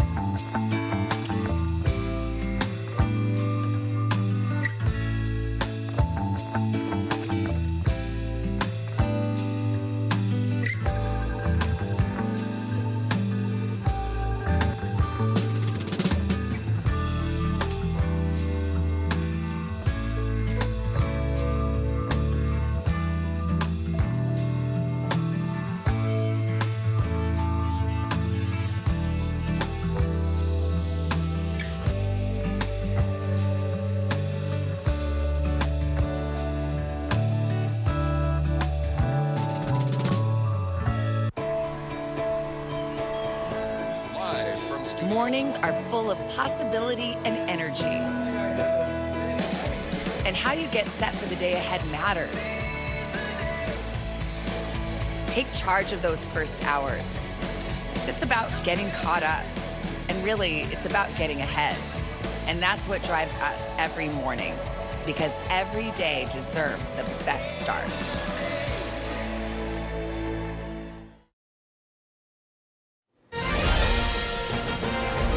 Happy Election Day, everyone. I'm Sinclair Samoa. And I'm Kate Snow. NBC News Daily starts right now.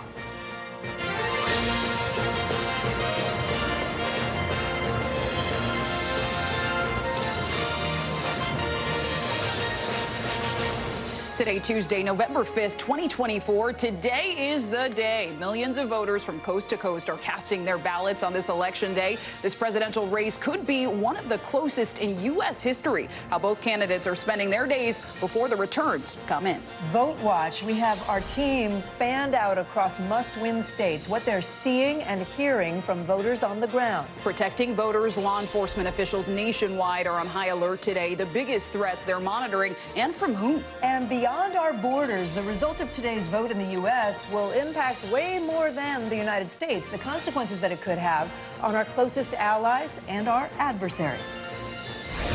Well, it is so good to be with you, and in a different location today. We're in Studio 1A today for you. Welcome. Yes, so good to be with you. And we're going to start our coverage of Election Day 2024. Somehow, it's finally here, folks. The presidential campaigns are over, and now it is up to the American people. Voters have been lining up from coast to coast all day long. The first polls will close in a matter of hours. Former President Donald Trump voted this morning in Florida. The former president spoke to reporters after casting his ballot.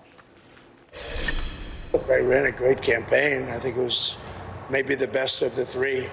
We did great in the first one. We did much better in the second one. Trump's running mate, Senator J.D. Vance, also voting this morning in Ohio. Vice President Kamala Harris is in Washington, D.C. today. She voted by mail over the weekend. Her running mate, Governor Tim Walz, voted early last month. The vice president is urging everyone to get out and vote. That's what my focus is right now today, I must admit, which is making sure everybody knows the power of their voice through their vote. It is important to note that we may not know the winner of the presidential race tonight, especially if it's close. Election officials around the country are urging patience as all of the votes are counted. Our Decision 2024 coverage kicks off with the candidates. NBC News senior White House correspondent Gabe Gutierrez is at Howard University in Washington, D.C., covering the Harris campaign. And NBC News correspondent Dasha Burns is at Trump headquarters in West Palm Beach, Florida. Good to see you both. Gabe, let's start with you. Howard University, a historically black university, is the vice president's alma mater. She's expected to hold a watch party there tonight. So how are the Harris campaign feeling heading into these final hours? Well, hi there, Zane, Clay, and Kate. Well, the Harris campaign is cautiously optimistic at this point, but they are being careful not to be too optimistic. They're saying that this is an extremely close race among all the 7 battlegrounds, but they are encouraged by some signs, including the early vote, which they say in places like North Carolina has been predominantly from women, and they feel they are better performing with that demographic. Now, Vice President Harris, as you said, is in Washington today. She spent the morning calling into radio stations, trying to get her message, her last-minute message out. She has been stressing that momentum is on our side. That's what she told voters with several rallies yesterday in Pennsylvania. And you mentioned Howard University, of course, her alma mater. It also has a lot of history for her. Back in 2019, it's where she announced her 2020 presidential bid. And she told an interviewer earlier today that the first time she ever ran for elected office was to be a representative here at Howard University. So if she were to win this election, it would all come full circle. Cadence and Clay. And Dasha, let me go to you. We heard from the former president earlier today. He's also holding a watch party tonight in West Palm Beach. What's the feeling among Trump insiders right now? Well, look, they're projecting confidence internally, similar to what Gabe said, is cautious optimism. The former president at his rallies yesterday said he believes he has a 95% chance of winning. Of course, we've all been seeing the polls. It's very, very tight. 95% is overshooting it by quite a lot. But one of the things that his allies are pointing to is that he has always done better than the polls set expectations for. And the fact that it is so close right now, they feel like is a really good sign for them. But the former president has also repeatedly cast doubt on the potential results of this election. He did that throughout his rallies yesterday. And he has basically had this message out there that his supporters that we talked to are very bought into, which is that the only way that he can lose is if there is cheating. He's especially sowing doubt about a process that could take a long time. If it takes longer than just tonight, which it very well could, because let's be clear, of election laws in these states that are part of the process, that there's nothing nefarious there. But he's been sowing doubt about these things taking a long time. This morning, though, he was asked by our great embed Jake Traylor if he would concede if he lost. And he did say that he would if it was fair, and said he feels like so far it has been fair. So this mix of confidence, but also sticking to that pattern of sowing some doubt without evidence, of course, that there has been any cheating, which there has not been any evidence of, guys. Yeah, and we'll be heading to some polling sites later this hour. Appreciate all of that analysis. Dasha Burns, Gabe Gutierrez, thank you.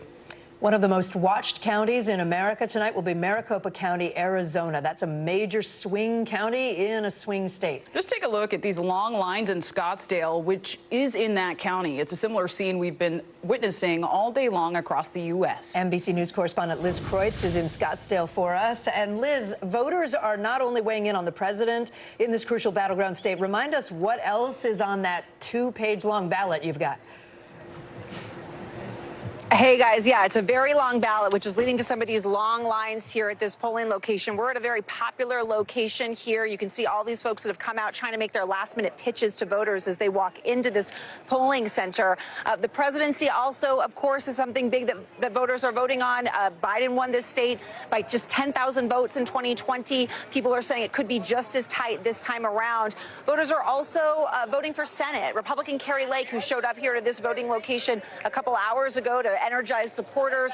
She is running against Democrat Ruben Gallego. And then another critical thing on the ballot here, guys, is Proposition 139. This would enshrine abortion rights into the state constitution in Arizona. This is one of 10 states nationwide where abortion is literally on the ballot. And time again, we are hearing from voters who say that is the #1 issue that is driving them to the polls. But where we are here in Scottsdale, this is a more conservative area. And voters time and time again also say that immigration is bringing them out to the polls as well. So it's expected to be very tight, guys.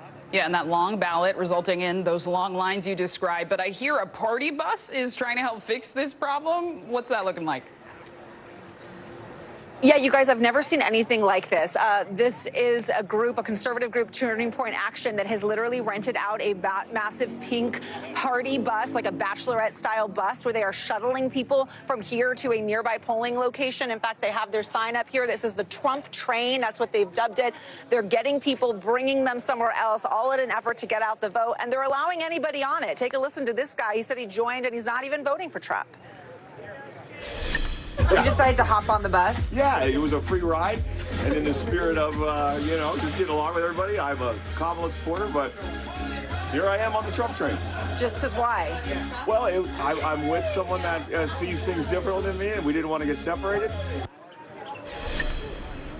Now, this gentleman did say that once he got taken to this other location, that location ended up having some printer problems. The printer ran out of ink, and then it broke down, so it ended up taking just as long as if he had waited here. But again, guys, all of these creative efforts in this critical battleground state and county, people say so goes Maricopa County, so goes the state, all of these efforts to try to get out every single vote, guys. And he got a nice ride with some music, from what I heard. It did look fun. Liz Kreitz.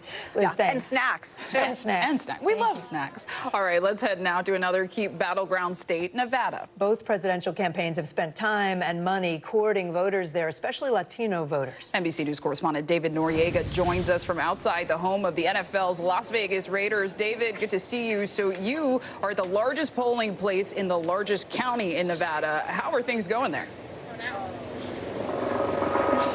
Yeah, this is a pretty unusual polling place, by the way. The Secretary of State and Clark County put a lot of effort into making this kind of a destination polling place for people. There's music, there's activities, work right off the Las Vegas Strip, and it's worked. More than 1,000 people have voted here so far today. That's more than any other polling place in the county, and of course, Clark County has most of the population of Las Vegas. Now, it's really been a mix of voters here, the people that I've been talking to. I've talked to about equal numbers of Trump and Harris supporters, which reflects just how split this state is. I want to play you a little bit of sound of some of the folks I've spoken to. Take a listen. I kind of didn't want to vote for either, but I'm like, we need change. I just feel like everything's getting so expensive, the cost of living. We have to work 2 jobs to make a living, and we don't think that's right. Harris, at least, well, when it comes to Palestine, she's at least mentioned self-determination for Palestinians and stuff. So that's a major issue for you? Definitely.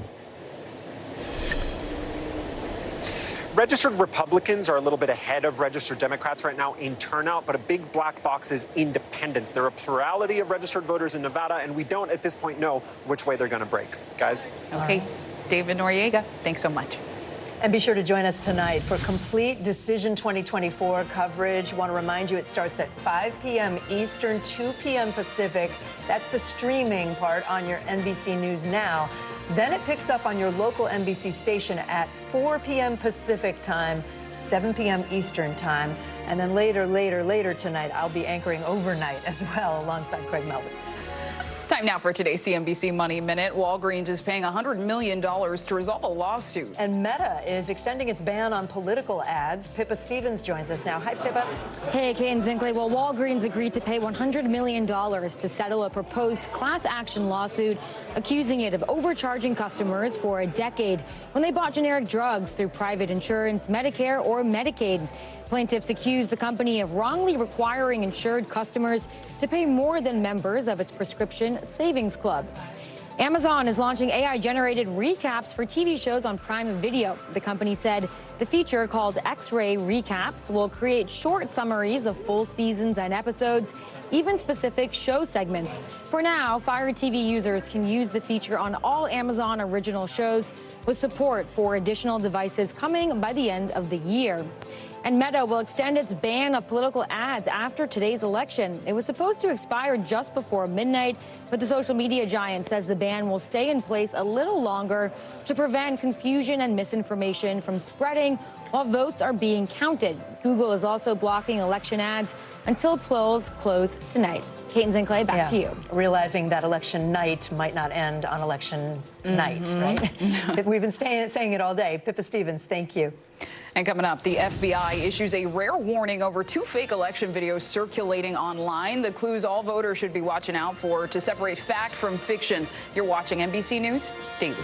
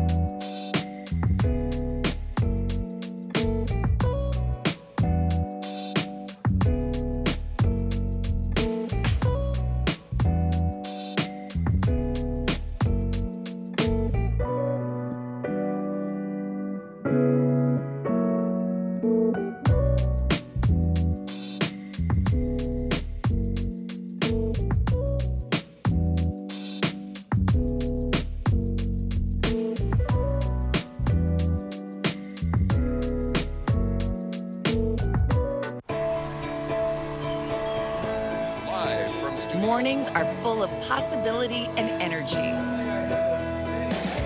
And how you get set for the day ahead matters. Take charge of those first hours. It's about getting caught up. And really, it's about getting ahead.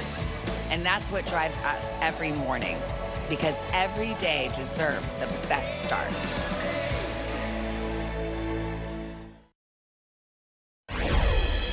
Welcome back. There is a big focus on security and election disinformation at the polls today. Federal and local law enforcement officials are preparing for the possibility of political violence. Already, the FBI says bomb threats have been made to polling locations in several different states, and the agency is also debunking a fake news clip that claimed the FBI was telling people to, quote, vote remotely due to terror threats.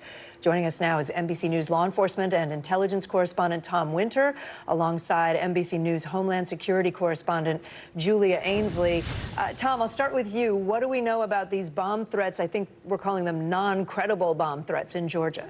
Well, that's right, Kate, and that's because it's been investigated by the FBI along with state officials in Georgia. They actually just put out a statement from the FBI Atlanta field office, which we can show you, effectively saying, look, they're aware of the bomb threats to polling locations, not only in Georgia, but we've received, Kate, really from different locales across the country, these threats as well, people reporting them, and they all appear to originate from Russian email domains. A little bit of an asterisk to that, of course, it's possible for people to spoof where they're coming from, but I think for the FBI to say that, they have to have done some investigation that believes, in their eyes anyway, that it is credibly perhaps from those domains and perhaps from Russia itself. To that end, Julia, let's bring you in because Tom just mentioned this threat in Georgia seems to have come from a Russian email domain. What are we seeing in terms of foreign adversaries, I think, of Russia in this election versus years prior? I just posed that exact same question, Zinkley, to a senior advisor at CISA. They are the chief election security agency overseeing national trends, threats to our elections. And I said, look, you've called Russia the chief foreign adversary threat in this election. Is it bigger now than we've seen in past elections? Remember, we've had evidence of this going back to the 2016 election, that Russia tries to meddle, sow chaos, distrust in the election in order to try to sow chaos in the United States. And they said, yes, that right now, Russia, what they're doing, this meddling, is on a greater scope and scale than they've seen in previous elections. And that out of all of the foreign adversaries, when you look at Russia, China, and Iran, that Russia shows the greatest degree of sophistication. They say that they're doing things like reaching out on messaging apps to specifically target certain demographics of Americans with false information, creating fake news websites. They have lists that go on and on of dozens of domains that are created by Russia to try to appear as if they're real news organizations, sometimes even being very local to try to target voters to make them think that they're seeing something that isn't actually true, like those videos. And Tom, as you scan the country right now, what other potential threats are law enforcement officials monitoring? Well, it's a whole host of things, and really there's been a lot of political violence this year. I mean, as we all well know, the 2 attempts on Donald Trump, but there's been a lot of political violence that we've seen around the globe. We've seen it in both hemispheres. We've seen it in Europe. We've seen it in Africa. So I think the big question here is, as we move forward, is what can we expect in the next 24 hours? And I think there's 2 things that are going on right now. One, and an awful lot of threats that continue to come in, and arrests that have been made in the last 24 hours of people threatening polling workers or polling locations or state election officials. That's been very high, and my colleague Julia knows that all too well, crisscrossing the country, focusing on those threats and what polling centers have had to do to protect themselves from the anticipated threats and possible violence that they could get. And that leads us really to the second component, which is this idea that as we go forward, if there's some sort of a question or it takes time for the results to come in and takes time for news organizations or states to call those results of the election, that the disinformation that Julia talked about, whether it be from foreign actors such as Russia or people here in the United States, that could really ramp up and perhaps push people to violence. That's something we're going to be watching going forward. Yeah, and Julia, briefly, this can all feel so existential. So what can an individual, a person do if they see something online that they're not sure about or at a polling station? I asked that question to the CISA director just last week, and she said that voters should look to their state and local officials. Just as we saw Secretary of State Brad Raffensperger do a press conference today about those bomb threats that allegedly come from Russia, he was able to get out in front of it far before we will see the FBI make a conclusion, far before we'll see CISA do anything publicly, because they want to leave this to state and locals. That is what they believe will give the most trust to voters, that there's no kind of federal overreach here in terms of deciding what's true and what's not true about elections. Okay, Julia Ainsley and Tom Winter, thanks for your reporting. We appreciate it. Still ahead, why hasn't America put a woman in the White House, and could that change tonight? Our Ali Vitale literally wrote a book on the topic. She'll be with us just ahead on NBC News NOW.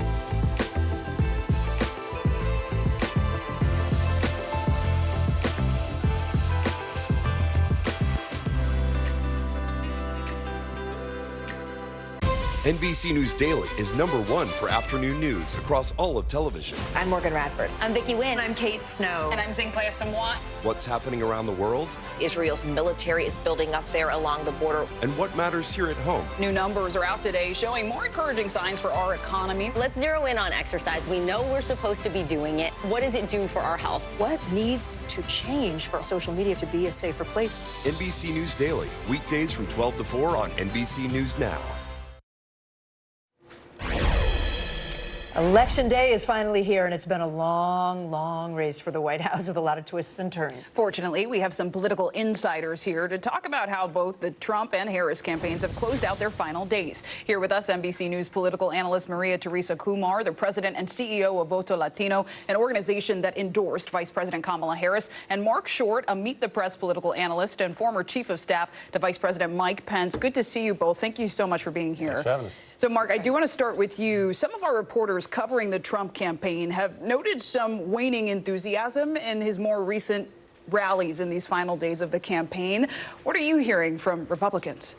I think that there's still a lot of enthusiasm for Trump among his core supporters. I think that it's been a long campaign. There's been a lot of rallies, so I wouldn't read too much into that, honestly. But again, I think that the challenge with the Trump campaign is that there's enormous strong support for him that makes sure he has a very high floor, but he also has a low ceiling.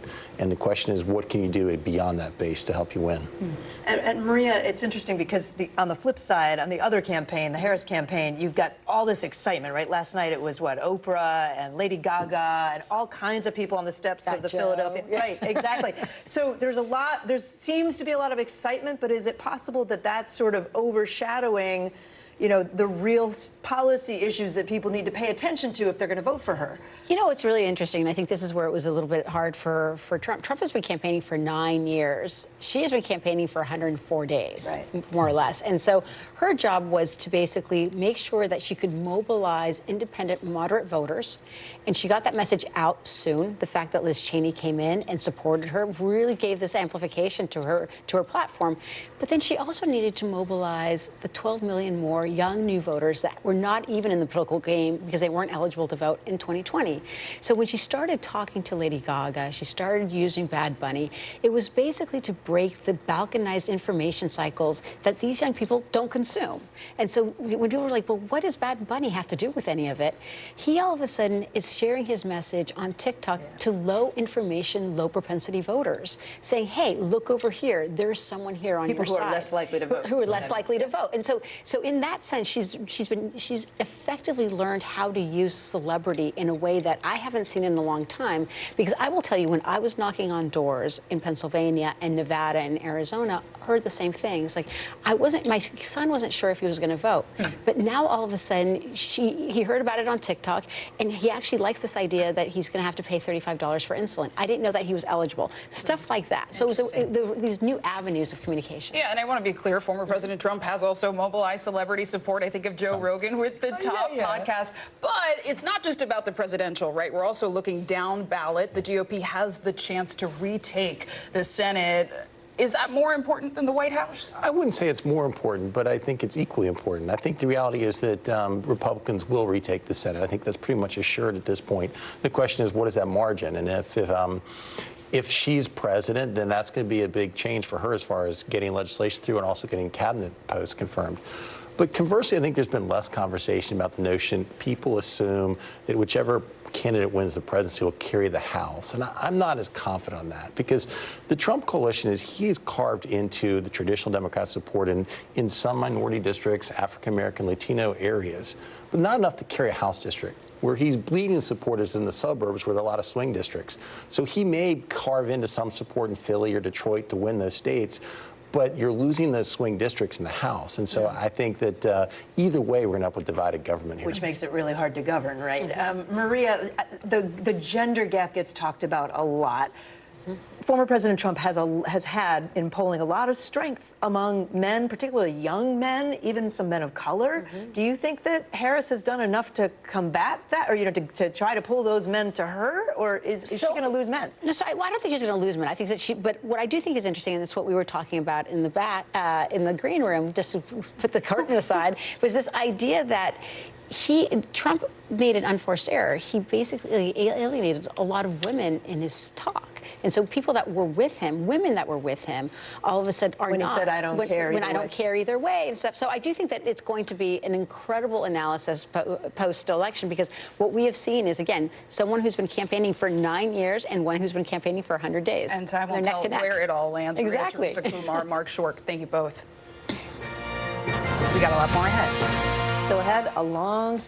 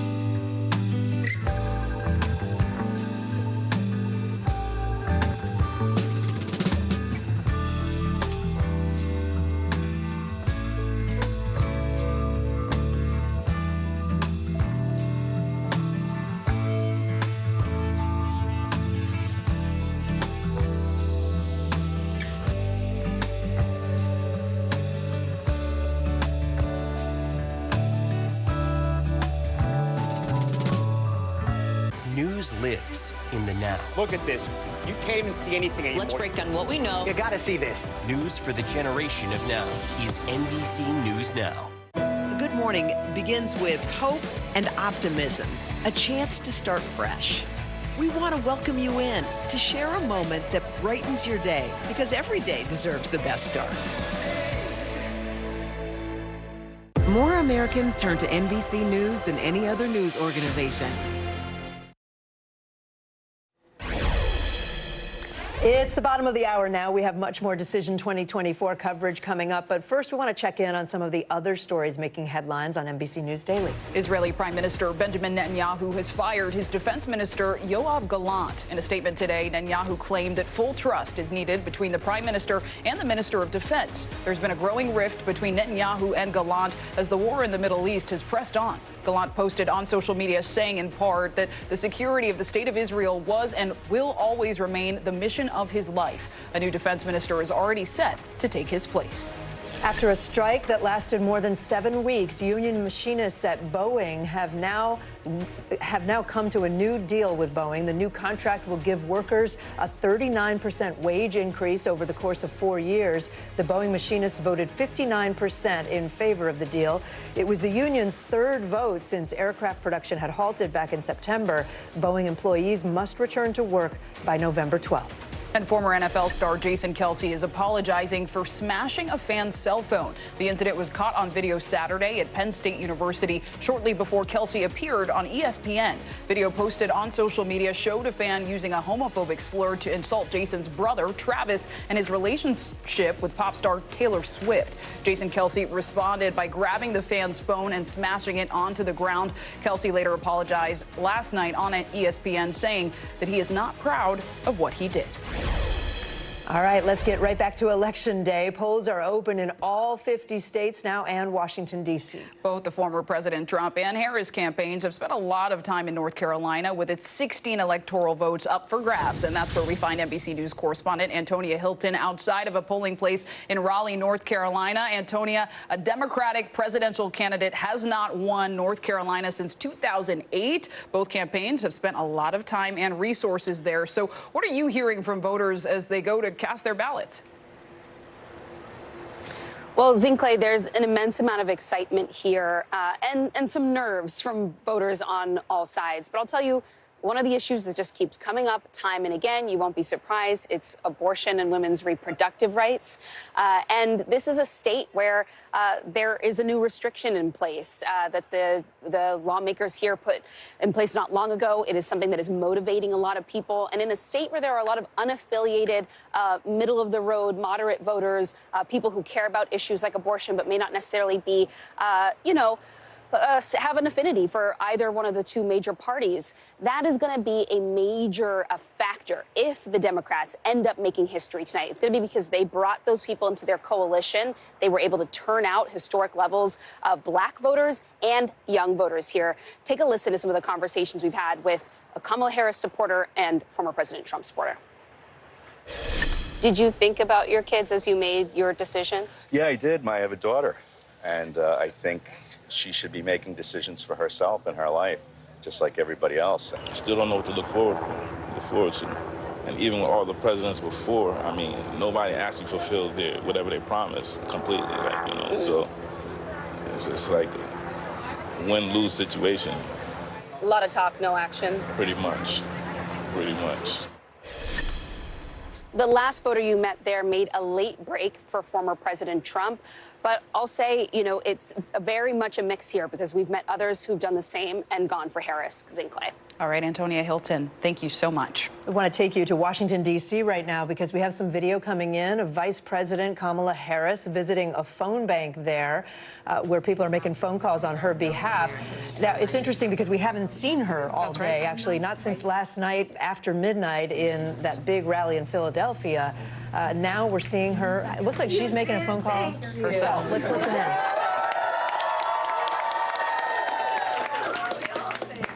Thank you so very much. It's so important that everybody participates, and I thank you because I'm sure you got a lot of other things you could be doing, but taking the time to vote really does make a difference. So thank you for that. And you enjoy your day, okay?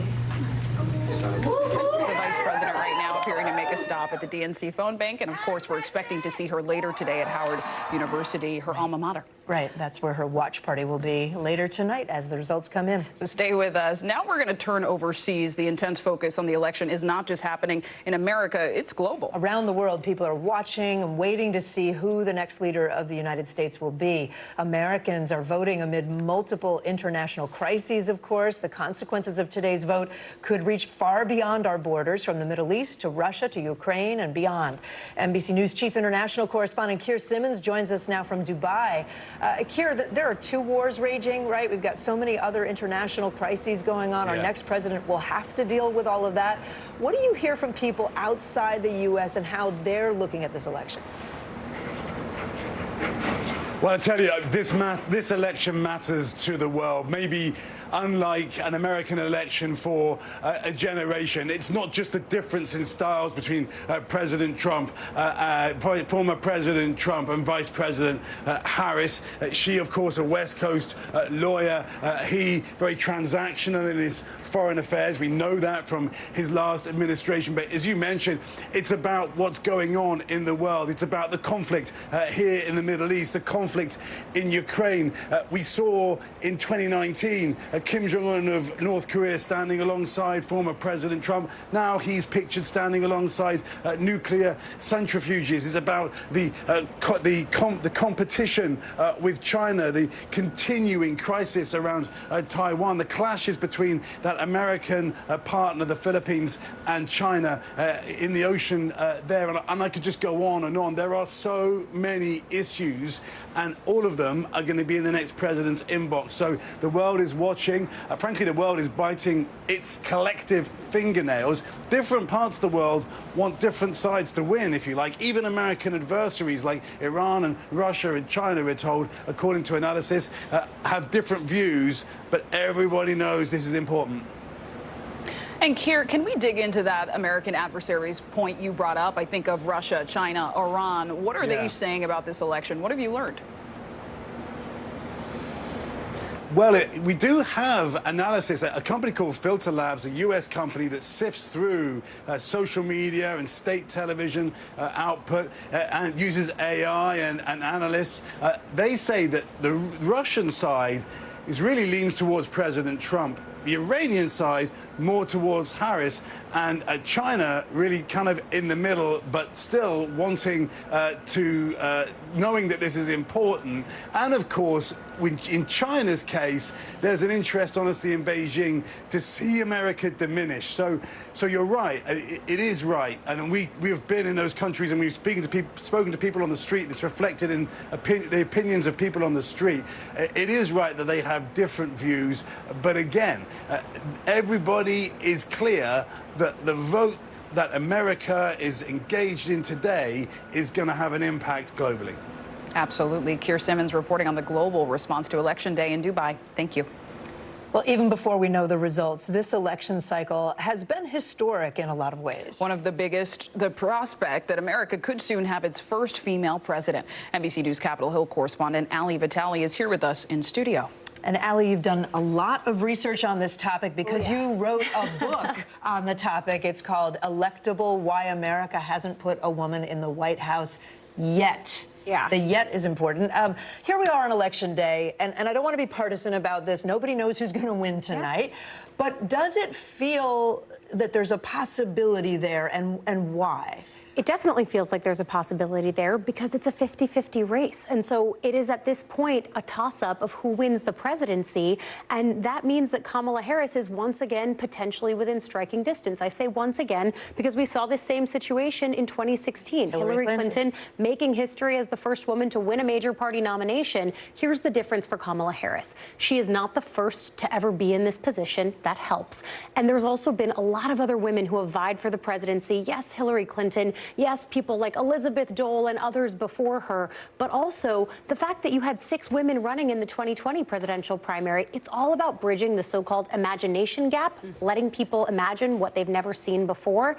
And she, being the vice president too, has done more work in putting the bricks in that road. Ali, beyond the record of other women who have run for office before, you're not new to this. You covered Harris when she first had her bid for the White House. I wonder, is she operating differently at all? What have you witnessed? She herself, I think, is a much more confident candidate. You saw it in her early year in the vice presidency. She had a tough road, a lot of criticism for her. Some of it was fair, some of it absolutely wasn't. And we sort of parsed that out in real time. But as I wrote in my book, one of the things that people thought about then was when you're damned if you do and damned if you don't so often in your career, sometimes it's hard to trust your gut. What has happened in this White House over the course of her vice presidency is she's learned to trust her gut, but the issue set has also met her where she is. There is such an authenticity to being a woman talking about abortion care at this moment that really allows it to be a top issue for her while it's also one of the energizing issues around the country. Let me ask you this, whether she wins or not tonight, could it help a future woman?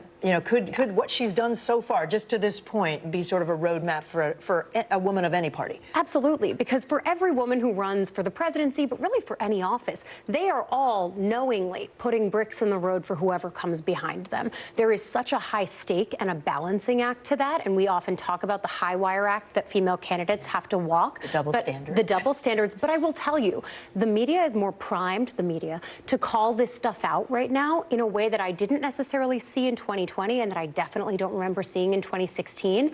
And so that's a sign of progress in and of itself, the way that we are just allowing women to run and potentially win by their own merits. And the way she's running leans into that. She's not talking about breaking glass ceilings. She's not talking about being the first. She's just saying, hey, this is my issue set. This is why I think you should vote for me, and I want to win. All right, Ali Vitale, great to have you. Thank you. Thanks, guys. Thanks. Still ahead, the road to the White House has been a long and winding one. I'll take you through all the bumps and the turns, things you might have even, well, not that, but other things you might have forgotten about. It's all next on NBC News Daily.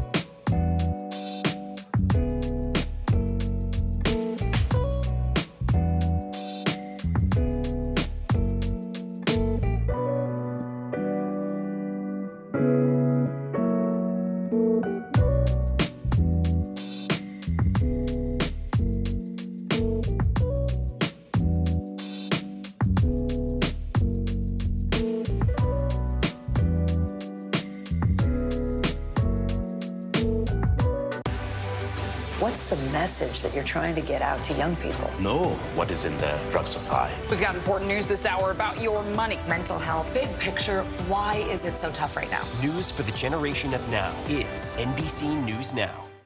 Mornings are full of possibility and energy, and how you get set for the day ahead matters. It's about getting caught up and getting ahead, because every day deserves the best start.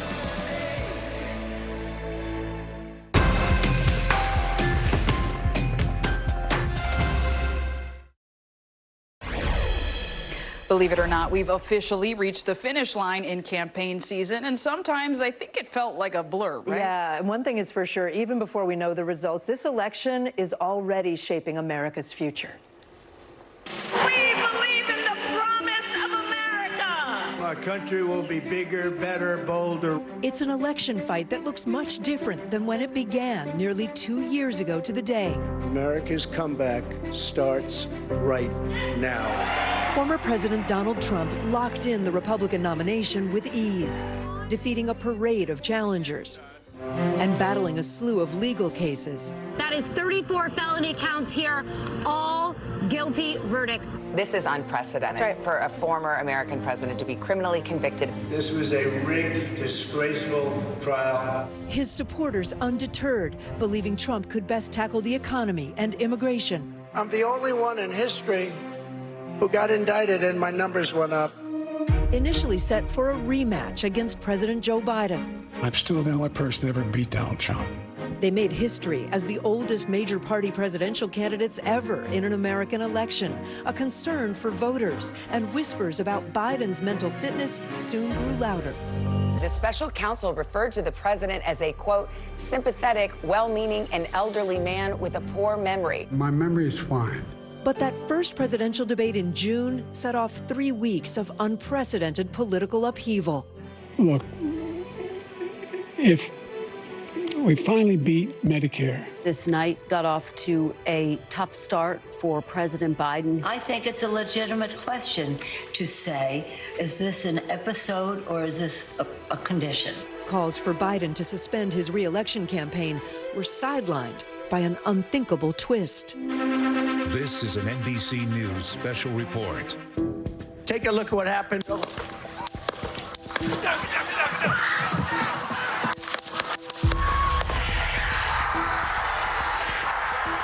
The 45th president of the United States, injured but alive. All of this unfolding with Republicans now gathering to officially nominate Donald Trump at their convention. With his ear bandaged, the former president making an emotional entrance just 2 days after the attempt on his life. When Donald Trump rose to his feet in that Pennsylvania field, all of America stood with him. I stand before you in this arena only by the grace of Almighty God. That same week, President Biden testing positive for COVID. News broke of different Democratic leaders calling for the president to step aside. My fellow Americans. Days later, the president ending his re-election bid. I revere this office, but I love my country more. Endorsing Vice President Kamala Harris and upending the race with just over 100 days until the election. We choose freedom.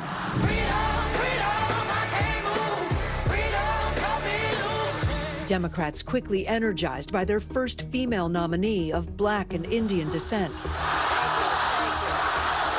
Harris showing strength on the issues of abortion rights and protecting democracy. Ours is a fight for the future. Trump pivoting to his new opponent. I didn't know she was black until a number of years ago when she happened to turn black. A convention coronation in August. Kamala Harris is going to stand up and fight for your freedom to live the life that you want to lead. I accept your nomination to be President of the United States of America. Trump and Harris would meet for the first time in their only debate. I've never seen a worse period of time. People can't go out and buy cereal or bacon or eggs or anything else. The government and Donald Trump certainly should not be telling a woman what to do with her body. And this famous falsehood. They're eating the dogs, the people that came in. They're eating the cats. the vice presidential debate striking a different tone. I agree with a lot of what Senator Vance said about what's happening. And I think that Governor Walz and I actually probably agreed.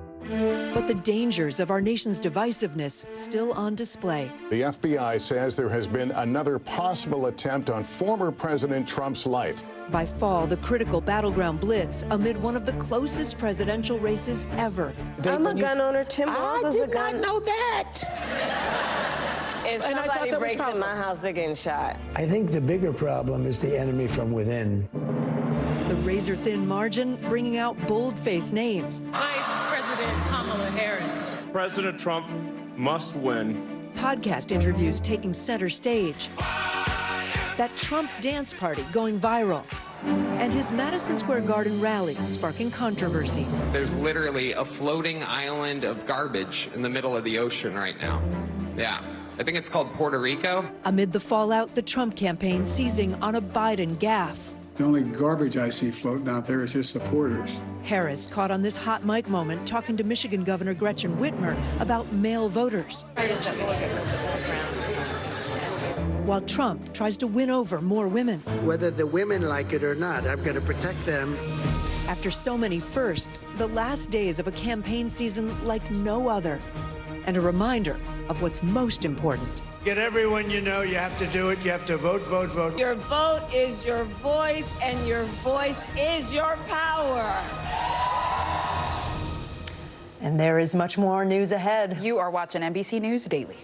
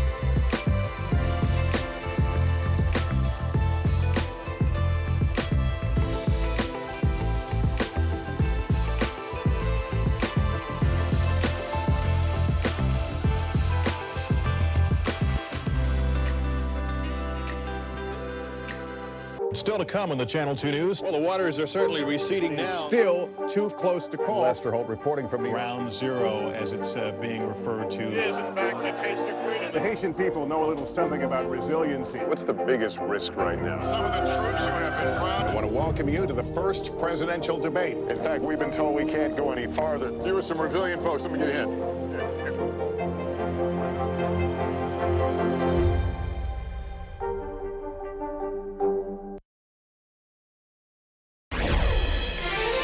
Well, every 4 years, NBC News picks a group of talented young journalists to serve as what we call campaign embeds. They fan out across the country, covering campaign speeches, policy platforms, issues most important to voters. The job is not an easy one. This year, 9 NBC News journalists were on the road for months at a time, racking up those airline miles, probably not sleeping much, and serving as our eyes and ears on the ground in battleground states. And joining us now are 2 of those embeds. Emma Barnett is in Pennsylvania, and Alex Tabbitt is in Arizona. First of all, we are so proud of you both. I know that Kate and I know you individually, and it's so incredible to see how far you've both come. Emma, I want to start with you in Pennsylvania. What's a typical day in the life for an embed? Zinkley, it's hard to describe a typical day in the life, but as campaign embeds, we get to write the first draft of history with a front row seat, whether that means covering campaign rallies, speaking to thousands of voters across the country, or doing our own enterprise reporting. Our goal is to always have our finger on the pulse of this election. And as you mentioned, over the past 18 months, we've really been living in suitcases across the country. I'll share some of my stats for you. In just this past year, I have spent nearly 180 nights in hotels. I've taken more than 90 flights. I've driven tens of thousands of miles across the country. I've reported from 20 different states, interviewed thousands of voters, and as you mentioned, have had countless sleepless nights. And it's all been leading up to today, Election Day. And it has been such a privilege and an honor to cover this election and do what we do best as journalists, report the facts, ask tough questions, and share the stories behind this election.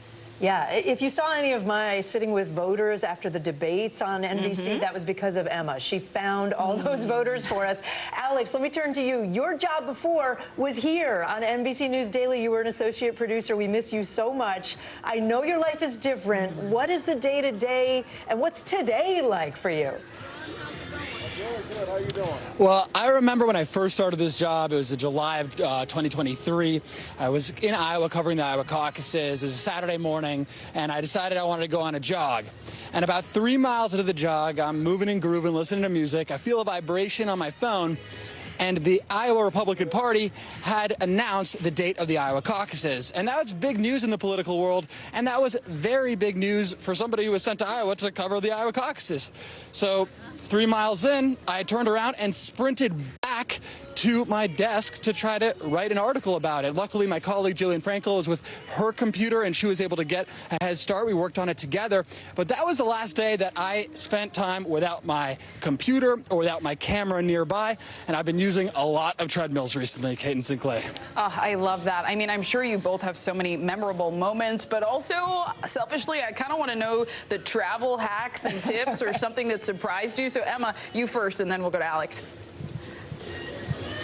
Something that surprised me is how important it is, even in your crazy busy days, to be able to fit in even just 20 minutes of exercise. It really is remarkable how much of a difference it makes to go to the gym, do a quick Peloton ride, run on the treadmill, and it also makes you stronger because the gear we're carrying around is really heavy. So you got to be ready to lift it up on those airplanes. Yeah. Alex, what about you? Things you didn't expect? Plenty of things I did not expect. In Iowa, just a couple days before the caucuses, a massive snowstorm hit the state, and all the major candidates, except for the one that I was covering, canceled their events. So I went to Vivek Ramaswamy's first, second, third, and fourth political events, and on my way to the fifth political event, I heard a thud. I got stuck on the highway. I called 911, trying to figure out what to do. Because I looked at the dashboard and I noticed it was negative 15 degrees outside. But luckily there was a nearby farmer who took me in, who gave me shelter, who helped shovel me out of the snow. And what I really learned from that experience is the kindness and the generosity of the American people, something I will never forget and will always cherish, Kate and Sinclair. That is a great way to end, Alex. Humanity, right? Yep. We're all the same inside. Absolutely. Alex Tabbitt, Emma Barnett, thank you guys. I hope you get some sleep tonight. Yes. If not tonight, maybe in the coming weeks. In a couple of days.